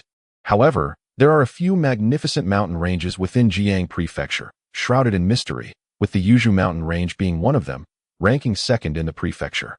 It is located on the western side of Jiang Prefecture, while the most grand and majestic mountain range, the Hanyun mountain range, is on the eastern side. The Yuzhou mountain range stretches for thousands of miles, seemingly endless, and is often shrouded in thick fog. Countless commoners have gotten lost within it, only to return claiming they saw traces of immortals. Although the mountain range is vast, it is rarely visited by people, and many folk legends have emerged from it. Even the local government has issued notices prohibiting mortals from entering. Inside the mountain range, towering peaks rise and fall, with cliffs and precipices surrounded by clouds and mist. Ancient trees reaching for the sky, and streams cuddling the mountains, adding countless layers of mystery. However, what all the common people do not know is that this is actually the location of the great sect of immortality, the Wuyun sect, an endless magical formation, continuously reinforced and improved by generations of Wuyun sect elders, has long concealed it from the world. Within the formation, numerous pavilions and towers have been built among the mountains, along with a dozen magnificent halls constructed atop various peaks, overlooking the entire Yuzhou mountain range. Between the towering mountains, countless caves can be found everywhere, and from time to time, divine lights shine forth, exuding a powerful aura. Whoosh, whoosh. Countless disciples of the Wuyun sect, dressed uniformly, soared through the low sky on flying swords, their expressions tense, looking quite busy, racing against time in their limited lifespans. Above in the sky, several flying vessels passed by, and after a month's journey, Chun Sun and others finally arrived. Chapter 36. Professionally matched, too perfectly matched. Chun Sun and the big black bull lay beside the flying vessel, constantly exclaiming in awe, feeling a sense of weakness wash over them. It was too shocking. Old bull. This is the world of immortality. What is the 9-star valley compared to this? Chun Sun said with a trembling voice, gazing down at the ground. The buildings were completely different from those in the mortal realm, high-end, grand, and sophisticated. Moo. The big black bull's eyes trembled. Its voice elongated as it spotted many cultivators on the ground. Buzz. Buzz. Several giant vessels steadily landed on the ground, where there was an open high platform, resembling a vast square, with over 100 disciples standing in front, holding garments and magical artifacts. The elders inside the vessels stepped onto their respective magical tools and floated away, continuously chatting and laughing. Only about 40 scattered cultivators had disembarked from the vessels, looking timidly at these disciples of the immortal sect, unsure of what to do. Chun Sun, holding the big black bull, stood at the edge of the scattered cultivators, looking around, wondering why there wasn't even a sect initiation ceremony. Everyone, In June, with an elevated demeanor, stood at the front, completely different from his state in the 9-star valley. Come and collect your sect items. From now on we will be brothers. As soon as he finished speaking, the disciples behind him stepped forward, and the scattered cultivators hurriedly went to collect their garments and tokens. Dust clearing technique, sword control technique, Wuyun formula, sect regulations, and even storage bags. Chun Sun couldn't help but smile broadly, chuckling quietly as he looked at the disciples standing in front of him. That disciple frowned slightly. He wasn't fond of scattered cultivators and coldly said, "After you receive your items, proceed to the main hall of the sect to choose your respective positions. Your contribution points will determine your future in the sect." Thank you. Thank you. Chun Sun smiled and nodded, quickly changing into the blue robe. His demeanor changed dramatically. May I ask? Before he could finish his sentence, the disciple turned and left, not wanting to waste any more words with Chun Sun. So aloof? Chun Sun raised an eyebrow, wondering how to get to the main hall of the sect. He looked at the big black bull, turned around, and said, "Old bull, don't I look like an immortal now?" "Moo," the big black bull exclaimed. "It really is true that people rely on their attire." Chen Sun had transformed into someone much more refined than before. But we shouldn't throw away our old clothes. He carefully stored his burlap robe in the pockets on either side of the big black bull. After all, he had sewn it himself, and the quality was excellent. "Moo." The big black bull nodded, its eyes filled with joy. The spiritual energy in this sect was far better than in the Ningyun mountain range. Junior brother Chen Ji Kuan had also changed into the sect's attire and hung his token at his waist. "Let's head to the main hall of the sect." He noticed Chen Sun's bewildered expression, evidently not having asked for directions. These sect disciples seemed quite proud and did not wish to speak much with them. "All right, thank you, Senior Brother Ji, for leading the way." Chen Sun followed Ji Kuan down the high platform, holding onto the big black bull. "Junior Brother Chen is being too polite. We all came from the 9-Star Valley, so we should look out for each other," Ji Kuan said loudly, exuding a big brother aura. Chen Sun nodded, feeling a sense of goodwill towards Ji Kuan. Although this person looked like a skinny monkey and sometimes had a slightly gloomy complexion, he was a good person. The main hall of the Wuyun sect was built halfway up the mountain, bustling with activity as disciples came in and out. The hall was ancient and elegant, quite magnificent. And Chen Sun and the big black bull stood in front like ants, inconspicuous and only able to look up. Outside the hall, several large black pillars were carved with unknown spiritual beasts, their scales and claws dancing, whiskers fluttering, seeming as if they would soar into the sky, lifelike. "Junior Brother Chen, I'll go in first," Ji Kuan said as he looked at Chen Sun, who was still in shock. "But what I said, Junior Brother Chen should think about it." "Okay, definitely, Senior Brother Ji, you go ahead." Chen Sun quickly regained his composure and cupped his hands. Ji Kuan said no more.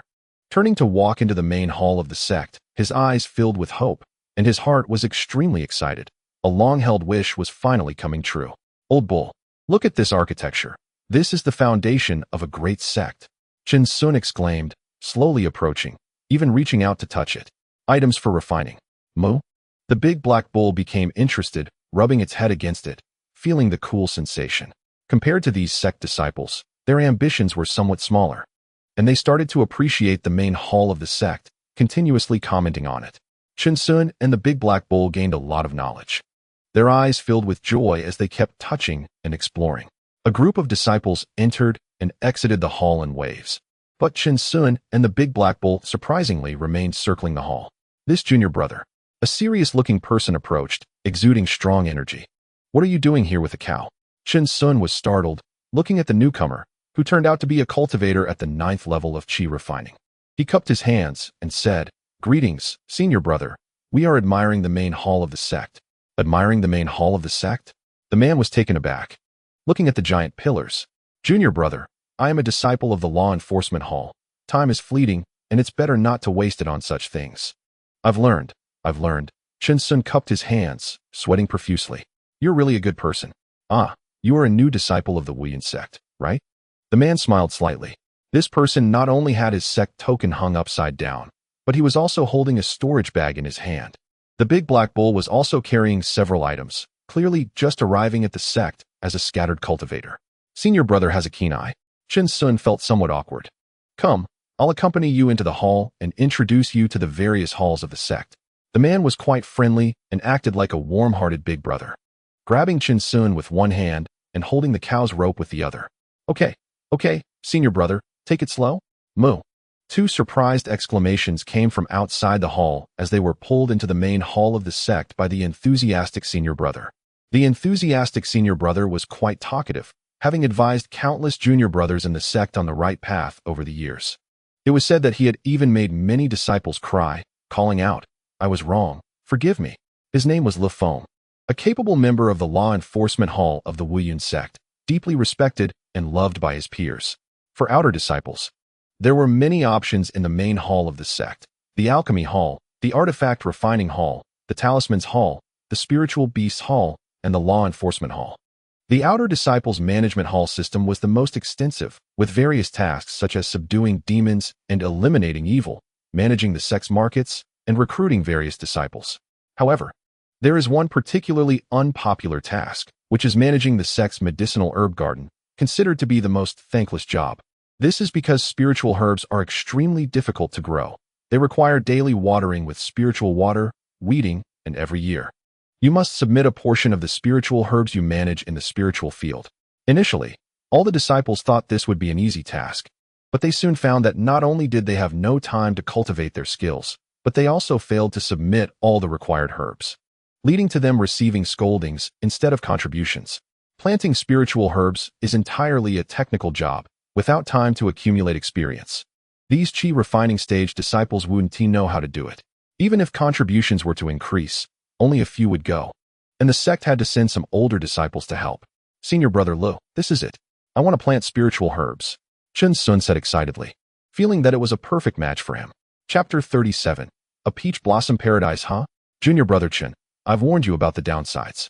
Lu Feng frowned, as he strongly discouraged new disciples from going to the medicinal herb garden, seeing it as an irresponsible attitude towards both the sect and themselves. Senior brother Lu, don't worry. My family specializes in planting spiritual herbs, Chen Sun replied earnestly, cupping his hands in gratitude. Thank you for clarifying this for me. I will manage the herb garden well. Although Lu Feng seemed to be meddling, Chen Sun did not think so. Lu Feng had helped him a great deal, and he remembered this favor. All right, junior brother Chen, since you just joined the sect, if you have any questions, you can come to my cave, Lu Feng said with a calm smile. Since it was someone else's family specialty, he felt reassured, and then took out a talisman from his storage bag and handed it to Chen Sun, saying it could be activated with spiritual power in case of emergencies. Chen Sun carefully accepted it, a hint of meaning flashing in his eyes as he nodded seriously. Junior brother Chen, make sure to practice diligently and don't waste your time. I'll take my leave now. Yes, senior brother Lu. Moo. Chen Sun and the big black cow watched Lu Feng leave, both unable to suppress a smile, as if they had returned to that little mountain village. He walked towards a high platform in the hall and said, Uncle Master, I want to manage the herb garden. All right. An elderly man, seemingly on the verge of collapse, replied lightly as he took out a jade pendant and a booklet. Thank you, Uncle Master. Chen Sun exclaimed with joy, looking at the jade pendant, which was a restriction talisman for a certain herb garden. Without it, one could not enter, and forcibly breaking in would be considered an invasion of the sect. Kid. Managing the herb garden isn't easy, the old man said with sleepy eyes, unsure if he was sleeping or meditating. Just come here every year to submit the spiritual herbs. Okay. Chen Sun nodded confidently. This little cow is quite nice, full of spirit. The old man looked at the big black cow behind Chen Sun with a hint of interest. Moo. Uncle Master, this is my family's ancestral big black cow. Kid. Hurry up and go. What are you daydreaming about? The old man seemed to perk up a bit. Chen Sun's gaze made him feel as if he wanted to snatch this chi refining stage spiritual beast. Hee hee, I won't disturb you any longer, Uncle Master. Chen Sun smiled awkwardly, realizing he had thought too far. This was a major sect of cultivation. What kind of spiritual beast didn't they have? It wasn't like they were in the 9-star valley. Old cow, let us go? Moo. Chen Sun happily led the big black cow away, both of them in a much lighter mood, finally free from the tense and scheming life, feeling that being in a cultivation sect was truly better. On the way, they encountered fellow disciples and moved aside, their faces filled with friendliness, not initiating conversation. Following the jade pendant's guidance, they arrived at a secluded valley, surrounded by strange flowers and plants they had never seen before, with spiritual energy wafting in the air, making one feel refreshed. In the distance, there was a large waterfall, churning white waves, splashing water droplets like jade and silver into the pool below, accompanied by colorful rays of light. The sound was like spring thunder, powerful and majestic, making this place feel like a paradise. Old cow, don't go wandering around. While Chen Sun was lost in thought, the big black cow had already dashed off, sniffing the flowers and watching the butterflies dance. Moo. The big black cow was enchanted, quickly running back to Chen Sun, its eyes full of joy. Ha ha. Chen Sun hugged the cow's head, looking up at a formation that was running. He infused his spiritual power into the jade pendant, and the formation instantly opened a small entrance. Let us go. Chen Sun pulled the big black cow along, constantly sighing in his heart. The Wuyun sect is truly vast. The entire mountain range is the sect's territory. Inside, there were several large spiritual fields filled with various oddly shaped spiritual herbs, surrounded by ancient trees and fragrant grass, exuding a lively atmosphere. Chen Sun and the big black cow were dazzled, unable to recognize some of the spiritual herbs. At the deepest part, there was a thatched cottage, outside of which an old man with messy hair stared eagerly at Chen Sun, as if he had seen his father. You're here, Moo.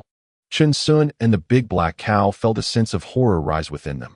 Why did it feel like this old man was about to go mad? 10 years. Finally someone has come. Ha ha ha, the heavens have eyes. The old man knelt on the ground, arms outstretched, looking up at the sky with a long sigh. 2 streams of tears soaking his wrinkled, old face. Qi refining stage 9, a master. Chen Sun looked at him in confusion, wondering how he had ended up like this. Worse off than when they were in the Ningyun mountain range. Junior brother, I'm going to report back. This place is yours now.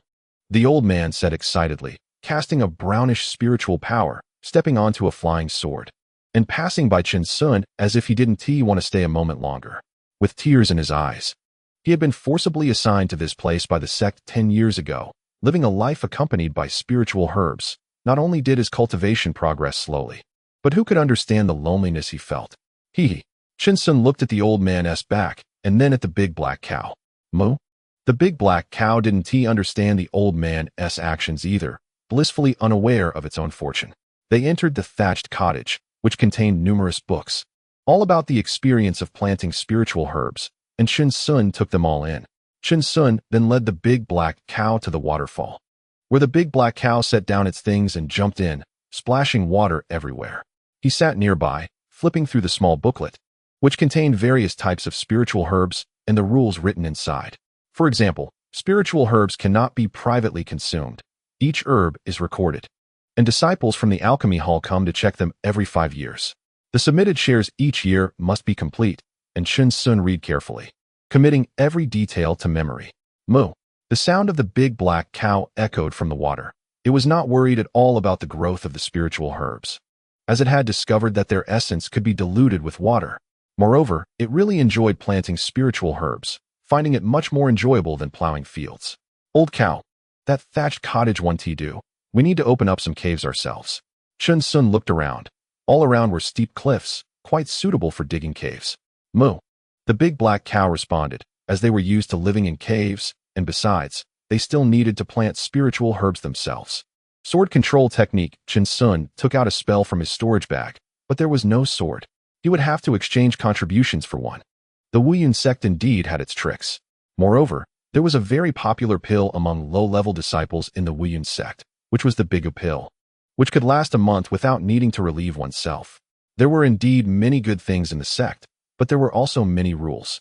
Chen Sun began to read the sect's regulations, such as not being allowed to fight privately, and those caught would face punishment at the law hall, and grievances had to be reported to fight in the arena. Except for disciples going out on missions, no one was allowed to descend the mountain privately, but they could go down twice a year, once for a month, and they could accumulate the time. However, once they reached the foundation establishment stage, there were no more cumbersome rules. Foundation establishment disciples were the backbone of the sect, akin to elders. The Wuyun sect was bigger than a city, with everything available, so there was really no need to go down the mountain. Chen Sun murmured, thinking that if he wanted to exchange for spiritual herbs, he could go down the mountain to take a look. 2 times a year would be enough, and he didn't want to draw too much attention within the sect. Old cow. Moo. The big black cow, drenched in water, came running over, its eyes fixed on Chen Sun, as if it still hadn't had enough fun. Chapter 38. Cultivating minor spells. Just having hands is enough. Our first step in the plan is to open up a cave dwelling and then start cultivating these medicinal herbs in the garden without needing to increase their years. The second step is to accumulate sect contributions. If we submit enough medicinal herbs, our contributions will be much higher than those of ordinary disciples. The third step is, once we have enough contributions, to exchange them for a flying sword. I noticed that behind the waterfall is a very hidden place. At that time, we can fly there and open up a cave dwelling to cultivate the medicinal herbs. The fourth step is to gather information about foundation building pills within the sect. The Southern Dipper Mountain secret realm is too dangerous, and there's no need to take unnecessary risks. Chen Sun said this methodically, and the big black bull listened intently, feeling even more admiration for Chen Sun. The most important thing is that there is that sect competition every year. We can go watch the excitement. Moo. A burst of laughter echoed beside the waterfall. Chen Sun took off his clothes, revealing his 16-pack abs, and dove into the water with a splash. Comfortable.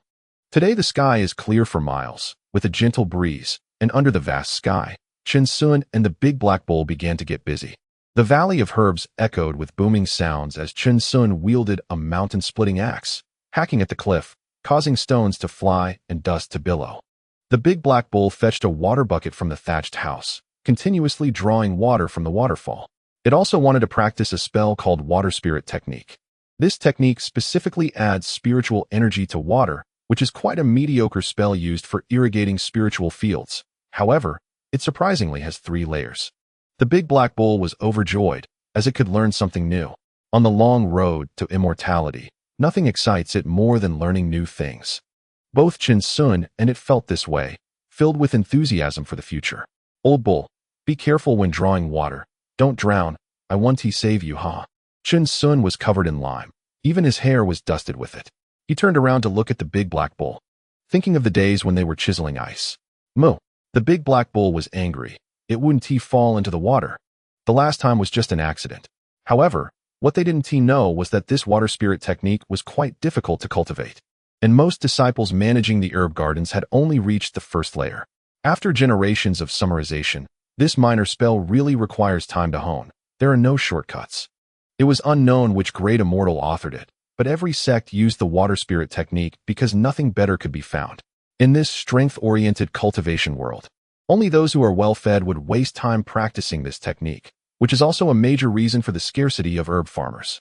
However, among the 10 great sects, there really are such divine beings, but they are all treasures that never reveal themselves in front of others. Forcefully splitting Mount Hua, Chen Sun grinned, giving another fierce chop at the mountain wall. Damn, Moo. The big black bull didn't even care about the water bucket, which fell to the ground, and hurriedly ran over to find Chen Sun. Is it that hard? Chen Sun's eyes widened, with quite a bit of lime stuck to his eyebrows. Old bull, the mountain-splitting axe has a chip. Moo? The big black bull couldn't believe it. The cliff of the Ningyun mountain range had been split open by a single blow from Chen Sun's axe. He had been chopping for so long, and had even chipped the axe. Ah, it's fine. I'll grind it some more. This is just ordinary iron. Chen Sun sighed, looking at his mountain-splitting axe with pity. It was his proud creation from the blacksmith shop, but perhaps the stones in this mountain range were harder. Moo, go ahead. Don't worry about me. Chen Sun sat on the ground, finding a stone to start grinding the axe. The big black bull nodded and ran off to draw water again. 2 days later, Chen Sun finally opened up the cave dwelling, placing pots, pans, and other utensils inside, then started to chop wood to make various tools.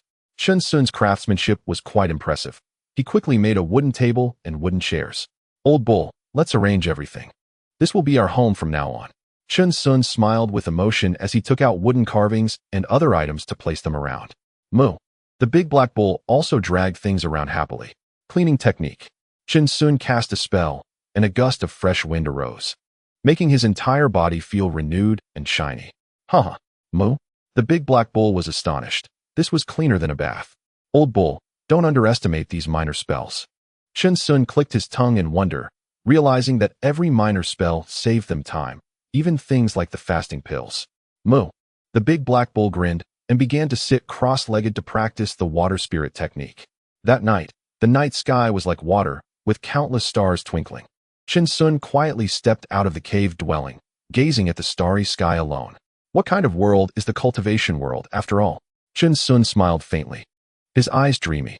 He remembered hearing Ji Kuan boast while on the flying boat, claiming he had seen in ancient texts that in far-off places there were truly advanced cultivation civilizations, and that this place was merely backward.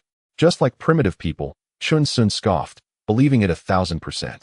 Isn't this place the most orthodox cultivation civilization? Chen Sun murmured, leaning against the outside of the cave dwelling, gradually falling asleep. Old bull, and I will definitely go. The next day, dawn broke, and the sun rose high. Chen Sun cast aside all distractions and started to get busy with the big black bull. Old bull, let us go hunting. Moo. Chen Sun slung an axe over his shoulder and walked into the mountains with the big black bull. There were many beasts in the mountains, and the sect wouldn't interfere much. Time passed, and a trickle of clear spring flowed. In the blink of an eye, more than half a year had passed. The Valley of Herbs was thriving, filled with the fragrance of medicinal herbs, and the growth was quite promising. Chinsun and the big black bull sat cross-legged among them. Waves of water spread around them, transforming into lively water balls filled with spiritual energy and magical power. Pop, pop.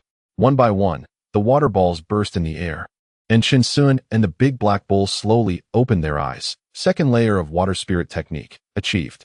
It didn't feel too difficult.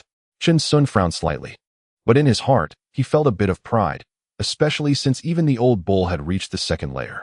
Moo, moo. The big black bull blinked. What does this mean? Its cultivation progress was still slow, but practicing the technique was quite fast. However, our qi refining stage cultivation really can be ground down. Chinsun thought for a moment and continued. This dantian can be polished into liquid. If we grind it for another 100 years, it might just work. Moo. The big black bull's pupils constricted, nudging Chinsun. What a huge injustice. Haha, just kidding. Chinsun laughed, patting the big black bull. Everything is proceeding according to plan. Let us move. Moo. The big black bull happily called out and quickly followed behind Chinsun. In the Valley of Herbs, Chinsun even made a straw hat for himself and wove a big straw hat for the big black bull, which made it extremely happy, even wearing it to sleep. Under the sunlight, the man and the bull, both wearing straw hats, busily worked in the medicinal fields, their eyes filled with joy, and no one ever came to disturb them. Chapter 39. Planting hundreds of years of spiritual fields. Spring passed, and autumn came. Today the sun was just right, marking the first year since they arrived at Wuyun's sect. They continued to invest their longevity points into magical power. The restrictions in the Valley of Herbs opened a passage, and Chinsun, leading the big black bull, walked out with a spirited expression, their storage bags filled with numerous medicinal herbs, all of which were their required submissions. Not a single one less. They skillfully arrived at the sect's main hall, watching for a long time outside the hall. Today, they finally didn't meet Senior Brother Lo. Otherwise, they would have been lectured again. Inside the hall was still the same old man. Chinsun, wearing a straw hat, respectfully said, "Master Uncle, I'm here to submit medicinal herbs." The old man seemed to never have fully woken up, lazily responding. On the platform, Chinsun took out all the medicinal herbs from his storage bag, neither more nor less. The spiritual energy was overwhelming. The old man's eyes lit up, and he quickly began to count, then took out a token and cast a spell, his expression becoming clear. "Not bad. Kid, it's actually you." The old man recognized Chinsun's appearance beneath the straw hat and looked at the big black bull. "You are the first disciple to enter the sect and submit medicinal herbs in full during the first year. Master Uncle may not know, but my family specializes in planting medicinal herbs, so I have some experience." "Quite good." The old man spoke more than usual today, and a bagua token appeared in his hand. "This is your contribution value for this year. It belongs to you now." "Thank you, master." Chinsun was overjoyed and respectfully took it, gripping the bagua token tightly in his hand. "Just drop some blood to recognize it as yours. Go ahead." "Yes." Chinsun ran off with the big black cow. He had already figured out where the contribution hall was. "Old cow, we've struck gold." "Moo moo." The big black cow kept braying loudly. As they ran by, the surrounding disciples frowned, wondering where this straw hat person came from, making such a fuss. Outside the hall, Chinsun found a secluded spot and hurriedly dripped blood to recognize ownership. When he checked, he was astonished to find he had 200 contributions. "Woohoo!" Chinsun jumped up and exclaimed, looking at the big black cow. "Old cow, we have 200 contributions." "Moo." The big black cow was startled, standing on its hind legs and leaning on Chinsun, quickly glancing at the bagua token. It should be known that the sect's minimum contribution requirement for outer disciples each year is only 100, and they had exceeded it by more than double. "Let's go to the contribution hall. Today we will spend like crazy." "Moo." The man and the cow began to sprint, ready to wreak havoc in the contribution hall. Half a day later, Chinsun and the big black cow emerged from the contribution hall with long faces. He held a long sword in both hands, his eyes vacant. Feeling utterly disheartened. "Damn that black hall." Chinsun muttered under his breath, his mouth moving as he kept murmuring, "Black hall." "Moo." The big black cow looked just as dazed. Their contribution value had been wiped clean. One immortal sword, 50 contribution points, a low-grade yellow tier magical artifact. One alchemy furnace, 100 contribution points, a mid-grade yellow tier magical artifact. One formula for a nourishing pill, 50 contribution points. Chen Sun looked at the big black cow with a blank expression, his voice rising from low to high. Our contribution points are gone. Huh, is that it? Moo. The big black cow bellowed in anger. Let's go back to the valley and plow the spirit fields well, save up a few thousand contribution points. Old cow, back to the valley, let's farm. Can't we even deal with one contribution haul? Chen Sun shouted angrily, filled with ambition. Let's farm for a few hundred years and empty that contribution haul. Moo. The big black cow stood up, let out a long howl, its muscles bulging. What are you yelling about? No noise allowed outside the hall. Several reprimanding voices came from inside the hall. Moo moo, let's go, let's go. Chen Sun chuckled awkwardly, leading the big black cow while bending down to hurry away. Sneaky in their movements, and they were stopped for identity checks by the law enforcement disciples several times along the way. On the road, everywhere were disciples of Wuyun's sect, chatting in groups, spitting as they spoke, looking quite excited. The sect's grand competition is about to begin this year. I heard that senior brother Bai Shi has come out of seclusion. Oh my, he is the backbone of our outer disciples. The sect master praised him for his potential to establish a foundation. If he wins this year, for the trip to Nanshan in 4 years, I heard he could directly be rewarded with a foundation establishment pill. Winning is something our outer disciples shouldn't even think about. It's already been monopolized by the inner disciples. However, we can still go mingle and earn some contribution points to strengthen our abilities. A few disciples passed by Chen Sun, speaking animatedly, completely unaware of the straw hat wearing cowherd beside them. Fellow brothers, wait a moment. Chen Sun cleared his throat lightly, leading the big black cow over. How many contribution points are there for participating in the sect competition? The few were startled, wondering how this person appeared like a ghost and looked like an old farmer. Haha, this junior brother must be new to the sect, right? Yes, please enlighten me, senior brother. Chen Sun accidentally placed 3 low-grade spirit stones into their hands. Oh, the 3 exchanged glances, having never seen such an approachable junior brother before. They crossed their arms and laughed heartily. We are all fellow disciples. Of course, we are brothers. We are brothers. Chen Sun also laughed. Junior brother may not know. The 3 looked at Chen Sun, finding him more amiable. For the sect competition, only Qi refinement stage disciples can participate. If one ranks in the top 500, they can receive 500 contribution points. If one ranks in the top 100, they can get 1,000 contribution points and have the chance to be accepted by various elders. If one ranks in the top 10, they can receive 2,000 contribution points, directly becoming an inner disciple, and even choose their own master. If one ranks in the top 3, that would be incredible. Not only are there various magical artifact rewards, but also some things we don't even know about. The few showed a slight smile, their eyes revealing longing. If they could enter the top 100, they would soar to great heights. How many people participate? Chen Sun casually asked, feeling a little stirred. He just needed to get that 500 contribution points. He had just checked. The foundation establishment pill formula required 3,000 contribution points, which meant he would have to work for 15 years and couldn't exchange anything else. Generally speaking, around 30,000 people. So many. Chen Sun was taken aback. In his previous life, he hadn't even ranked in the top 500 among 1,000 in exams. Of course, not only are there many inner disciples participating, but also the descendants of those elders. The few shook their heads slightly, sighing softly.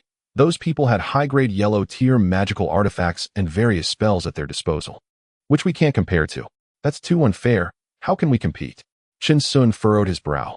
Such magical artifacts are like you wielding a kitchen knife while he has a Gatling gun. What is the point of competing? The sect will consider us. Inner disciples also have their own competitions, and they only participate in the contest for the top 100. That's not right. Isn't that just inner disciples entertaining themselves? Chen Sun shook his head. The cultivation resources are too unequal. Then the junior brother is mistaken. Our outer disciples also have a wealth of talent. Just like senior brother Bai Shi, at Qi refinement stage level 10, who can rival anyone? The few spoke confidently, as if senior brother Bai Shi was one of them. Haha, indeed, I won't disturb you all any longer. Chen Sun led the big black cow away slowly, deep in thought, while disciples around them rushed by. Some even soaring past on flying swords. Chapter 40. Wuyun Sect Grand Competition. Let us go. Old cow, let us go see the excitement. Moo. Chen Sun pulled the big black cow and sprinted along, following behind the crowd. The place for the sect competition was on another high peak, quite far from here. As they approached the mountain peak for the sect competition, the number of Wu Yun's sect disciples increased. And Qin Sun, with his straw hat and big black cow, became quite inconspicuous. There were not only spirited senior brothers, but also charming junior sisters, their laughter ringing out, making many disciples swallow hard. At the peak was a huge plaza, surrounded by 9 stone pillars, with a dozen elders meditating atop the pillars, looking down upon the disciples with unparalleled majesty. Wow! Qin Sun led the big black cow around, and countless disciples were seated everywhere, taking out golden tokens to register. The plaza was bustling with noise, filled with people, yet it didn't feel crowded at all. There were even clouds and mist passing by, ethereal and fairy-like. Moo! The big black cow nudged Qin Sun. Why not go register? This year, let us first observe the situation, no rush. Qin Sun smiled. He wanted to see what level the top 500 was.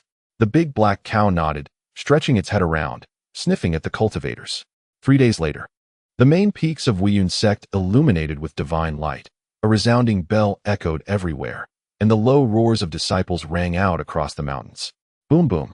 9 consecutive strikes. The echoes resounded through the Yuzhu mountain range, with some soaring into the sky, moving with light, without any magical artifacts beneath their feet. The annual sect competition officially began, also an opportunity for many disciples to see the sect's important figures. A giant peak cleared of mist. All disciples respectfully climbed the mountain, not daring to fly on swords, looking down at the sea of people below, a sight that could make one's scalp tingle.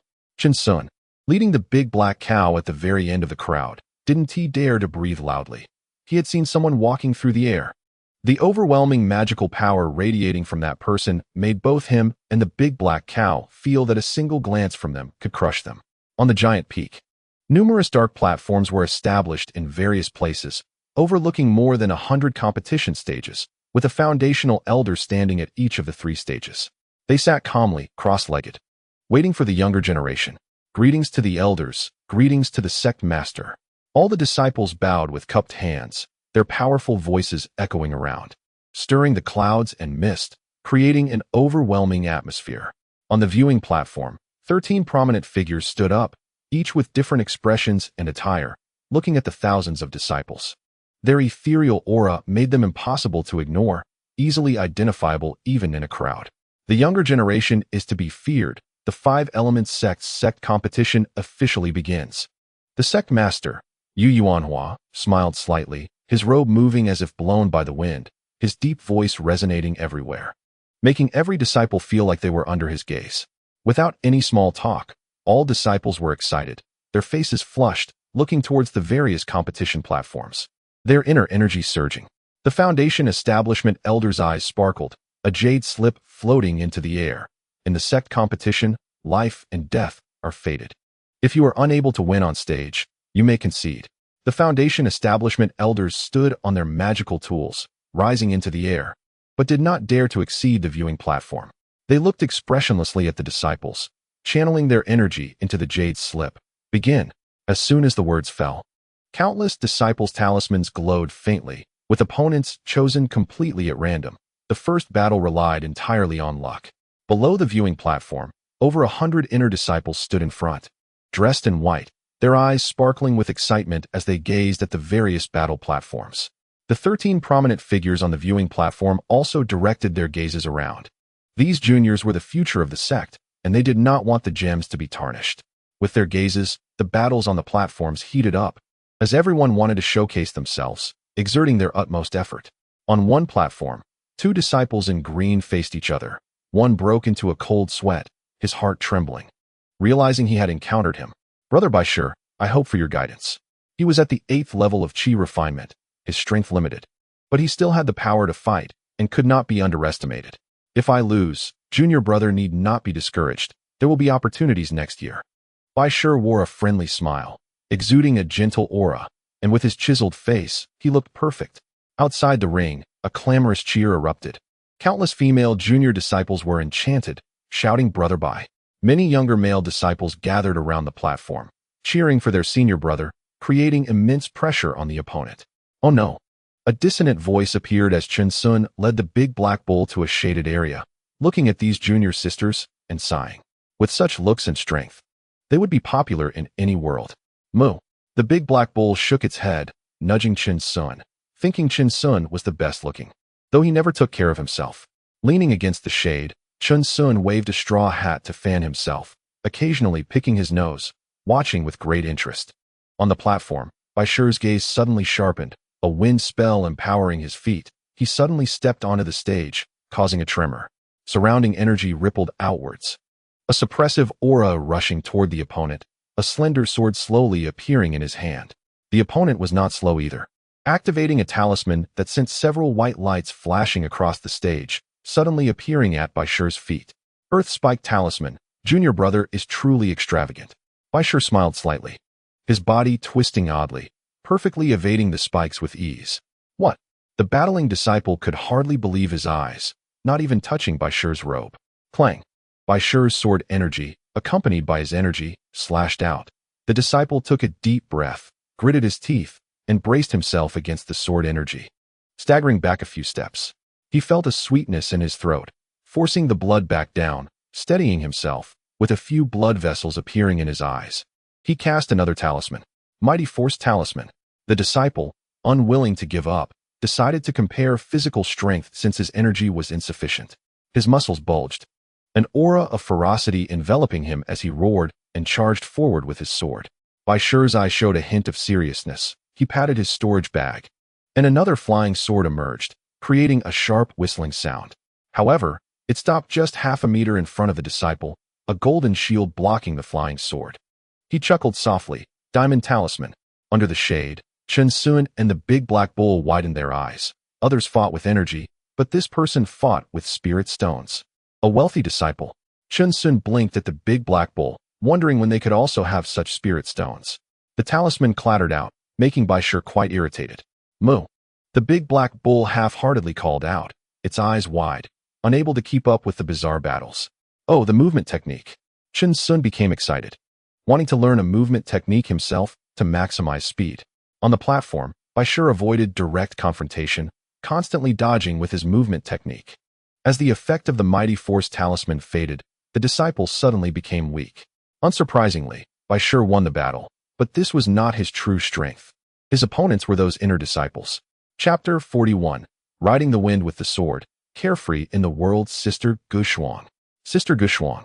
A platform was surrounded by many male disciples, who shouted and cheered on the side, spitting saliva everywhere, not knowing how many faces they splattered. On the platform stood a woman with a cold expression, her figure graceful, wielding a long sword that continuously flashed cold light. Her sword dance is like a female streamer dancing. Quite beautiful. Chen Sun chuckled, looking towards Guxuan, feeling that this trip was worth it. Old bull. Isn't she beautiful? Moo. The big black bull nodded continuously, agreeing, but its head didn't turn, indicating Chen Sun not to disturb it.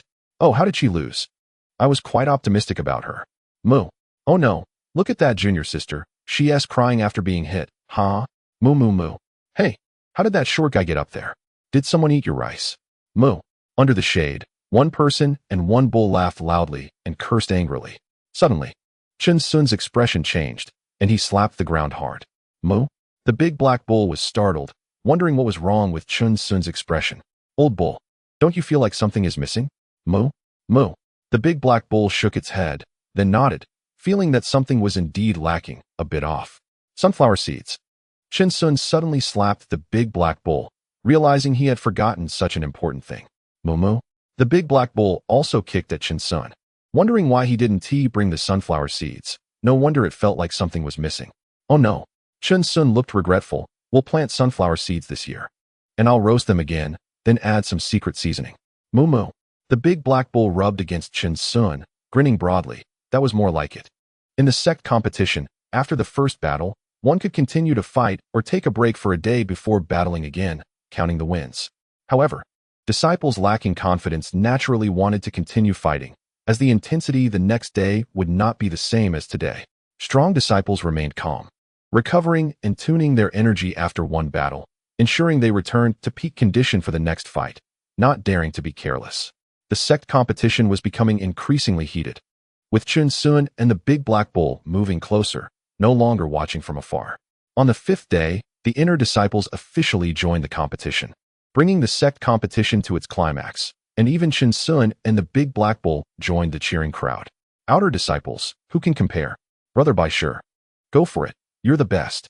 Chen Sun raised a wooden sign and shouted loudly, countless disciples turning to give a thumbs up, fully supportive.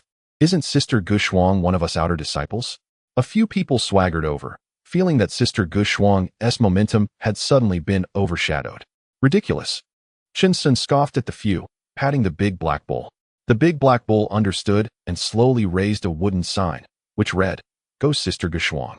Let the sword rise with the 5 elements. A few people were shocked, a tingling sensation running through their scalps, and their thumbs instinctively stretched out.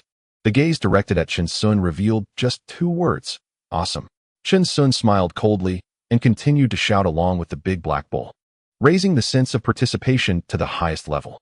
On the various platforms, disciples in white robes leaped gracefully, their large sleeves sweeping as they coldly regarded their opponents. A faint killing intent spread across the platforms, the ancient trees around swaying in the cold wind, a few yellow leaves slowly falling. The arena was silent, and the important figures in the audience also had expectant looks in their eyes. Hiss! Countless disciples gasped, realizing that these were the true future figures of the Wuyun sect, the ones who would lead the sect into the future. It was a moment of genuine attention. Even the disciples below the platform had serious expressions, feeling a strong sense of pressure. How exhilarating. Moo, Chen Sun said softly, unable to contain his excitement, and even the Big Black Bull let out a low moan. How wonderful. However, there was a hint of disappointment in Chen Sun's eyes. He wanted to see some verbal sparring and fierce declarations. A bell rang out, echoing through the mountains, signaling the official start of the sect competition. Whoosh, whoosh. Countless sharp sounds pierced the air, and everyone's pupils dilated on the platform as their magical tools and internal powers erupted in a dazzling display. Boom, boom.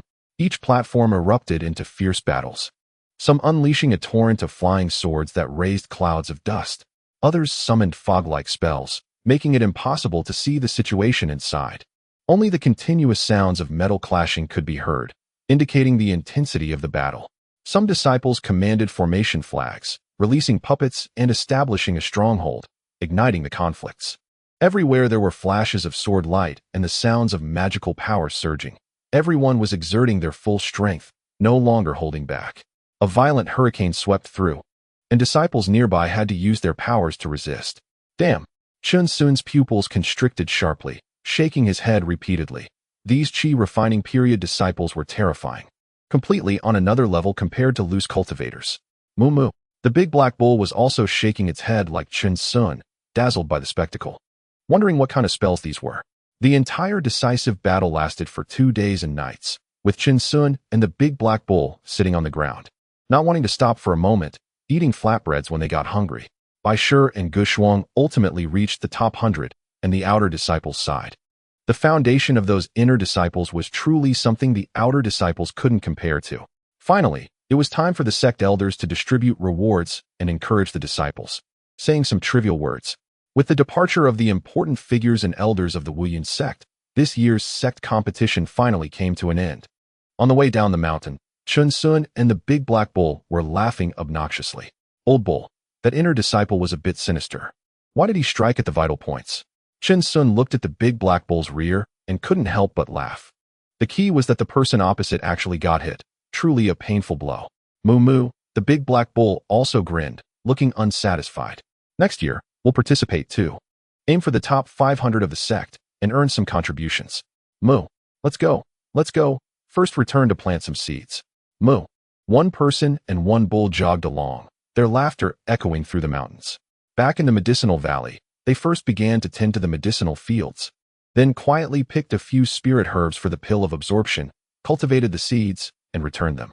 Old Bull, I'll leave the spirit herbs to you. I'm going to study sword control techniques. Moo. The Big Black Bull nudged Chen Sun hard. It was a professional at cultivating spirit herbs. Chen Sun nodded, confidently heading to his cave, opening the sword control technique, and taking out the immortal sword from his storage bag, his eyes shining. Can we fly? Today is the day. Chen Sun calmed his heart and began to practice. A month later, on a clear morning, the medicinal valley was filled with the sounds of birds and flowers. A scene of harmony. Chen Sun and the Big Black Bull stood in a clearing, with the immortal sword in front of them and a backpack on their backs. Chen Sun had made 2 parachutes to avoid accidents. Safety first. Ride the sword and soar with the wind, carefree in the world. Chen Sun struck a strange pose, pouring murky magical power into the immortal sword. Rise. The sword slowly lifted off the ground, half a meter above, stirring up a cloud of dust. Moo, moo. The big black bull jumped up excitedly, continuously mooing. Old bull, get on the cart. No, get on the sword. Chen Sun's voice trembled, his heart racing as he began to fantasize about them flying on the sword, weaving through the beautiful mountains and rivers. Chapter 42. Old bull, no time to explain, hurry. Moo. The big black bull stood up, looking nervous, and laid down behind Chen Sun, its hooves gripping his shoulders tightly. They steadied themselves on the immortal sword, beads of sweat forming on their foreheads. Chen Sun's veins bulged as he raised 2 fingers upwards, shouting, "Take off!" Moo. Whoosh. A strong wind swept up, and the immortal sword shot out, disappearing in the blink of an eye. Bang! Bang! 2 figures crashed down heavily, choking on dust. Where's the sword? My sword! Chen Sun shouted desperately, his pupils bloodshot, spitting out dirt. Moo. The big black bull was also dazed, its eyes suddenly spotting the immortal sword far away, embedded in a stone wall. Not long later, the immortal sword was finally retrieved by Chen Sun and the big black bull. Old bull, our spells have been enhanced. It's a bit different. Chen Sun took a deep breath and said slowly, Moo. The big black bull nodded. Indeed, the speed of the immortal sword was too fast. No worries, we'll adapt and practice slowly. Moo. The big black bull picked up the immortal sword with its mouth and headed straight for the waterfall, shaking its head at Chen Sun. Old bull smart. Chen Sun was taken aback. The water might provide considerable resistance, making it perfect for practice. Let's get started. Let's get started. Another month passed, and Chen Sun had completely mastered the sword control techniques. It was another clear morning, in the same spot. Ride the sword and soar with the wind, carefree in the world. Chen Sun chanted, casting a spell, and the immortal sword slowly rose. Old bull, no time to explain. Hurry. Moo moo. The big black bull jumped up, stable on the immortal sword, directly lying down behind Chen Sun, a hint of fear in its eyes. Lift off. Moo. Whoosh. Whoosh. Whoosh. The fierce wind swept by as the immortal sword finally soared into the sky, the boundless gale whipping against Chen Sun's face. Rising farther from the ground, his heart nearly jumping into his throat, the big black bull slowly opened its eyes, the scenery around them completely different. It cautiously looked down, its pupils shrinking. Moo. Old bull, what the hell? Chen Sun was startled. The old bull had fainted. He quickly supported the big black bull, halting the immortal sword in midair, his eyes barely able to open. He slowly glanced at the medicinal valley, now nearly 10 zhang high above the ground, with rapid breathing sounds filling the air.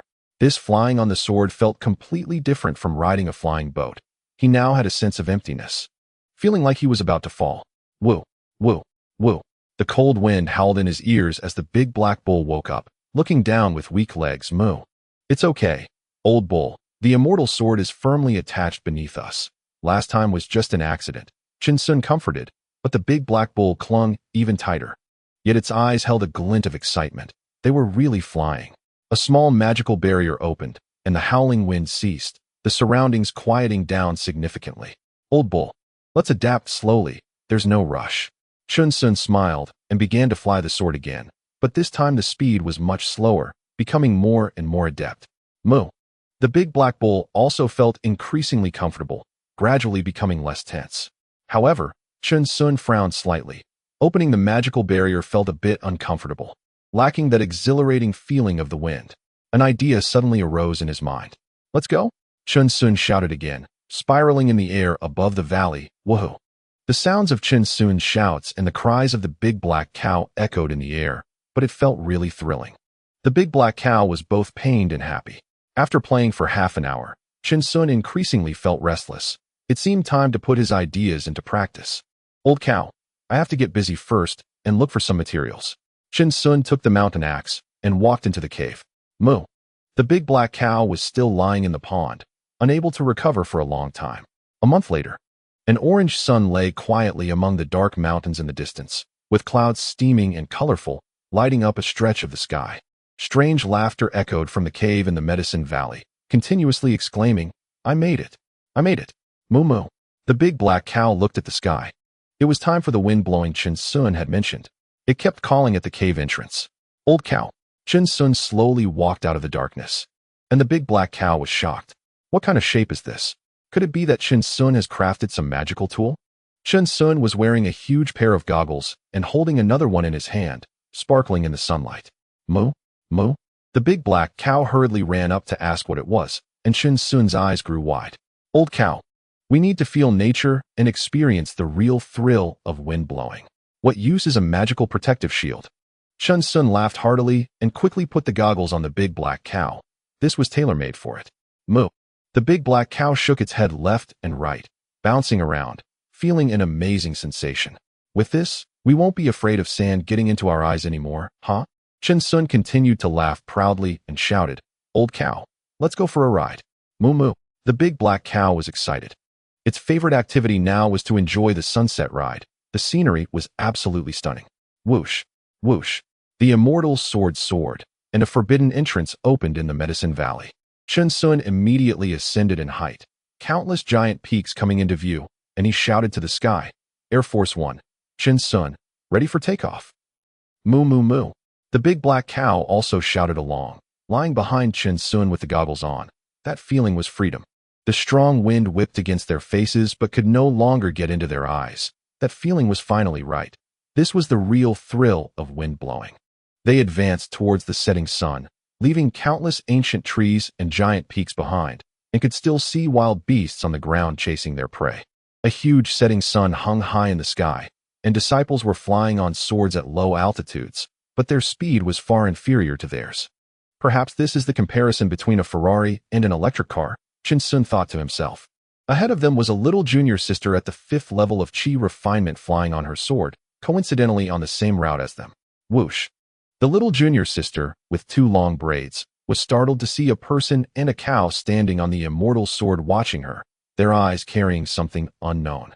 This senior brother, the little junior sister timidly said, but before she could finish, her mouth gradually dropped open, her expression becoming more and more shocked. She saw this person and cow, both fingers and cow hooves on their foreheads, then raised them towards her, and the corners of their mouths even formed a crooked smile. They suddenly accelerated on the immortal sword, heading towards the setting sun, disappearing in the blink of an eye. Incredibly stylish. What the heck? The little junior sister was stunned. Even the cow was so stylish now, but that immortal sword was truly fast, not knowing what grade of magical tool it was. Many disciples were shocked. Such fast sword flight, such a stylish appearance. The wild wind whistled past. The big black cow grinned, looking at those disciples left far behind. Truly like little brothers. Old cow, did you see that? What it means to cultivate immortality, what it means to live. Moo moo. The big black cow nodded repeatedly, constantly admiring the scenery beneath its feet and enjoying the joy of the wind blowing. Woohoo!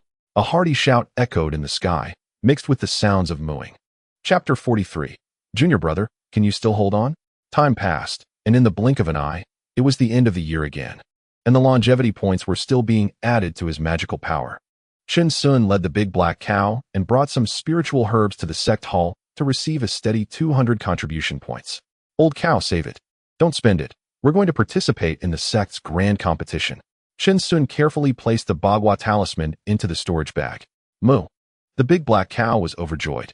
Chen Sun also registered with the big black cow and received a talisman in his hand, which would indicate which arena to go to for the duel. A few days later, the bell rang, and the peak of the grand competition was crowded with people, just as lively as in previous years. However, this year, Gu Shuang and Bai Shi did not participate, as they were said to have been taken under the wing of some elder and became inner disciples. The sect's grand competition officially began. A vast voice echoed everywhere. The talisman in Chen Sun's hand rang, and he immediately looked towards a certain arena, pulling the big black cow to walk, his eyes filled with eagerness. On the arena, opposite him was a disciple at the 8th level of Qi refinement named Zhang Song. He was surprised. The person opposite was also at the 8th level of Qi refinement and brought a spirit beast. It seemed like a fierce battle was about to ensue. This senior brother, please show mercy. I just broke through to the 8th level of Qi refinement. Chen Sun chuckled, his eyes filled with vigilance. These disciples had strange techniques and numerous spells, so he could not be careless. After observing for a year, He found that being in the top 500 in the 8th level of Qi refinement was relatively safe and would not attract attention. Naturally, the sect's grand competition was just a formality and would not endanger the lives of junior brothers. Zhang Song found it somewhat inexplicable. This person and cow wearing a straw hat really looked a bit ridiculous and strange. Senior brother, shall we begin? Okay. Zhang Song was somewhat speechless. This person had 3 mountain axes at his waist, clearly made of common iron, not even a magical tool, but he couldn't be careless. His gaze became gradually sharp, and his fingers began to flick rapidly, forming streams of water vapor that suddenly crystallized into ice, like flowing clouds and water, creating numerous afterimages. Ice spikes shot towards Chen Sun, while the big black cow, being only at the 3rd level of Qi refinement, was targeting its master, aiming to capture the king first. So strong, Chen Sun shouted, constantly dodging, being chased around in a sorry state, worthy of being a senior brother. Each ice spike nearly hit Chen Sun, but with a quick movement of his feet, he dodged just in time, with the spirit beast following suit, continuously fleeing. Junior brother, you might as well stop dodging. Zhang Song remained still, his finger movements increasing in speed, and the angles of the ice spikes became increasingly tricky. Chen Sun took out a mountain axe and swung it to break through, then began dodging again, sweating profusely, his eyes filled with fear. Junior brother, how long are you going to keep dodging? Zhang Song's expression grew impatient. How could he keep missing? His internal magical power had already been significantly depleted, and he wouldn't hold back any longer. As soon as he finished speaking, several veins bulged on his forehead, and he struck his palms together, a glint of brilliance flashing in his eyes. At that moment, several ice blades appeared out of thin air, unexpectedly slashing towards Chen Sun. Zhang Song stepped forward with his sword, following behind the ice blades, cutting off all of Chen Sun's escape routes. This is terrifying. Chen Sun and the big black cow shrank their bodies and disappeared from their original spots. Zhang Song's pupils contracted, his spell and he both missed. Fireball technique. Chen Sun shouted loudly, several small fireballs shooting towards him. Zhang Song's gaze hardened, and he waved his hand back, causing ice spikes to appear. The center of the arena was melted into a large puddle of water, and Zhang Song already knew this person was difficult to deal with. Probably hard to defeat with spells. The two quickly engaged in a fierce battle on the arena, making it hard to distinguish who had the upper hand. Zhang Song was anxious in his heart. Why couldn't he hit him?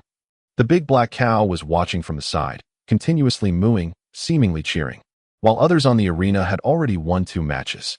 After entangling for more than half an hour, Zhang Song was drenched in sweat, and Chen Sun sat on the ground, breathing heavily, as if he would collapse at any moment.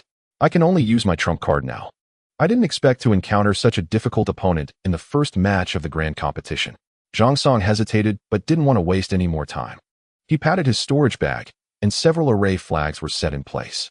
Suddenly, a strong wind blew, and before Zhang Song could react, 2 of his array flags were pulled away. Hey, sneak attack! A dark shadow rushed in, and the big black bull charged violently. At that moment, Zhang Song was flying in the air, still wearing a bewildered expression, and heavily fell outside the arena. Who am I? Where am I? What just happened? Zhang Song cried out in pain, his eyes still filled with confusion as he looked at Chen Sun, a big question mark on his face. Senior brother, I concede. I concede. Chen Sun stumbled down from the stage, returning the array flag to him, a slightly embarrassed smile on his face. Junior brother, you truly have amazing speed. Zhang Song took a step back, accepting the array flag, a look of fear flashing in his eyes. This speed could even interrupt spellcasting. How clever. If it weren't for the restrictions of this arena, the junior brother would be no match for the senior brother. Haha, junior brother is being modest. Zhang Song shook his head, finding it ridiculous that he encountered such an absurd situation. Chen Sun struggled to walk to an arena official, respectfully saying, Uncle Master, I wish to continue. The Uncle Master replied indifferently. A stream of magical power shot towards Chen Sun's yellow talisman, preparing him to battle the winner of the first round again. In the second round, he faced a cold-faced disciple named Lu Tao, who was actually at the 9th level of the Qi refining stage. Junior brother, if you want to concede, now is still the time to avoid physical pain. Lu Tao looked at Chen Sun and the big black bull with an expressionless face. The latter's condition was clearly not good. Please, senior brother, teach me. Chen Sun managed a forced smile and even sat cross-legged, as if recovering his magical power. You don't know your limits. Lu Tao waved his hand, and a large black ring appeared, growing larger as it spun in midair, a gust of dark wind howling, seemingly locking onto Chen Sun. The black ring suddenly shook and rushed towards Chen Sun, a mid-grade yellow-tier killing magic tool. Chen Sun's eyes flashed with cold light, leaving an afterimage in place. But the ring seemed to have a homing ability, relentlessly pursuing Chen Sun. Junior brother, if you can't hold on, you can still concede. Lu Tao sneered, watching Chen Sun flee in a panic, his movements not slowing down at all. He raised his right hand and waved, the ring shining with golden light, growing even larger, descending from above Chen Sun, as expected of a senior brother at the 9th level of Qi refining. Chen Sun couldn't help but admire, suddenly throwing a punch, striking hard at the giant ring. Just then, a sudden change occurred. Bang! A violent collision sound erupted. The ring dimmed significantly from the punch, and Chen Sun took the opportunity to escape. Lu Tao's expression changed dramatically, his eyes filled with extreme shock. Although to outsiders, the magic tool seemed fine, he could clearly hear the internal vibrations. His expression gradually became serious, although this junior brother was in poor condition. As if he had just experienced a fierce battle and hadn't recovered, he couldn't afford to underestimate him. Fireball technique. Chen Sun formed a spell gesture, and several small fireballs rushed towards Lu Tao. Lu Tao looked at him with disdain, thinking that such a low-level spell dared to show off in front of him. He opened his mouth wide and shouted, "Flame technique." A burst of fire erupted on the arena, instantly extinguishing the small fireballs. Chen Sun suddenly charged out from the sea of flames, wielding a mountain-cleaving axe, striking towards Lu Tao. Lu Tao snorted coldly, drawing a long sword, and the arena fell into a fierce battle again, Lu Tao pressing forward, forcing Chen Sun to retreat step by step. Half an hour later, Lu Tao was sweating profusely.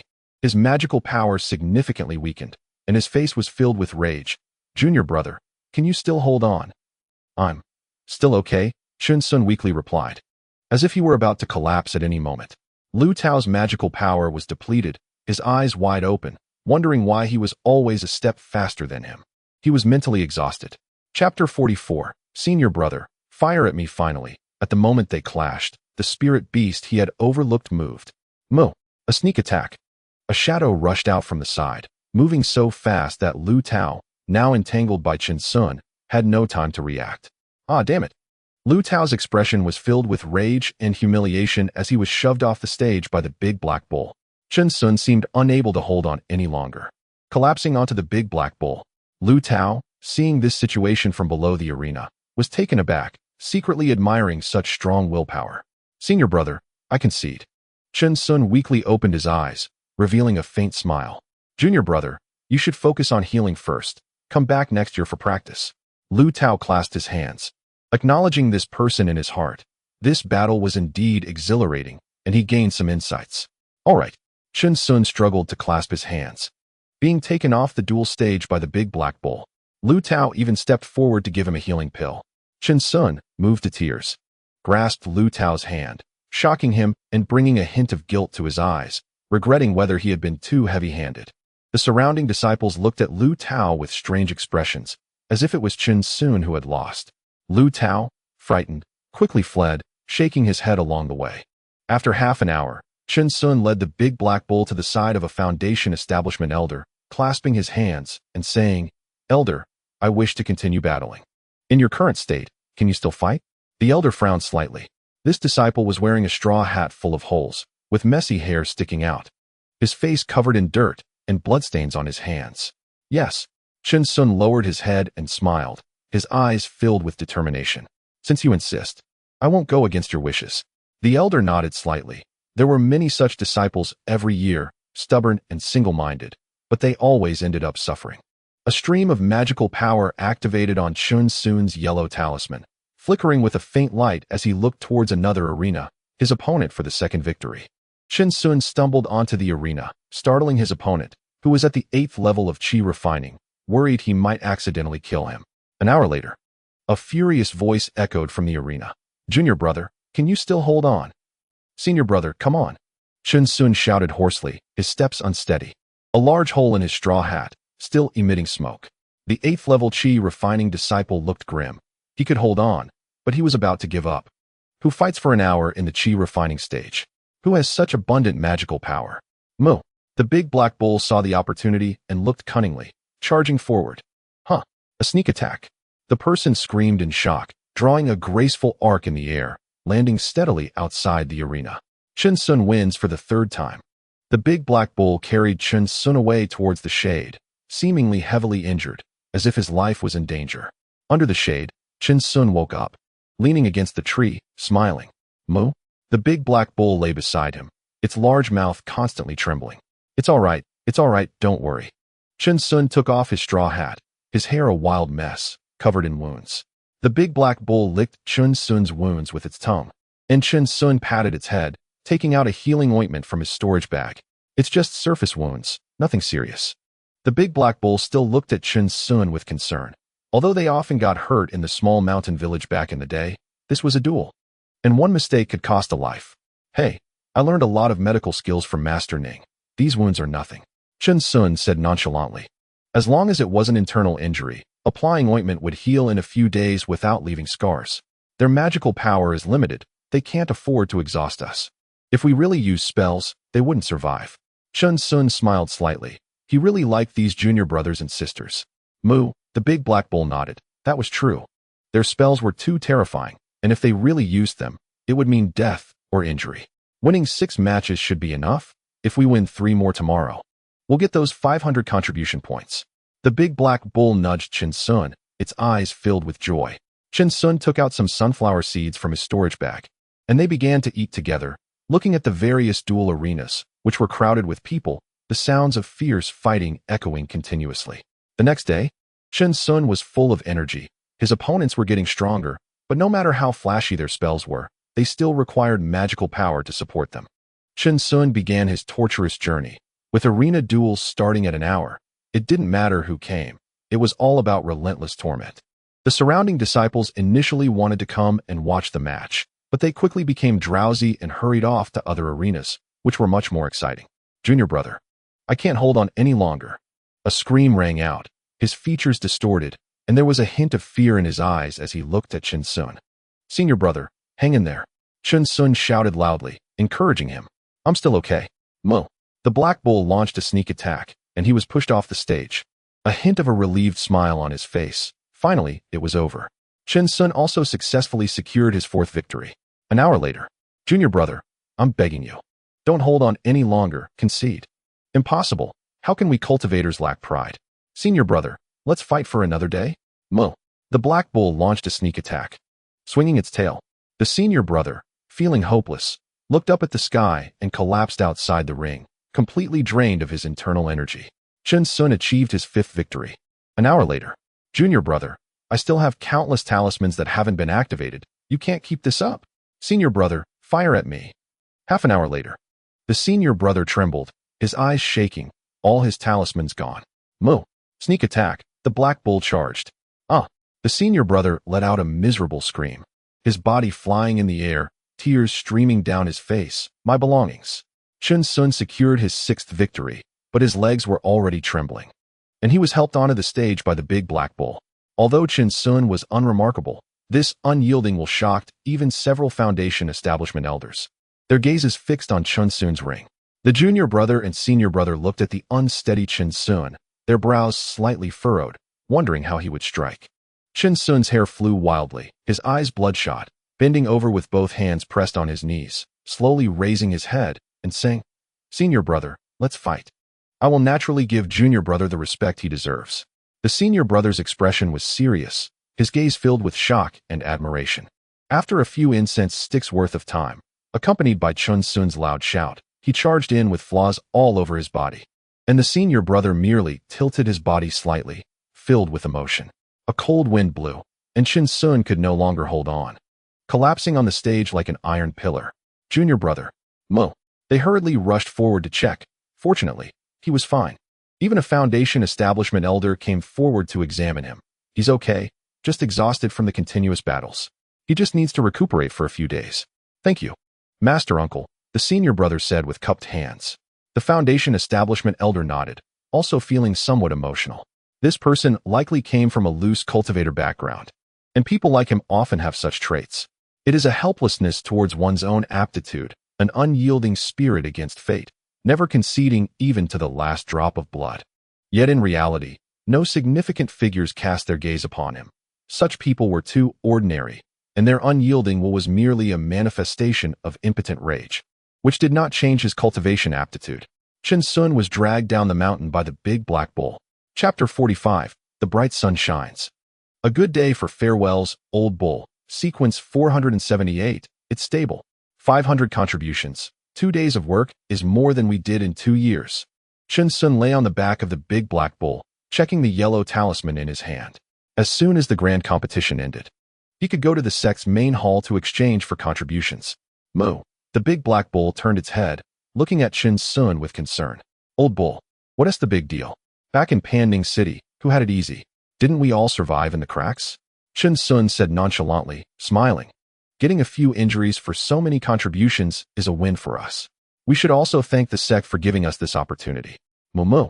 The big black bull nodded, thinking to itself that it wished it could help Chen Sun bear the injuries, as it had tough skin and thick flesh. Back in the medicinal valley, Chen Sun perked up, applying ointment to various parts of his body, while the big black bull stayed by his side, doing nothing. This anti-hunger pill can only be used in emergencies. We're not short on time for meals. Chen Sun took out a yellowish pill. He had also refined pills last year, and after taking it, he indeed felt no hunger, but also no sense of fullness. It was quite bland. Momo? The big black bull deeply resonated. This anti-hunger pill was nowhere near as tasty as the wild flavors from the mountains. It felt like having a pile of hay in its stomach. Old bull, go do some work. Take care of the medicinal valley. Chen Sun had already applied the ointment all over, smiling. They can't really hurt me. These are all injuries I deliberately didn't dodge. Momo. The big black bull looked back 3 times, realizing the medicinal garden hadn't been tended to for 2 days. It should go check. After the big black bull disappeared from sight, hissing, Chen Sun gritted his teeth in pain. Although he hadn't suffered internal injuries, the external wounds were indeed painful. A few days later, the sect's grand competition ended. Chen Sun and the big black bull rushed towards the sect's main hall. And the yellow talisman was not taken by the sect, as it was left for the disciples as a memento. Junior brother Chen. A familiar voice called from behind Chen Sun, and he was pleasantly surprised, not expecting it to be you. Senior brother Ji. Chen Sun also felt delighted. Looking at Ji Kuan, whose face had become a bit more resolute, but still retained that skinny monkey appearance. Chen Sun couldn't help but feel emotional. Even within the same sect, it took a full 2 years to casually meet. Did junior brother Chen not go to the outer sect's deacon position? I went to manage the medicinal garden. My family used to do this. They walked to a secluded spot under a tree and began reminiscing. The big black bull followed behind, and when they stopped, it lay down on the ground. Junior brother Chen, this medicinal garden is not a good place. They all call it the place of lost ideals. Ji Kuan said, somewhat frustrated. There are only some old sect members there, who feel they can never establish their foundation and go there. We still have plenty of time. We must not be complacent. Junior brother Chen, senior brother Ji. I appreciate your good intentions, but I really don't like fighting and killing. Chen Sun also showed a difficult expression.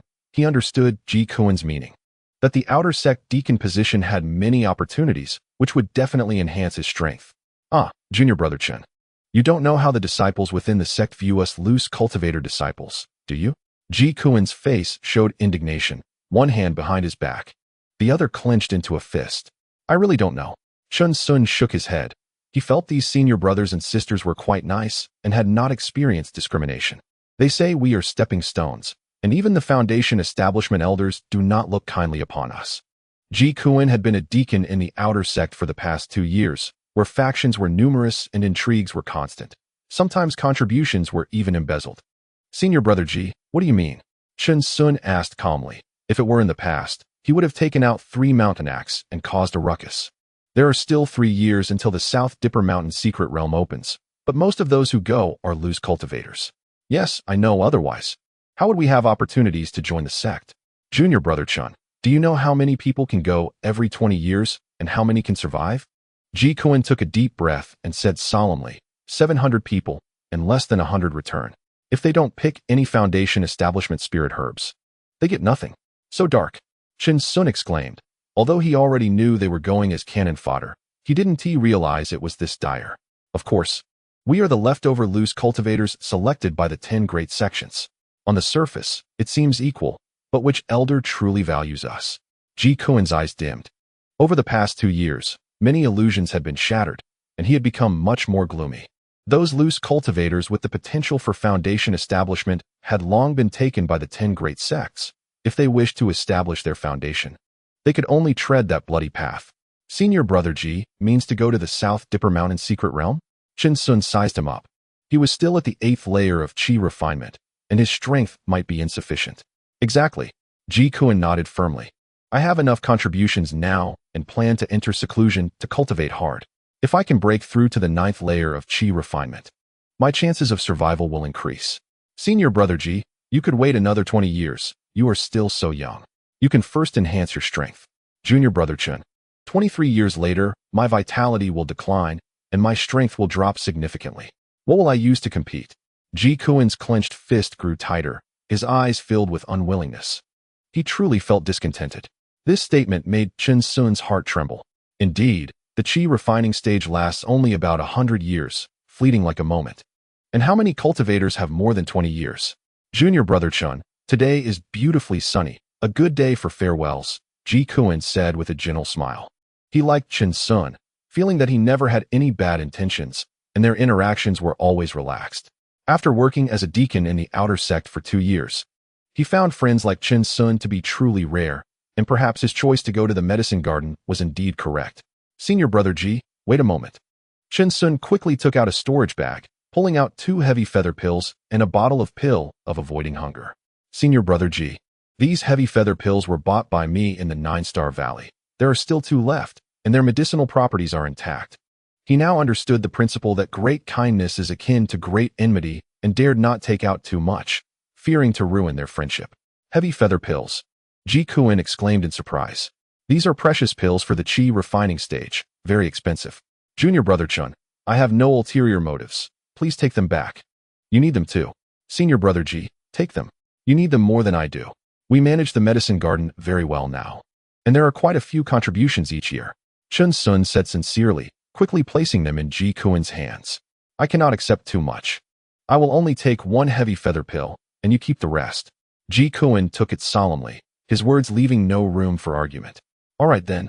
Chen Sun sighed softly, putting the other items back into the storage bag. Junior Brother Chun, Junior Brother Nyo, I will take my leave now. Take care of yourselves. Ji Kuen cupped his hands and looked at the big black bull, which immediately stood up on all 4s, letting out a moo. Under the tree, Ji Kuen left, and Chen Sun and the big black bull watched his figure fade away, so lonely yet resolute. Senior Brother Ji will definitely reach the foundation establishment stage, won't he? Old bull, Chen Sun murmured. Moo. The big black bull nodded, knowing that only Ji Kuen treated it as a junior brother, and the merits on him would protect him. Let's go. Old bull, we should head back. The straw hat isn't woven yet. Moo. The man and the bull headed toward the medicine valley.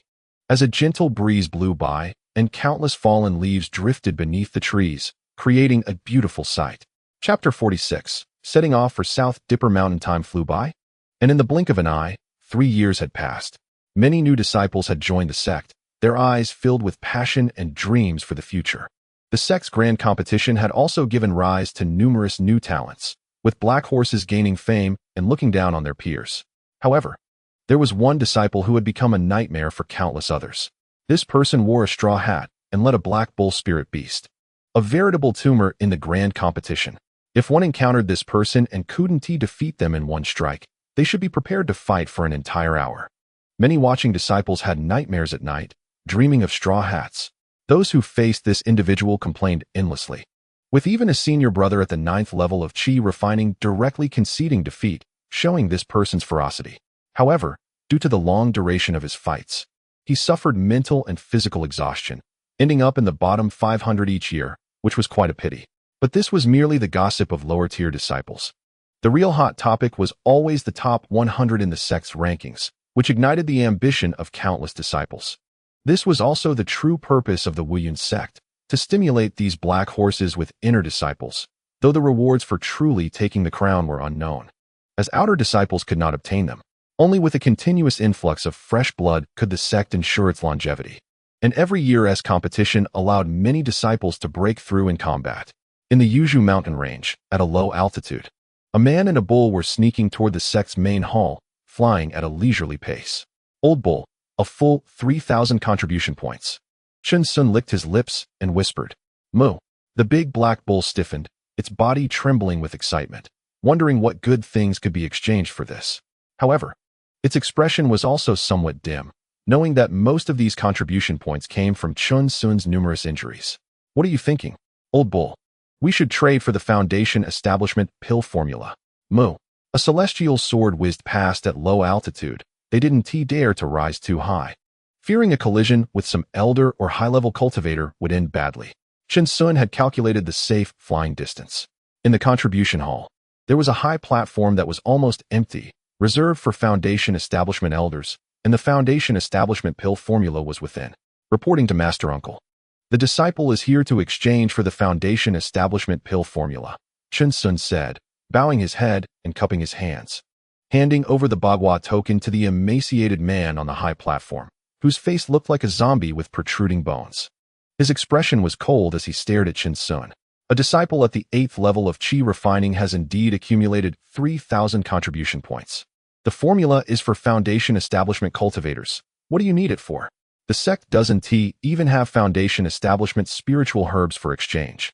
the emaciated man questioned, his gaze penetrating. "Even Qi refiners can't concoct it. You'd better give me a reason."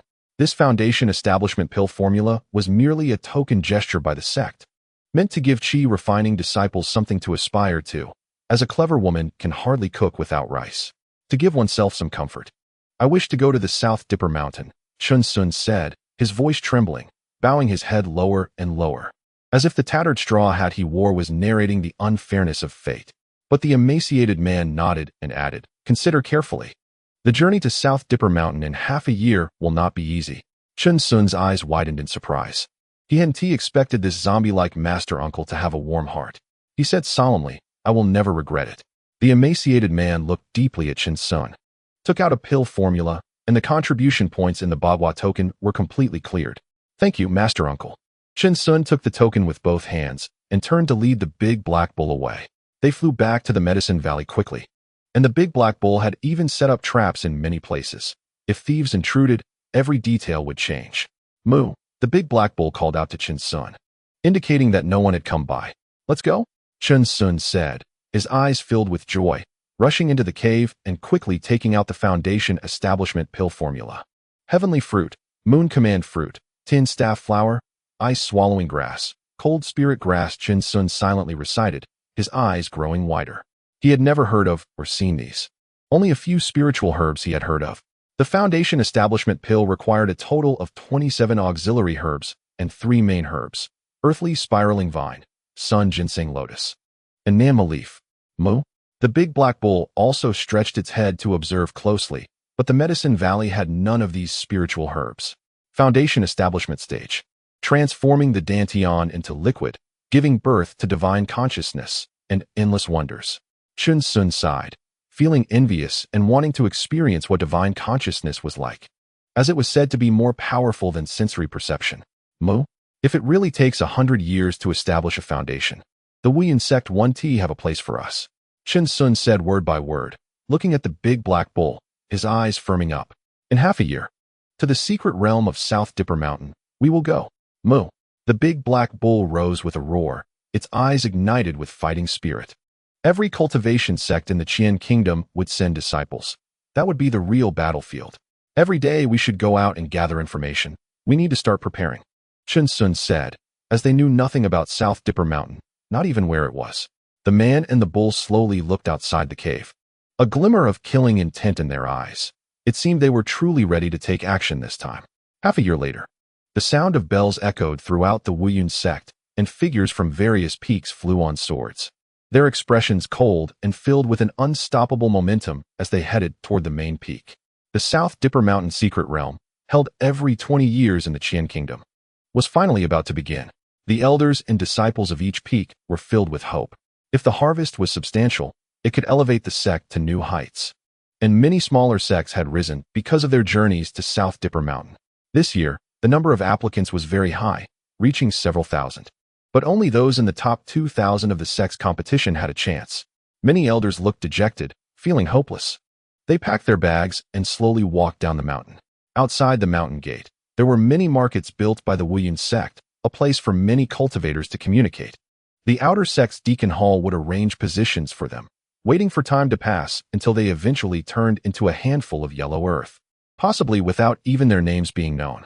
However, there was an unwritten rule among the inner disciples that they were not allowed to participate in the journey to South Dome Mountain. They would have their own foundation establishment pills, somewhere in the Wuyun sect's medicinal valley, in a cave. The surrounding stone walls were cracked, and the ground was piled up with a pit, with a large black pot on top, continuously emitting thick medicinal fumes. There were still some charcoal remnants in the pit, sizzling and crackling, but the cave was empty. Today, the sky was clear and blue, with no clouds. The distant mountains were dark green, and a gentle breeze brought warmth. Chen Sun and the big black cow walked out of the medicinal valley with expressionless faces and began to fly on their swords, heading towards the sect master peak. Chapter 47. Wuyun Sect. 700 warriors. The longevity points accumulated over the past 3 years were added to their magical power, and their current longevity points were Strength 21, Speed 21, Essence of all things 20, Magical power 11. However, upon seeing the disciples, a warm smile immediately appeared on his face, looking harmless with a straw hat. Chen Sun led the big black cow to the edge of the group, searching the crowd for a figure, Ji Kuan.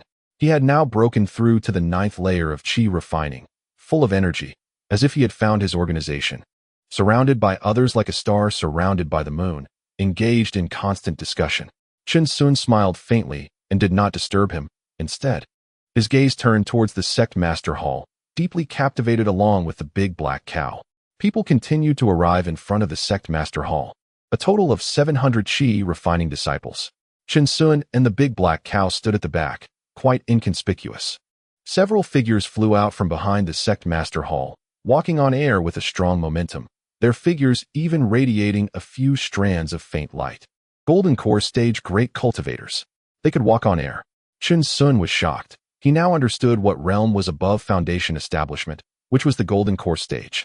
With a lifespan of up to 1,000 years, true old monsters.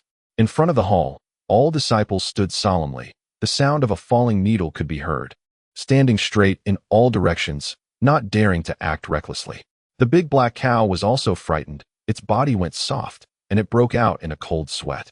Its spiritual sense was stronger than everyone else's, and these great cultivators could definitely kill them. The sect master, Yu Yuanhua, stood in front of everyone, speaking in a deep voice. The journey to South Dome Mountain is a rare opportunity.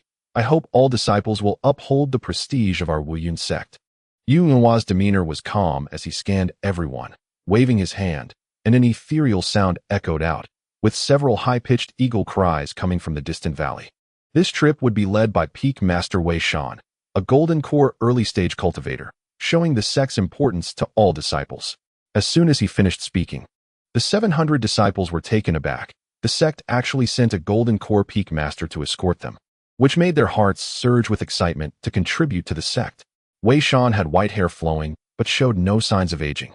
He truly had the appearance of a youthful old man, extraordinarily handsome, causing the female disciples inside to have fluttering hearts. In accordance with the sect master's orders, we greet Peak Master Wei. The group of disciples cupped their hands and bowed their heads, showing respect for their seniors and recognition of strength. The disciples were excused from the formalities. Wei Shan's words were like a spring breeze, resonating in everyone's ears, without any air of a senior. Everyone felt a force gently lifting them, leaving Chen Sun dumbfounded, unable to control his body. Roar! Roar! At this moment, several piercing cries shattered the sky, and 5 massive spirit beasts flapped their wings, coming from the distant sky, casting a shadow over the entire front of the hall, making Chen Sun and the big black cow feel a tingling sensation. Boom, boom, boom. The sounds of the ground cracking rang out as the 5 giant spirit beasts landed in front of the hall, their sharp eagle eyes piercing. And the feathers of their wings made Chen Sun feel harder than his mountain-splitting axe. This is the Qingya eagle, at the mid-foundation establishment level. No need to worry. Wei Shan smiled faintly and stepped onto the middle Qingya eagle. Everyone get on. Chen Sun quickly led the big black cow to the edge of the Qingya eagle. which was enormous. They felt like little dwarfs looking up at it. Old cow, up on the sword, let's fly up. Chen Sun took out his immortal sword from his storage bag, and with a swoosh, he flew up with the big black cow. Suddenly, the Qingya eagle turned its head and glanced at the big black cow, its eyes filled with mockery, as if it were looking at prey. The big black cow was furious. If Chen Sun hadn't been holding it back, it would have stomped up. Are you treating me as food? Old cow, don't get excited, give me some face.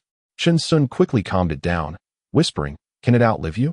Just wait until it lays an egg, and we'll cry over it. Moo.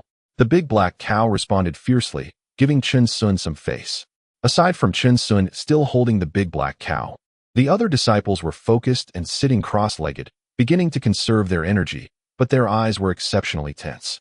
Wei Shan merely pointed, and a faint blue magical shield enveloped the 5 Qingya eagles.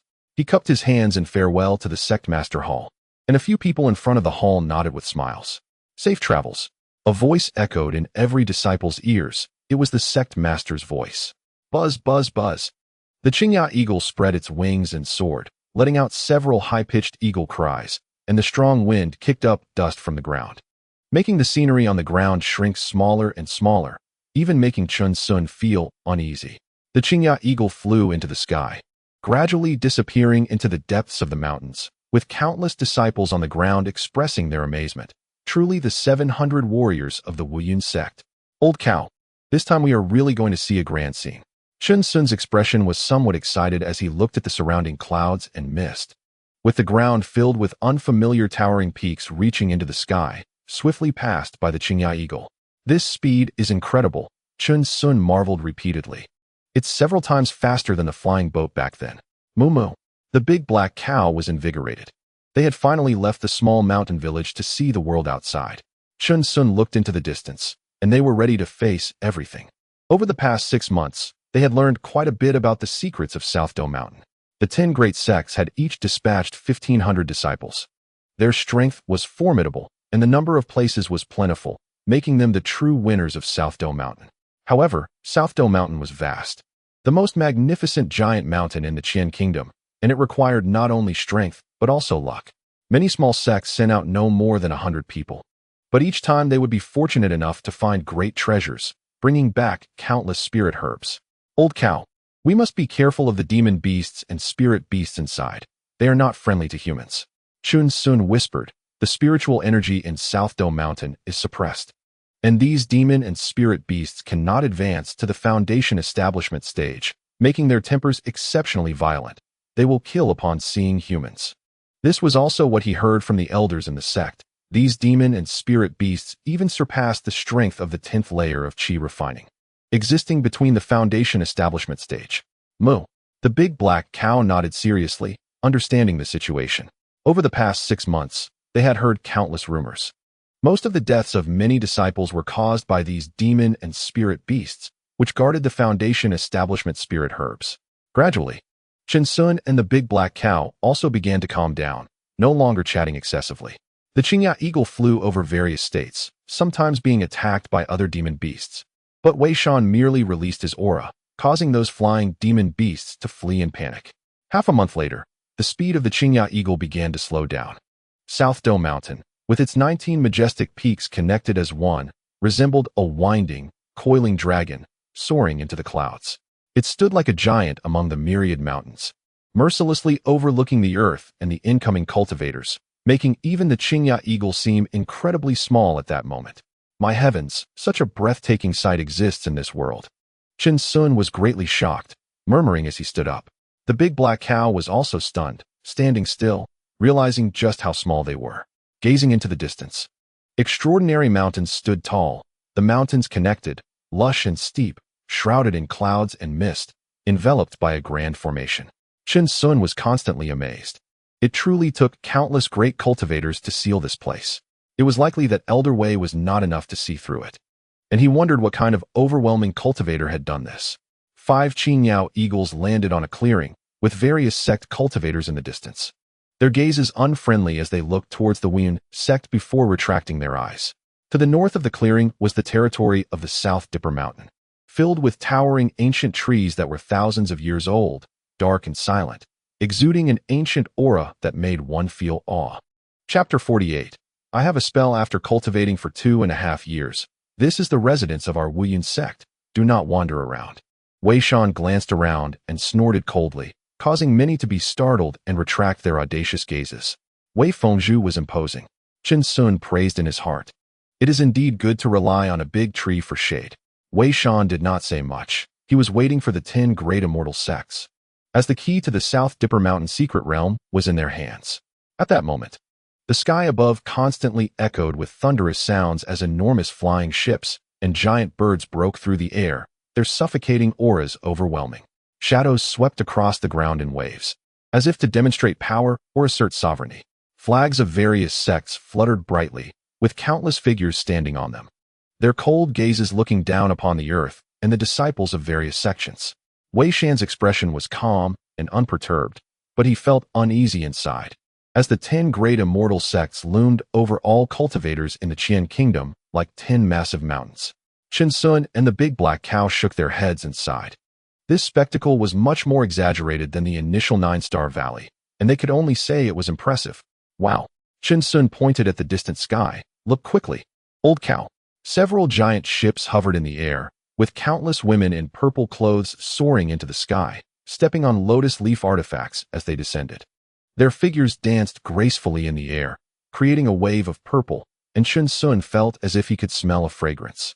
The eyes of the disciples on the ground were irresistibly drawn to them, staring foolishly into the distance, the fairies of the Ziyun sect from the 10 great immortal sects. If only one could form a Tao partner with them, that would truly be a life of romance, even in death. Moo.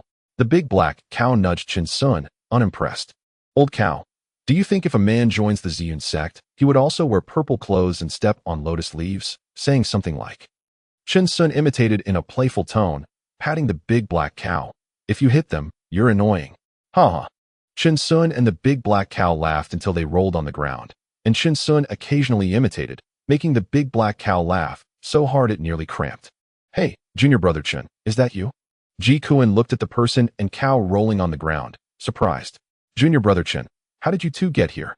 Senior brother Ji, haha. Qin Sun laughed until tears almost flowed down.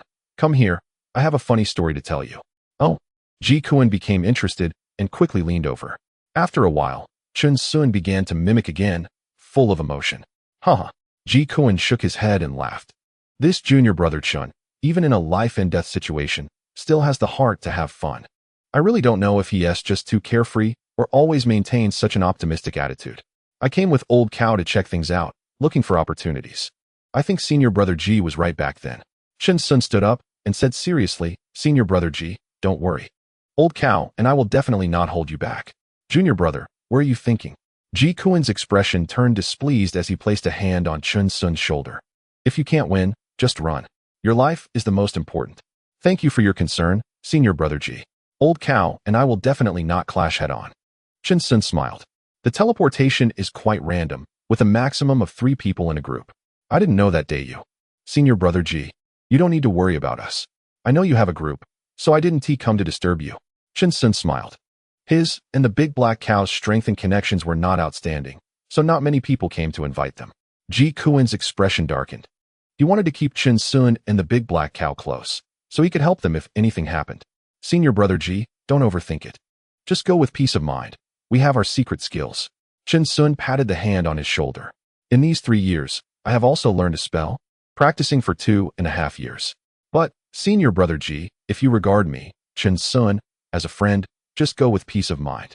Old cow and I will definitely come back alive. Qin Sun said earnestly, feeling deeply moved. Hey, Ji Kuan still showed annoyance in his eyes, forcefully removed his hand, then turned and left without saying another word. The big black cow looked at his back and then at Qin Sun. It's okay. Senior brother G is just too worried about our strength. Qin Sun smiled, also watching Ji Kuan's retreating figure. Moo. The big black cow nodded, thinking, actually, they are very strong, really strong.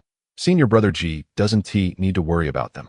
In an instant, the sounds of beast roars echoed in all directions as a giant python broke through the air. Standing on it were thousands of disciples from the beast control sect, dressed in gray robes adorned with unknown spirit beasts. Many of the disciples on the giant python revealed bloodthirsty smiles, with various spirit beasts beside them, and some had spiders or small snakes coiling around them. The Beast Control Sect, one of the 10 great immortal sects, had arrived, and these spirit beasts were truly powerful. It was said that every 20 years in the South Dipper Mountain secret realm, the Beast Control Sect suffered the least losses and gained the most. Low-level cultivators could not compete with the disciples of the Beast Control Sect in battles. The ground was filled with the clamoring voices of countless sect disciples, filled with envy. Spirit beasts were not easy to raise, but once trained, they would be a great aid. However, the big black cow was an exception. These disciples had never seen a master and spirit beast with such a large disparity in cultivation levels. Old cow, if you faced those spirit beasts, how would it go? Chun Sun squatted on the ground, tossing small stones. Moo! The big black cow let out an angry roar, marking a 10 on the ground. Impressive. Chun Sun patted the big black cow, praising him. I've seen you do well since I was little. The big black cow raised its head proudly. A day later, the people from the 10 great immortal sects arrived one after another, casually chatting at their respective residences, completely disregarding the major sections. Wei Shan seemed unable to hold it in any longer, his expression extremely grim, but one must bow their heads under a roof, hoping these disciples can have some backbone. In the highest clearing, a series of loud noises suddenly erupted, and colorful spiritual lights shot into the sky, gradually forming a beam of light as waves of spiritual pressure arrived. No worries. The 10 great immortal sects are breaking the South Dipper Mountain's restrictions to activate the teleportation array, Wei Shan explained to the pained disciples. Yes, Peak Master. Everyone clasped their hands, not wanting to embarrass themselves in front of Wei Shan. Boom, boom. The various sect residences all had a massive 7-star array teleportation array appear, with the leaders of each sect taking out an ancient token to place into a slot. Hurry up, the teleportation array lasts only half a day, Wei Shan shouted, continuously pouring his magical power into it. The power of the Wuyun sect token could only transport a maximum of 700 people. Yes, Peak Master. Yes, Peak Master. They formed groups of 3, each disappearing into the teleportation array with their respective teams in the blink of an eye. Chun Sun and the big black cow stood alone at the periphery, waiting for everyone to teleport away before slowly moving forward, stepping into the teleportation array. The 7-star array teleportation array lost its light and then vanished. Wei Shan stood with his hands behind his back, gazing at the South Dipper Mountain. As the sun set, the South Dipper Mountain was peaceful and quiet, even devoid of the roar of wild beasts, silent as if dead. All around, miasma was thick, with poisonous insects and plants everywhere. If one were careless and inhaled the miasma, it would likely cost them half their lives. Tens of thousands were teleported in, yet it was like a drop of water in the ocean, unable to find their fellow sect members, and even the sect tokens could not sense each other, indicating they were likely very far apart. On a giant tree, a person and a cow watched their surroundings cautiously. The big black cow remembered Chun Sun's words, when out in the world, safety comes first. Chapter 49. The Birth of King Go at Southern Dipper Mountain. Old cow. Eat the pest-repelling pill and the worm-repelling pill. Chun Sun took out 2 pills and swallowed them in one gulp, then gave 2 to the big black cow. Moo. The big black cow replied, rolling its tongue and swallowing them. They had bought these with spirit stones in the sect. What a strange place, Chun Sun murmured. This is completely different from the forest we usually enter. There's not a hint of life, just a dead atmosphere, though the spiritual energy is abundant. The big black cow stared wide-eyed, cautiously looking around, its nose twitching. Old cow, the secret realm of Southern Dipper Mountain lasts for half a year. We're not in a hurry. Let's observe first. Chun Sun shrank his head and pulled out a long-lost bandit mask from his pocket. He slowly put it on. Feeling the change in his demeanor and aura, it was completely different. Moo, where's my mask? Here, put it on, Chun Sun grinned. This was their gear from when they had bloodily wiped out Old Wang's family. The big black cow trembled with excitement. That feeling suddenly returned. Chun Sun then slowly took off his disciple robe from Wuyun's sect, which to outsiders seemed like a protective charm, but to him, it exposed his identity. What if there were accounts to settle in the fall? He put on a set of rough clothing he had sewn himself, feeling light and unshackled. Old cow, hold on. Chun Sun hugged the cow's head, standing in a place where countless dense leaves were blocking them. It was stable as could be. Moo. The big black cow responded, having already absorbed Chun Sun's essence. It was not flustered at all. As the sun and moon rotated, While disciples from various sects were diligently searching for spiritual herbs, this man and cow quietly squatted on a tree for an entire day, not moving at all. Old cow, there should be no danger here. Let's make some clothes. Moo, just watch. I learned to set from Aunt Wong back then. Chun Sun smiled, thinking of that small mountain village and resolved to return and visit. Moo, the big black cow nodded, watching as Chun Sun climbed down the ancient tree, quietly gathering countless fallen leaves, and hurried to help. Half a day later, their work was complete. Chun Sun looked at the auspicious outfit made from countless dried leaves. His eyes filled with satisfaction as he quickly put it on. Moo, the big black cow was startled. At that moment, Chun Sun lay on the ground, making him feel as if he had become invisible, completely undetectable. Ha! Chun Sun chuckled softly, standing up, causing the dried leaves to rustle as he quickly draped another set over the big black cow, leaving only its eyes visible, even covering its horns. Moo, the big black cow looked at Chun Sun with only one expression, sheer awe. Hee, old cow, let us move. Chun Sun grinned, his terrifying appearance highlighted by the mask. Moo, two figures made of dried leaves slowly weaved through the ancient trees, moving with remarkable stealth and agility. They proceeded and unexpectedly spotted spiritual herbs.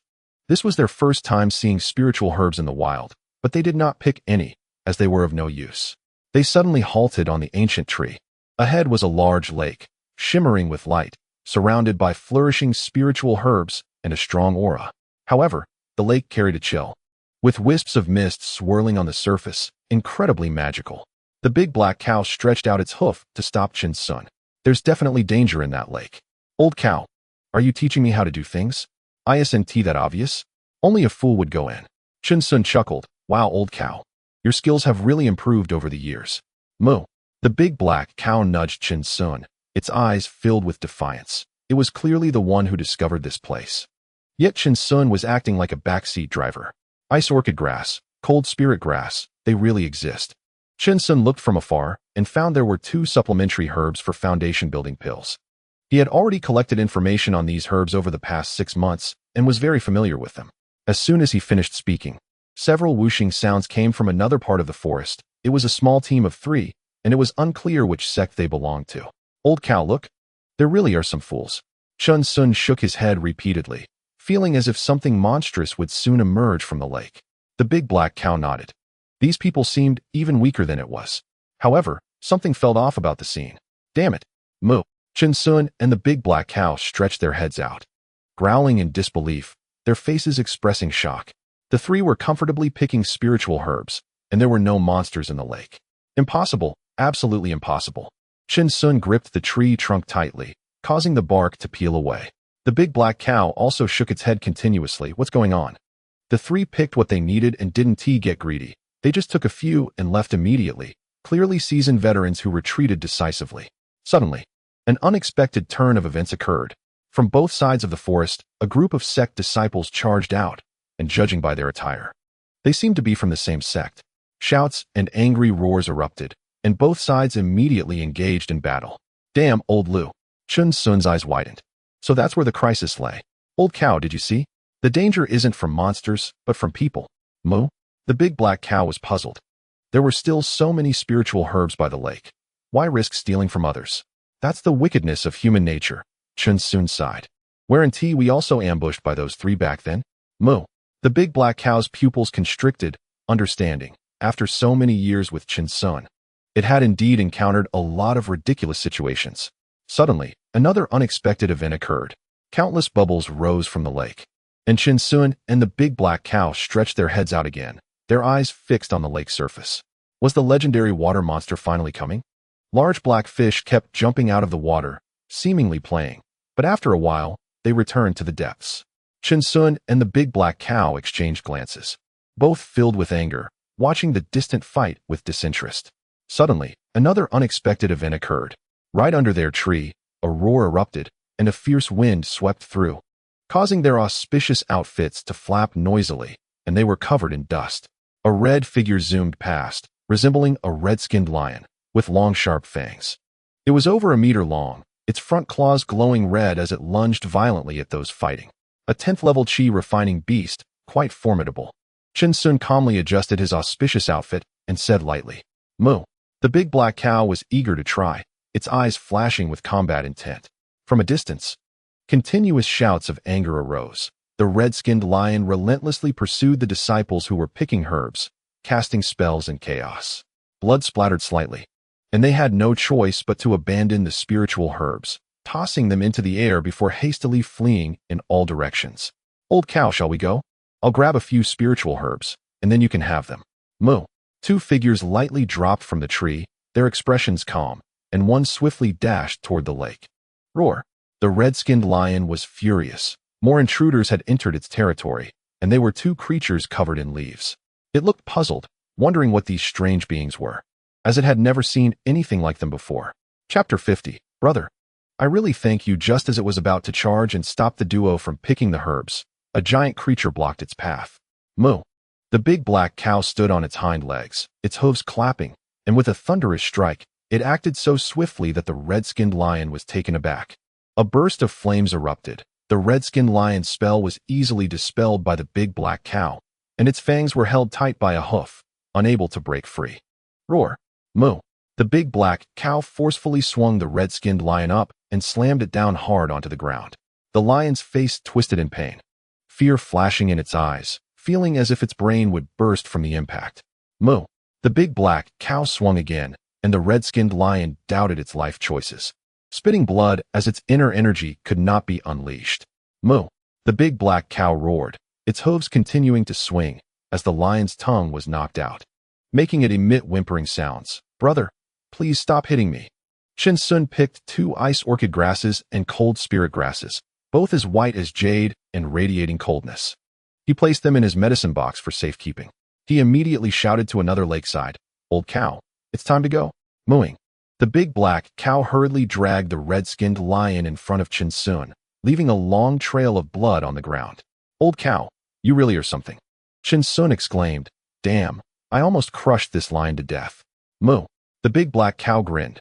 This red-skinned lion really had no sense, already fantasizing about being braised or steamed. Whimpering, the red-skinned lion's eyes were vacant. It was truly defeated. Ah, how tragic. Chun Sun shook his head. Brother, take care of your injuries. If you encounter someone else, they might skin you alive. Chun Sun carried the red-skinned lion and headed into the jungle with the big black cow. If it weren't for taking the fasting pill, they wouldn't dare to make a fire here and would have feasted long ago. They threw the red-skinned lion in a hidden spot and let it fend for itself. After all, it wouldn't be able to move for at least half a year to avoid being spotted by their fellow disciples. Whimpering, the red-skinned lion called out weakly, Big brother, I truly thank you. Old cow, let's go. Chin Sun and the big black cow started climbing trees again and disappeared in the blink of an eye. They left behind a huge shadow for the red-skinned lion, which would later crawl and cry at the sight of a pile of dry leaves, reminiscing about all the wrongs it had done in its life. Old cow, check the map. On an ancient tree, Chun Sun spread out a rough map, with many places unmarked. Is this the lake we were just at? This map had been the result of countless generations of disciples from the Five Elements sect, and Chun Sun treasured it dearly. Moo? The big black cow pointed to several large lakes on the map, which all looked somewhat similar. Chun Sun was also troubled. The teleportation was far too random. Although they all ended up at the edge of South Dome Mountain, the distances were absurd, making it difficult to determine the direction. Let's just take it step by step. We'll know where we are eventually, Chin Sun said nonchalantly. Moo. The big black cow nodded and playfully tapped Chin Sun with its hoof, making the latter laugh.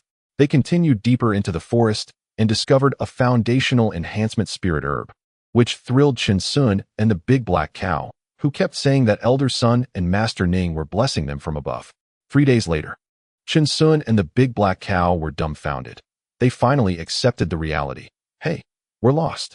The north, south, east, and west all looked the same, surrounded by towering ancient trees, and they couldn't even be sure if they were going in circles. Old cow, just boldly move forward. Chun Sun sang to the big black cow, which looked pained, mooing softly and occasionally blocking its ears with its hooves. The forest was pitch dark, with no visibility, and the tree trunks were incredibly wide, allowing them to lie on top without feeling crowded. Sometimes they couldn't even tell if it was day or night. Everything was just black, with the sky completely obscured by dense branches and leaves. Suddenly, a poisonous snake appeared silently. Flicking its tongue, and revealing a sinister gleam in its eyes. It sensed warmth. There were two prey, and it was about to release a cloud of venom. Chen Sun was still deep in thought, seemingly unaware. In an instant, his hand moved like the wind, directly pulling the poisonous snake toward him. He wrapped his hands around it, tying it in a deadly knot, and then forcefully stretched it, killing it instantly. Little thing. A faint light flickered, and the big black cow quickly got up to cover it, blocking the light, as the snake's body turned to ashes. After resting for a while, they were suddenly awakened by the sounds of a fight right beneath their tree. A group of men and a group of women were engaged in battle, with 3 women surrounding 3 men. Chen Sun and the big black cow remained motionless, looking down.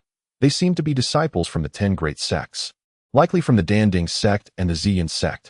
Hee, fellow disciples, why don't you just give up? A woman from the Ziyin sect laughed charmingly, her eyes sparkling. Sister, we are willing to hand over the spirit herbs. Please spare our lives. The 3 disciples from the Danding sect were at their wits' end, bleeding profusely and in tattered clothes, having been chased here. That won't do. Another woman giggled, seemingly toying with them. Suddenly, one of the women changed her expression. As her Silicon Valley bird began to warn her, someone's nearby? The 3 women from the Ziyun sect naturally trusted the Silicon Valley bird, as it had helped them track down the Danding sect disciples. The 3 Danding sect disciples were filled with joy upon seeing their reaction, thinking they had been saved. Don't hide anymore, come out. We've already found you. The 3 women shouted in various directions. But even the Silicon Valley bird couldn't determine where the person was hiding. They must be well concealed. Chen Sun and the big black cow scoffed. Did they really think they were children in their 20s? They remained completely still above their heads. The Ziyun sect women exchanged glances, unable to find the hidden person. So they decided to quickly deal with the Danding sect disciples. Delaying could lead to changes. Kill. The 3 women summoned their respective magic tools and charged at them. Brothers, let's fight to the death. The Danding sect disciples' eyes widened with rage as they summoned all their strength for a bloody battle. Below the tree, magical powers roared, while Chen Sun and the big black cow stood steady like a mountain, occasionally feeling strong winds passing by. However, the Danding sect disciples were already outmatched, and with their strength waning, several cold lights flashed, and their heads flew into the air, their bodies split in two. What a vicious group of women. Chen Sun thought darkly. They formed a small circle, their magical powers swirling in their hands, scanning the surroundings, remaining vigilant. Chirp, chirp. The Silicon Valley bird suddenly fluttered upward, confirming the location. What? The 3 women couldn't believe it, feeling their hairs stand on end, realizing someone was hiding right above them, and they were completely unaware. Chen Sun frowned. Why was this bird so annoying? Did they really think he was just some inexperienced disciple of the 10 great sects? Chapter 51. 5 low-grade spirit stones. Ultimate concealment technique. Who is it? One of the women shouted, stepping on her magical tool to soar into the air, swinging her sword, which sliced through the tree trunk with a thunderous roar. 2 piles of dry leaves suddenly fell in front of them, obscuring their vision, creating an eerie atmosphere. Humph. At the 8th level of Qi refinement, you dare to act all mysterious. The Ziyun sect woman shouted, pointing her sword at them. Since we've seen you, we won't let you go. Chen Sun remained calm and collected, not wasting any words. He looked at the still flapping little bird, his eyes revealing a murderous intent, and suddenly accelerated, grabbing it in his hand and crushing the Silicon Valley bird with his bare hands, his hands covered in blood. The speed was so fast that it left them no time to react. The 3 women were furious, having witnessed him kill the Silicon Valley bird right before their eyes. Impudent. Seeking death. Where did this wild man come from? The 3 women's gazes turned icy, their magical powers swirling as they struck from 3 directions. Chen Sun's eyes were deep, and the big black cow stood firmly before him, steady as a rock. With a hoof thrust, a circle of flames rippled out, suddenly transforming into countless fire rings. Boom! Massive fireballs surged forth from the fire rings, accompanied by raging magical powers that howled downward, instantly igniting a sea of flames. As the sea of fire erupted, their faces changed drastically, revealing disbelief and horror. What is this? A sense of life and death crisis surged within the 3 women, quickly spreading throughout their bodies, transforming into a deafening buzz in their minds. The screams of the 3 women echoed in the sea of fire, their eyes filled with intense fear as their magical powers were eroded, being consumed by the flames. leaving them unable to muster even a trace of resistance. The terrified screams of the three women gradually faded into weakness, ultimately swallowed by the raging flames. Old cow, get to work. Shinsun looked around, soared into the air on his sword, but the quality of their storage bags was truly lacking. These storage bags couldn't withstand their magical powers, shattering in the Shumi space each time, causing everything inside to vanish. However, above the storage bag, there is a storage ring. He saw that those big shots all wore them on their fingers, but they couldn't access such treasures yet. Moo. The big black cow nodded, its hooves forming the water spirit technique, causing countless water vapors to disperse in the air, quickly turning into waves of mist that swallowed the sea of fire. Over the past few years, they had already cultivated the water spirit technique to the 3rd level without any bottlenecks. Shinsun and the big black cow destroyed the bodies, rolled up the storage bags of the 3 Dan Ding sect disciples, and turned to leave, wasting not a second. Old cow, don't get too inflated. How many can we beat? Can we take on hundreds or thousands of cultivators? Shinsun quickly moved between the ancient trees, continuing, we must be cautious in everything. Never show off, and never become a target. Moo. The big black cow replied seriously. It was indeed feeling a bit inflated, but it listened to Chun Sun's words and quickly suppressed those feelings, constantly reflecting on itself. They stopped at a towering ancient tree, already far from where they had been. The surroundings were filled with dense branches and leaves. They plunged into it, blending into the environment, with their dark eyes constantly scanning for movement around them. Indeed, there is a map. Chun Sun's eyes lit up as he took out an identical map from the 3 storage bags, which was much more detailed than the one from the Wuyin sect. The big black cow also picked up a map, its eyes widening. It not only marked various locations, but also included the growing places of various spiritual herbs. Old cow, that place should be the Baihun Lake. The map has an introduction. Chun Sun said carefully, the greatest benefit of cultivating immortality is the clarity of the 5 senses, even in such a dim place. It can be seen clearly. So, we should be here. He drew a small circle on the map. They were indeed still on the outskirts, with the 3 main medicinal herbs marked with big red dots deep in the South Dome Mountain. Moo. The big black cow nodded, its mind finally becoming a bit clearer. Those disciples from the 10 great sects should all be rushing to these 3 places, and they will definitely be faster than us. Chun Sun pondered, his eyes revealing contemplation. Let's not rush to compete with the first team. The competition there will surely be fierce. We should first gather the auxiliary medicinal herbs. He kept pointing to various locations, the route in his mind becoming clearer. Moo moo, the big black cow kept nodding. This place was full of towering mountains and dense ancient tree forests, and taking one wrong step could lead to a world of difference. Let's keep these spirit stones and medicinal herbs, and leave one storage bag behind. Destroy the other magical tools and techniques. Chun Sun explored the 3 storage bags. Although he was very envious, he could not leave any future troubles, as these were the 10 great sections. Moo. The big black cow responded, showing no regret in its eyes, as they were not originally theirs. They had already prepared how to escape when they came, which was to have the big black cow swallow a storage bag and then use the essence of all things to conceal it, returning to the medicinal valley and finally regurgitating it. There were actually over 400 low-grade spirit stones. No wonder they were disciples of the 10 great sections. Chun Sun praised, quickly putting them into his storage bag. Old cow, our hidden methods are a bit lacking. They even brought probing spirit beasts, and there might be quite a few such people. Moo. The big black cow exhaled heavily. This was indeed beyond their expectations, as they had never seen anything like it. Hee hee, old cow, how could I not have a backup plan? Chun Sun sneered, initially thinking that after entering the sect, he would no longer need it. He slapped his storage bag, 9-star valley, 5 low-grade spirit stones, conceal breath technique. A chilling sensation surged through the big black cow. It stared blankly at Chun Sun. Big brother, you're amazing. They had also discovered that besides magical techniques, their cultivation of these small spells was incredibly easy, and they had a strong comprehension ability. Dispose of the goods, escape, change locations. Let us cultivate the conceal breath technique. Moo. The 2 acted quickly.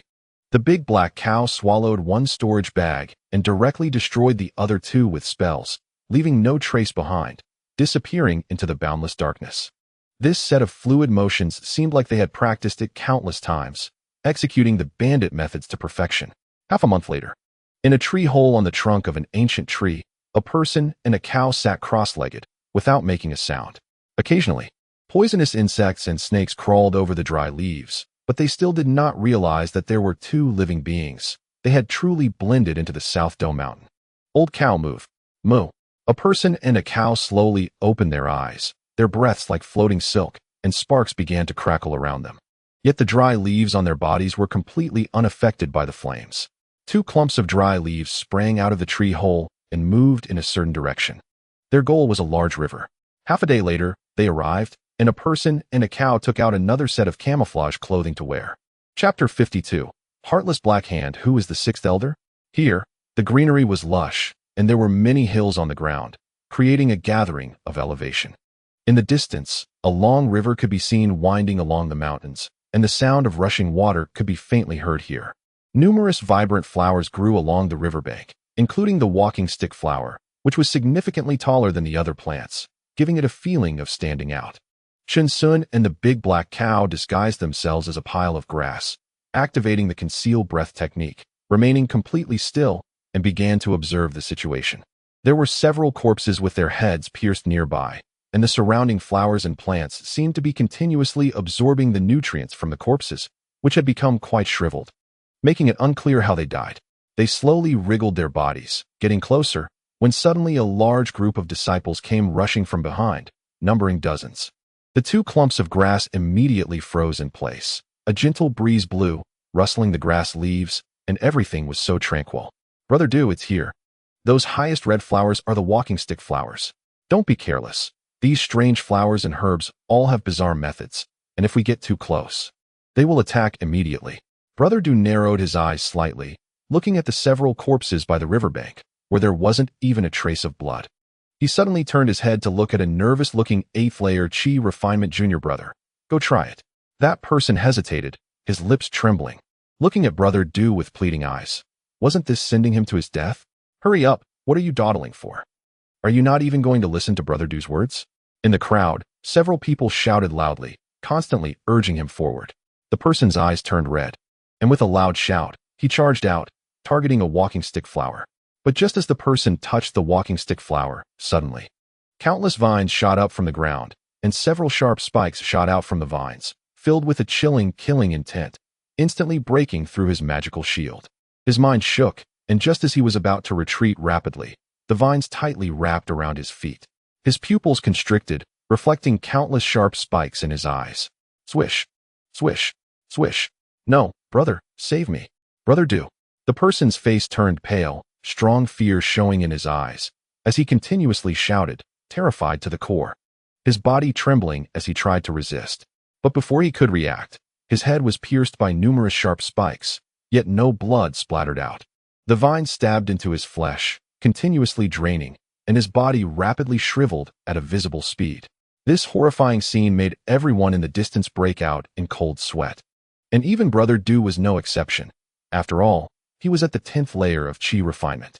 Clearing these ground vines is unnecessary to worry about. Don't engage in close combat. Brother Do immediately identified their weakness. Their attack range was limited. Holding a spell in his hand, he quickly shot out wind blades.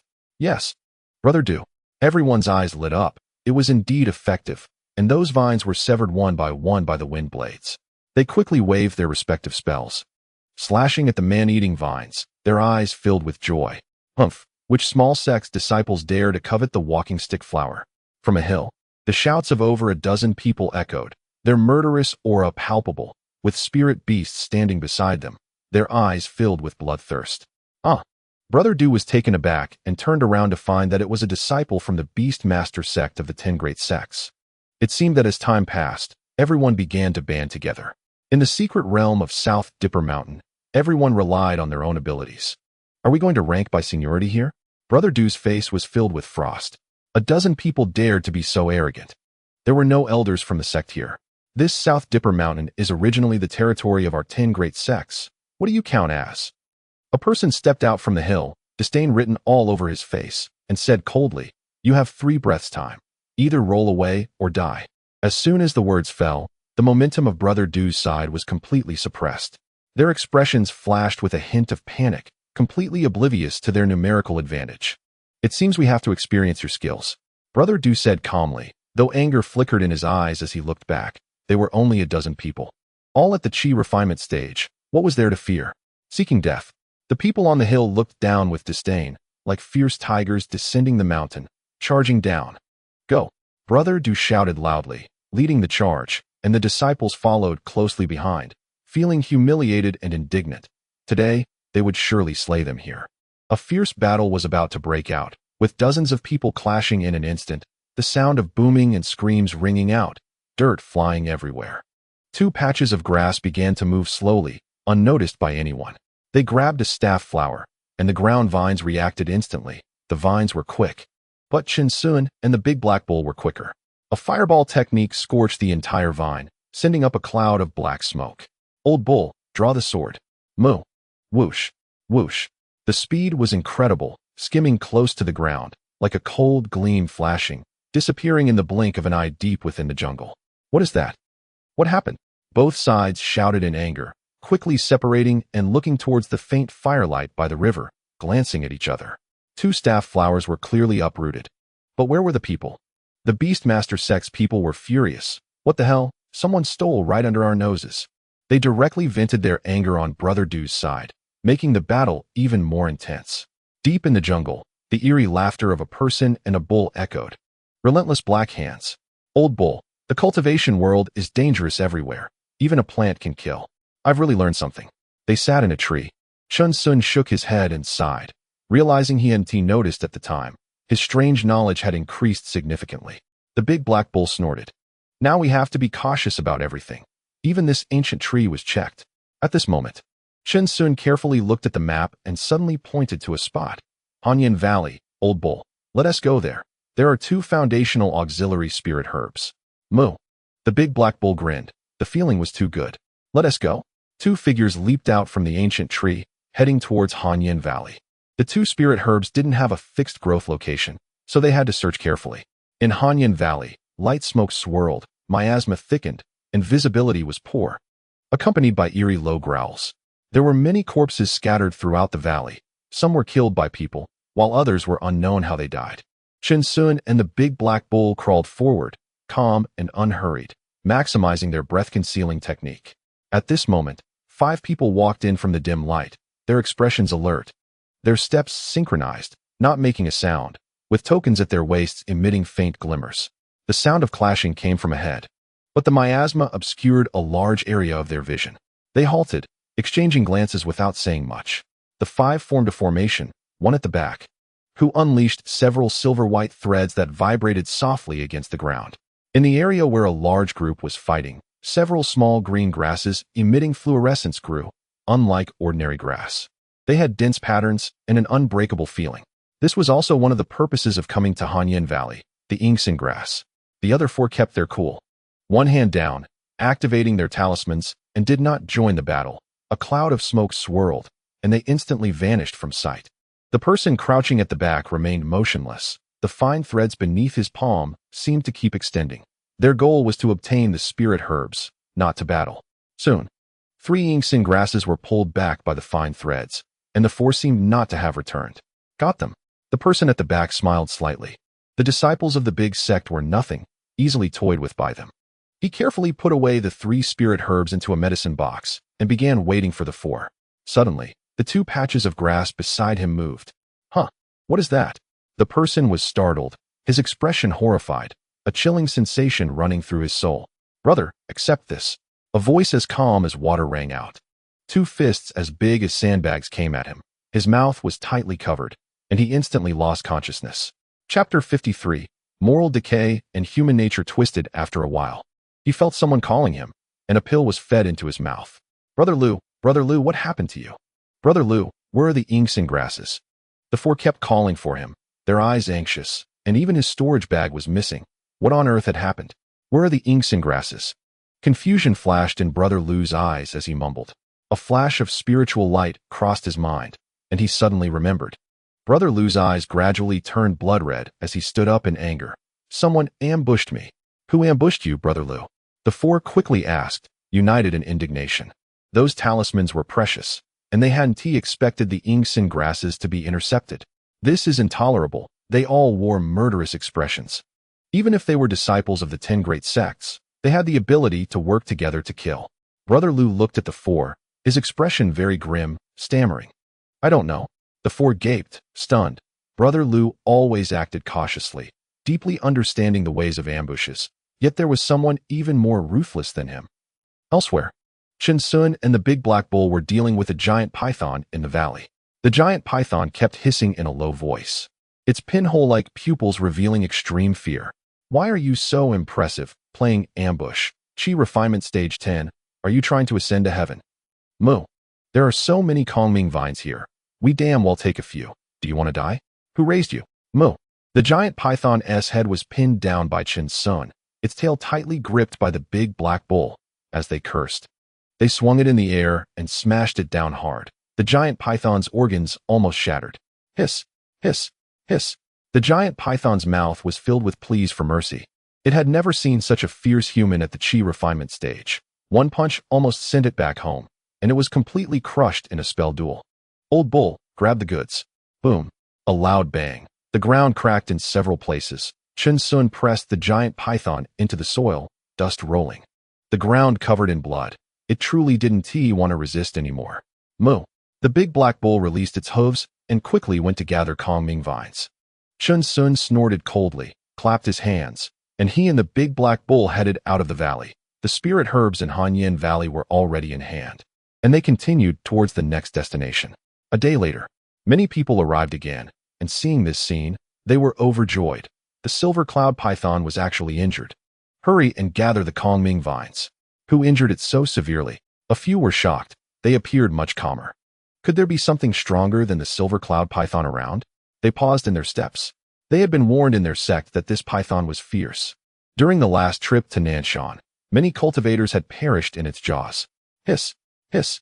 The silver cloud python was enraged, its head suddenly flying out of the ground. It felt convinced by those two. What were these humans, daring to provoke it? Be careful. It's pretending to be dead. Junior sister, quickly hide behind me. The crowd fell into chaos, summoning their respective magical tools and hurriedly retreating, their faces trembling. Hiss. The silver eagle python slid its body, moving at an astonishing speed. Roaring as it came, the crowd unleashed their spells without hesitation, and a fierce battle erupted in the valley. A month later, Chen Sun and the big black bull had already been in the secret realm of Nanda Mountain for 2 months. They seemed to be getting more and more adept, fully unleashing the essence of Lao Lu. Countless disciples from various sects met with misfortune. What spiritual herbs were right in front of them suddenly vanished. And during a stealthy ambush, they would suddenly slip and fall unconscious, waking up with blank expressions. What demon beasts and spirit beasts trembled every night, crying out in despair at the sight of a pile of dry leaves or a clump of green leaves, continuously repenting. Was this a decline of morals or a distortion of humanity? This might just be the ultimate Lao Lu. Moo. 2 clumps of green leaves stood at the center of an ancient tree, almost merging into one, and a faint sigh could be heard from within. The big black bull was beaming with joy, rubbing against Chen Sun. They had harvested many spiritual herbs, all of which were unheard of in the Medicine Valley, truly proving that without a bull's windfall, a horse won't grow fat. Old bull, calm down. Look at you, acting like you've never seen the world. Chen Sun's eyes had already transformed into the shape of spiritual herbs as he took out his treasure book and wrote down some of what he had seen and heard. These were experiences, precious experiences of him and the big black bull. Moo. The big black bull smiled broadly. The trip to Nanda Mountain had truly been exhilarating. Next, we are heading to the real battlefield, the 3 ancient palaces, where there are also several auxiliary flavor spiritual herbs. Chen Sun said in a deep voice, taking out a map and pointing at 3 big red dots. Those 3 most precious main flavor spiritual herbs were among them. Moo. The big black bull listened seriously. There could be demon beasts and spirit beasts within that surpassed the strength of the 10th level of Qi refining.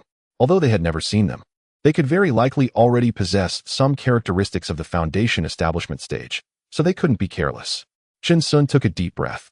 The foundation establishment stage represented a leap in the level of life, which was no longer a matter of the same dimension compared to the Qi refining stage.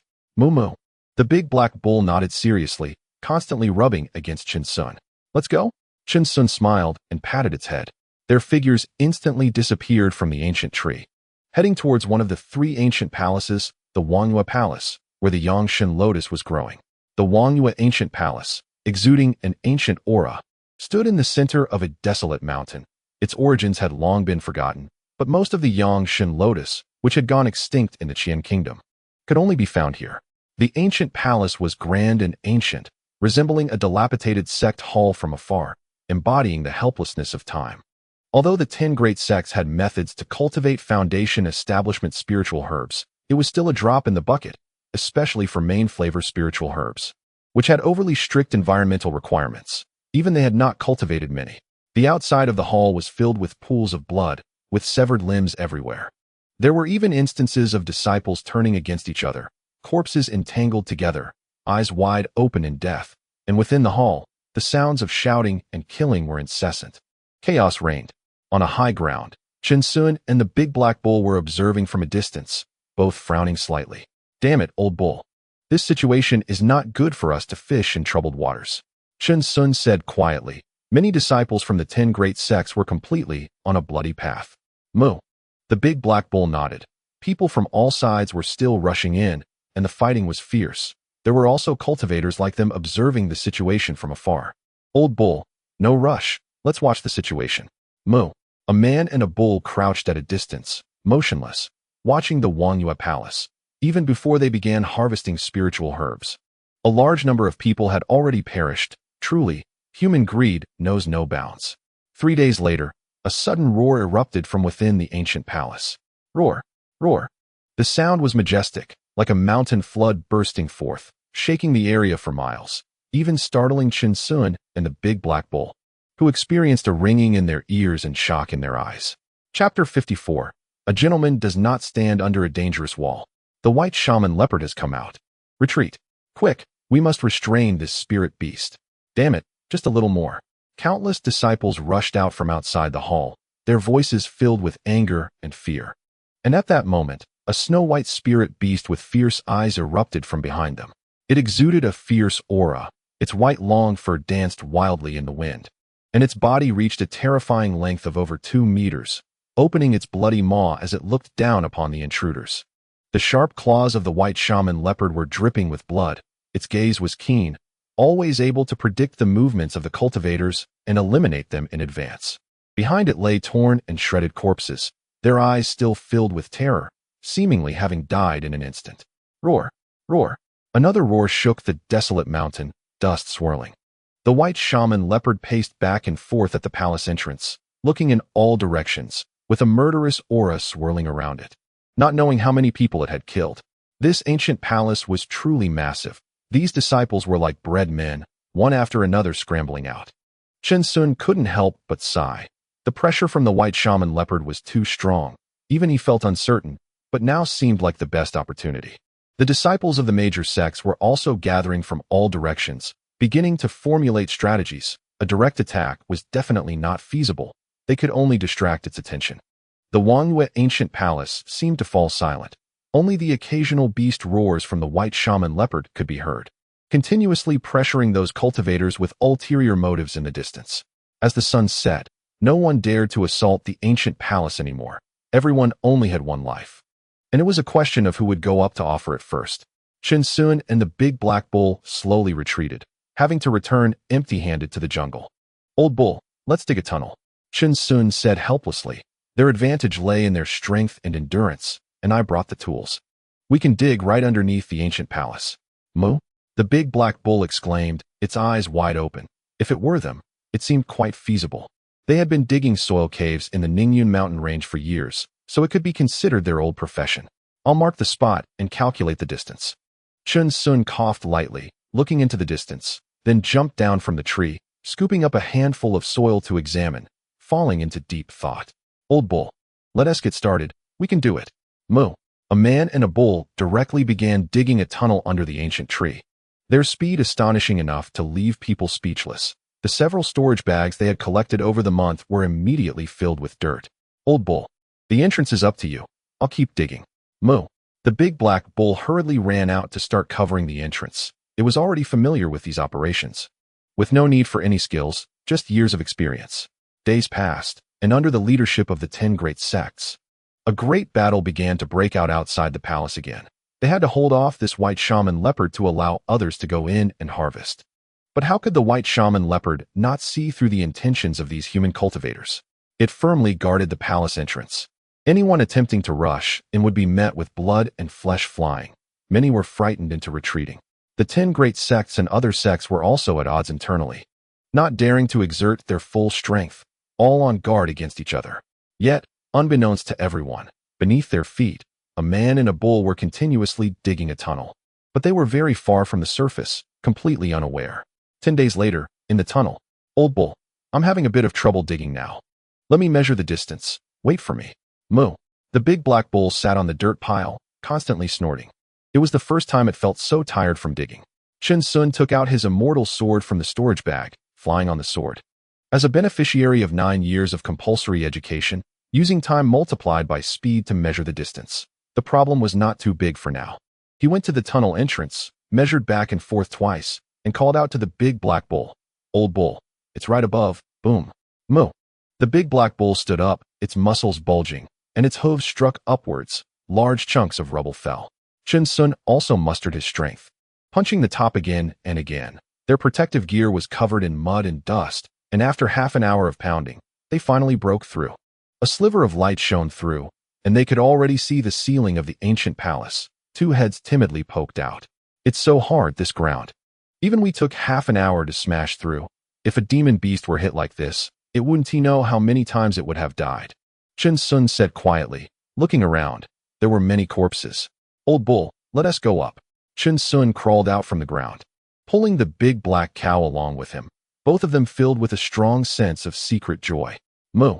The big black cow jumped up, looking towards the depths of the grand hall, where there was actually a pool of water, but the water seemed quite viscous, with more than a dozen sun ginseng lotuses growing in it, along with many accompanying spiritual herbs. Incredibly strange.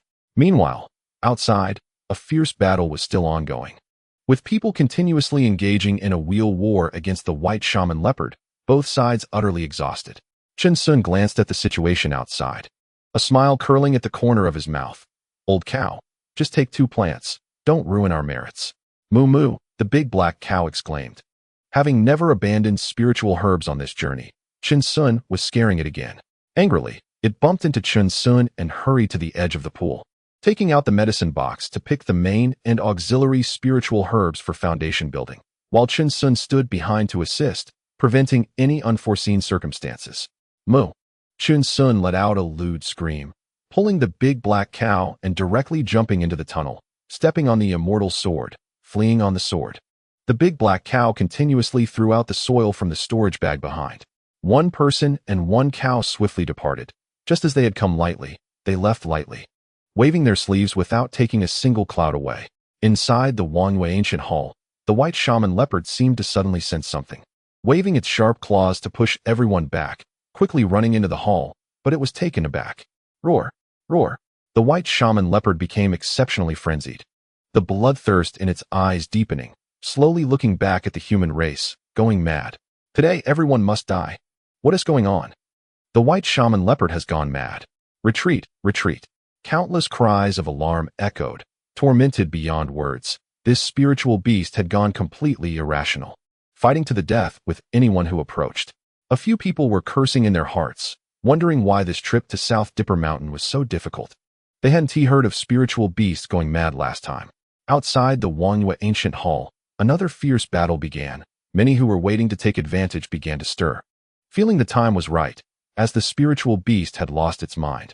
The Chilua Hall, located in an old forest, was surrounded by many demon beasts, with the sounds of fighting never ceasing and a bloody scent wafting through the air. Among them grew the already extinct Nanmu leaves from the outside world. The hall's entrance nearly blocked by countless corpses, with 3 demon beasts at the 10th level of Qi refining standing outside, covered in scars and bloodstains. Behind them stood an even more terrifying demon beast. It could be said that every 20 years, the South Dipper Mountain trip was made with human lives, just to wear down these demon beasts until they were exhausted. Given the situation, a gentleman does not stand beneath a dangerous wall. Chen Sun and the big black cow certainly wouldn't charge in, but they could stay in the tunnel. They began to dig, one digging and the other excavating. Chapter 55. A defying figure in Qi refining period. Half a month later, the ground in a certain part of the hall trembled violently, and two lewd heads popped out, both showing signs of fatigue.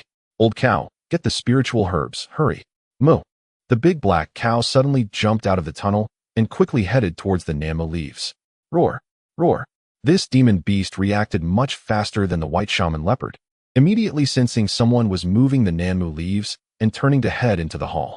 Fireball technique. Chen Sun was startled, a rare serious expression appearing in his eyes, as huge fireballs erupted, forming a massive wall of fire to block it outside.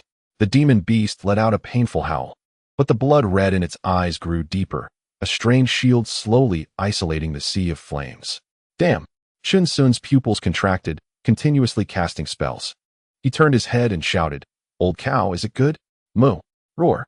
Roar! The demon beast suddenly burst out from the sea of fire, baring its teeth and swiftly pouncing towards Chen Sun, raising a massive paw, about to smash him into pieces. Suddenly, a gigantic figure dashed out, immediately pushing Chen Sun back into the tunnel. Boom! Roar! A loud explosion echoed through the entire tunnel, deafening, accompanied by the unwilling howls of the demon beast. Run! Old cow! Moo! Chen Sun and the big black cow broke into a cold sweat, flying through the tunnel on their swords, as the back began to collapse, showing just how strong the demon beast's power was. They rushed out of the tunnel and ran to a safe place. Chen Sun, indignant, muttered, Damn it. If it weren't for that large group of cultivators outside, I would have at least dealt with that demon beast. Moo, the big black cow grinned, even patting Chen Sun with its hoof, safety first.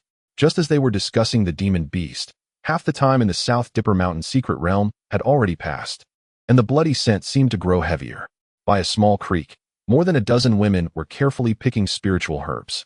Suddenly, dozens of people appeared, all wearing playful smiles, and these women from small sects did have some redeeming qualities. The women were taken aback, recognizing the attire of the disciples from one of the 10 great sects, the Songhai sect. We didn't know you were here, fellow Taoists. We'll leave now. We won't take any spiritual herbs. A leading woman said, cupping her hands, her brows filled with heroism and extraordinary courage. Whether you say so or we from Songhai sect say so, does it matter to you? The disciples from Songhai sect coldly snorted, exuding an overbearing aura. You esteemed disciples of a great sect, we hope you won't make things difficult for us. Hee hee, but our hands are itching. We hope you fellow sisters can entertain us. The leading woman exclaimed in anger, her companions filled with rage, unafraid, all brandishing their magical tools. Kill. One person raised their head, a cold smile on their lips. As soon as the words fell, chaos erupted by the creek, blood flowing and diluting in the water. On a high mountain, there was also a lone ranger from a certain sect, dressed in black robes, revealing a mouthful of black teeth. With several disciples from the 10 great sects lying dead on the ground, their deaths tragic. In a large marsh, bodies floated and swayed. A disciple from the Beastmaster sect looked indifferent, controlling a swarm of poisonous insects. The slaughter at South Dipper Mountain continued unabated. Killing and looting were rampant in such a lawless place. Everyone was drawing closer to the center, and danger was steadily approaching. Time slowly passed, and in the blink of an eye, Chen Sun and the big black cow had already reached the 4th month in South Dipper Mountain. Throughout this journey, they had become much calmer. In the past month, they had witnessed far too many killings for treasure, comrades turning against each other, and colluding in despicable acts. When there were no rules to bind them, the darkness of the cultivation world manifested at this moment. Chen Sun and the big black cow were resting against a tree when suddenly their ears perked up, hearing many footsteps. 2 figures were desperately fleeing, their eyes filled with strong unwillingness and hatred. Stop. If you keep running, she won't survive. Are you going to watch your junior sister die? Ha ha. Laughter echoed behind them, as if they had always been mocking them. One of them hesitated, pausing his steps, while the other merely glanced at him and ran away, respecting his own life. Senior Brother G, I'm sorry, a weak voice said from a woman who had been bound by that group with silver ropes, clearly a magical tool. Hearing this, Chen Sun and the big black cow both trembled, quickly looking over. Good heavens, they were indeed disciples of the Wuyun sect, and it was Ji Kuan, Thunderstorm sect. How can you claim to be one of the 10 great sects and use such despicable means? Ji Kuan trembled with anger, knowing that many of those present were at the 10th level of Qi refining, and he was no match for them. I can hand over the spiritual herbs. But let her go first. In the cultivation world, the law of the jungle prevailed, the strong were respected, and small sects were still small sects. Not even understanding this principle. Ha. The disciples of Thunderstorm's sect laughed heartily. One named Chao Chen stepped forward, exuding a strong aura, coldly saying, "Hand over the sun ginseng lotus. How bold of you to dare to rob things right under our noses. Hand over the person. Senior brother G. Don't worry about me." The junior sister kept writhing, crying out loudly. Slap. A slap came, and the junior sister spat out a mouthful of blood. Her hair disheveled from the blow. Ji Kuan held the Yang Shun Lian in his hand, his expression cold and stern, saying word by word, "Release her, or you will get nothing. I can destroy it all immediately." Threatening us. Chao Chen narrowed his eyes slightly, his magical energy surging in his hands. "How many lives do you have?" Suddenly, a shocking change occurred. Whoosh, whoosh. 2 gusts of wind surged violently, accompanied by a deafening sound explosion, causing everyone from the Thunder Gate to tremble in fear, their hair standing on end. What the hell is that? Chao Chen's face changed drastically as a scarecrow suddenly appeared in front of him, their faces almost touching, the person wearing a black hood, but his gaze was so cold. Boom, boom, boom. A large hand pressed down fiercely, and Chao Chun spat out a mouthful of fresh blood, his neck being pressed to the ground in an instant. The ground cracking with numerous fissures, surrounded by debris and dust. A muffled scream came from Chao Chun, his eye sockets bursting. Feeling as if his internal organs were splitting, blood flowing from all 7 orifices. A scorching wall of fire separated Ji Kuan from everyone at the Thunder Gate. And as the firewall rose, the junior sister was also thrown over. Senior brother, junior sister. Ji Kuan caught her in one swift motion. And the junior sister cried continuously in his arms, but Ji Kuan no longer had the energy to appreciate this scene. On the other side of the sea of fire, he could no longer see clearly. Ji Kuan's eyes were filled with intense shock. Realizing that there were such extraordinary powerhouses even in the chi refining stage, who on earth were they? The firewall gradually dissipated, finally revealing the situation on the other side. Ji Kuan's eyes trembled, a chilling sensation creeping into his heart, while the junior sister stopped crying, collapsing to the ground, her body limp. Their fear did not stem from how fierce the battle was, but from the overwhelming calmness. Apart from the cracked ground, there was no trace of a fight, not even a corpse. The disciples of the 10 major sects were actually killed in seconds by 2 people. Ji Kuan panted heavily, realizing how vast the world was. He was just a frog at the bottom of a well. Junior sister, let's go. Senior brother, who are they? The junior sister hesitated. They seem to have come to save people. I don't know. Don't harbor any hopes. This time, we were just lucky. Ji Kuan shook his head, thinking that a person with such extraordinary talent was someone he could never hope to know. The 2 supported each other and walked toward another place, seeking a spot to quickly restore their magic power. Chapter 56. After the matter, leave with a flick of the sleeve, concealing achievements and fame. On a certain ancient tree. These disciples of the 10 major sects are really a bunch of arrogant fools, treating everyone as if they were their fathers. Chun Sun leaned against the tree trunk, sneering. I still think our Wuyun sect is better, don't you think, old bull? Moo, the big black bull replied. These disciples of the sects are more arrogant than the last. They have no idea what they'll face at the 10 major sections. Good thing we didn't go to the 10 major sects. Our mixed spiritual roots, old bull. Have you heard of sect violence? Moo? Constantly being mocked. Then we go to slap faces, and then we get mocked again. It's endless. Even a dog would bark at us in this situation. Moo. The big black bull exclaimed in shock. Wouldn't that make us the biggest fools? Only a fool would do such a thing. Moreover, because we are too strong, we would keep making enemies, constantly facing schemes and plots. Don't you think our longevity is wasted on such meaningless things? Moo. The big black bull was filled with tears, enlightened again.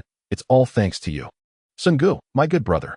Chun Sun smirked, resting his hands behind his head. After the matter, leave with a flick of the sleeve, concealing achievements and fame. Not getting involved in cause and effect, with only 2 words in my eyes. Awesome. Old bull, let us rest for a few days. Digging tunnels is exhausting. Moo.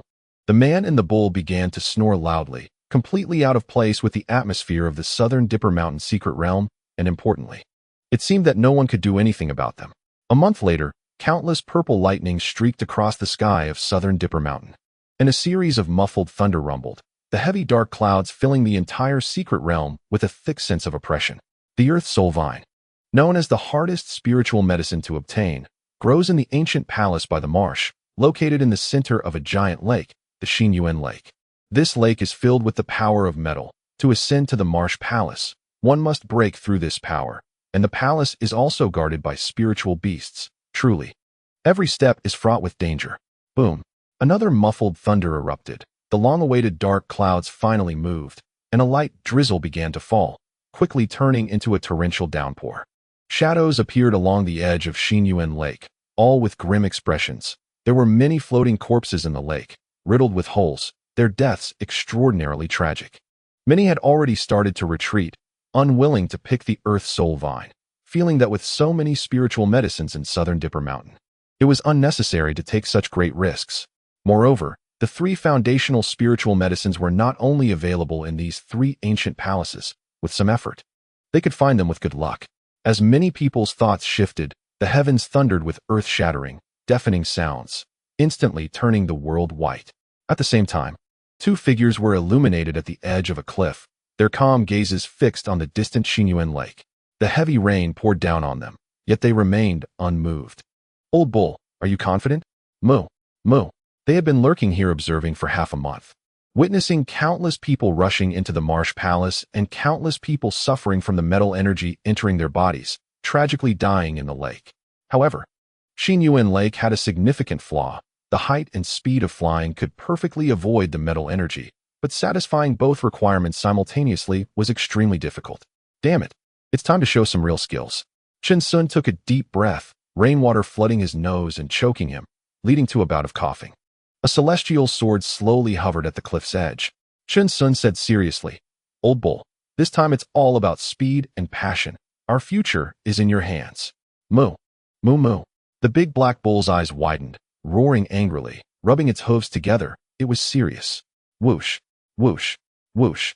The sound of rushing through the air turned into a piercing shriek as a celestial sword carrying a person and a bull dived toward the marsh palace, the pounding heartbeat seemingly echoing in their ears. A beam of sword lights sliced through the sky, continuously charging toward the marsh palace at an astonishing speed, shocking everyone. Look, someone is flying a sword at this moment. What incredible speed! Who is it? What? The metal energy actually got avoided. Countless people by the lake exclaimed in shock, as that celestial sword moved so fast that it twisted at an extreme angle to evade the impact of the metal energy, even making the metal energy slow down a beat for the sword. My God, they were dumbfounded. What kind of devil's operation was this? In the blink of an eye, the celestial sword rushed into the marsh palace, where thunderous roars erupted, accompanied by hundreds of people's exclamations. With such heavy rain and in the dark of night, it was impossible to see who was standing above. Even if they could see, it would only be 2 bundles of withered leaves, and after seeing those 2 bundles, they could only see 2 black hoods. Who the hell are you? I will kill your whole family. What courage? State your name. Cowardly scum, where are you running to? You dog thief. Roar, roar, roar. Everyone in the marsh palace, including the spiritual beasts, charged out, all stepping on magical artifacts, their faces filled with rage. These 2 actually rushed into the palace in front of everyone, rampaging, directly stealing the 2 Earth Soul Vines and flying away without leaving a single word behind. Stop! Which sex beast is this? Hiding and covering up? Don't let us find out. Is it impressive to run fast? Behind them came continuous shouts, even the angry scolding of women. They had never experienced such a humiliation, as if someone was defecating on their heads and then borrowing toilet paper. Watching the disciples of various sects getting farther away, Chen Sun and the big black cow gradually smiled awkwardly. Sorry, but being fast really allows one to do as they please. Whoosh! The fairy sword lowered its altitude and rushed into the deep mountains and forests, disappearing without a trace. After today, they gained another nickname, the Sword God of Xinyuan Lake, but they were still untraceable, and even that fairy sword was common merchandise, with no way to track it down, as if it had evaporated from the world. They gradually became a strange legend among the lower-ranked disciples of various sects, with speculation that they might not even be human, but it seemed they were half right. Old cow, I can't hold on anymore. Quickly, find a place to recover my spiritual power. Moo. The big black cow, carrying Chen Sun, searched for a hidden tree hole, and finally, Its eyes sparkled as it found one. At this moment, Chun Sun was covered in sweat, his spiritual powers severely depleted. Painfully, he took out a few low-grade spirit stones and forced a smile, saying, "I guess I'll have to be a big spender just this once." Moo. The big black cow kept nudging Chun Sun, its eyes filled with concern. "Old cow, be careful of your surroundings. I'm fine." Chun Sun sat cross-legged, regulating his breathing. The low-grade spirit stones in his hand gradually shattered, and streams of spiritual energy flowed into his body, slowly recovering his depleted power. "Moo," the big black cow replied, quickly extending its head, performing a breathing technique and remaining motionless. This battle was too thrilling. Its heart had nearly jumped into its throat several times. And that spirit beast had almost attacked them, but was evaded by Chun Sun's quick reflexes. The big black cow turned back to look at the closed-eyed Chun Sun, filled with admiration. It realized today what it meant to be bold yet meticulous, without losing composure. Chapter 57. Returning with full experience and hard work for 5 consecutive days. Chun Sun was recovering his spiritual power, regaining his strength. This time, he was truly mentally exhausted and had only just begun to recuperate. "Old cow." Chun Sun smiled faintly and opened his eyes. "Moo." The big black cow excitedly pounced on him, nearly suffocating him. "Old cow, are you trying to kill me?" "Moo." The big black cow grinned and quickly backed off. "This place is not safe. We need to move towards the periphery where there are fewer cultivators." "Moo." 2 figures darted out, holding a large amount of money, their expressions not relaxed at all. Instead, they became more vigilant, constantly weaving among the ancient trees. Moving farther away from the center, they ran for several days. With less than a month until the valley closed, they had already distanced themselves from the noise of conflict. "Old cow, this storage bag is now in your hands." Chun Sun's eyes shone as he stared at the storage bag, which contained all the spiritual herbs for the foundation-building pills. "Moo." The big black cow solemnly accepted it and swallowed it whole. "We'll go back and cultivate them slowly." Chun Sun whispered, "We must be steady, at least wait for about 2 years before starting. We have plenty of time." "Moo." The big black cow nodded, understanding and feeling no impatience. "This storage bag will be submitted to the sect." Chun Sun looked at the storage bag in his hand, which contained 3 main spiritual herbs and several other spiritual herbs. It was said that the 10 great sects only needed to submit 70%. "Moo." Although the big black cow also knew this, it didn't fully understand why their sect had to take everything. Moreover, without collecting 3 main spiritual herbs, they wouldn't even have a single foundation-building pill. "Old cow, we are just cannon fodder and lackeys. How can we compare to the precious disciples of those 10 great sects?" Chun Sun said nonchalantly, "But let us not harbor resentment towards the sect. This is our choice, and we can't blame anyone else." "Moo." The big black cow nodded. Indeed, without the 5 Elements sect, they wouldn't even have had a chance to come here. "Let us wait here for the teleportation." Chun Sun smiled slightly. This trip truly yielded a full return. When the time comes, there will naturally be a teleportation force, and there's no need to go to a specific place. "Moo." The big black cow looked around. What an impressive formation. They would definitely want to learn it in the future. "Old cow, come, let us make plans for the future. We're busy." Chun Sun patted the big black cow. No matter how long one lives, it doesn't mean one should be complacent or lose faith in life. Experiencing the hardships of the world? That doesn't exist. Those who live long are busy and have ideals and pursuits. Having seen too many partings filled with regrets, they were instead filled with enthusiasm and passion for life, feeling that time was precious and should be cherished. "Moo moo." The big black cow quickly leaned its head into Chun Sun's embrace, its eyes trembling. During the journey to Nando Mountain, it suddenly wanted to learn many things. Whether it was Chun Sun's lucky attire, their mining techniques, or the impressive sword flight operations, it was all accumulated experience and skills, just applied in practical situations. Every step they took was solid, and they lived fulfilling lives. Time passed during Chun Sun's writing and drawing, and the big black cow listened attentively every day. They had only just begun. Today, Nando Mountain suddenly trembled as if an earthquake had struck. Chun Sun and the big black cow's lucky attire had been destroyed, and they hadn't brought the map of the Danding sect or anything else. They were severely injured, supporting each other, looking as if they were on the verge of collapse. "Old cow, let us go home." "Moo." Chun Sun tightly clung to the big black cow as beams of light locked onto them, enveloping Chun Sun and the big black cow. Their faces showed slight pain. and a force of spatial pulling came, and in the blink of an eye, they disappeared from that place. The journey to Nando Mountain was completely over. At the various sects bases, disciples kept arriving. Some looked overjoyed, some were furious, some were lost, and some were severely injured, with disabilities.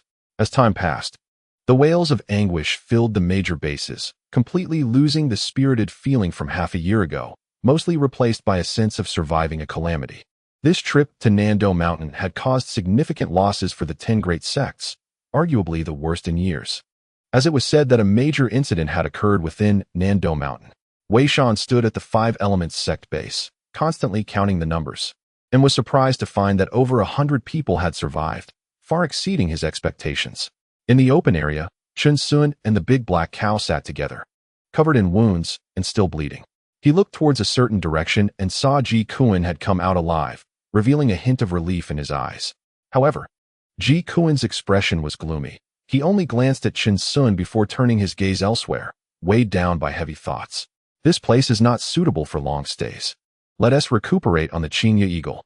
Wei Shan took out several bottles of pills and distributed them to the injured disciples, even giving one to Chen Sun. After receiving the pill, the deep emotions in his eyes reflected his loyalty to the sect, willing to devote himself to it until death, causing Wei Shan to glance at Chen Sun a couple of times. Wei Shan would not idly call the disciples to take out spiritual herbs and compare with nearby sects. That was the only respect he could offer to these sacrificed disciples, not just the 5 Elements sect. Even the Golden Core cultivators from the 10 great sects were more concerned about the casualty situation of their own disciples rather than the number of spiritual herbs. Within the 5 Elements sect base, everyone stepped onto their magical tools and silently boarded the Qinya Eagle. No one spoke much, and there was a noticeable increase in hostility among them. Their eyes carried a sense of unfamiliarity and vigilance, as if they had yet to recover from their experiences in Nando Mountain, sitting far apart from each other. The Qinya Eagle soared into the sky, beginning its flight towards the 5 Elements sect. When they arrived, 5 Qinya Eagles were filled with people. Everyone was full of ambition and energy, chatting happily. But now it seemed that one Qinya Eagle was enough to bring them back. Familiar faces had disappeared, having died at the hands of demon beasts or other sect disciples, and the atmosphere on the Qinya Eagle was heavy with gloom. Chen Sun frowned slightly. The joy in his heart was completely dispelled. He did not want to lament, for no amount of lamentation could change this cruel reality. Moo! The big black cow softly called out, leaning against Chen Sun. Chen Sun hugged the big black cow's head, continuously whispering words of comfort. Just place the medicinal herbs in front of you, and I will record them, Wei Shan said blandly. Every 20 years, half of the returning disciples will be wasted, while the other half may experience a rise as a result. Yes, Peak Master, everyone responded, all reaching for their storage bags, but the sect only required the medicinal herbs. Everything else was theirs to keep. If anyone gathered the 3 main medicinal herbs for foundation building, besides the contribution points, the sect would additionally grant you 1 pill from the next batch of foundation building pills. You all must know the rules, and I can guarantee this. Wei Shan's expression remained calm, showing no intention of probing them, his eyes filled with trust. As soon as the words fell, a few of them produced 3 main medicinal herbs, causing everyone's eyelids to twitch, including Chen Sun, as they realized how powerful they were. Chen Sun exchanged glances with Dehei Niu and suddenly realized that the main medicinal herbs seemed to be present in more than just the 3 ancient palaces. However, they chose the most stable place with hell-level difficulty. Ji Kuan looked pained, taking out only 1 main medicinal herb. Without the intervention of a mysterious person, he might have perished on South Do Mountain. Chapter 58. Contribution points 66. Chen Sun and Dehei Niu also took out all the medicinal herbs from their storage bags, leaving no private stash. If they didn't manage to gather 3 main medicinal herbs, there was no need to be disheartened. They could accumulate for the next time.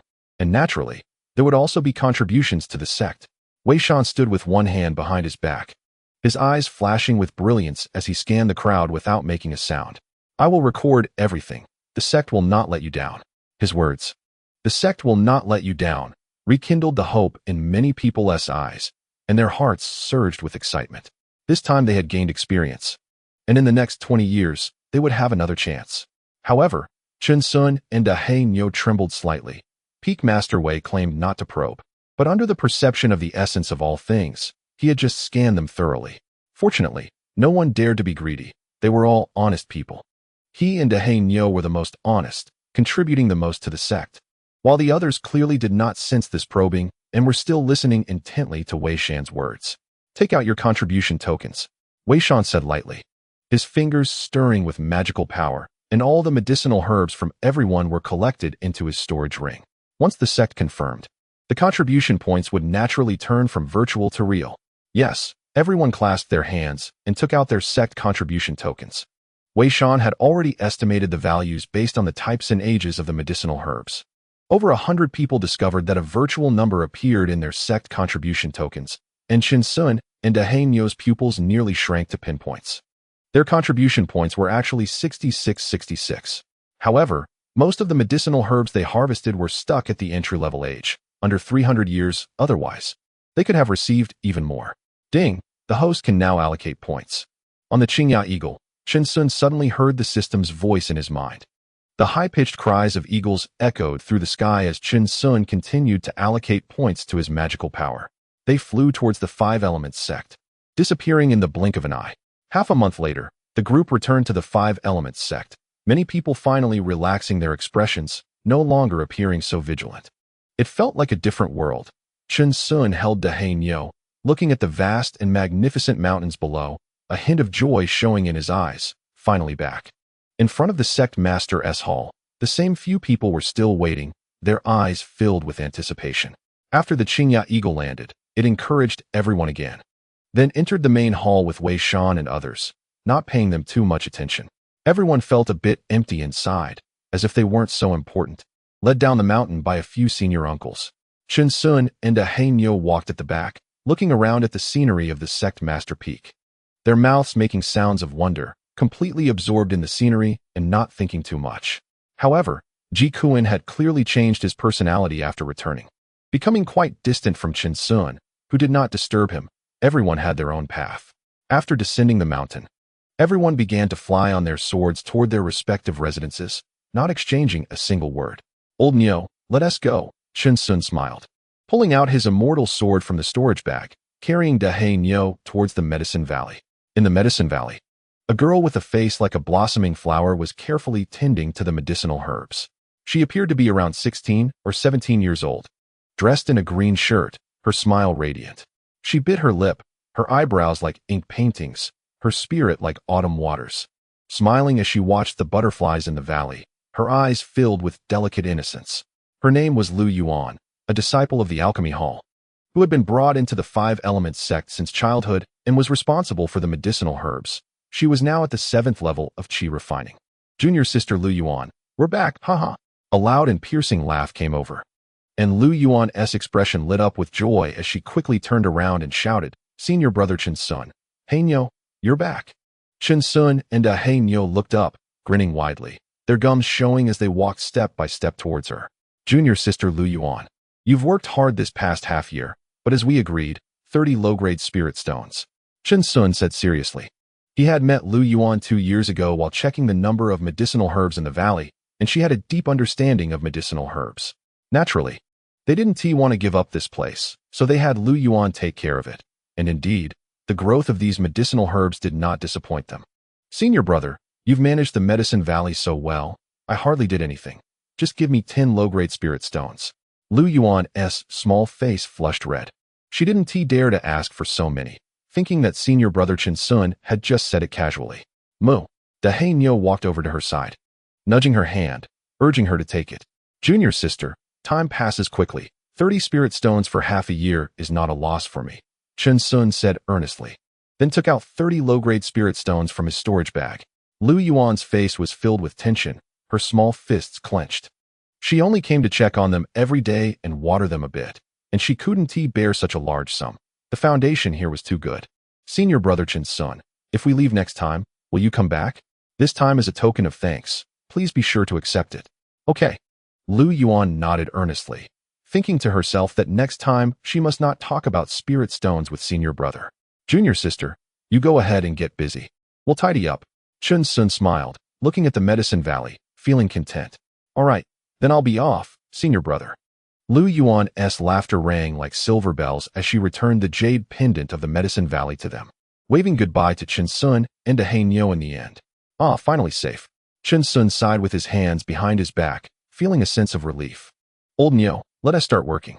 Moo moo. Da He Nyo cheered happily.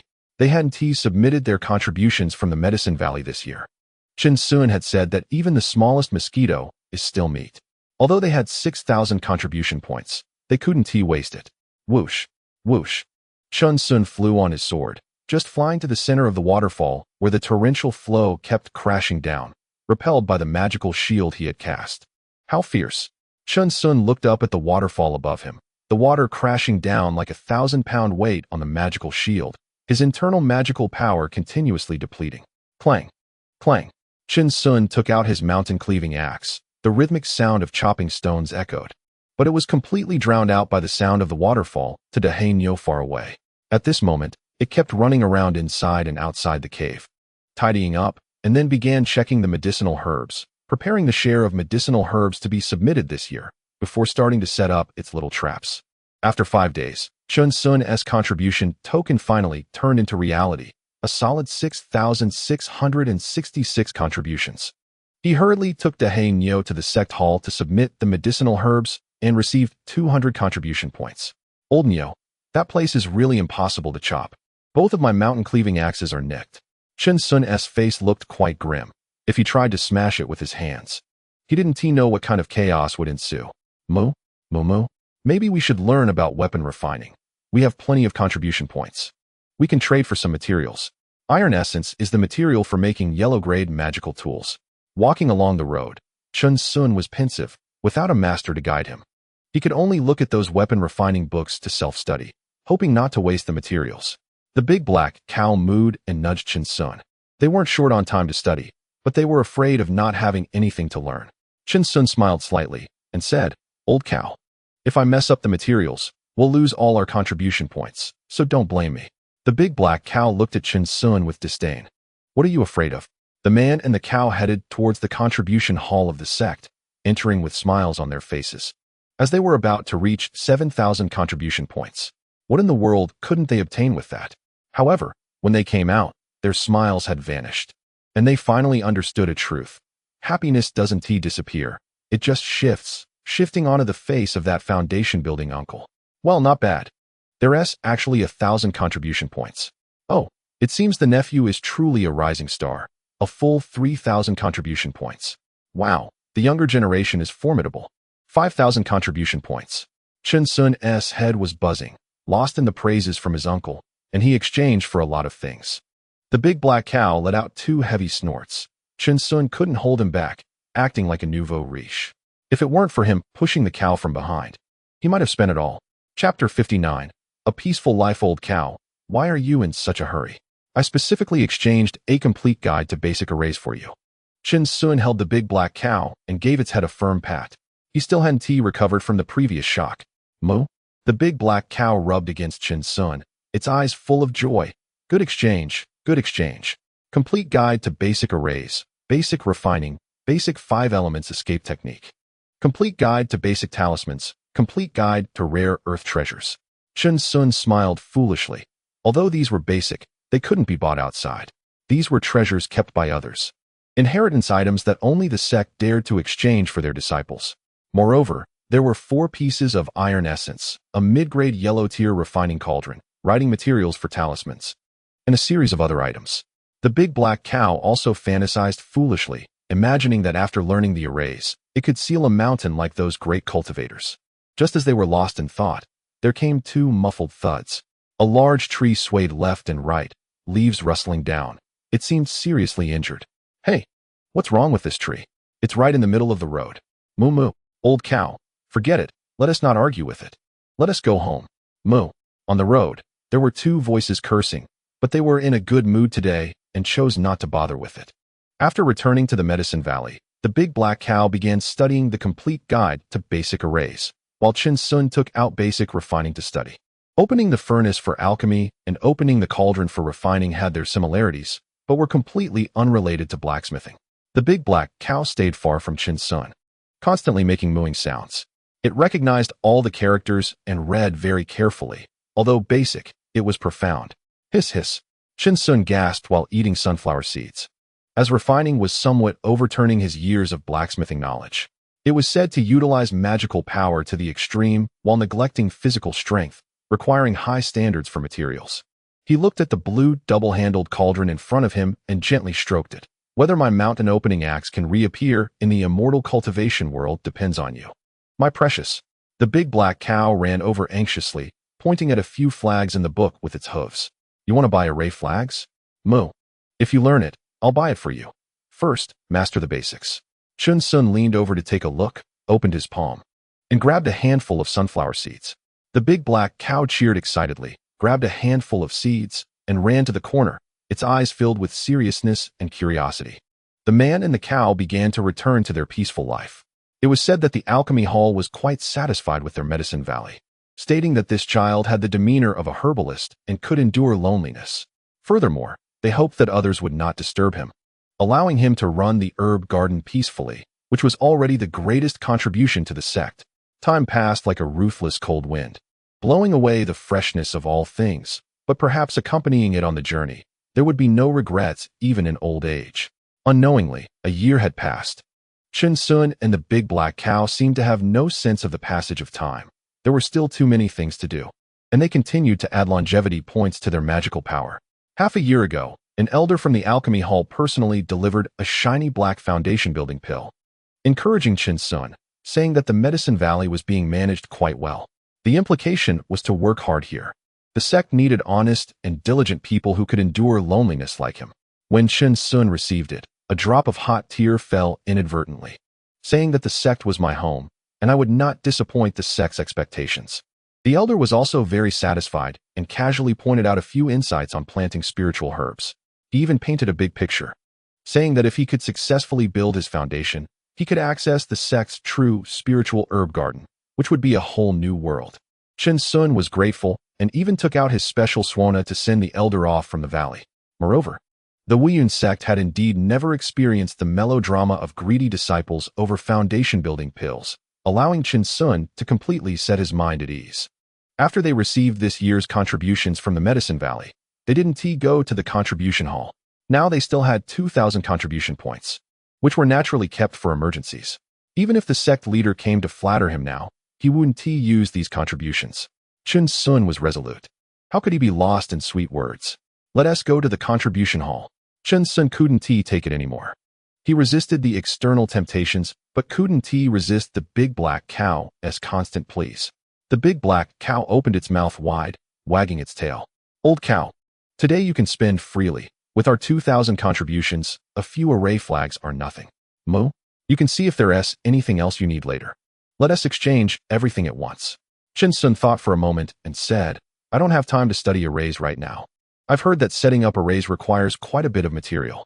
The big black cow rubbed against Chen Sun, its eyes crescent-shaped. Let us not stand on ceremony between brothers. Let us go. Chen Sun took the big black cow and ran towards the contribution hall. They exchanged quite a bit of basic materials like array flags and array stones, but they weren't expensive, only spending 1,000 contribution points. This year he also didn't participate in the sect's grand competition again, as it wouldn't be good to keep tormenting those junior disciples. Anyway, their goals had already been achieved. If a large number of disciples truly became dissatisfied, they would become targets. Back in the Medicine Valley, inside the cave, Old cow, look at these materials. They are truly different from those in the mortal world. Chen Sun squinted slightly, looking at the various materials on the ground.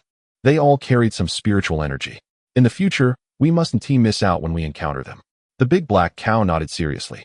After studying the arrays, it also wanted to check out the complete guide to rare earth treasures. Old cow, you go ahead. I'll continue refining. Moo, replied the big black cow, rolling up the materials on the ground and running off.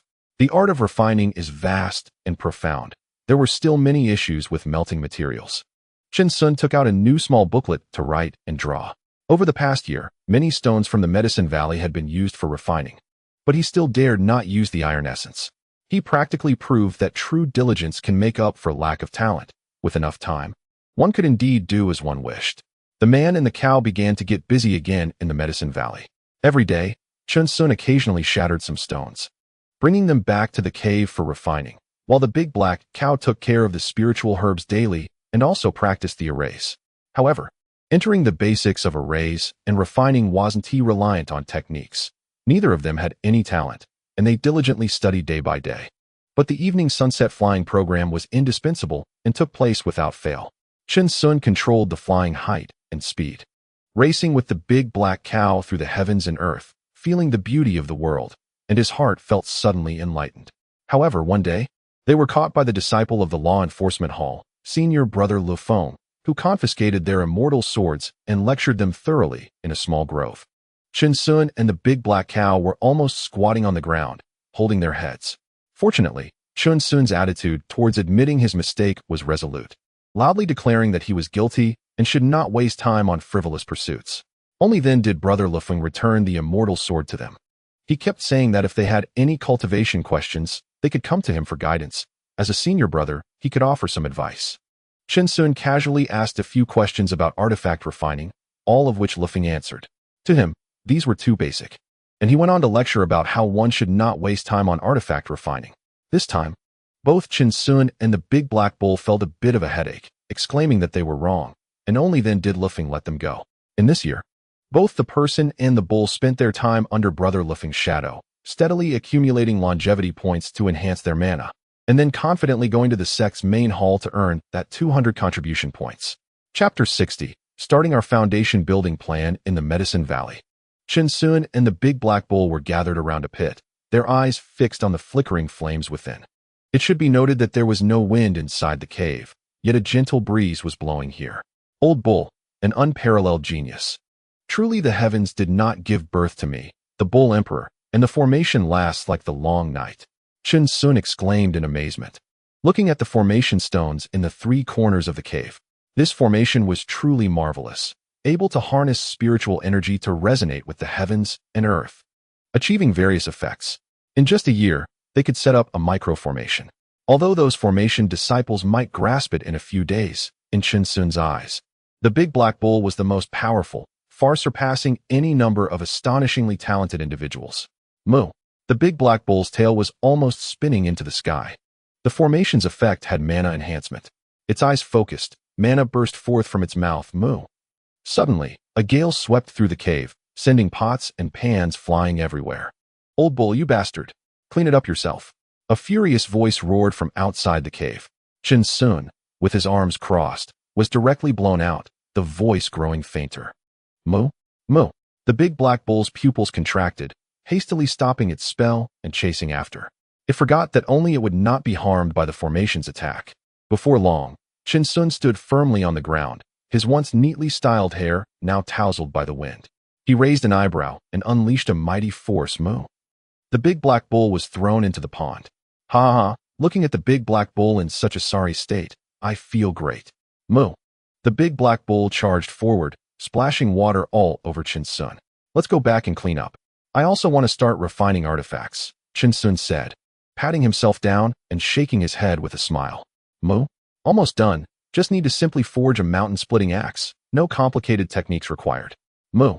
Then we can open up the cave behind the waterfall. 2 years have passed, and no one has noticed us.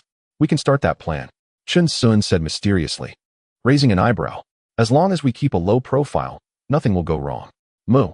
The big black bull jumped up excitedly, quickly running ahead to tidy up the cave. But the formation was indeed marvelous. Chen Sun praised, although they were just small formations, like blowing wind or lighting fire. To outsiders it seemed like a waste of time with useless formations, not as good as their own spells. However, to them, this was a profound study, and they had already started to grasp it. No one could understand their joy. The utilitarian mindset for cultivators might not be that important anymore. They didn't want to show off in front of others, only to be met with gasps or ridicule wherever they went. Being a true invisible person in Wuyun's sect was quite good. No one paid attention, and there were no various troubles coming their way. Inside the Medicine Valley cave, Chen Sun officially began refining artifacts, with the big black bull beside him scattering flower petals and mooing.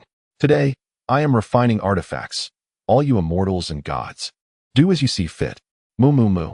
Chen Sun flipped his palm, and suddenly a lump of silver iron essence flew out from his storage bag. It was uneven on the surface, oval-shaped, about the size of a fist. Go. He made a hand gesture, and the artifact furnace emitted a dull sound. with raging alchemical flames igniting around. Due to limited conditions, they had to make do. Chen Sun's gaze grew increasingly fervent. He had already tested that his alchemical flames could be enhanced by mana, and this firepower would definitely succeed. Moo. The big black bull watched nervously, only able to assist from the side. It had tried this delicate work before and really couldn't handle it, so only Chen Sun could lead. With a flick of his 5 fingers, the iron essence instantly sank into the furnace. And Chen Sun slightly closed his eyes as the alchemical fire danced like a living creature in the furnace. The alchemical furnace and the artifact furnace were completely different. If there was no mana enhancement, relying solely on the alchemical fire would not guarantee the material could melt. Inside the artifact furnace, small explosions echoed, and Chen Sun released another burst of mana, completely sealing the artifact furnace. This was a grueling process, due to his chi refining stage cultivation. He couldn't perceive the subtle changes within the artifact furnace, relying only on his instincts. Old bull, add more materials. Moo. The big black bull focused its mind and ignited the alchemical fire, turning the artifact furnace bright red, and the explosions inside grew louder. Chen Sun's face turned pale. Breathing heavily, no one would have thought that someone would spend a whole 2 years preparing to refine a piece of iron essence. Wasn't that a long lifespan? Open the furnace. Chen Sun shouted. Moo. The lid of the furnace flew into the sky, crashing onto the ground with a loud noise. Inside the furnace, a ball of iron, like mercury, was being held in the center by mana. Old bull, keep applying the alchemical fire, Chen Sun said quickly, continuously casting spells with his hands. That ball of iron began to change shape. Chen Sun's complexion shifted from pale to red. He felt an overwhelming mix of tension and excitement. The ball of iron in a mercury-like state proved they had successfully melted it without wasting the material. An hour later, the great achievement was complete. Old bull, the mountain-splitting axe has been born, huh?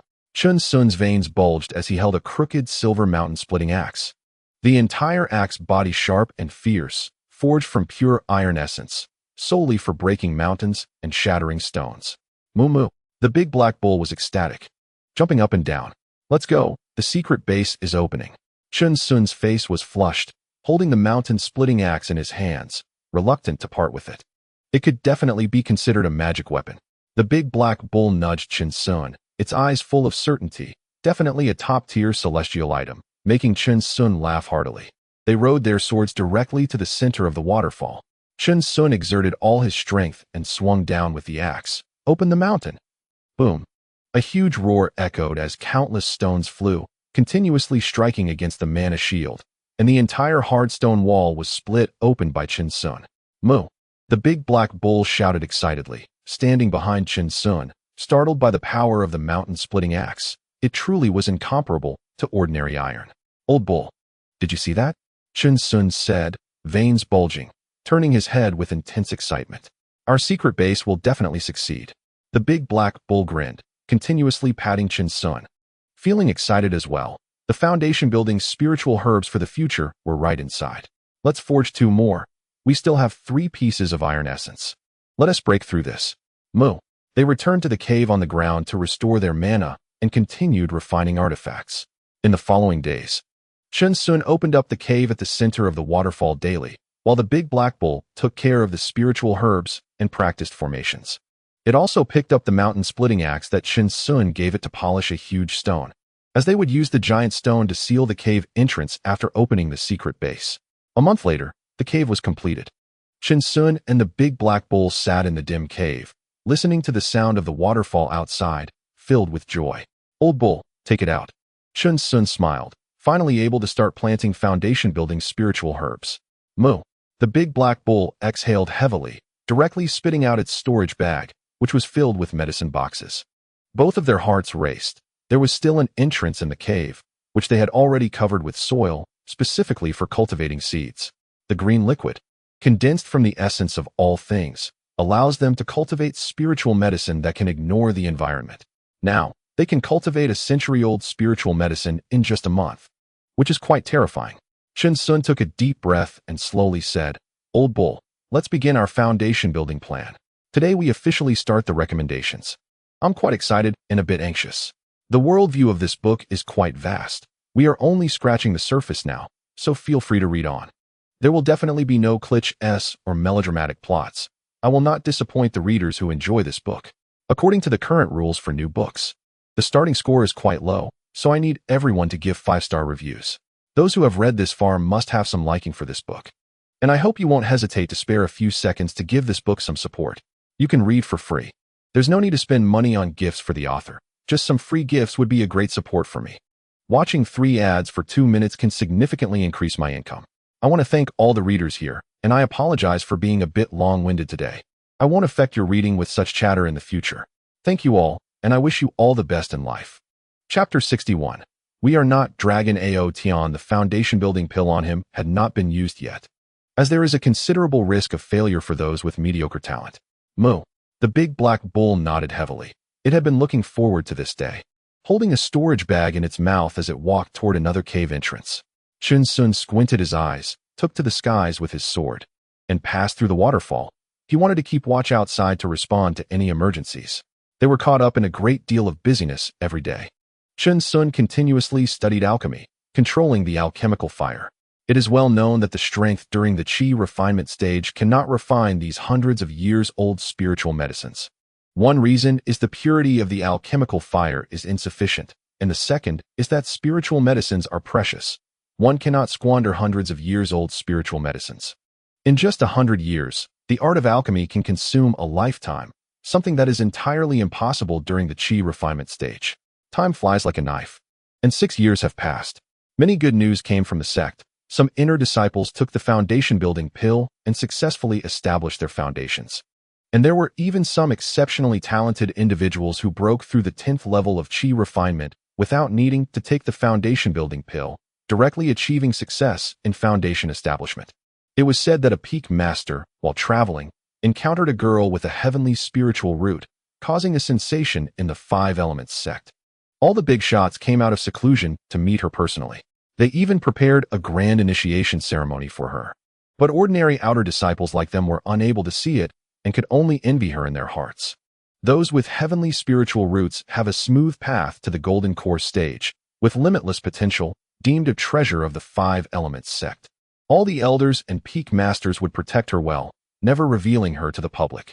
Most people didn't even know what she looked like. No one who could cultivate to the golden core stage was a fool. However, this news was enough to excite countless disciples. And the future of the 5 Elements sect looked promising, strengthening their sense of belonging to the sect, which felt like their true home. In an ordinary medicinal valley, there was a person and a cow. They were the invisible contributors of the 5 Elements sect, quietly making contributions to the sect every year without competing for fame. Cluck, cluck, cluck. Behind the waterfall in the medicinal valley, there was a chicken coop where Chun Sun was feeding the feed, while the big black bull stood beside it, holding a feed bucket. Inside were more than 20 mountain chickens and quite a few chicks, all plump and healthy. Their eggs were often double-yolked, incredibly delicious. In Chun Sun's words, for sustainable development, hunting every day would eventually lead to the extinction of wild beasts in the mountains, which would harm his merits. Raising them himself was much more satisfying. Old bull, our 5 Elements sect has become stronger again. Life is getting better and better, Chun Sun said happily, still scattering feed. A heavenly spiritual root, and it was encountered by a peak master. Who knows, after a few years of cultivation, she might become a great practitioner at the golden core stage. Moo. The big black bull also wagged its tail happily, wishing all heavenly spiritual roots would come to the 5 Elements sect, sharing in their glory. As for the so-called talent, during their chi refinement phase, contemporaries might already be at the golden core stage. What did it matter to them? They might already have someone in their small mountain village who reached the pinnacle of the great Tao. Comparing this, and that would only lead to discomfort. They were not Dragon Aotion, who had a tendency to be ridiculed. However, with greater ability comes greater responsibility. These seniors were also under a lot of pressure, carrying the weight for our 5 Elements sect. Chun Sun said peacefully, the feed is finally finished. I heard that some small sects have been exterminated in recent years, with their mountain gates flattened. Our sect has sent many people to investigate. Moo. The big black bull nodded solemnly. Not only in the mortal realm, but also in the cultivation world, there are constant conflicts. Many disciples of the outer sect's stewards die each year. Our strength is limited, and we don't like to take the spotlight. Settling down to cultivate spiritual fields can also contribute to the sect, Chun Sun said with a smile. His mindset had become much calmer over the years, He was no longer as impulsive as he used to be. Come on, old bull. I plan to start refining pills today. Let's see who dares to disrespect me. Moo. They were imposing, and with a loud thud, the big black bull dropped the feed, scaring the mountain chickens in the coop to flee in all directions. Were they about to randomly select a lucky one again? After 6 years, they finally filled their mana with longevity points, now having 20, and the enhancement to their spells had reached an astonishing level. They had once tried to unleash the alchemical fire with all their might, and the refining cauldron would melt. Moreover, the alchemical fire during the chi refinement stage was just a small red flame.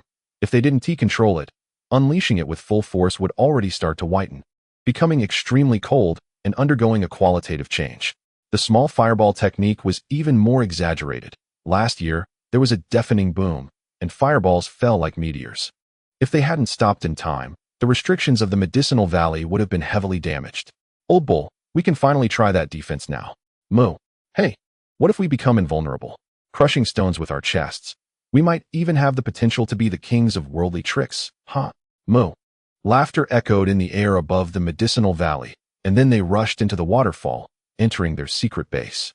Inside another cave entrance, there were formations set up by the big black bull. If any accidents occurred, it could remotely control them, destroying the spiritual medicines inside without leaving a trace. Moreover, they had buried the seeds of cultivated spiritual medicines in a very secretive place that no one could imagine, as a backup plan. Moo. The big black bull called lightly, standing upright. Its 2 hooves made a strange gesture, and the entrance revealed its full view, filled with various foundation-building spiritual medicines, enough to drive one mad. Chun Sun stood quite far away, his gaze constantly scanning the outside. He felt a bit intimidated by the formations set up by the big black bull. This old bull seemed carefree, but its intelligence was deeply ingrained in him. Many places in this medicinal valley had been set with formations, and he had suffered quite a bit. Moo. It's here. Chun Sun's eyes sparkled as he looked at the array of foundation-building spiritual medicines in the cave. The main spiritual medicines, all exceeding 300 years, exquisite and translucent, continuously emanating spiritual energy. Old bull, keep an eye on things. You've already learned sword control. I will trigger the sensing formation if I need something. Moo. The big black bull nodded and patted its storage bag, pulling out a fairy sword that Chun Sun had exchanged for it, filled with immense preciousness in its eyes, and flew away on its sword. A refining furnace was hovering in the air as Chun Sun used his object control technique. While others at the chi refinement stage could only control one object, he could control hundreds with minimal consumption of mana. Heavenly fruit, moon spirit fruit, Chun Sun murmured, a flame of alchemical fire igniting in his hand, splitting into 5 continuously. If others saw this, they would definitely be shocked. This alchemical fire can split? It can be played with like this? Each spiritual medicine has different medicinal properties, requiring varying temperatures and techniques of the alchemical fire. Without a master to impart experience, he could only keep trying. Chun Sun's method was fragrant. The heavenly spirit fruit soared into the sky and vanished into the alchemy furnace. An hour later, it unexpectedly turned into a pool of waste medicine. His face twitched, and he felt a pang of heartache, picking up a small booklet to record the feelings he just experienced, revising it calmly and without haste. Chapter 62. Embracing the bitter and sweet in the storm. Several hours passed, and the alchemy was filled with waste medicine, with no successful attempts. Chun Sun remained unhurried, starting to meditate and analyze. These heavenly spirit medicines were indeed peculiar. Despite only a 10-year difference in age, they required vastly different methods and techniques. Chun Sun mused that the same foundational auxiliary medicine, with just a 10-year age gap, needed another kind of heat and technique. This was completely different from his past experience with refining the heavy feather pill and the chi-enhancing pill, where the control over heat had become precise to the year. No wonder the chi refining stage couldn't produce them. This kind of spirit medicine likely required the legendary divine sense to be fully controlled, greatly increasing the success rate of pill formation. However, what I lack the least is spirit medicine and time. Chun Sun smiled faintly, feeling intrigued. With no sense of disappointment from failure, time passed in Chun Sun's daily alchemy sessions, and he began to refine no more than 5 plants a month, recording experiences and feelings with each failure, entering meditation to explore the sensations of the moment. Spring faded and autumn came. Another year hurried by. while the Medicine Valley experienced eternal spring, as if time had left no marks on Chun Sun and the big black cow. In the secret base, the big black cow looked at Chun Sun's alchemy furnace with bright eyes, a fragrance of medicine wafting through the air as it sniffed continuously. Moo. The big black cow suddenly became excited. This year, Chun Sun had worked too hard, but it couldn't help much, only nurturing spirit medicines by its side. A spirit medicine was finally refined by Chun Sun, but he only showed indifference, without any ecstatic expression. Everything was under my control. Chun Sun's eyes were calm. But he gradually started to smirk. Foundational spirit medicines were just like that, easily grasped. Moo moo. The big black cow circled around Chun Sun, shouting excitedly, "So awesome. No wonder you are my big brother." It finally felt right. Chun Sun slowly stood up, deeply exhaling a breath of turbid air. Old cow. We have hope for foundation establishment. Moo. The big black cow excitedly pounced on Chun Sun, who finally couldn't hold back and burst into laughter. The hardest part is the beginning, and we have finally taken the first step. Ding. The host can now allocate points. Old cow, we can allocate points now. We can allocate points. Chun Sun patted the big black cow's head, finally able to try out defense. Moo. The big black cow stood by, watching Chun Sun ready.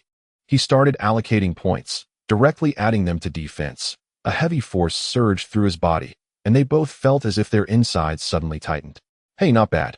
Chun Sun raised an eyebrow, looking at his arm. Although there were no visible changes, he could clearly feel it had become much sturdier. Moo? The big black cow spun around, a look of confusion in its eyes. Old cow, let's not harm ourselves, just go with the flow. Chun Sun was startled. Why did the old cow seem to want to smash stones on its chest? Moo. The big black cow grinned. It did have some thoughts. Let's go to the sect's Great Hall to claim our 200 contribution points, then see the sect competition. I heard many impressive junior brothers and sisters have emerged. And then we can continue refining medicine. Moo. One person and one cow rode the sword down the waterfall and took a lot of roasted seeds from the cave, heading toward the outside of the Medicine Valley. In the following years, every year, a person wearing a straw hat would lead a big black cow wearing a straw hat to the competition venue. They never participated in the sect competition, only relaxing under the shade of trees, eating seeds when no one was around. They seemed quite happy, as if they had lost the pursuit of strength, constantly cheering for those strong ones. After the competition ended, they silently descended the mountain, but they were also quite kind. As long as someone looked at them, they would respond with a warm smile, always giving way to others while walking, leaving a strong impression of goodwill. No one knew his name. He seemed not good at socializing, having no friends in the sect, always alone with a black cow spirit beast, like an invisible man. Time flew by, looking back. The years passed quickly, enduring both bitter and sweet through storms. 10 years quietly slipped away. Chun Sun and the big black cow had been in the Wuyun sect for over 20 years. Many significant events had occurred in the sect, and the clash between the Qian Kingdom's immortal sect and the Wu Kingdom's immortal sect had become increasingly intense. The road of cultivation is like rowing upstream. If one does not advance, they will retreat. The Qian Kingdom has many resources needed by the Wu Kingdom's cultivators, and the Wu Kingdom also possesses resources required by the Qian Kingdom. In the Medicine Valley, within the cave behind the waterfall, Chun Sun and the big black cow were just one among the masses, unable to influence the larger trend, only drifting along. Adding the 10 years of longevity points to defense. However, it was heard that although the shouting was fierce, it hadn't reached the stage of fighting yet. But these low-ranking disciples did not think so, as rumors flew everywhere. Old cow, why does it feel like a fight is about to break out? Chun Sun frowned slightly. Looking at the big black cow, what should we do if they come to the Wuyun sect? Moo? The big black cow felt a bit anxious. These low-ranking disciples were always spreading alarmist tales, saying that a battle among cultivators might erupt every 1,000 years. Damn it, Chun Sun cursed under his breath. The matter of resource contention truly existed in every world. The key was what to do for us common folks. Winning brings no benefits. Losing might even mean losing the sect, and these low-ranking disciples had no idea how the two countries' immortal sects had developed by now. The big black cow nudged Chun Sun, its head constantly pointing towards the distance. Run away? That won't do.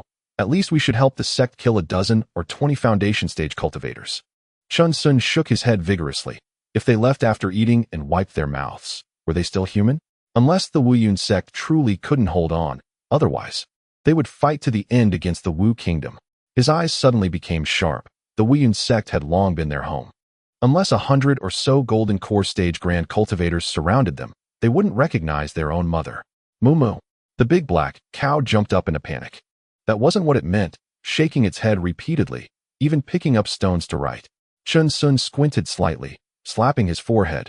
He had made a presumption. The big black cow meant the big shots in the distant Qian kingdom hadn't fought yet, so why should we worry unnecessarily? Hey, that does seem to be the case. If there's going to be a fight, it should be the top 10 immortal sects that take the brunt of it. We in the Wuyun sect have no news at all. Ha ha ha ha. Chun Sun suddenly laughed heartily, feeling incredibly relieved. Rumors are harmful, almost leading him to think the Wuyun sect was the center of the world. The big black cow rolled its eyes at Chun Sun. Sometimes, overthinking can lead to being too clever for one's own good. However, old cow, we should also be prepared for emergencies. Chun Sun lightly coughed. No matter how much contribution he could make to the sect, he at least needed the strength to protect himself, right? Moo. The big black cow nodded seriously, its eyes becoming solemn. If a real fight broke out, it could only act within its capabilities, never overexerting itself, as Chun Sun had taught it. Chun Sun smiled slightly. He didn't consider himself a saint, accumulating anger and soaring into the sky for self-detonation against golden core grand cultivators for the sake of the Wuyun sect. That was something he truly couldn't do. Their gazes suddenly turned downwards, looking at the alchemy furnace, where 5 white, lustrous pills lay, each adorned with a leaf-like pattern. After spending 10 years, Chun Sun had finally refined all the spirit medicines for the Foundation Establishment pill, but the most important thing was that skilled alchemy technique. The results seemed no longer that crucial. What is this pill pattern? They didn't understand, and the Foundation Establishment pill was completely different from what the elders sent. They also didn't know why. Old cow, prepare for Foundation Establishment. Moo. Chapter 63. We once crossed mountains and seas. I'll go first. If there's danger, I can inform you in advance. Moo. This time, listen to me. Without a master, we can only feel our way across the river. Moo.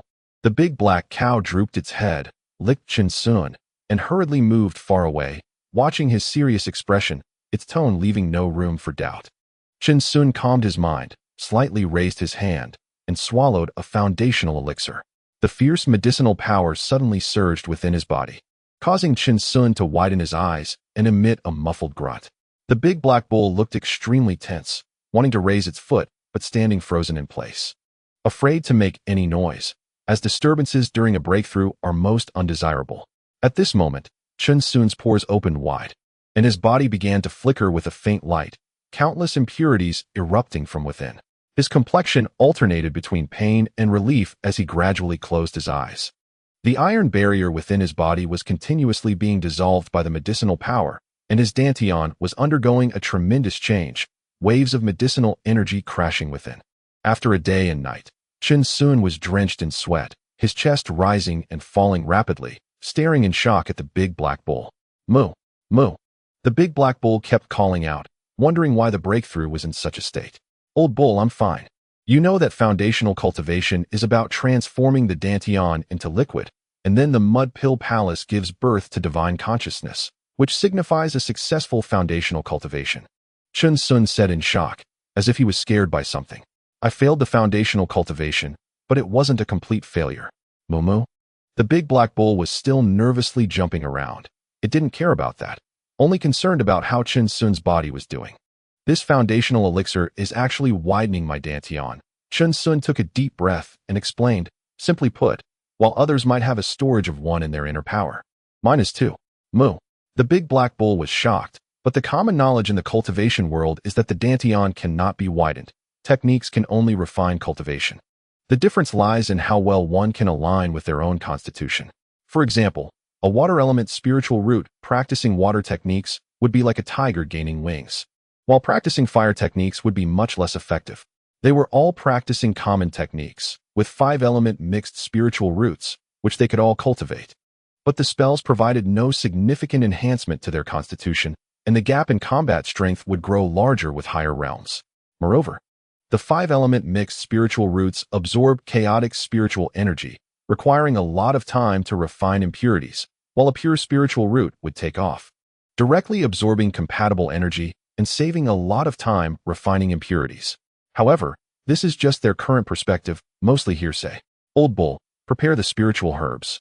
Chun Sun said with a focused gaze. Those 5 foundational elixirs were far from enough, especially considering the old bull's share. Moo. The big black bull quickly ran to the back, not daring to delay. In the first month, Chun Sun refined spiritual herbs while cultivating, and more impurities emanated from his body. In the second month, another batch of foundational elixirs was produced, similarly unique, vastly different from ordinary foundational elixirs. A year passed as they focused on foundational cultivation and nurturing spiritual herbs. The entire medicinal valley was extraordinarily quiet. Only the sounds of roosters crowing and the flowing waterfall could be heard.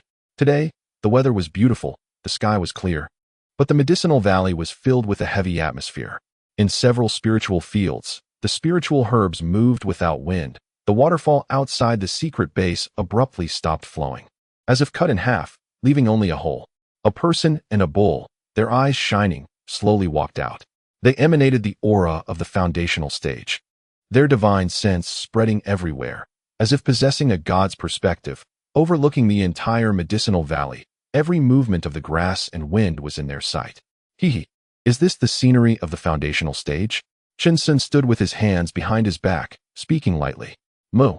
The big black bull stood beside Chun Sun, its muscles bulging, an overwhelming power continuously surging, and the shackles of the longevity points at 20 were finally broken, allowing them to continue adding points. They gradually looked up, both standing with their hands behind their backs, eyes revealing a gaze of disdain towards the world, their faces starting to twist in a smile. Damn it, old bull. We finally broke through. Moo moo. 2 roars burst forth as if they had accumulated countless years, impacting the entire water pool, causing waves to ripple and shake continuously.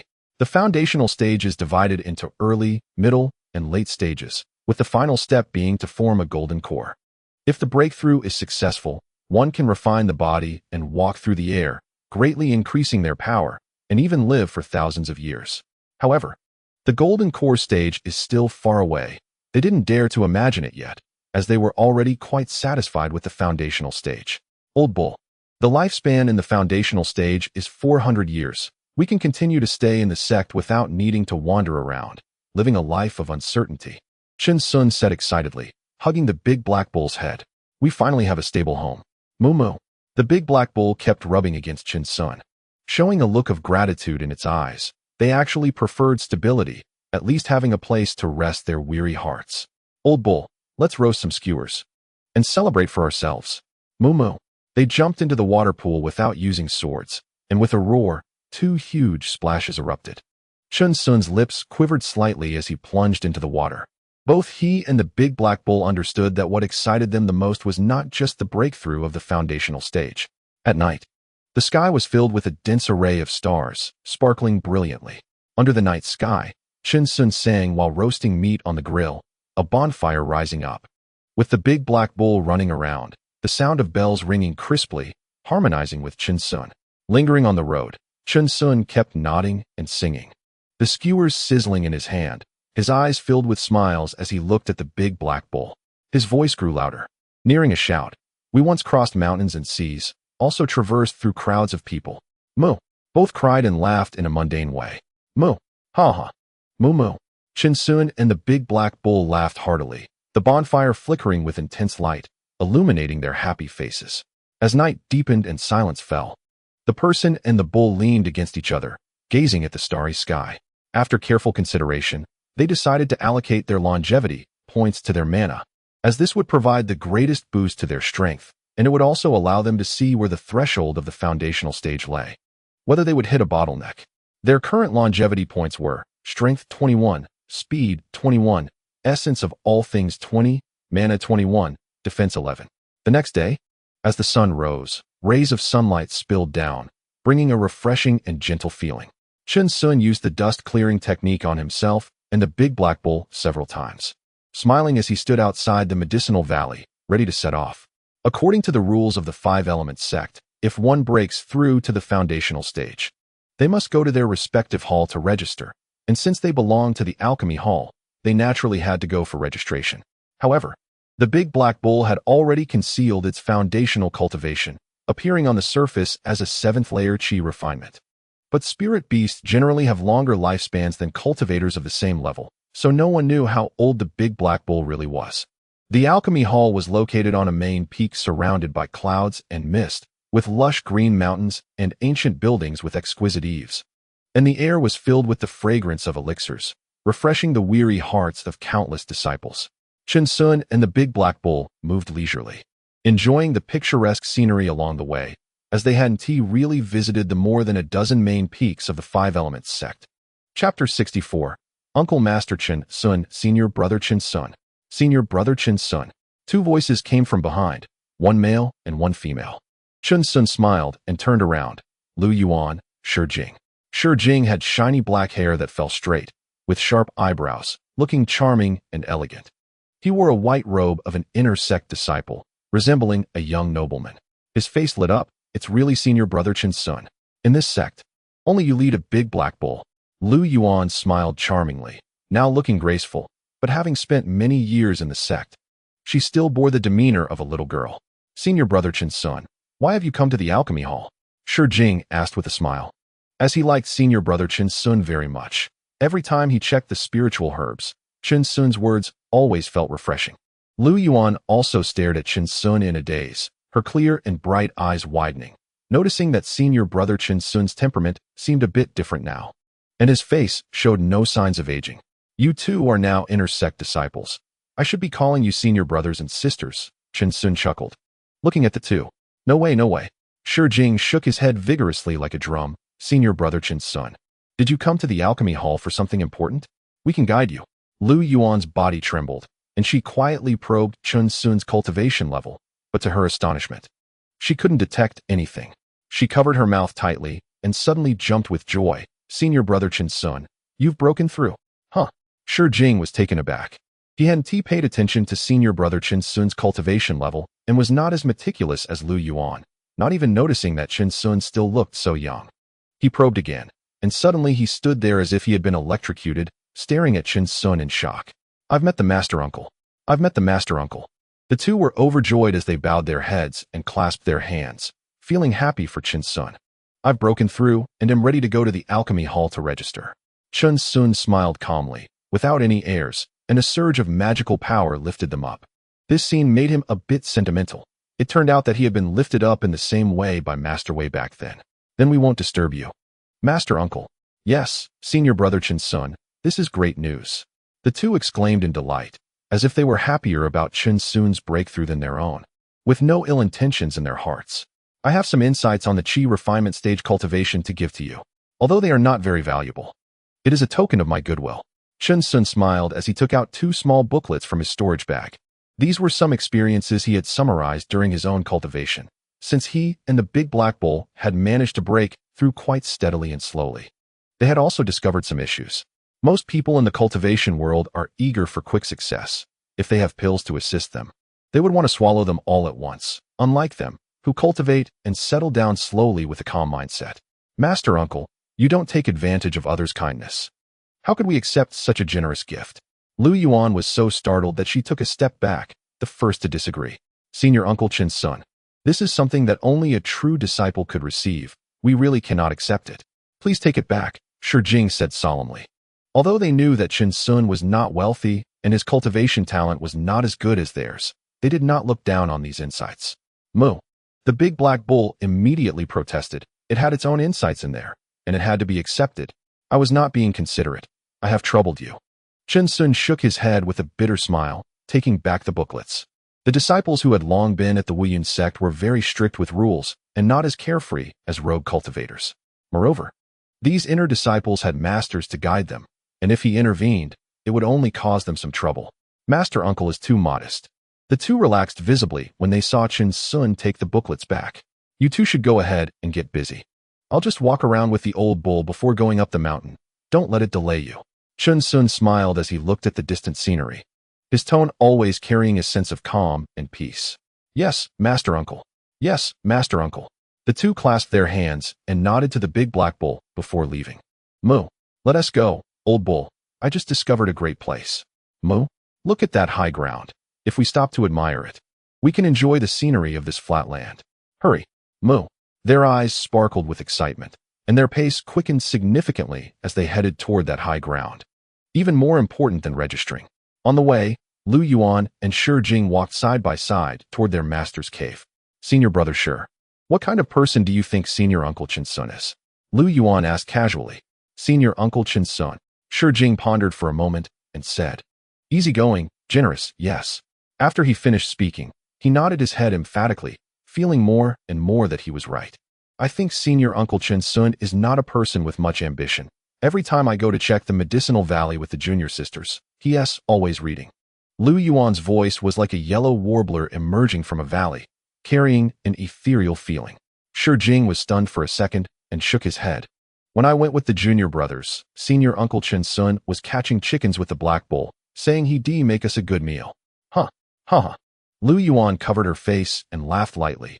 Senior uncle Chen Sun has always been an interesting person. His personality is not weird at all. Ah yes. Shi Jing sighed deeply. The elders in the sect seem to have lived too long, and they all have somewhat strange personalities. If you offend them, it's quite unbearable. What are you two sneaking around chatting about? A scruffy-looking girl suddenly appeared behind them without a sound. The two were startled, standing frozen in place. Cold sweat breaking out behind them. Oh no. Hee master, why did you come out? I didn't greet you properly. Greet properly? Shi Jing. If you don't establish your foundation within 5 years, there's a place for you among the cooks of Wuyun's sect. The scruffy girl lifted Shi Jing as if he were a chick and dragged him toward the cave. Lu Yuan, you follow along. You want to escape either. Are you looking for a marriage proposal, huh? Lu Yuan's face turned red, speechless, and hurriedly jogged to keep up.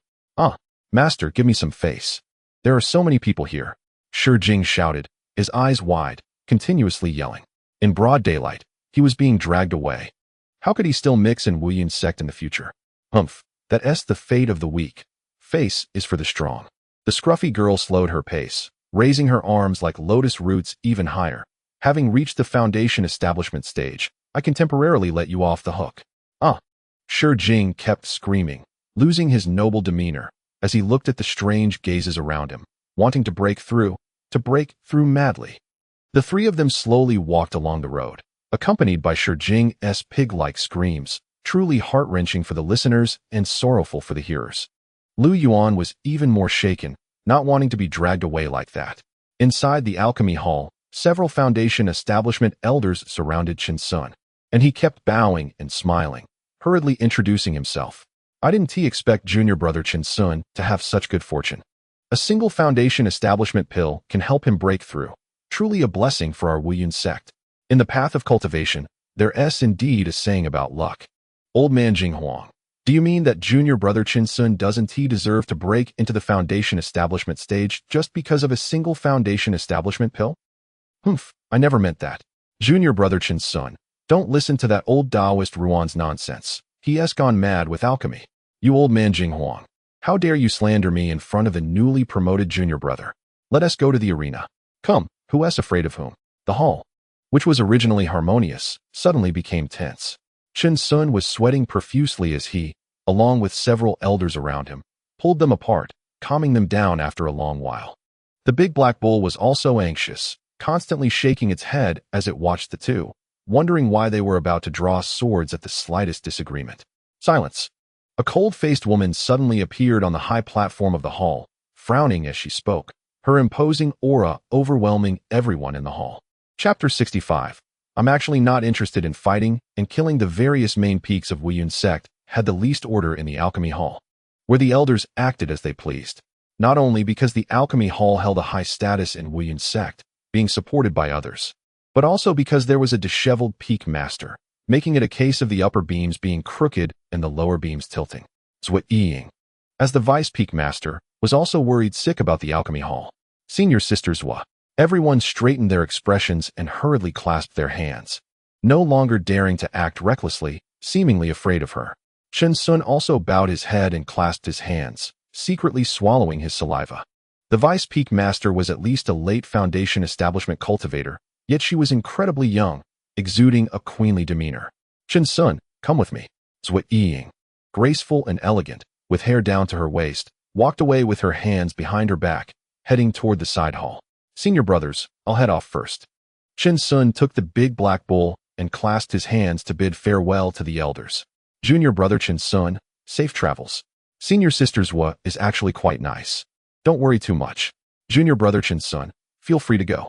If it's inconvenient, we can take care of this black bull spirit beast for you.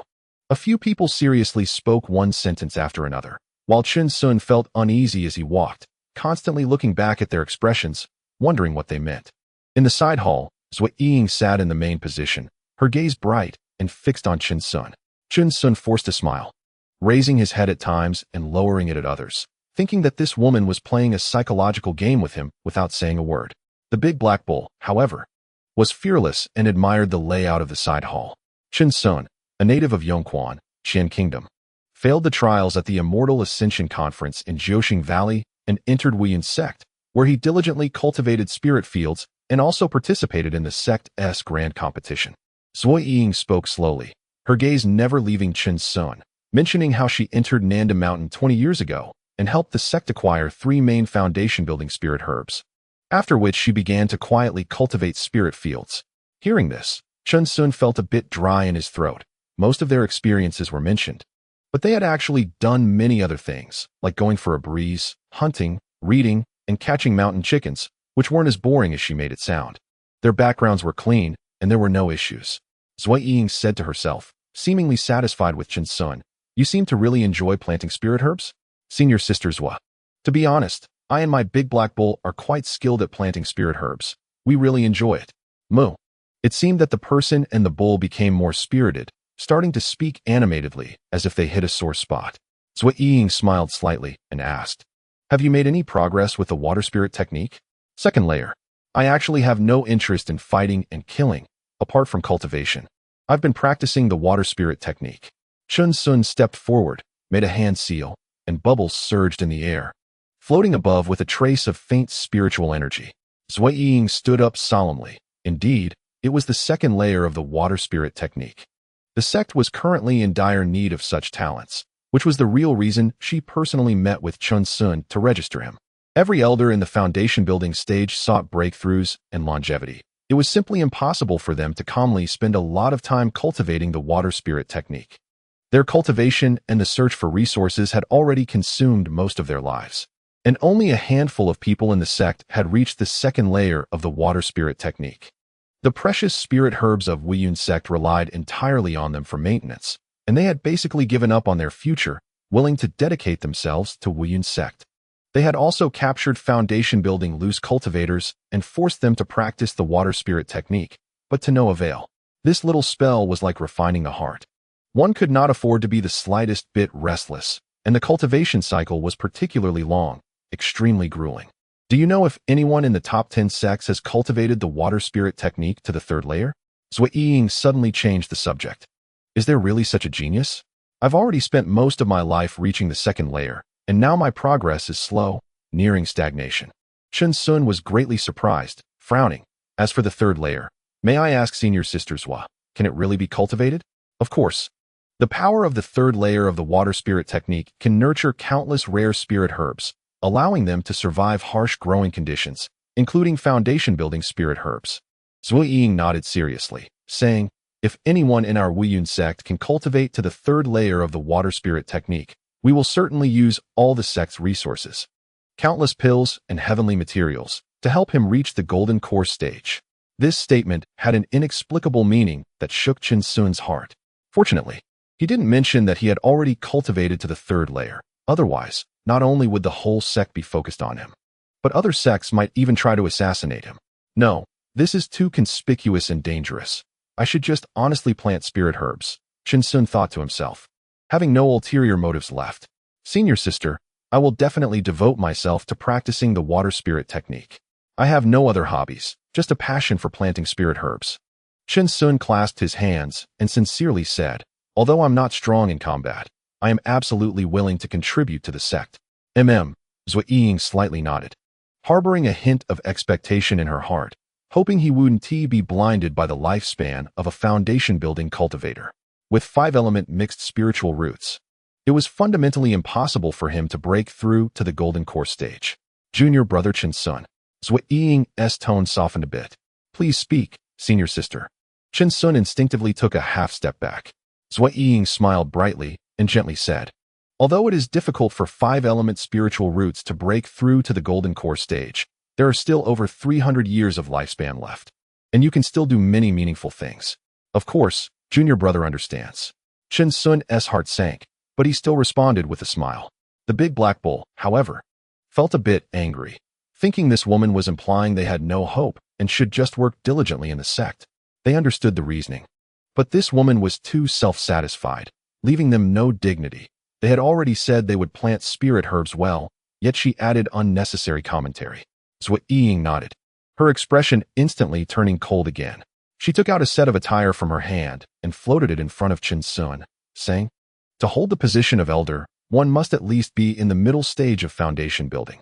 However, since you have registered in the alchemy hall, you naturally cannot wear the attire of an outer disciple. Yes, senior sister. Chen Sun clasped his hands. He just saw that the elders wore grayish-blue robes, which gave off a sense of stability at first glance. Zui Ying took out a grayish-blue token from her storage bag, infused it with spiritual power, and looked at Chen Sun.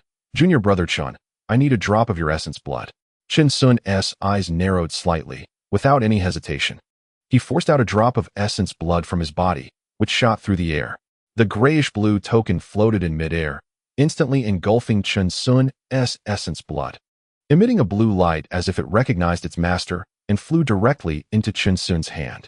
This token was the restriction token of the floating light mysterious matrix, allowing entry to the sect's true spirit herb garden. I want to elaborate on the rules. Zui Ying slowly sat down, her demeanor elegant. Those who cultivated the water spirit technique to the second layer preferred tranquility. Unless there was an important matter, no one in the sect would disturb them, nor would they restrict their personal freedom. But Zui Ying hadn't finished her sentence. Just as Chen Sun was about to express his gratitude, a cold voice came, splashing cold water on him. The spirit herb garden of the sect is of great importance. If someone leaves the sect for more than 20 years within 100 years, it will be regarded as defection, and everyone in Wuyun sect will seek to punish them. Zui Ying slightly raised her head, looking down at Chen Sun. Though her words were harsh, there are laws of the country and rules of the sect, and it was certainly not aimed at junior brother Chen alone. With the floating light mysterious matrix guarding the spirit herb garden, it had a built-in detection effect. Even golden core cultivators could not silently take out a single spirit herb seed from within. This was one of Wuyun sect's foundations. Chapter 66. Gift, Spirit Beast Foundation Building Pill. The formation would also record the number of spirit herbs, if even one was embezzled. The major figures of the entire Wuyun sect would have to act personally. This rule was naturally aimed at those in the spirit herb garden. They did not want these people to search for opportunities outside, like the foundation building cultivators within the sect. There were many who had gone for 100 years, and some even died outside. This rule was also to protect their safety, but it couldn't be too strict, lest it stifle their thoughts. If such a person appears, I, Chen Sun, and my big black bull will not let him go, Chen Sun said earnestly, having no other thoughts in his heart. Zui Ying smiled upon hearing this. Then does junior brother Chen Sun still wish to enter the spirit herb garden? I won't force you. Damn, this is a bit deep. One link leads to another, and my essence blood is already in the restriction token. Now she asks if I want to or not. Chen Sun thought to himself, secretly complaining. Senior sister Zua, I naturally wish to and have no complaints. Chen Sun clasped his hands but hesitated a bit, stammering. But if my lifespan is about to end, we still cannot break through. The sect will prepare for those who are in such situations, and they can still be listed on the sect's merit monument for future generations to admire. Zui Ying said slowly, then sighed slightly. But who can resist the ravages of time? Wait, that's not what he meant. Chen Sun was startled, wondering why she was even preparing for after his death. He and the big black bull were meant to live forever. Seeing Chen Sun's expression, Zui Ying added, of course, after all matters are settled. You can also leave the mountain and resolve some regrets. Senior sister, that would be even better. I actually have not married or had children yet. Chen Sun took a deep breath, looking completely relieved. Zui Ying's expression twitched. Senior sister Zua, junior brother Chen, please speak. They were in the sect's spiritual herb garden, and he hoped for some benefits each year. Chen Sun looked at her with hope. After talking for so long, they still hadn't discussed the issue of treatment. They weren't greedy. Even 300 contributions would be fine. The big black cow also called out softly, looking at Zui Ying with a face full of anticipation. In fact, This was what they cared about the most. Benefits? Zhuo Ying looked at Chen Sun and the black cow spirit beast with their expectant expressions, showing a look of confusion. It's the annual salary. Chen Sun bowed slightly and licked his lips. They were indeed very poor, and it wasn't yet time to sell spiritual herbs. Zhuo Ying realized, shook her head with a light laugh, and said, of course there is. Once you become a registered Foundation establishment cultivator, you are considered a true member of the Wuyun sect. The sect will never treat its own people poorly. Registered cultivators can not only be involved in significant matters within the sect, but they also receive 500 sect contributions each year. If they hold a position, it can be even more. The contribution hall will also offer more items for exchange to registered cultivators, including the sect's major inheritance items. If you achieve significant merits, you may even have the chance to exchange for them. However, registered cultivators are usually people with clean backgrounds. Foundation establishment cultivators who join the sect halfway through won't enjoy such treatment and will mostly serve as guest elders of the sect. Zhuo Ying spoke eloquently. Looking at Chen Sun in the side hall, her expression somewhat speechless. He was gazing at her affectionately. Even the spirit beast had the same demeanor, their eyes glistening with moisture. Chen Sun shouted loudly, "We will definitely dedicate ourselves to the sect." Moo moo moo. The big black cow also lowered its head, feeling deeply moved. They could have just said this earlier. There was no need for so much talk. Suddenly, Zhuo Ying's expression became serious as she looked at the big black cow and took out a crystal-clear pill from her storage bag. This is a Foundation establishment pill for spirit beasts. While it is not as precious as a Foundation establishment pill for humans, it is still not easy to refine. Both Chen Sun and the big black cow were taken aback. What did this mean? This is a congratulatory gift prepared by the Alchemy Hall for junior brother Chen's registration. But your contributions for the next 10 years will go to the hall. Senior Sister Zhuo, this pill is very important to us, so I won't refuse. Chen Sun showed a serious expression, stepped forward, received the pill from the air, and sincerely bowed his hands, thanking the Alchemy Hall for their kindness, which he would never forget. Moo moo. The big black cow also thanked all around. Its issues had long made Chen Sun anxious, and it had trouble sleeping every night, even preparing for the worst. Zhuo Ying secretly nodded, a hint of satisfaction flashing in her eyes. Chen Sun's words came from the heart, without a trace of pretense. The sect would never be stingy with resources for talented individuals. The people managing the sect's spiritual herb garden were mostly reclusive. Some raised turtles, some raised fish, and some also raised spirit beasts. These seemed to be their last spiritual support, preventing them from drifting away in the path of cultivation. The Wuyun sect had experienced countless years and already knew how to retain those who practiced the water spirit technique. And the big figures of the 10 major sects knew even more, such as their descendants being directly taught by great cultivators in the Golden Core stage. The long-standing sects operated on a large scale, needing to consider all aspects. It wasn't just about fighting and determining strength through combat. Junior brother Ruan, Zhuo Ying called softly, releasing a wave of spiritual power, spreading her consciousness. Chen Sun and the big black cow suddenly felt a prickling sensation on their scalps. Her spiritual power was incredibly strong, completely on a different level from early Foundation establishment. This consciousness could easily break through various disguises. Even their headgear would be ineffective before it, unless it was something capable of shielding consciousness. Otherwise, nothing could hide from it. The stronger the consciousness, the greater the advantage in battle. But the battles of Foundation establishment cultivators were fierce, with vast amounts of spiritual power, mostly using area spells. Consciousness was mainly for exploration or assistance.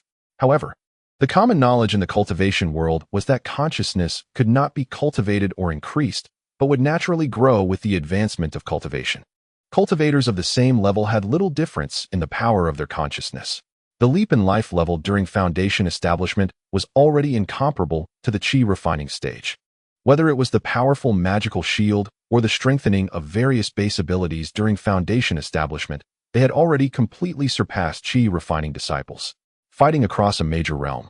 Chen Sun understood in his heart that it was a fantasy, and the gap in such major realms would only widen with the rise in levels. Senior Sister Zhuo. Ruan Zheng walked over slowly, his white hair and beard fluttering, his face glowing red, with a fairy sword on his back, dressed quite plainly. Please take junior brother Chen to familiarize him with the Alchemy Hall. After Zhuo Ying finished speaking, she looked at Chen Sun and said, in 3 days, you can activate the restriction to go to the spiritual herb garden. which won't delay junior brother Chin's duties in the sect's main hall. Yes, senior sister Zhua. Yes, senior sister Zhua. The two bowed, and then left the side hall with the big black cow. Outside the alchemy hall, countless disciples came and went. Upon seeing Chun Sun and Ruan Zheng, they all saluted and called out Uncle Master. Chun Sun also enjoyed a bit of the feeling of being a senior, making the big black cow envious. Junior brother Chun, are you interested in the way of alchemy? I have some knowledge. Haha, that's great. You must know about the Foundation Establishment spiritual herbs. I've heard a little. Chun Sun smiled awkwardly, feeling somewhat at a loss. Senior brother, I'm actually going to the spiritual herb garden, not to prepare for alchemy. Ruan Zheng's hand, which was stroking his white beard, suddenly tightened, his face full of shock. Junior brother, you just broke through. What are you doing in that shabby spiritual herb garden? There isn't even a person there. How can you break through in the sect? Senior brother Ruan, to be honest, I've already cultivated the water spirit technique to the 2nd level. I can only contribute in this way to the sect. Chun Sun smiled slightly, appreciating Ruan Zheng's good intentions. But you can't give up. If you go the way of alchemy. Ruan Zheng paused here, and Zhua Ying was just walking out from behind them, looking at Ruan Zheng with a frosty expression. In fact, the spiritual herb garden is not bad. It has a long history, and there are spiritual veins underground, making it the birthplace of countless spiritual herbs. I don't know how many cultivators of our Wuyun sect have benefited from it. Ruan Zheng said seriously, with his hands behind his back. It is also a place of elegance. It should greatly benefit junior brother Chin's cultivation. Chapter 67 Packing Up for the Move. Senior brother Ruan is right. Could you please tell me what needs to be done? Chun Sun smiled and bowed. Ruan Zheng looked straight ahead, but his consciousness had already sensed that Zhua Ying had left. He suddenly became somewhat disinterested. He thought he had stumbled upon an opportunity and wanted to have this newly advanced loose cultivator junior brother help him out. Foundation Establishment cultivators not only had consciousness, but also greatly increased the power of pill fire, which could save him a lot of time by refining some auxiliary medicines, making them much more useful than those qi refining disciples. Moreover, this junior brother Chin came from a loose cultivation background. It was clear that he had no backing in the sect. It would be easy to fool him into helping, and he might even feel grateful. At that time, he could casually instruct Chin Sun a few times, keeping him around as a tool. Wouldn't that be wonderful? This was also the main reason they had just surrounded Chin Sun to speak nice words, but unexpectedly, they were interrupted. The spiritual herb garden did not require the annual submission of spiritual herbs. If needed, someone would come to harvest them, which might be once every 10 years or even decades. Every 20 years, an elder would come to inspect the spiritual herb garden. If any precious spiritual herbs of the sect were damaged, junior brother Chin would also have a hard time, so he needed to pay more attention. Ruan Zheng's eyes flashed with impatience. He suddenly feigned surprise. Junior brother, I still have a furnace of pills to refine in my cave, and I completely forgot about it. So I must take my leave. No problem. Please don't delay your important matters, senior brother Ruan. Chun Sun smiled and bowed, pulling the big black cow to one side. Ruan Zheng nodded slightly, took to the sword, and left in a hurry, as if he were rushing to attend a funeral at home. They watched as Ruan Zheng walked away, their expressions inscrutable, and then headed towards the medicine valley to prepare to pack their belongings. Along the way, they encountered many disciples carrying their luggage, to which Chun Sun responded with a smile. Inside the medicine valley, the sound of birds and the fragrance of flowers filled the air. Chun Sun and the big black bull sat in front of the waterfall, their expressions calm. Moo? It doesn't matter. If a person has no value, what meaning does their existence hold in this world? Chun Sun gazed deeply into the pond, revealing a faint smile. Old bull, don't overthink it. The sect has been very gracious to us, and that alone is enough.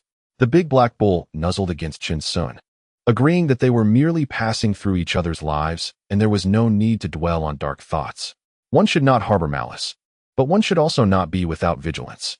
We still need to observe the true medicinal herb garden of the sect carefully, as per the usual practice. Moo, moo, the big black bull exclaimed, its eyes bright and focused on Chun Sun. With 10,000 points of strength, only reveal 1 point. Never seek the limelight. Just live a good life.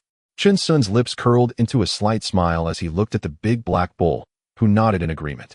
They had many places yet to explore and much to learn. I'm preparing to customize a cultivation plant for us. 300 years of time. There's much for us to learn, haha. Moo moo.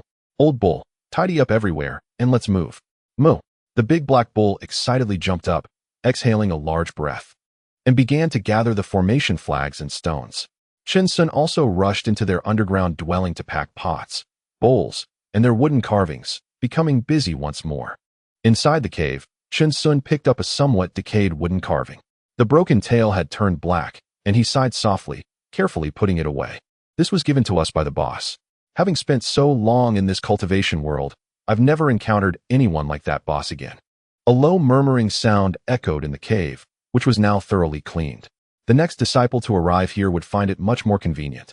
Chen Sun's loud shouts began to resonate throughout the Medicine Valley. Old bull. Chick. Be gentler. Damn it. We need to take these with us. Moo moo. Old bull. Just tie their feet with hemp ropes. I'll go fetch our wild boar. We managed to catch it in the mountains 2 years ago, and they've given birth. So we can't be careless. Moo moo. Under the vast sky, a person and a bull were in a flurry, rushing around the Medicine Valley. The cave behind the waterfall had been destroyed, covered by countless rubble. The spiritual herbs inside were harvested and placed into medicinal boxes, while the big black bull swallowed them directly using its storage bag. Chen Sun couldn't help but exclaim and even started to sing. Listen to me. Thank you. Because of you. The big black bull felt tense, breaking out in a light sweat, its ears twitching. Chen Sun's singing was indeed quite terrible. He would need to find an opportunity to remind him later. The next day, the sun shone brightly, and they arrived at the edge of the pond, looking slightly nervous. Old bull, let us get started. My spiritual sense is already spread out. Everything is under control, Chen Sun said as he walked toward the distance. Moo. The big black bull bellowed, its internal power surging as it waved its hooves. Bubbles began to rise from the water, and suddenly, 2 formation flags shot up from the bottom of the water, with countless boulders quietly appearing beneath the surface. A basic small-scale illusion formation.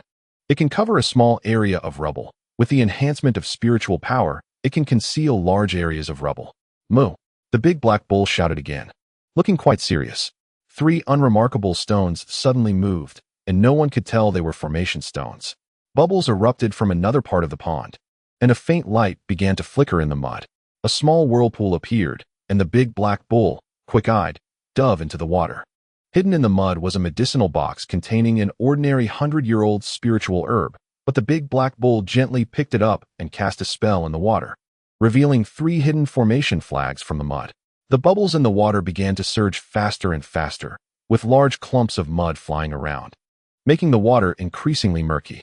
The big black bull grinned, extending its hoof to retrieve a bag of spiritual herb seeds wrapped in the formation, and quickly rushed out of the pond, swallowing the seeds in an instant. Moo. The big black bull called out to Chen Sun, who was sitting by the pond with a joyful expression.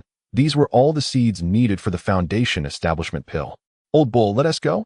Chen Sun shouted from a distance. Moo. The big black bull charged forward. Today, a strange sight appeared at the Wuyun sect. A foundation establishment cultivator was leading 2 large wild boars, followed by a group of small wild boars, while also carrying a basket of chirping chicks on his back. The black bull spirit beast beside him had its sides laden with mountain chickens bound by their feet. Their eyes filled with despair, showing no resistance and staring blankly at the sky. The big black bull even had 2 baskets of eggs hanging from its horns. Despite the rugged mountain path, it walked steadily. Is this uncle going down the mountain to market? No. I think he is going to practice some great spell that requires them. Don't casually speculate about the uncle. The might of foundation establishment is beyond what we Qi refinement disciples can imagine. Indeed, indeed. Many passing disciples began to whisper, their eyes filled with respect. This was the ability of a senior. Whatever they did was right, even if they were just squatting by the roadside. Chapter 68. Floating Light Mysterious Information. Huichuan Stream's Spiritual Herb Garden. The true spiritual herb garden of the sect is located in a remote area, deep within the mountains, guarded by foundation establishment cultivators from all sides, with strict defenses. Such rich spiritual energy. This is the true spiritual vein of the Yuzhu Mountains. Before stepping in, Chen Sun felt a jolt in his heart. Here, there were caves in all directions, and formations were ubiquitous, with flashes of light appearing from time to time. Moo. The big black bull whispered, feeling somewhat anxious. This place was undoubtedly the most dangerous, yet also the safest area of the Wuyun sect. Chirp, chirp. The wild boars and mountain chickens were trembling all over, the fear emanating from their very souls causing them to cry out in alarm. Shut up. Chen Sun frowned. I'm taking you to see the world, and you're scared like this. As soon as he finished speaking, the mountain pigs and wild chickens were drenched in cold sweat and immediately quieted down. This one was even more terrifying. Old bull, look, the floating light mysterious information. Moo? They looked up at the sky, stunned by the shocking sight. It was a strange spectacle, a light curtain dazzling and magnificent like the northern lights, resembling a beautiful column soaring into the sky, suddenly transforming into a drawn curtain. It enveloped a mysterious area, graceful yet unfathomable, instilling a sense of awe. The big black bull's excitement surged like a roaring sea, its eyes wide open.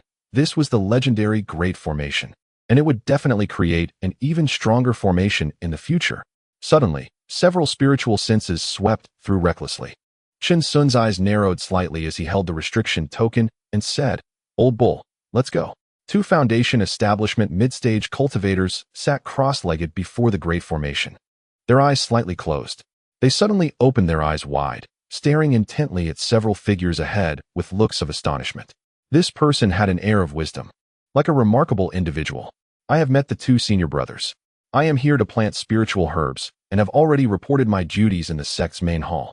Chen Sun said with a calm smile, handing over the restriction token. So it's a junior from the alchemy hall. The two exchanged glances, cautiously taking the token and probing their spiritual senses into it. No problem. The place where the junior is located is the Junwei Huichuan Stream, spiritual herb garden. One person returned the token to Chen Sun's hand, saying, the herb garden is not to be entered recklessly. One restriction token can only open one location. Thank you, senior brothers. Chen Sun expressed his gratitude, thinking that if it weren't for the two senior brothers' otherworldly demeanor, he would have offered them a mountain chicken. Go ahead, junior brother Chen. The two said calmly, then separated to begin their cultivation. Chen Sun narrowed his eyes slightly, realizing they even knew his name. It seemed that this restriction token was not as simple as it appeared, and they were also reminding him not to cause trouble in the herb garden. He casually walked in with the big black cow and the livestock, instantly disappearing into the grand formation. Old cow, calm down. Moo. The moment Chen Sun and the big black cow stepped in, an anomaly occurred, and countless probing entities approached, their vital essence within constantly warning them. After a stick of incense, these probing entities finally vanished. Chen Sun looked up at the sky, where streams of light swirled, as if he were in a colorful glass dome, isolated from the world outside, where nothing could be seen clearly. The surrounding mysterious mist enveloped everything. Even their consciousness couldn't reach half a mile, making it impossible to see the situation in all directions. Everything was so serene and tranquil. But the spiritual energy here was refreshing. What rich spiritual energy, truly worthy of being the land of spiritual veins. Chen Sun said to the big black cow with joy, as it was their first encounter with a spiritual vein, wondering what grade this one was. In the cultivation world, spiritual veins are divided into 9 grades, based on quality and size, with the first grade being the best and the 9th grade the least, with countless uses, even capable of producing accompanying spirit stone veins. However, there are legends in the cultivation world that claim spiritual veins above the 1st grade exist, but no one has ever seen them. Even 1st grade veins have long disappeared. So where could one find veins above the 1st grade? Moo moo moo. The big black cow cheered. Who cares about the grade? We're definitely profiting. TSK, old cow. I read in books that the emergence of a 5th grade spiritual vein can cause a war in the cultivation world. Chen Sun said nonchalantly. I don't know if it's true, but I'll study this spiritual vein later. Who knows, we might encounter a 1st grade vein while wandering around. Hee. Moo moo. The big black cow nudged Chen Sun, raising its head. That is for sure. We have so much merit. This spiritual vein not only accelerates cultivation, but also has highly pure spiritual energy, which is even more effective during breakthroughs, making it a coveted item for countless cultivators and the source of many great battles. Old cow, let us go to the Gathering Spring Gorge and find a place to stay. Moo moo. Chen Sun infused magical power into the restriction token in his hand, and the surrounding mysterious mist slowly receded, revealing a narrow path that seemed endless. They began to walk leisurely, joking around, their strange laughter frightening the 2 wild boars behind them. The medicinal herb garden in Gathering Spring Gorge is located in the center of the Grand Formation, surrounded by a vast expanse of white mysterious mist, making it impossible to see clearly. Even the places they had passed were covered by the mist. Moo. The big black cow nuzzled Chin Sun, clearly sensing that their position was shifting. If they tried to return the same way, they would definitely get lost. It's okay. We're not here to do anything bad. Just relax. Chin Sun smiled, patting the big black cow, feeling gratified that it had grown so much from being with him. Moo. The big black cow grinned, as if agreeing. We are good people. The restriction token floated in midair, seemingly merging into a thin film, revealing the expansive scenery of Gathering Spring Gorge before Chin Sun and the big black cow. Wow. Moo. Squeak. They all seemed frozen. Even the little piglets widened their eyes at the magical scene. It was as if they had always wanted to carry the dreams of the morning, dragging the beautiful sunshine through every corner of their souls.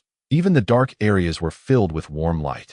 Scattered throughout the medicinal herb garden were many peculiar spiritual herbs, some in the gently flowing mountain stream, and others in the few spiritual fields.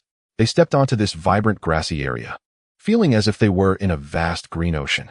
Although surrounded by a formation, there was also a refreshing breeze, and Chin Sun lay down on the ground.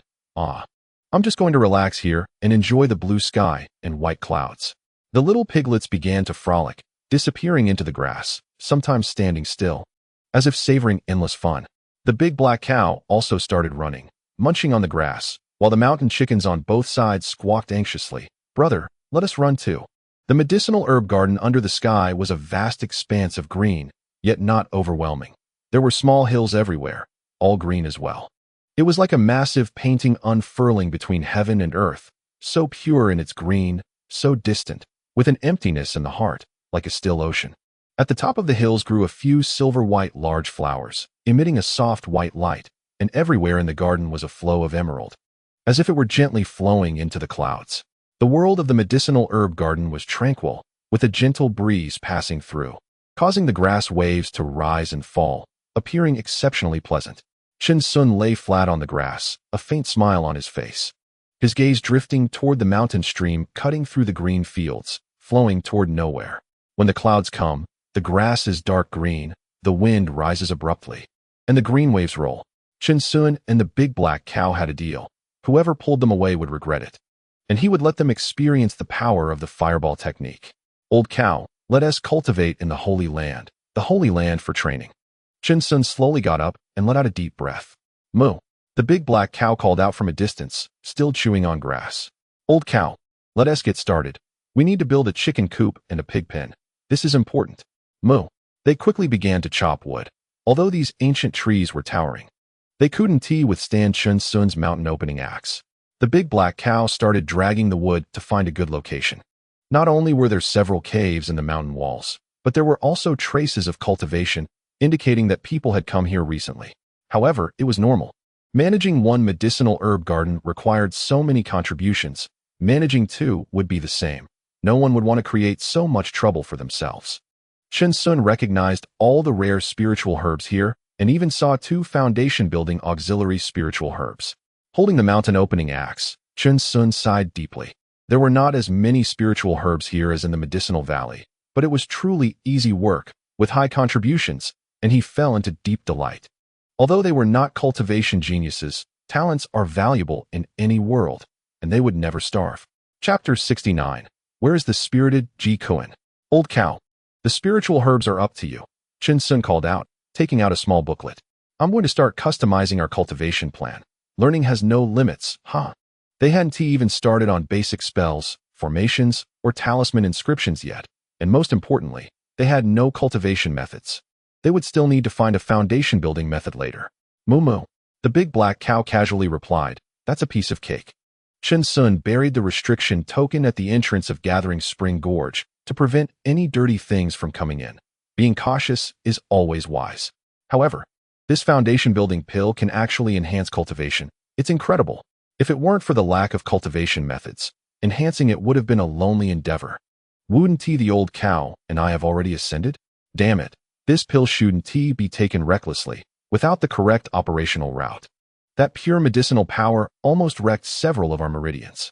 Fortunately, they had added a defense, which prevented a major incident. They could never act carelessly like this again. They hadn't reached the level of creating their own cultivation methods yet, Chin Sun thought to himself. The foundation-building pill was already precious, surpassing those foundation-building pills that enhance cultivation. He just didn't know how far it could enhance.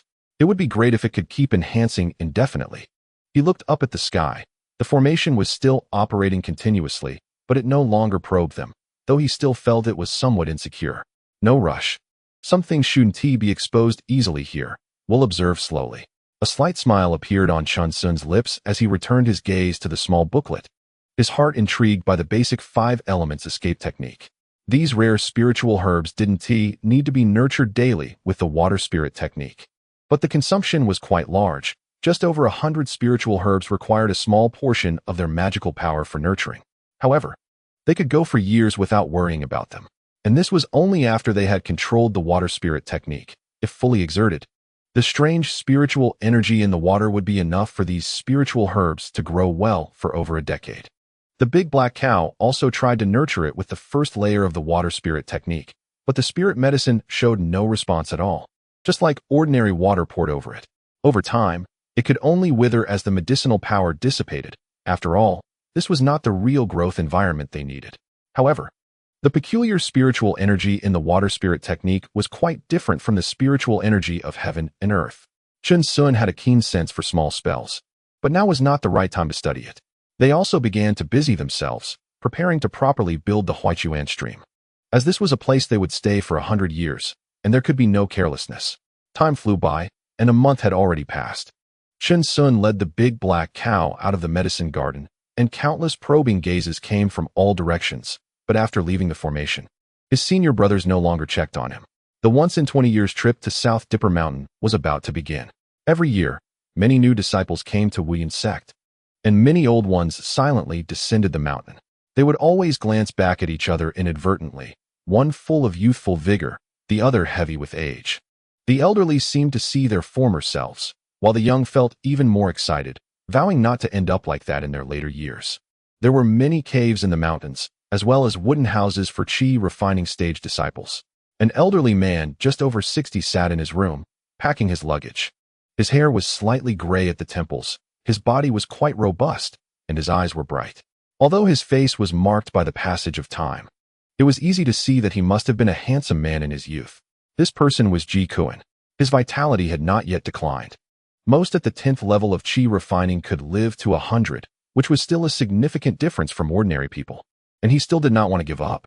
He planned to attend this year's trip to South Dipper Mountain. The sect had relaxed its rules for experienced disciples, and Ji Kuan was unsurprisingly on the list. Knock, knock. A series of knocks sounded from outside. Ji Kuan frowned slightly, a sense of vigilance flashing through his mind. With the trip to South Dipper Mountain approaching, he hoped nothing unexpected would happen.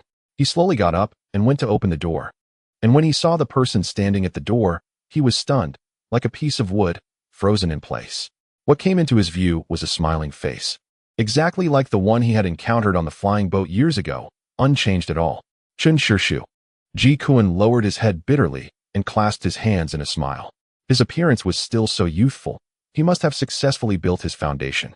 He had long heard that when one broke through to a new realm, they could return to their youth or retain their original appearance, all depending on their mindset. As time passed, it seemed that Chun Shidi was doing well, not struggling as he was. A bitter memory flowed through his heart. His own failures were certainly painful, but the success of others was even more heart-wrenching. Ji Kuan's waist seemed to bend even lower. They had long since grown distant, and now there was an air of strangeness between them. The distant mountains and near hills were hazy, and as he looked around, it seemed as if countless moths were fluttering in the thousands of mountains and valleys, turning the world grayish-white. The first snow of the Yuzhu mountain range quietly covered everything. Ji Kuan hesitated for a long time before finally calling out his name. Chun Shirshu's visit to my humble abode is truly a great honor. Ji Kuan said with a beaming smile. Having lost much of his former sharpness, he had instead become much more diplomatic. Please, come in, Shirshu. The cold wind blew, and the nearly broken door shook and creaked. Chun Sun nodded slightly and walked in. The entire room could be described as bare, with only a bed, a table, and a chair, all quite old, much like Ji Kuan himself now. I didn't know Shirshu would come. Ji Kuan respectfully clasped his hands, wanting to say something but stopping short. The gray hair at his temples was blown by the cold wind, and this room had many drafts. I came to see an old friend. Chen Sun said calmly, looking around without making eye contact with Ji Kun. Upon hearing this, Ji Kun's heart trembled, and after a long silence, he forced a smile and said, "To be friends with Chen Shirshu is Ji Kun's honor." Chen Sun slowly turned his head to look at Ji Kun, whose face still bore a bitter smile, his eyes constantly darting away. "Over the years, I heard you had a tough time at the outer sex servant hall. Shirshu's words are too heavy. It's been so many years." Ji Kun lowered his head and slowly said, the grayish-blue robe now looked so glaring, clearly right in front of him, yet so far out of reach. He and Chen Sun were no longer from the same world. "Did you never think of coming to find me? I know my own limitations, and didn't he want to trouble Shirshu?" "Ji Kun," Chen Sun suddenly shouted, startling the big black cow outside, making it tremble all over. Ji Kun could only smile sadly in place, the corners of his eyes wrinkling, as the snow wind in the wooden house seemed to blow even more fiercely, constantly brushing against his weathered face. "Ji Kun, have you really let yourself go this much?" Chen Sun frowned, his chest slightly heaving, anger rising within him. "Where's your spirit? I'll tell you, I was quite annoyed with you back on the Qingya carving." "Moo." The big black cow also let out a shout from behind, recalling how Ji Kun had ignored them back on the Qingya carving. Upon hearing this, Ji Kun felt even sadder, realizing that he was indeed being humiliated. "Chen Shirshu, please forgive me." "You, what the hell?" Chen Sun shouted angrily, his robe fluttering without wind. A surge of magical power erupted, shaking the old wooden house into disarray. Almost at risk of collapse, Ji Kun was pushed back by the gust of wind, his hair in disarray, and he was slammed against the wall, letting out a muffled grunt. His expression gradually turned angry. "Chen Shirshu, why must you humiliate me? I am already like this." Whoosh. Chen Sun's expression grew increasingly furious. He stepped forward and grabbed Ji Kun's robe, shouting, "The Ji Shixiang of the past was not like this. He was like a big brother. Not someone like you with no spirit." The big black cow's pupils constricted. It had never seen Chen Sun so angry over the years. "Ha ha." Ji Kun laughed until his whole body trembled, tears forming in his eyes, laughing desolately. There was no spirited Ji Kun, just a rural figure in the cultivation world, looking at the sky from the bottom of a well. Chapter 70. People will not be lonely forever, you laugh, you bastard. Boom. Chen Sun punched toward Ji Kun's side, creating a terrifying hole in the wall behind him, with the snow wind howling in. Ji Kun was drenched in cold sweat, finally calming down. The cold wind behind him came wave after wave, filling him with chill, and he had just felt a sense of terror of death. Chen Sun slowly raised his fist again, the violent magical power crashing into Ji Kun, as if to kill him in one blow. Ji Kun's eyes narrowed, his gaze cold, and he suddenly threw a punch. Moo. Chen Sun. Whoosh. The fierce wind from the punch suddenly stopped right in front of Ji Kun, causing his grayish-white hair to blow back instantly. But Ji Kun did not blink, staring fixedly at Chen Sun, calmly saying, "Chen Shirshu, please let go of your hand." Chen Sun took a step back and lowered his hand, still looking cold. "I will go to the South Dipper Mountain secret realm." "I know. Back then, many things happened in the South Dipper Mountain secret realm. I didn't want to involve you." "Is it resolved?" "It is resolved. But I can't stay among the outer sex servant disciples anymore." Ji Kun's face was calm, already showing some signs of aging. He looked at Chen Sun, and his gaze finally changed, relieved. "I didn't expect you to remember me. Congratulations on building your foundation. Shirshu, please take a seat." Woo-woo. The large hole was still howling with wind, but the two sat across from each other at the wooden table, with the big black cow only daring to stick its head in the door, having been scared by Chen Sun today. The two suddenly began to chat as if nothing had happened. It turned out that after Ji Kun left with his junior sister, he found the person who had fled at the last moment and had Ji Kun hand over the spirit medicine to him for safekeeping. He naturally did not yield, and both of them were filled with anger, starting to fight fiercely, using deadly moves. The junior sister also joined Ji Kun's side and killed him in the southern Do Mountain. Those who could team up with them were naturally not weak. They were colleagues of theirs in the outer sect and distant relatives of an elder. However, after returning, the junior sister suddenly betrayed them, claiming that Ji Kun harmed his fellow disciples. She turned black into white, saying that it was Ji Kun who ambushed her after they had gathered spiritual herbs together. To protect herself, she had no choice but to compromise and offer herself to stabilize Ji Kun. Ji Kun indeed acted somewhat carelessly, unlike Chen Sun. He took many of that person's belongings, which could be considered as having both the person and the stolen goods. Fortunately, he insisted that it was someone from another sect who killed him, which prevented the situation from escalating further. Not only in the Wuyun sect, but all major sects strictly prohibited harming fellow disciples. However, they could not rely solely on the junior sisters' one-sided words. Nevertheless, under the elders' manipulation, Ji Kuen's spiritual herbs and contributions were counted under the junior sister's name. Most foundational elders are inherently indifferent. He wasn't Ji Kuen's biological father, but he took back his face through Ji Kuen. Ji Kuen had a difficult time during those years, but fortunately, he had the sect's protection, which allowed him to retreat unscathed. However, he bore the infamous title of harming his fellow disciples, causing his former friends to distance themselves from him, making it quite challenging to find a job within the sect. In such a situation, how could he dare to approach Chen Sun? He did not want to harm that innocent junior brother who always smiled while leading the black cow. He endured humiliation and bore the weight of disgrace, all for the next 20-year trip to the southern Dome Mountain, preparing for one last gamble. Brother Ji, if you can return from the southern Dome Mountain, you will still be my senior brother. Uncle Master, please listen to me first. Chen Sun interrupted Ji Kuen, his expression serious. He took out a small booklet and a magical artifact from his storage bag. This was a high-grade yellow-tier magical artifact, worth 2,000 contribution points. The booklet contains some insights I had during my time in the southern Dome Mountain, which can help you obtain the 3 main spiritual herbs. Ji Kuen was shocked and stood up abruptly, shouting, "This won't do. Chen Sun, you owe me nothing. This 2,000 contributions are what you owe me. If you can return and obtain the foundational spiritual herbs, I will wait for you at the foot of the mountain and personally deliver the foundational pills to you afterward." Chen Sun said word by word, slowly raising his head to look at Ji Kuen. Suddenly he smiled. "We both come from the 9-Star Valley, so we should take care of each other." This familiar phrase suddenly flashed in Ji Kuen's mind. Wasn't this what he said to Chen Sun when they first arrived at the Wuyun sect? Unexpectedly, he remembered it for so many years. Ji Kuen seemed unable to hold back any longer. His body trembled violently. After experiencing the ups and downs of life, he finally saw who his true friends were. Bowing his head, his eyes turned red, and his lips trembled. The world of cultivation is magnificent and exciting. People are not forever lonely amidst the competition. I seek not solitude. I fight against fate to live long. Ji Kuen suddenly recalled a passage from an ancient book, feeling a tingling sensation on his scalp. He slowly looked at Chen Sun. Their eyes met, and he nodded firmly, no longer pretending. "What is that woman's name?" "Su Yedong. If Brother Ji cannot return, I will help you deal with her. When she disappears into thin air, the sect will never find any trace. You, Brother Ji won't think I, Chen Sun, am a good person, right?"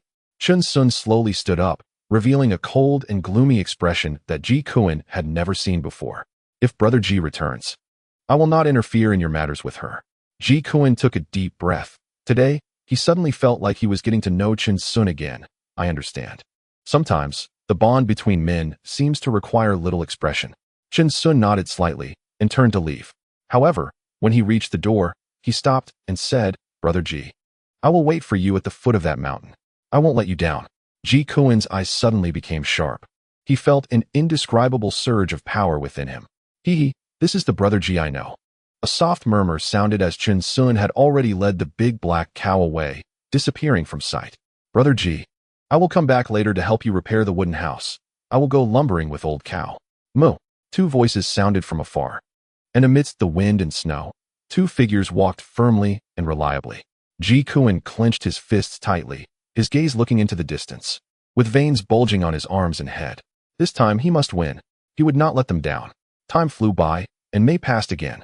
The Wuyun sect rang with bells, and 5 high-pitched eagle cries sounded as 5 mighty Qingyao eagles appeared in the sky. They soared freely in the heavens, their cold, gleaming eyes fixed on the ground as they flew towards the master peak. The once-in-20 years trip to the southern Dome Mountain finally began. Chen Sun stood at the foot of the mountain with the big black cow, looking up at the sky with a calm expression. "Old cow, let's go." "Moo." They were heading out of the mountain range, preparing to go to a market of the sect to meet an important person. Disciples in the Qi refining stage were stationed